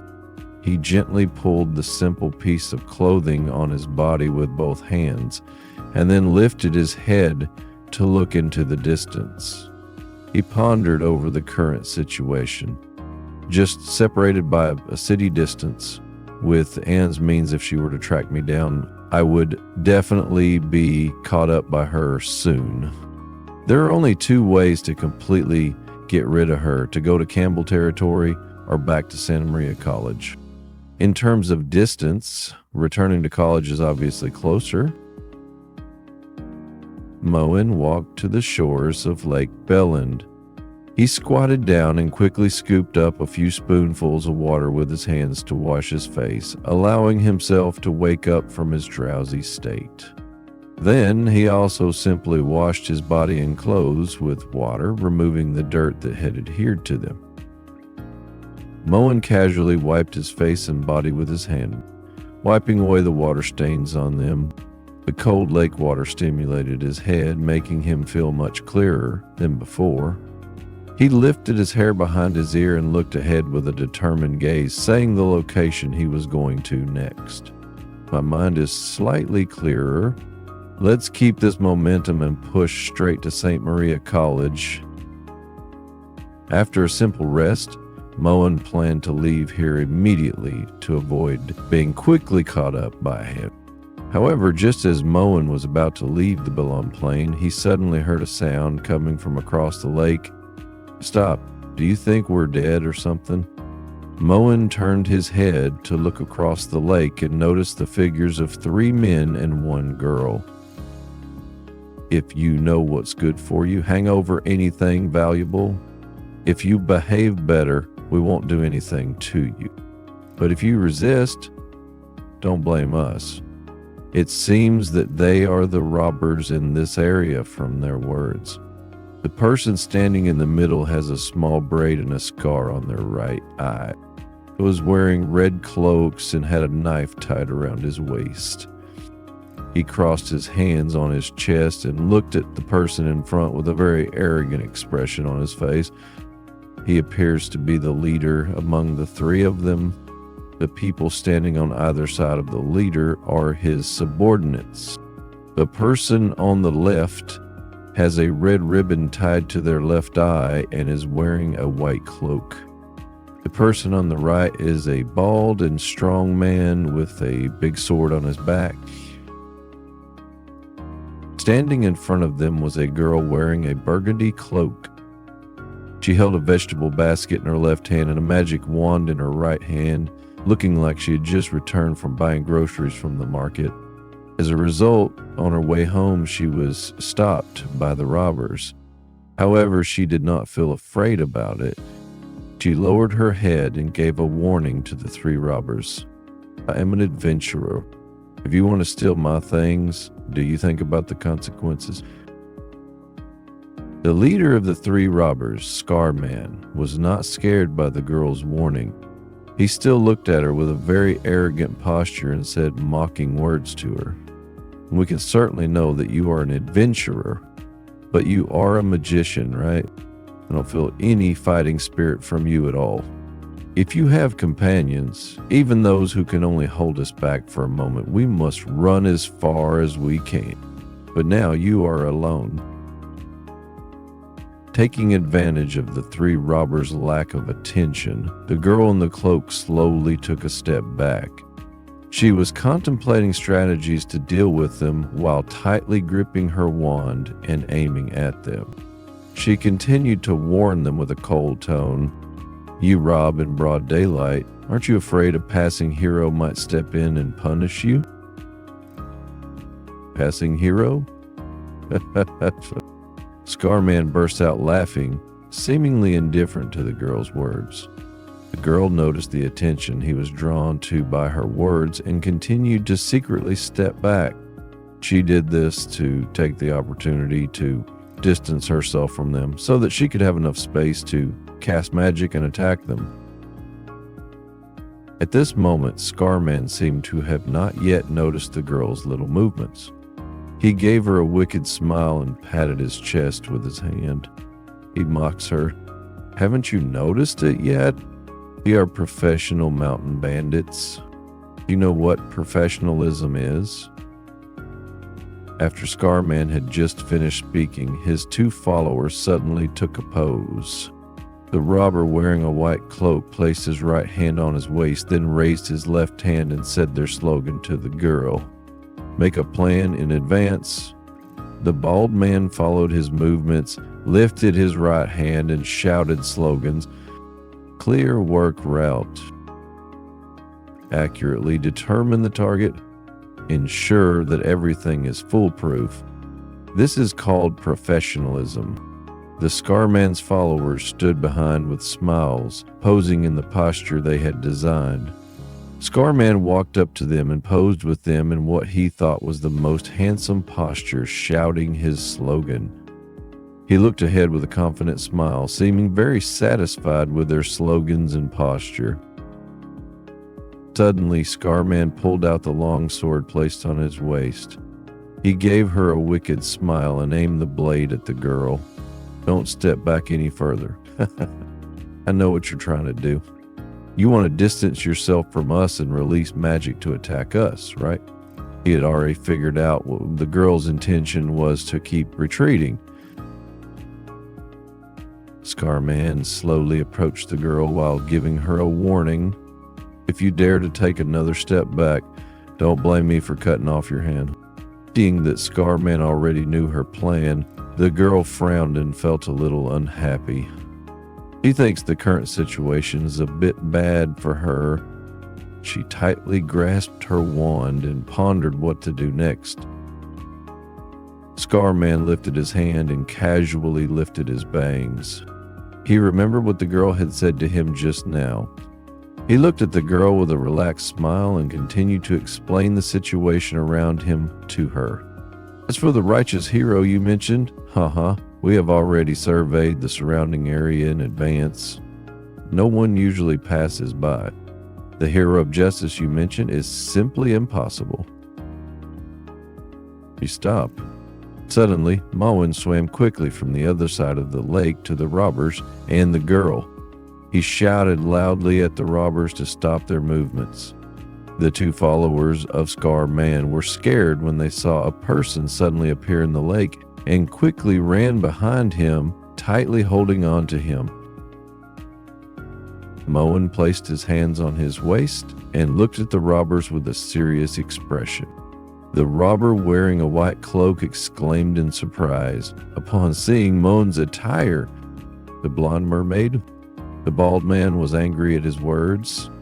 This is not a mermaid. See clearly, this is a man.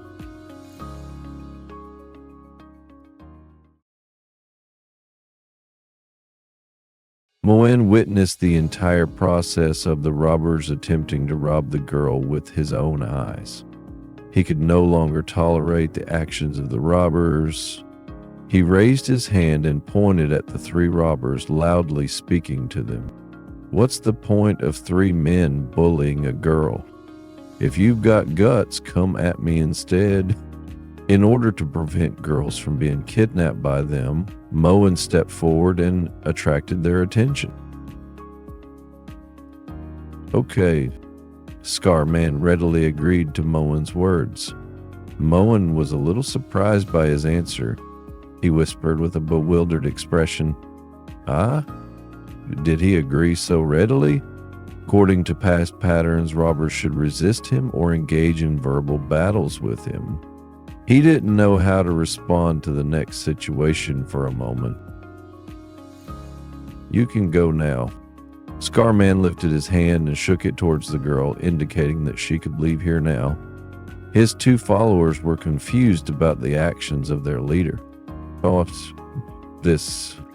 However, the girl wearing the cloak showed no response to his words. She remained standing still, seemingly with no intention of leaving. Moen immediately became anxious about Scarman's sudden change of plan. He never expected to shift his focus from that girl to him.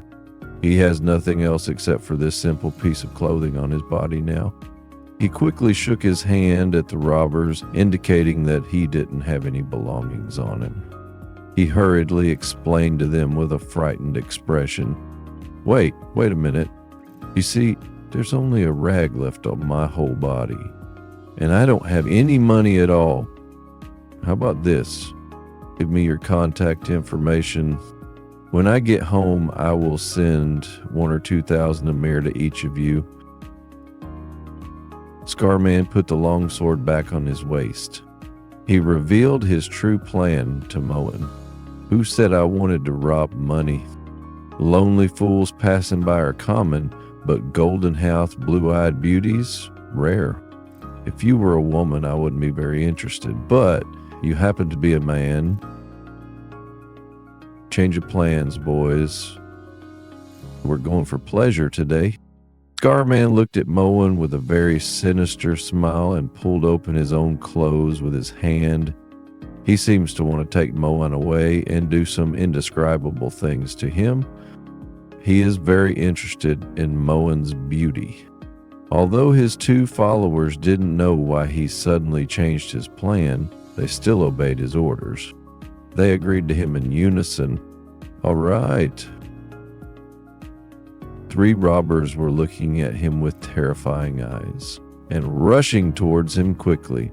Seeing the current situation, Moen knew that things were moving in a direction he couldn't control. He just happened to pass by and wanted to help the girl who was robbed by the robbers, but he didn't expect these robbers to change their minds and want to take him away. He immediately turned around and ran towards the other side of the lake, wanting to escape quickly. He shouted loudly with a fearful expression on his face. What exactly is going on here? Why do men in this world also pursue men? Damn bastards. Don't come over here. Listen obediently. Stand still or run. Let me have a look. The screams of Moen and the sinister laughter of the robbers echoed in the distance, making the calm plain unusually noisy. The robbers seemed genuinely willing to let the girl go. At this moment, the girl in the cloak stood beside and watched Moen and the robbers and heard all their conversations. However, she still has no intention of leaving. She closed her eyes and let out a soft sigh, then tightly held the wand in her hand. She placed her wand above her right hand and then placed the palm of her right hand upwards. She closed her eyes, focused her attention, and whispered the spell. Spirits of fire that dance upon the air, I command you in the name of your master. In no time, a red flame slowly gathered on her wand. These flames quickly spread from the wand to her surroundings, causing the temperature of the surrounding environment to slowly rise. Explosion flame. The flame summoned from the girl's wand turned into a huge sea of fire in an instant. The flames quickly rushed towards the three robbers who were chasing Moen and made a very loud explosion sound. They were completely engulfed by flames and unable to escape from inside. Boss, help! Three robbers struggled continuously in the flames and let out screams of agony. They wanted to escape from this sea of fire, but the flames slowly engulfed their bodies until they could no longer make a sound. It seems that they no longer have a chance to come out from here. Oh my. After hearing the loud explosion, Moen turned his head and noticed the soaring flames. He was very shocked by it. The flames illuminated the entire lake. The scorching temperature of the flames made his face feel very hot, but he didn't care about it now. He stared blankly at the sea of fire, unable to say anything for a moment.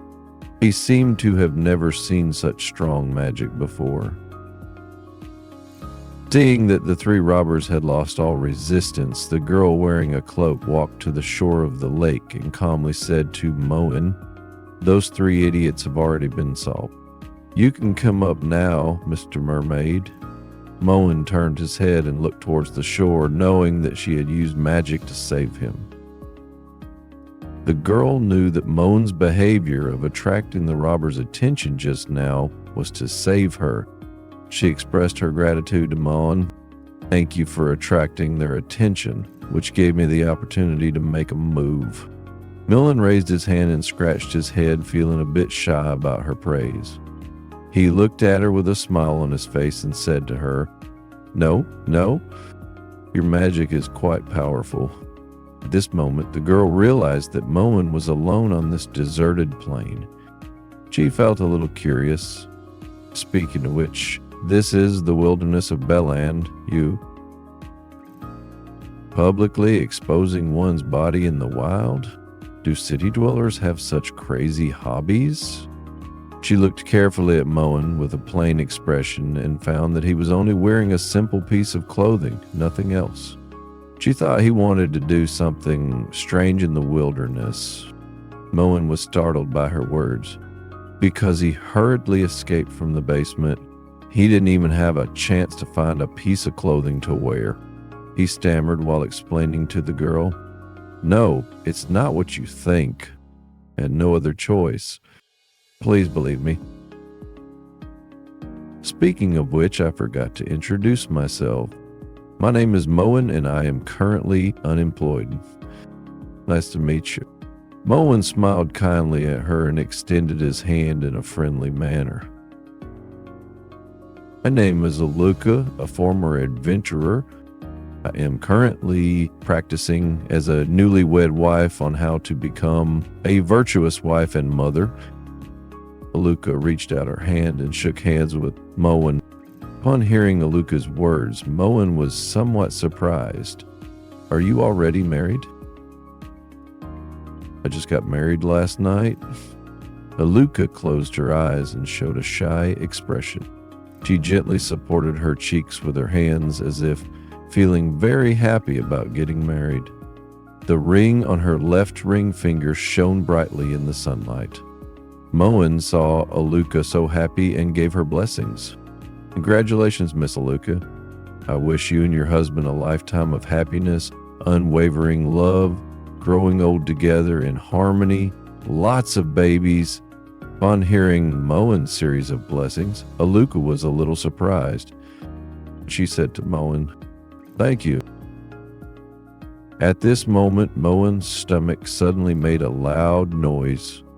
The voice interrupted his conversation with Aluca. The air suddenly quieted down for a few seconds. Aluca curiously asked Moen, "Mr. Moen, are you hungry?" Moen felt a bit embarrassed about the sound coming from his stomach. After all, he has been escaping outside for 2 days and 2 nights and has never been able to rest and eat properly. He awkwardly touched his head and answered Aluca, "Yes, sorry I haven't eaten anything for 2 days, so if you don't mind, come with me." Before Moen could finish speaking, Aluca invited Moen to come with her. She seems to want Moen to go back to her home with her. Moen was a bit confused by Aluca's words. "Miss Aluca?" Aluca turned her head to look at Moen. "As a reward for luring away the bandits just now, I have just bought food and am preparing to go home to cook. Besides, if Mr. Moen didn't voluntarily expose his body, being unclothed like this could easily make you ill. My husband is about the same height as you, so his clothes should be suitable for you." Moen was very happy to hear that Aluca was willing to provide him with food and clothes. "Really, Miss Aluca? Not only did you cook for me, but you also gave me clothes?" Aluca smiled and said to him, "It's just some old clothes that have been washed thin. Please don't have too high expectations." Moen couldn't help but give a series of compliments to Aluca. "Miss Aluca, you are truly a kind-hearted person. No, Miss Aluca, you are simply a goddess walking on the earth." Aluca was very happy with Moen's words. "That's too exaggerated. I'm just an ordinary wife. Your husband is truly blessed to have such a virtuous and beautiful wife. This must be the reward for his good karma accumulated over hundreds of lifetimes. If it's praise for being a wife, keep it coming, Mr. Moen. I enjoy it." After being rescued by the adventurer, I followed her back to her home. While chatting with her, I suddenly heard a strange sound, but there was no one else nearby. After returning to the adventurer's home, she provided me with clothes and water. Although I am very grateful for her help, I always feel that something is wrong somewhere. After I went to the empty room to rest, she seemed to become increasingly strange. Just as I was resting, the maid appeared in the wilderness. Aluca walked ahead and led Moen away from the Belen Plain to the current forest path. Moen followed behind her. In order to thank Aluca for extending a helping hand to him, Moen helped Aluca hold a basket containing food. A gentle breeze blew by, and the sun silently shone on Aluca's way home. Everything looks very natural. At this moment, Moen remembered that Aluca had come here alone. He asked her, "Speaking of which, Miss Aluca, didn't you and your husband just get married? How could you come to such a wilderness and be targeted by bandits?"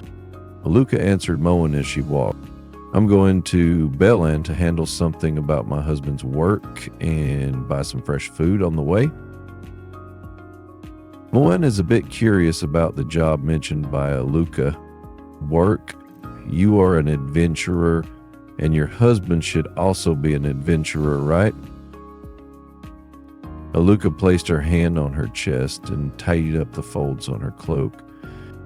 She looked ahead with a gentle smile and explained to Moen, "Yeah, however, due to our marriage, Rod and I have no plans to engage in any adventurous activities for the time being, so I need to report to the association. If I fail to report in for an extended period, the association will automatically assume something has happened to us and mark us as deceased. These kinds of administrative errors occur every year. At this moment, Aluca remembered that she hadn't talked to Moen about tonight's dinner yet. She turned her head and asked Moen with a smile on her face, "Is it okay to have fish tonight, Mr. Moen?" Upon hearing that tonight's dinner was fish, Moen's eyes lit up. He felt very happy. He lifted his hands and happily clenched the basket, saying to Aluca, "Of course. I love eating fish the most. I love you." Suddenly, Moen heard a very strange voice coming from behind him. He widened his eyes and was surprised by the sound. He immediately felt an uncomfortable sensation behind him. Moen immediately turned his head and nervously looked behind him, wanting to know who was speaking from behind. However, he looked left and right and did not find anyone else following behind them. The strange sound disappeared after saying that sentence. On this small path there is only the sound of wind and the wind blowing through the grass. He murmured to himself in a low voice, That's weird." Aluca noticed that Moen seemed to be looking cautiously behind them. She turned her head and asked in confusion, "What's wrong, Mr. Moen?" Moen carefully observed for a while, but still couldn't find the person who made the sound. He furrowed his brow and raised his hand to scratch his head.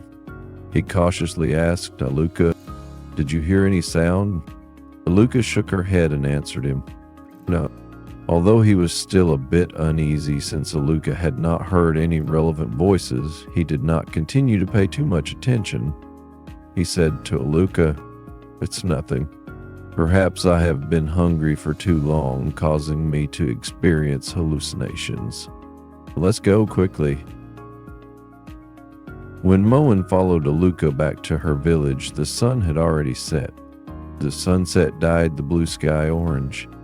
Houses of all sizes were shrouded in the radiance of the setting sun, casting long shadows. A gust of wind gently blew and knocked on the window of the house. Aluca led Moen to a very huge house.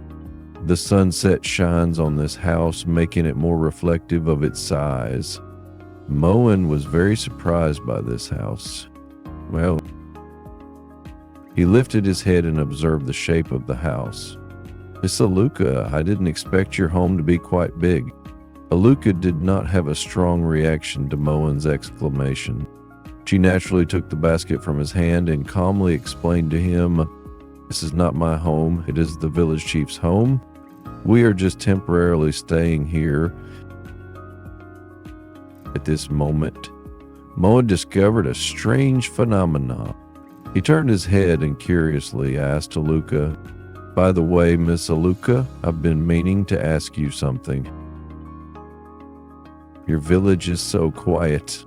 We haven't seen anyone along the way." Since Moen entered this village, he has not noticed any other villagers in the village. This place is not as lively as usual villages. The gentle breeze blew the nearby doors and windows, making a creaking sound. This looks very bleak here, as if no one lives here, and every household's door is open. Are they not afraid of being visited by thieves?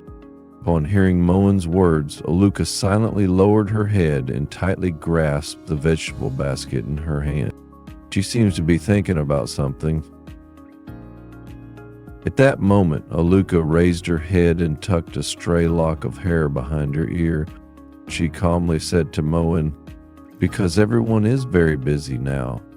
Does Mr. Moen know about Beavor Lake?" When it comes to Beavor Lake, Moen remembers what happened before.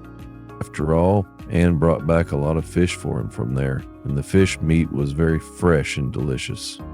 He answered Aluca, "Of course. Not only do I know about it, but I have also been eating fish for several days." Aluca explained the reason to Moen. "Beavor Lake is only 10 miles away from us. The autumn harvest is about to begin, and the land near our village is not suitable for cultivation, nor is it rich in rare minerals. The villagers rely solely on fishing for fish from Bebor Lake and selling them to nobles to earn a year's worth of expenses. So this time of year is always the busiest time. Even children participate in catching fish. Everyone is living directly on the ship this month. My husband and I are both adventurers in the village. Rod is responsible for protecting the safety of the villagers and transporting the caught fish to the city for sale. He only comes back once every few days while I stay here. You can understand me as the guardian of the village during this special period. Aluca looked at Moen with a smile on her face, hoping that her explanation would dispel his concerns. After listening to Aluca's words, Moen closed his eyes and placed one hand on his chin to think for a while. Then he nodded, feeling that this explanation was quite reasonable. I see. No wonder I couldn't see anyone along the way. It's really hard. I love you. Suddenly Moen heard the eerie sound he had heard in the wilderness again. He stared blankly ahead, not daring to move. This voice made him feel a bit creepy, as if it was trying to remind him. He quickly turned his head and looked behind him. Unfortunately, he still didn't see anyone standing behind him speaking. Although the sound was very clear, he still didn't know where the source of the sound was. His voice also disappeared in an instant. Aluca didn't seem to notice Moen's movements. She walked to the door of the house and unlocked it. She said to Moen, "Come in. There are slippers at the door." Moen responded while vigilantly observing the surrounding environment. "Oh, okay." Moen followed Aluca to the door of the house. He quietly turned his head to look behind him, but there was indeed no one behind him. He felt very strange about the sound appearing again. He whispered, "This voice is getting closer and closer. Is it really my illusion?" Hi! Pineapple has a good news to tell you. My app Lullaby can now be downloaded on the App Store and Google Play. You can search for Lullaby Light Novel in the search bar to find the app. After downloading the app, you can read our exclusive novels and comics more easily on your mobile phone. If you are interested, you can download Lullaby from the App Store and Google Play.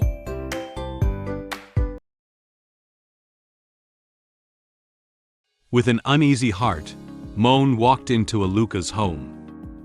Aluca has already retrieved the old clothes from home and placed them on the table in advance. Then, she took off her cloak and tied an apron, preparing for dinner tonight. She greeted Moen to sit on the sofa and said to him, "This is clothing and water. You can wait here for a moment, or take a shower at the well outside.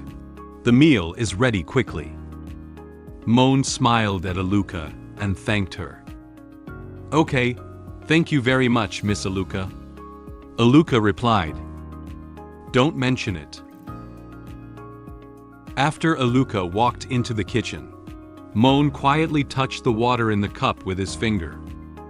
However, after observing for a while, he didn't feel anything in the water. He whispered, "There is no floating sediment in the water, and the smell is normal." Then, he dipped a little water on his arm. After waiting for a while, he found that there were no symptoms on his arm either. There are no adverse reactions either. After checking the glass of water, Moen breathed a sigh of relief. He picked it up and said, "This cup of water has no medicine or anything strange added. This seems to be ordinary water." From a logical perspective, there is no problem with Aluca's words. She seems trustworthy, but I always feel like something is strange. Moen took a sip of water and looked cautiously towards the kitchen. although he had checked his surroundings and found no issues. He had heard the strange sound twice since he followed Aluca. The sound made him feel uncomfortable, which made him very concerned, but he couldn't find out who was making the sound. In no time, Aluca handed the prepared dinner to Moen. Moen wolfed down the fish on his plate, leaving only a pile of fish bones. Moen, who had changed into clothes, lay on the sofa with a very happy expression on his face. He happily touched his stomach and expressed satisfaction with the dishes made by Aluca. He praised her. "This is great. Miss Aluca's cooking is really good, comparable to my maid's." Aluca is tidying up the bowls and plates on the table. Upon hearing Moen's praise, she humbly replied, "You're exaggerating. It's just a simple meal. But just now, Mr. Moen mentioned the maid. Mr. Moen, you must not be an ordinary person, right?" Moen did not avoid Aluca's question. "You're right. Speaking of which, I happen to have something I would like to ask for your help with." Moen placed a hand on his chest and looked at Aluca with sincere eyes. "Do you know about the Campbell family? One of the 4 major ducal families of the Empire. My full name is Moen Campbell, the son of Duke Ron Campbell." Upon learning of Moen's true identity, Aluca was somewhat surprised. She raised an eyebrow and said in confusion, "The Duke's son?" Moen continued to explain to her. "Yes, for some reason, I am currently being pursued. I hope to use Miss Aluca's identity as an adventurer to rent a horse or carriage from the Adventurers Association and send a letter to Campbell's territory, while also temporarily staying here for a period of time." After listening to Moen's request, Aluca lifted her hand and covered her mouth, suddenly laughing softly.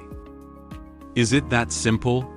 I thought you wanted me to lend you 300 Amir to help you return to the capital." Moen felt a bit speechless about Aluca's reaction. He continued to explain. I'm not joking. Miss Aluca, I am truly the son of the Duke, and I escaped from the capital." Moen looked at Aluca with serious eyes and raised 2 fingers at her. "After the matter is completed, I will give you 10,000. No, 20,000. I will give you 20,000 Amir as a token of appreciation." Aluca lifted her head and pondered for a moment. "Is it actually Amir? Why not appoint me as the president of the Adventurer Association?" Seeing that Aluca still had doubts about what he was saying, Moen became a little anxious. He quickly expressed his attitude to her. "What I said is true. This is really important to me, Miss Aluca." Aluca covered her mouth and chuckled softly a few times.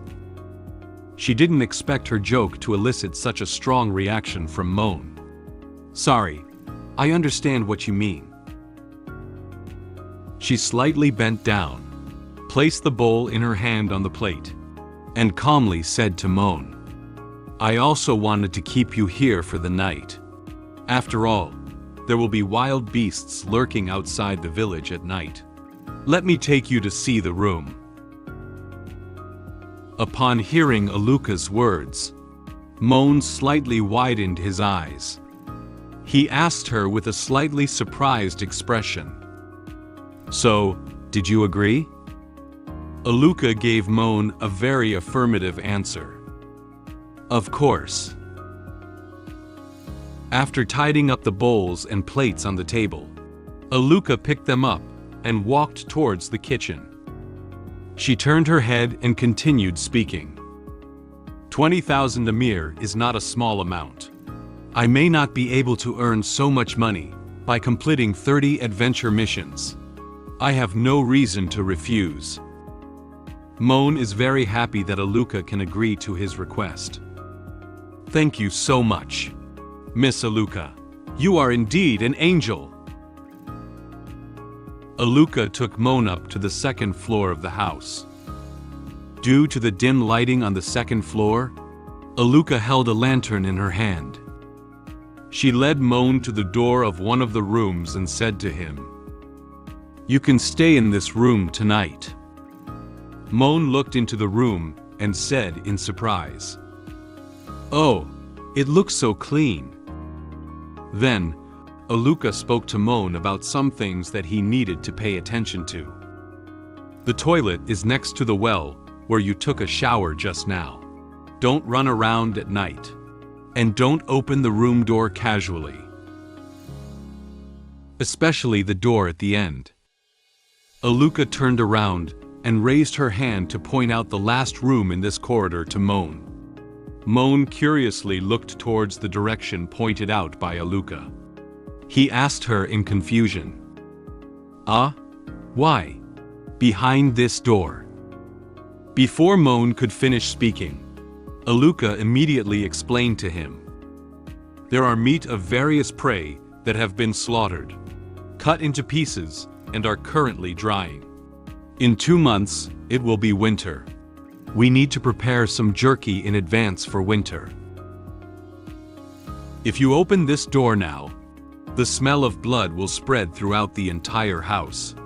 We cannot enter other rooms because this house is not mine. If you mess up the things in the village chief's house, he will be very angry when he comes back. Moen nodded and said to her, "I see. I promise I won't run around aimlessly." After instructing Moen on these requirements, Aluca left Moen's room and gently reminded him, "So, please rest well." Moen smiled at Aluca and waved her hand gently. "I'll leave everything to you, Miss Aluca. Good night. See you tomorrow." Moen gently closed the door of the room. Aluca didn't turn around to look at him. She whispered to him, "See you tomorrow." When there were no other sounds in the corridor, Aluca quietly walked towards the last room of the corridor. She said to the empty corridor, "Unfortunately, you won't live to see tomorrow." Young master of the aristocracy. Humph. The living young master is the young master. But if you die, you're nothing. Aluca's clothes were partially burned by the sudden flames, revealing the red mark on her chest. This mark had already appeared once when she was at Beber Lake. Aluca opened the door of the last room. Looking through the crack in the door into the room, the floor was covered in blackened bloodstains. Perhaps something bad happened in this room. However, Aluca walked in very calmly. The final sacrifice to the god of love. "I choose you." When Aluca turned her head, one of her eyes suddenly turned a terrifying red. She looked at Moen's room with indifferent eyes, as if she wanted to do something to him. At this moment, on the Belland Plain, a woman wearing a black cloak walked up here. Suddenly, she noticed a tattered piece of cloth on the grass. She squatted down and picked up the rag, carefully observing it. The woman lifted her head and revealed her real countenance. She is Anne, who has been tracking Moen's whereabouts. She brought the rag close to her nose and sniffed it a few times, immediately identifying whose clothes it came from. This is the taste of the young master. He actually ran to such a far place. However, no matter how hard you try to escape, it will be in vain. And stood up and looked towards the nearby village. This village is where Moen and Aluca rest. You are destined not to escape from my palm, my dearest young master." With a firm gaze, An looked ahead and quickly hurried to that village. When I was sleeping until midnight, I suddenly wanted to get up and go to the bathroom. At this moment, I heard the barking outside the room. I was planning to search for where the sound came from, but the adventurer happened to come out and explain to me. Just as I was about to return to my room, I discovered a very scary secret. This forced me to choose to escape from here again.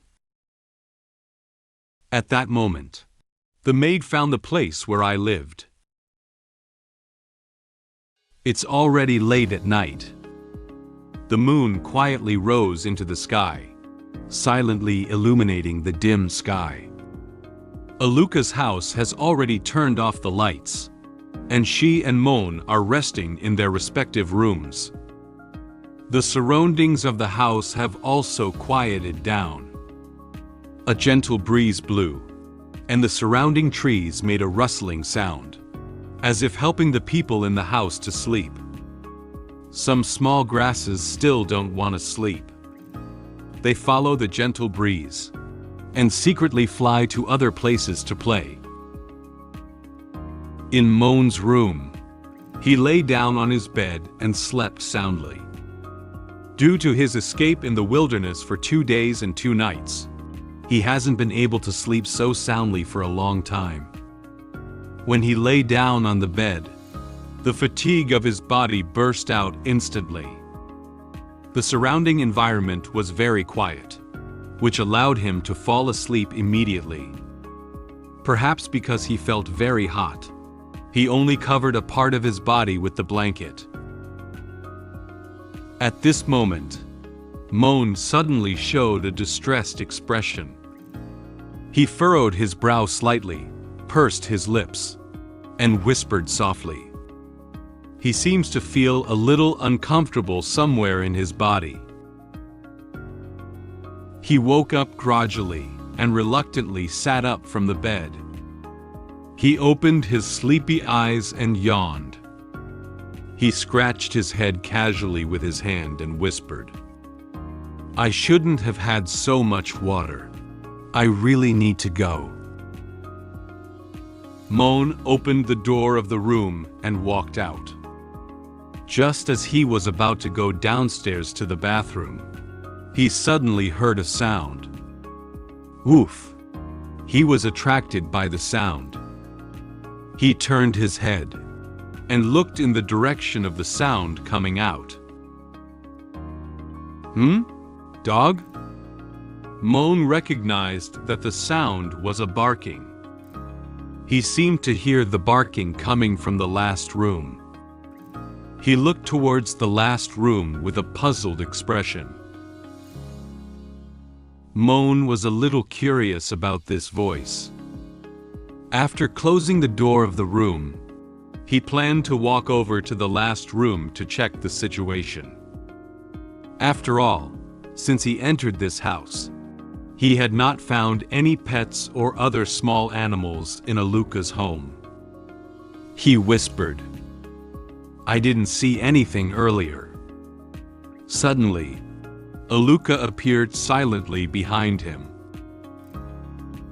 Seeing Moen wanting to walk towards the last room, Aluca whispered to him, "Mr. Moen." Moen was immediately startled by Aluca's voice. He had no idea that she suddenly appeared behind him at this moment. Now, Aluca has put on a loose white nightgown. She seems to have just woken up like Moen. She gave Moen a mysterious smile and gently grabbed her left arm with her right hand. She asked him gently, "It's so late. Mr. Moen hasn't slept yet. Is there any problem?" Upon hearing Aluca's words, Moen slowly turned his head and looked at her with an awkward expression. Although Aluca had been reminded not to approach the last room before he went to sleep, he couldn't help but be attracted by the sounds in the room. As a result, she has now discovered him. He stuttered and said, well, nature calls, you know? It wakes me up to look for the bathroom. Moen explained the reason to Aluca. He closed his eyes and raised his hand to scratch his head, trying to conceal his awkward situation. Aluca doesn't seem to have too much doubt about Moen's words. She said to him, "I see." At this moment, Moen remembered the barking of the dog he had just heard. He curiously asked Aluca, "By the way, I just heard the sound of a dog barking. Miss Aluca, do you have a dog?" Aluca touched her cheek a few times with her fingers and squinted her eyes slightly. She seems to have a very special affection for the little dog at home. She explained to Moen with a gentle tone, "Yes, it's my dog. It is the cutest and most handsome dog in the world. It is usually very obedient. Now it suddenly barks. It must be hungry." She showed a seemingly gentle smile. It seems that she loves her little dog very much. After knowing that the barking came from a small dog at home, Moen closed his eyes and breathed a light sigh of relief. He didn't know that Aluca had a little dog at home. He has a great love for cute little animals. He said to Aluca with a slightly excited tone, "I see. I thought I had misheard. May I take a look at your little dog, Miss Aluca? I like dogs very much, especially the kind of golden retrievers that were furry when they were young and super smart when they grew up. I have long wanted to raise one." "Sorry, that won't be possible. My dog is very shy. That's why it stays hidden in the room." Aluca smiled and refused Moen's request. She doesn't seem to want Moen to visit her little dog now. Upon hearing Aluca's words, Moen did not continue his request. He answered her, "I see. Since the dog doesn't like strangers, he doesn't plan to disturb it anymore." As Moen walked towards the restroom, he waved his hand to Aluca, indicating that he should leave first. He said to her, "I'll go to the bathroom first." Aluca stood still and maintained her original posture. She watched Moen walk downstairs and said to him with a polite smile, Worried that Moen might not be able to find the location of the bathroom, Aluca kindly reminded him once again, "The toilet is right next to the well. Don't go the wrong way." Moen replied, "Okay." The footsteps in the corridor gradually faded away. After Moen had left the corridor, Aluca's expression changed from a gentle smile to a cold expression in an instant. Her eyes suddenly turned blood red in color. She stared closely at Moen as he headed towards the bathroom. She was very wary of Moen's behavior just now. If Moen walked into that secret room, she might really have to do something to Moen. There is a simple wooden house next to the well in Aluca's house. It seems that this is the bathroom that Aluca referred to. After seeing this small house, Moen immediately walked in. However, the bathrooms in the village are not as luxurious and clean as those in luxury homes. When Moen entered, he felt that the environment here was not very good. Moen walked out of the bathroom, enduring the strong smell. He held onto the bathroom door with a slightly uncomfortable expression on his face. He didn't expect the environment in this bathroom to be so poor. He whispered, "That smell is awful. Doesn't anyone regularly clean the toilet in this village?" Woof, woof. At this moment, Moen heard the barking of the dog again. The sound was very clear this time. Based on the direction of the dog's barking, Moen found a room with lights still on. This surprised him a bit. However, he found that the barking of the dog seemed to be slightly different from the barking he usually heard. He walked towards the window of the room and whispered, "Miss Aluca's dog is kept in this room. I meant to say earlier, this dog's bark sounds a bit odd."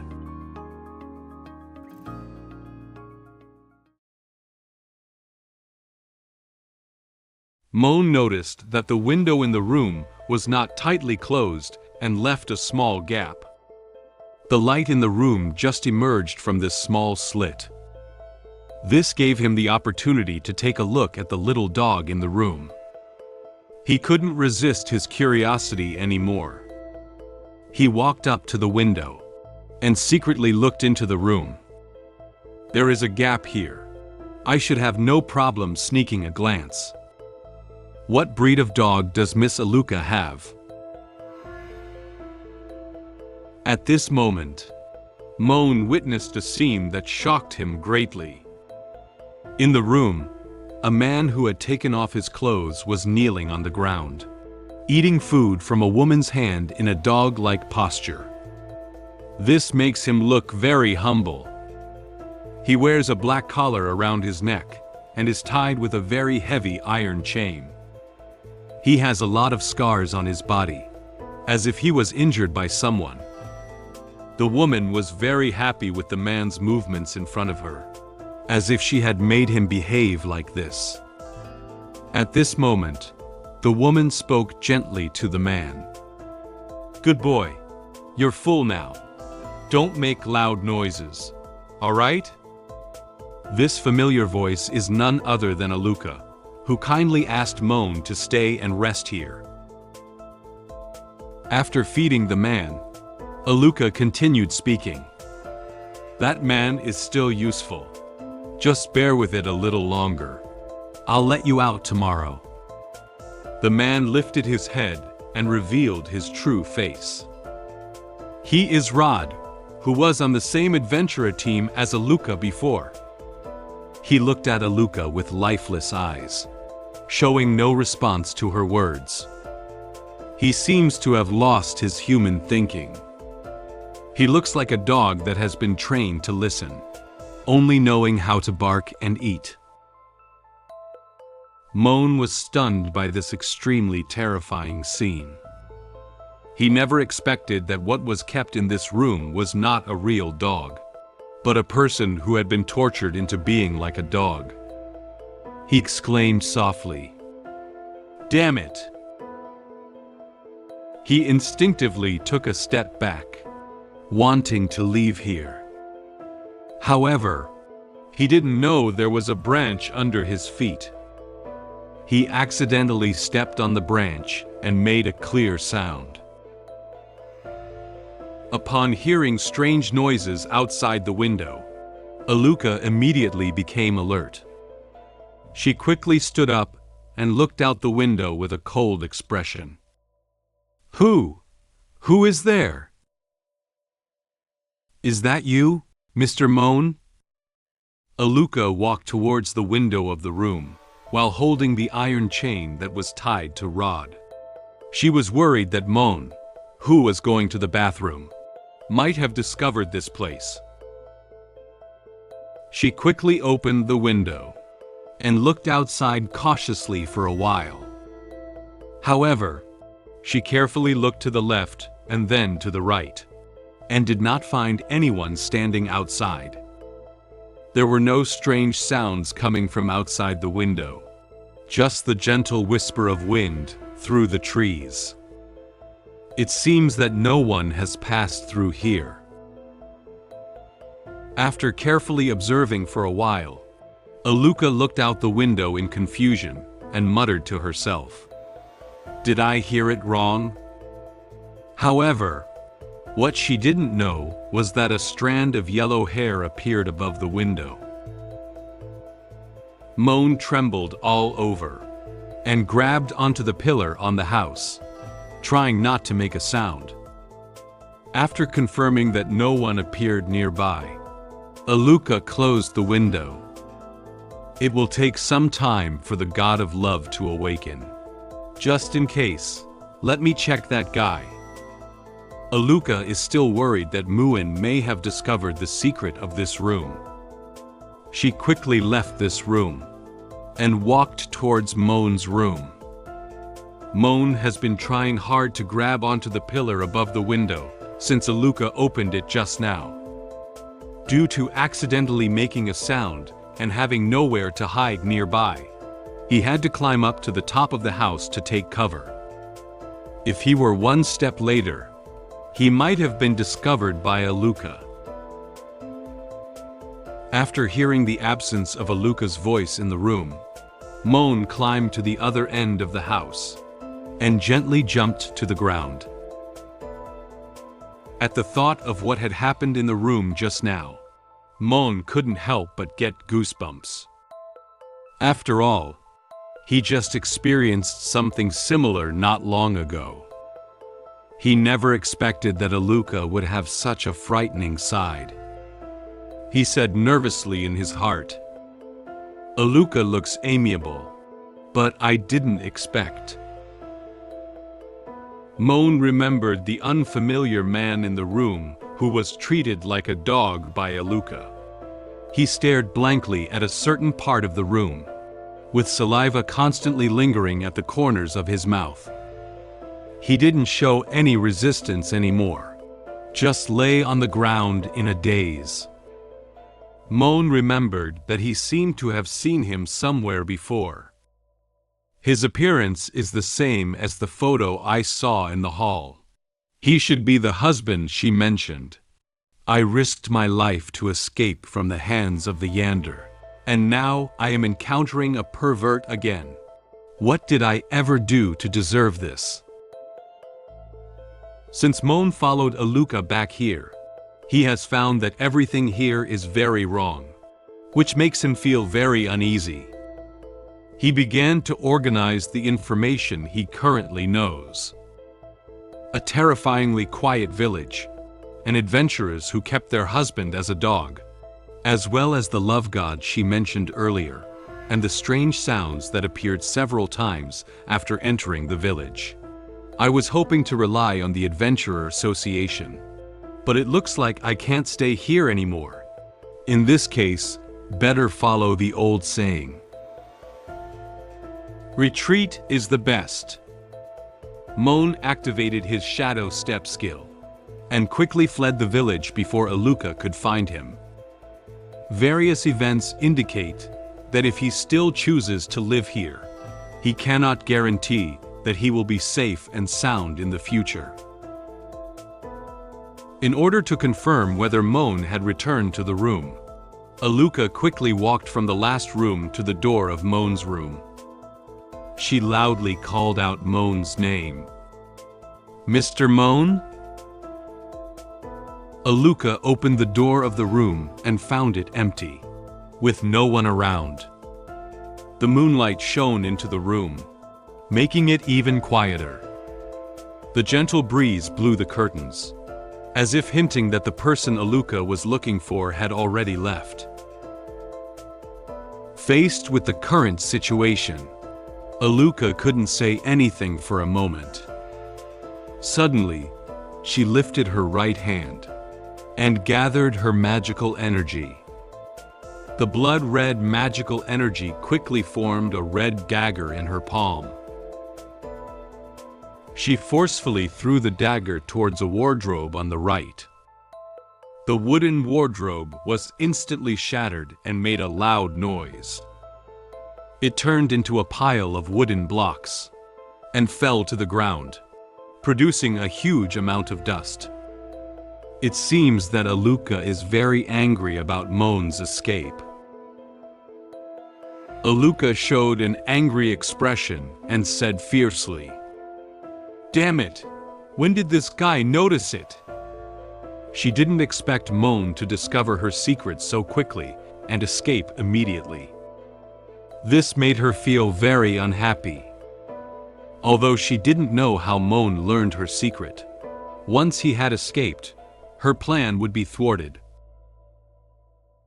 Just then, a few knocks sounded at the front door downstairs. Aluca turned her head with an unhappy mood and looked behind her. Is he back again? Aluca thought it was Moen who had returned here for some reason, so she quickly walked downstairs. She closed her eyes and revealed the gentle smile she had just shown. She gently opened the door and said to the person standing outside, "You have been away for a long time, mister." However, the person standing outside the door was not the Moen she was looking for. "Oh, it's you?"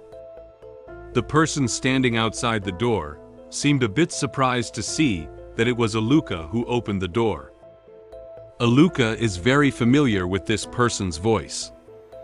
She opened her eyes and found that the person in front of her was someone she had already met before. She said with a slightly surprised expression, "You are Master." The person standing in front of Aluca is Anne. She waved her hand gently to Aluca and greeted her. "Long time no see." It seems that Anne has come to this village to inquire about Moen's whereabouts. The maid was invited to her home by the adventurer. The adventurer expresses gratitude to the maid for her previous help and showcases her achievements to the maid. However, the maid felt that the adventurer's house was a bit strange. At this moment, the adventurer's husband suddenly said some strange things to the maid. According to his words, the maid discovered another secret of this house. While the maid was still in shock, the adventurer also began to reveal her true face. In order to track down Moen's whereabouts, and came to a house that seemed to have been inhabited by someone. However, she didn't expect that the person living in the house was Aluca, whom she had just met recently. Aluca was also a bit surprised by Anne's arrival. She invited Anne into her room and lit some candles to illuminate the entire living room. Aluca went to the kitchen to pour a cup of tea and handed it to Anne sitting on the sofa. "Master, your tea," and took her tea with both hands and said to her, "Thank you." At this moment, Aluca realized that the clothes on Anne's body were different from what she had seen before. "Master, are you wearing a maid outfit? It's really cute." And placed the teacup on her thigh in order to prevent Aluca from becoming suspicious, and explained to her, "I come out of the mansion in a hurry and don't have time to change clothes, so I have to make do with it for now. Speaking of which, why did you call me master from the moment I entered the door? I don't remember teaching you anything." And looked up at Aluca with a puzzled expression. She didn't know what she had done to deserve such a title. Aluca carried her hands behind her and gave Anne a cute smile. She explained to Anne, "Master, have you forgotten? Thanks to your words that enlightened me before, I had the courage to accept my true self. Thanks to Master's guidance, I confessed my feelings to Rod that evening. Oh, by the way, Master, do you want to take a look at him? Take a look? And doesn't quite understand what Aluca means. Aluca continued to explain to her. Yes, look at the fruits of my hard work. In order to thank Anne for her emotional help before, she wants Anne to see how much she has achieved in love during this period. Although Anne didn't know exactly what Aluca was referring to, she still agreed to Aluca's suggestion. Okay. Aluca ran towards one of the rooms with cheerful steps and said to Anne in a happy tone, "Master, please wait a moment." Anne nodded and watched as Aluca left the living room. At the moment when Aluca returned to her room and placed the teacup in her hand on the table, she stood up and observed the surrounding environment. At this moment, she seemed to notice something different in the living room. She silently said in her heart, "It's not wrong." The residual smell in the air. The young master has been here before. No odor in the living room could escape Anne's nose. And stood silently in place, feeling the flowing air in the living room. She could smell the scent belonging to Moen that still remained here. At that moment, she also smelled some different smells. However, besides the scent of the young master, there is also bloody smell, and furrowed her brows slightly. How could such a large house possibly have a bloody smell for no reason? Something must have happened here. She felt that this house might not be as ordinary as she had imagined. At this moment, Aluca's cheerful voice caught Anne's attention. "Master, I'm sorry to have made you wait." And turned slightly and looked towards the direction where Aluca was located. This, and slightly widened her eyes, feeling a bit surprised. She couldn't believe what she was seeing in front of her. Aluca walked out of the room with her eyes closed, and an innocent smile on her face. She held the iron chain that tied Rod with her left hand, and pulled Rod out of the room. She seems very happy to be able to showcase her achievements to Anne.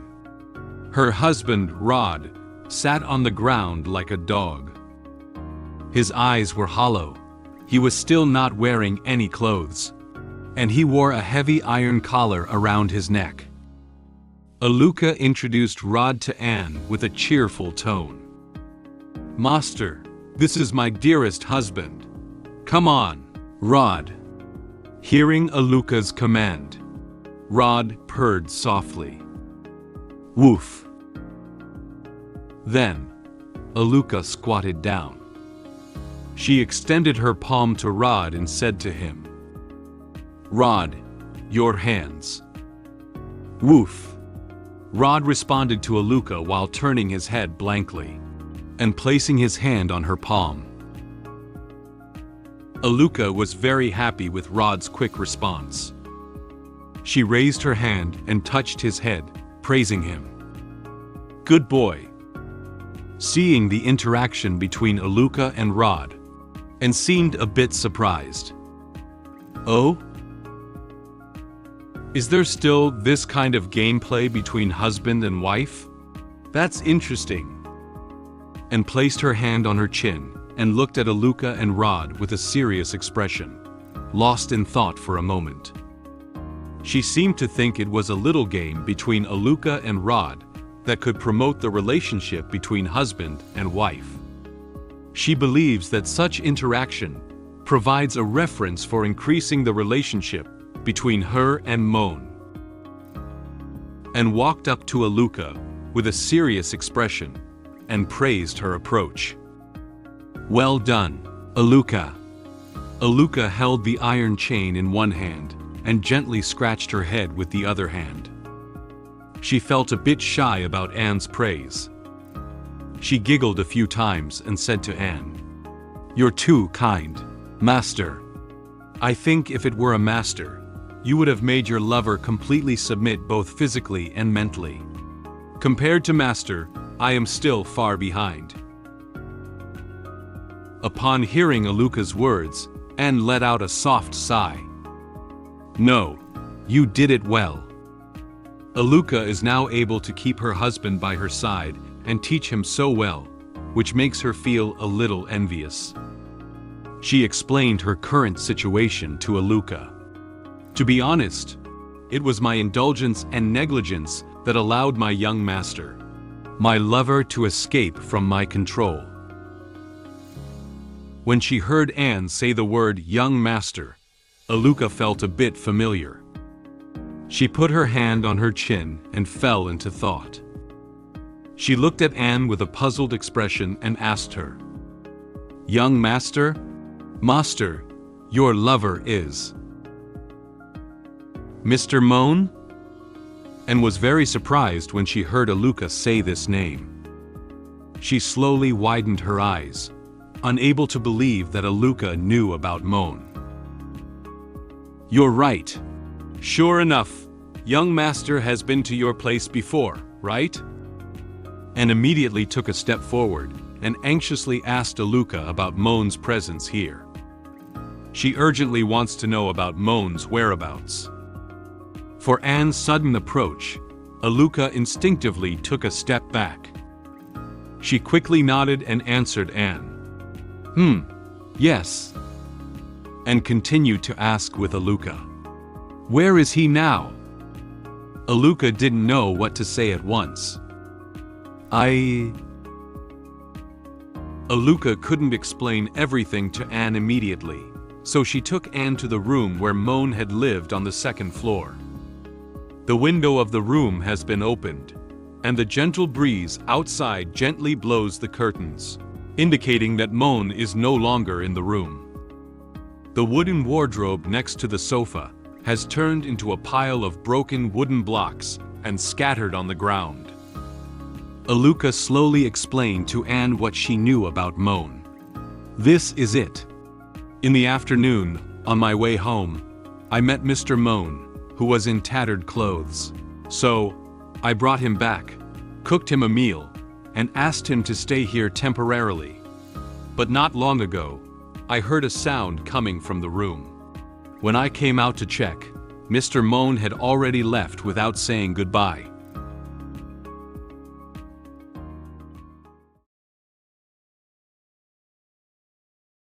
Anne and Aluca stood side by side, calmly observing the room.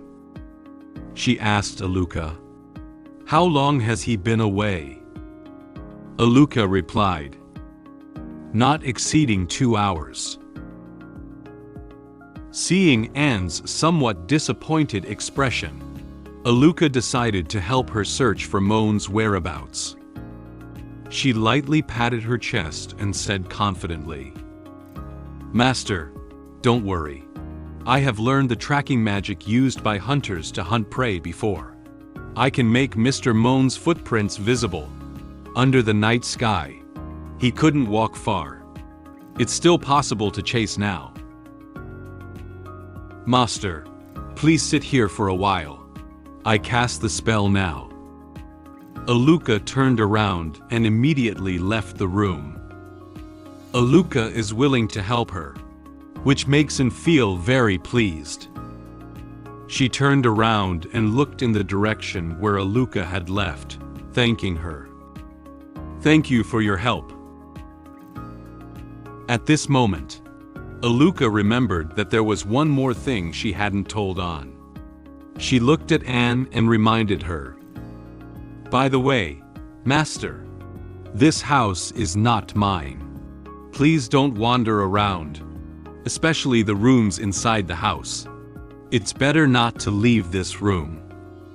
And didn't feel very strange about what Aluca said. She answered Aluca, "I see. I'll wait for you here." After being instructed by Anne, Aluca closed the door of the room and left here. After the room quieted down, and walked over to the position where the bed was and gently sat on it.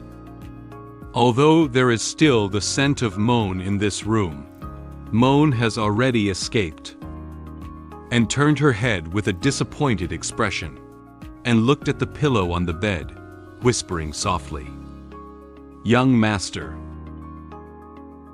and reached out and gently touched the pillow that Moen had used. Then, she took off her shoes and lay down on the bed where Moen had slept.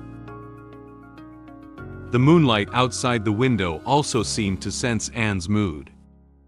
It shone its faint light on her, silently accompanying her, and curled up her body slightly. She tightly embraced the pillow on the bed in her arms and took a deep breath of the residual scent of Moen on the pillow, imagining the feeling she would have when she held Moen in her arms.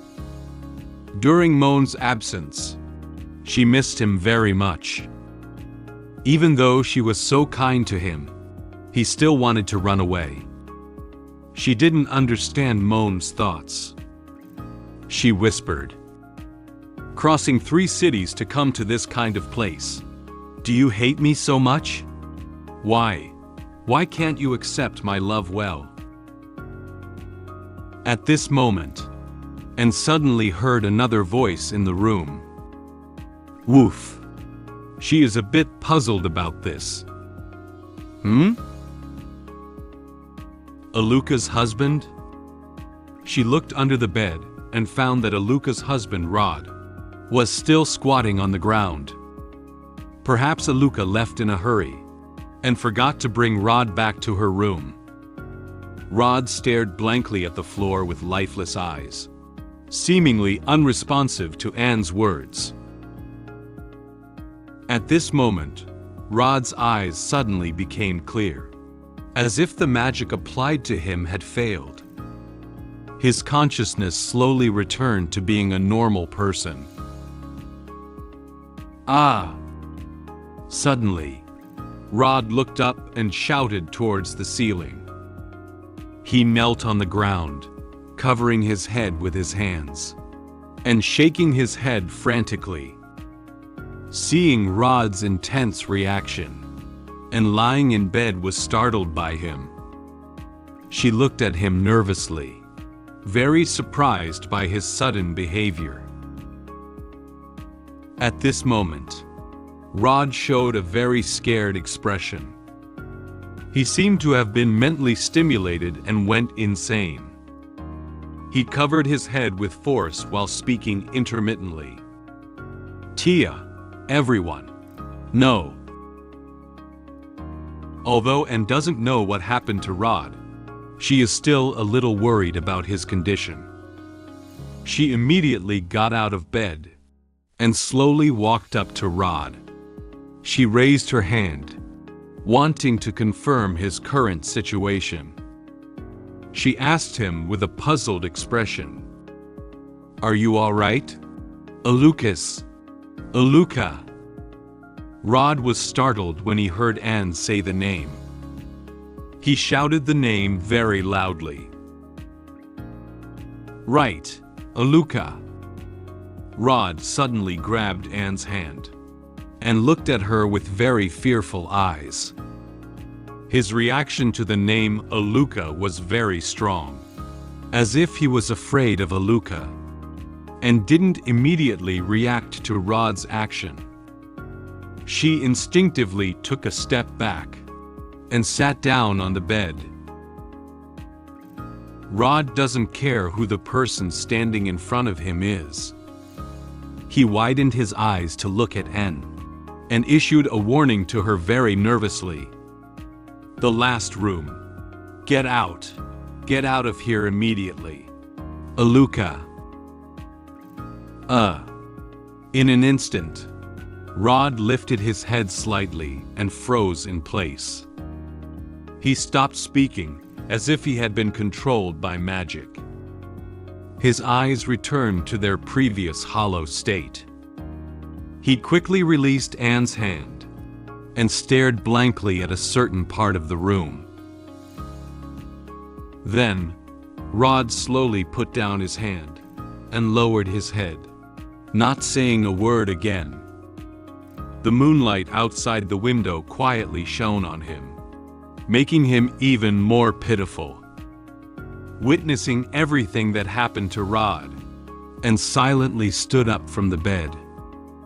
She looked at Rod kneeling on the ground, and couldn't say anything for a moment. According to what Rod had just said to her, and immediately realized that there was something really wrong with this house. She furrowed her brow slightly, and looked at the door of the room with a serious expression. She whispered, "Aluca, the last door?" Taking advantage of Aluca's absence, and walked out of Moen's room, and headed towards the last room of this corridor. The moonlight outside the window shone on the corridor, indicating the way to the last room for Anne.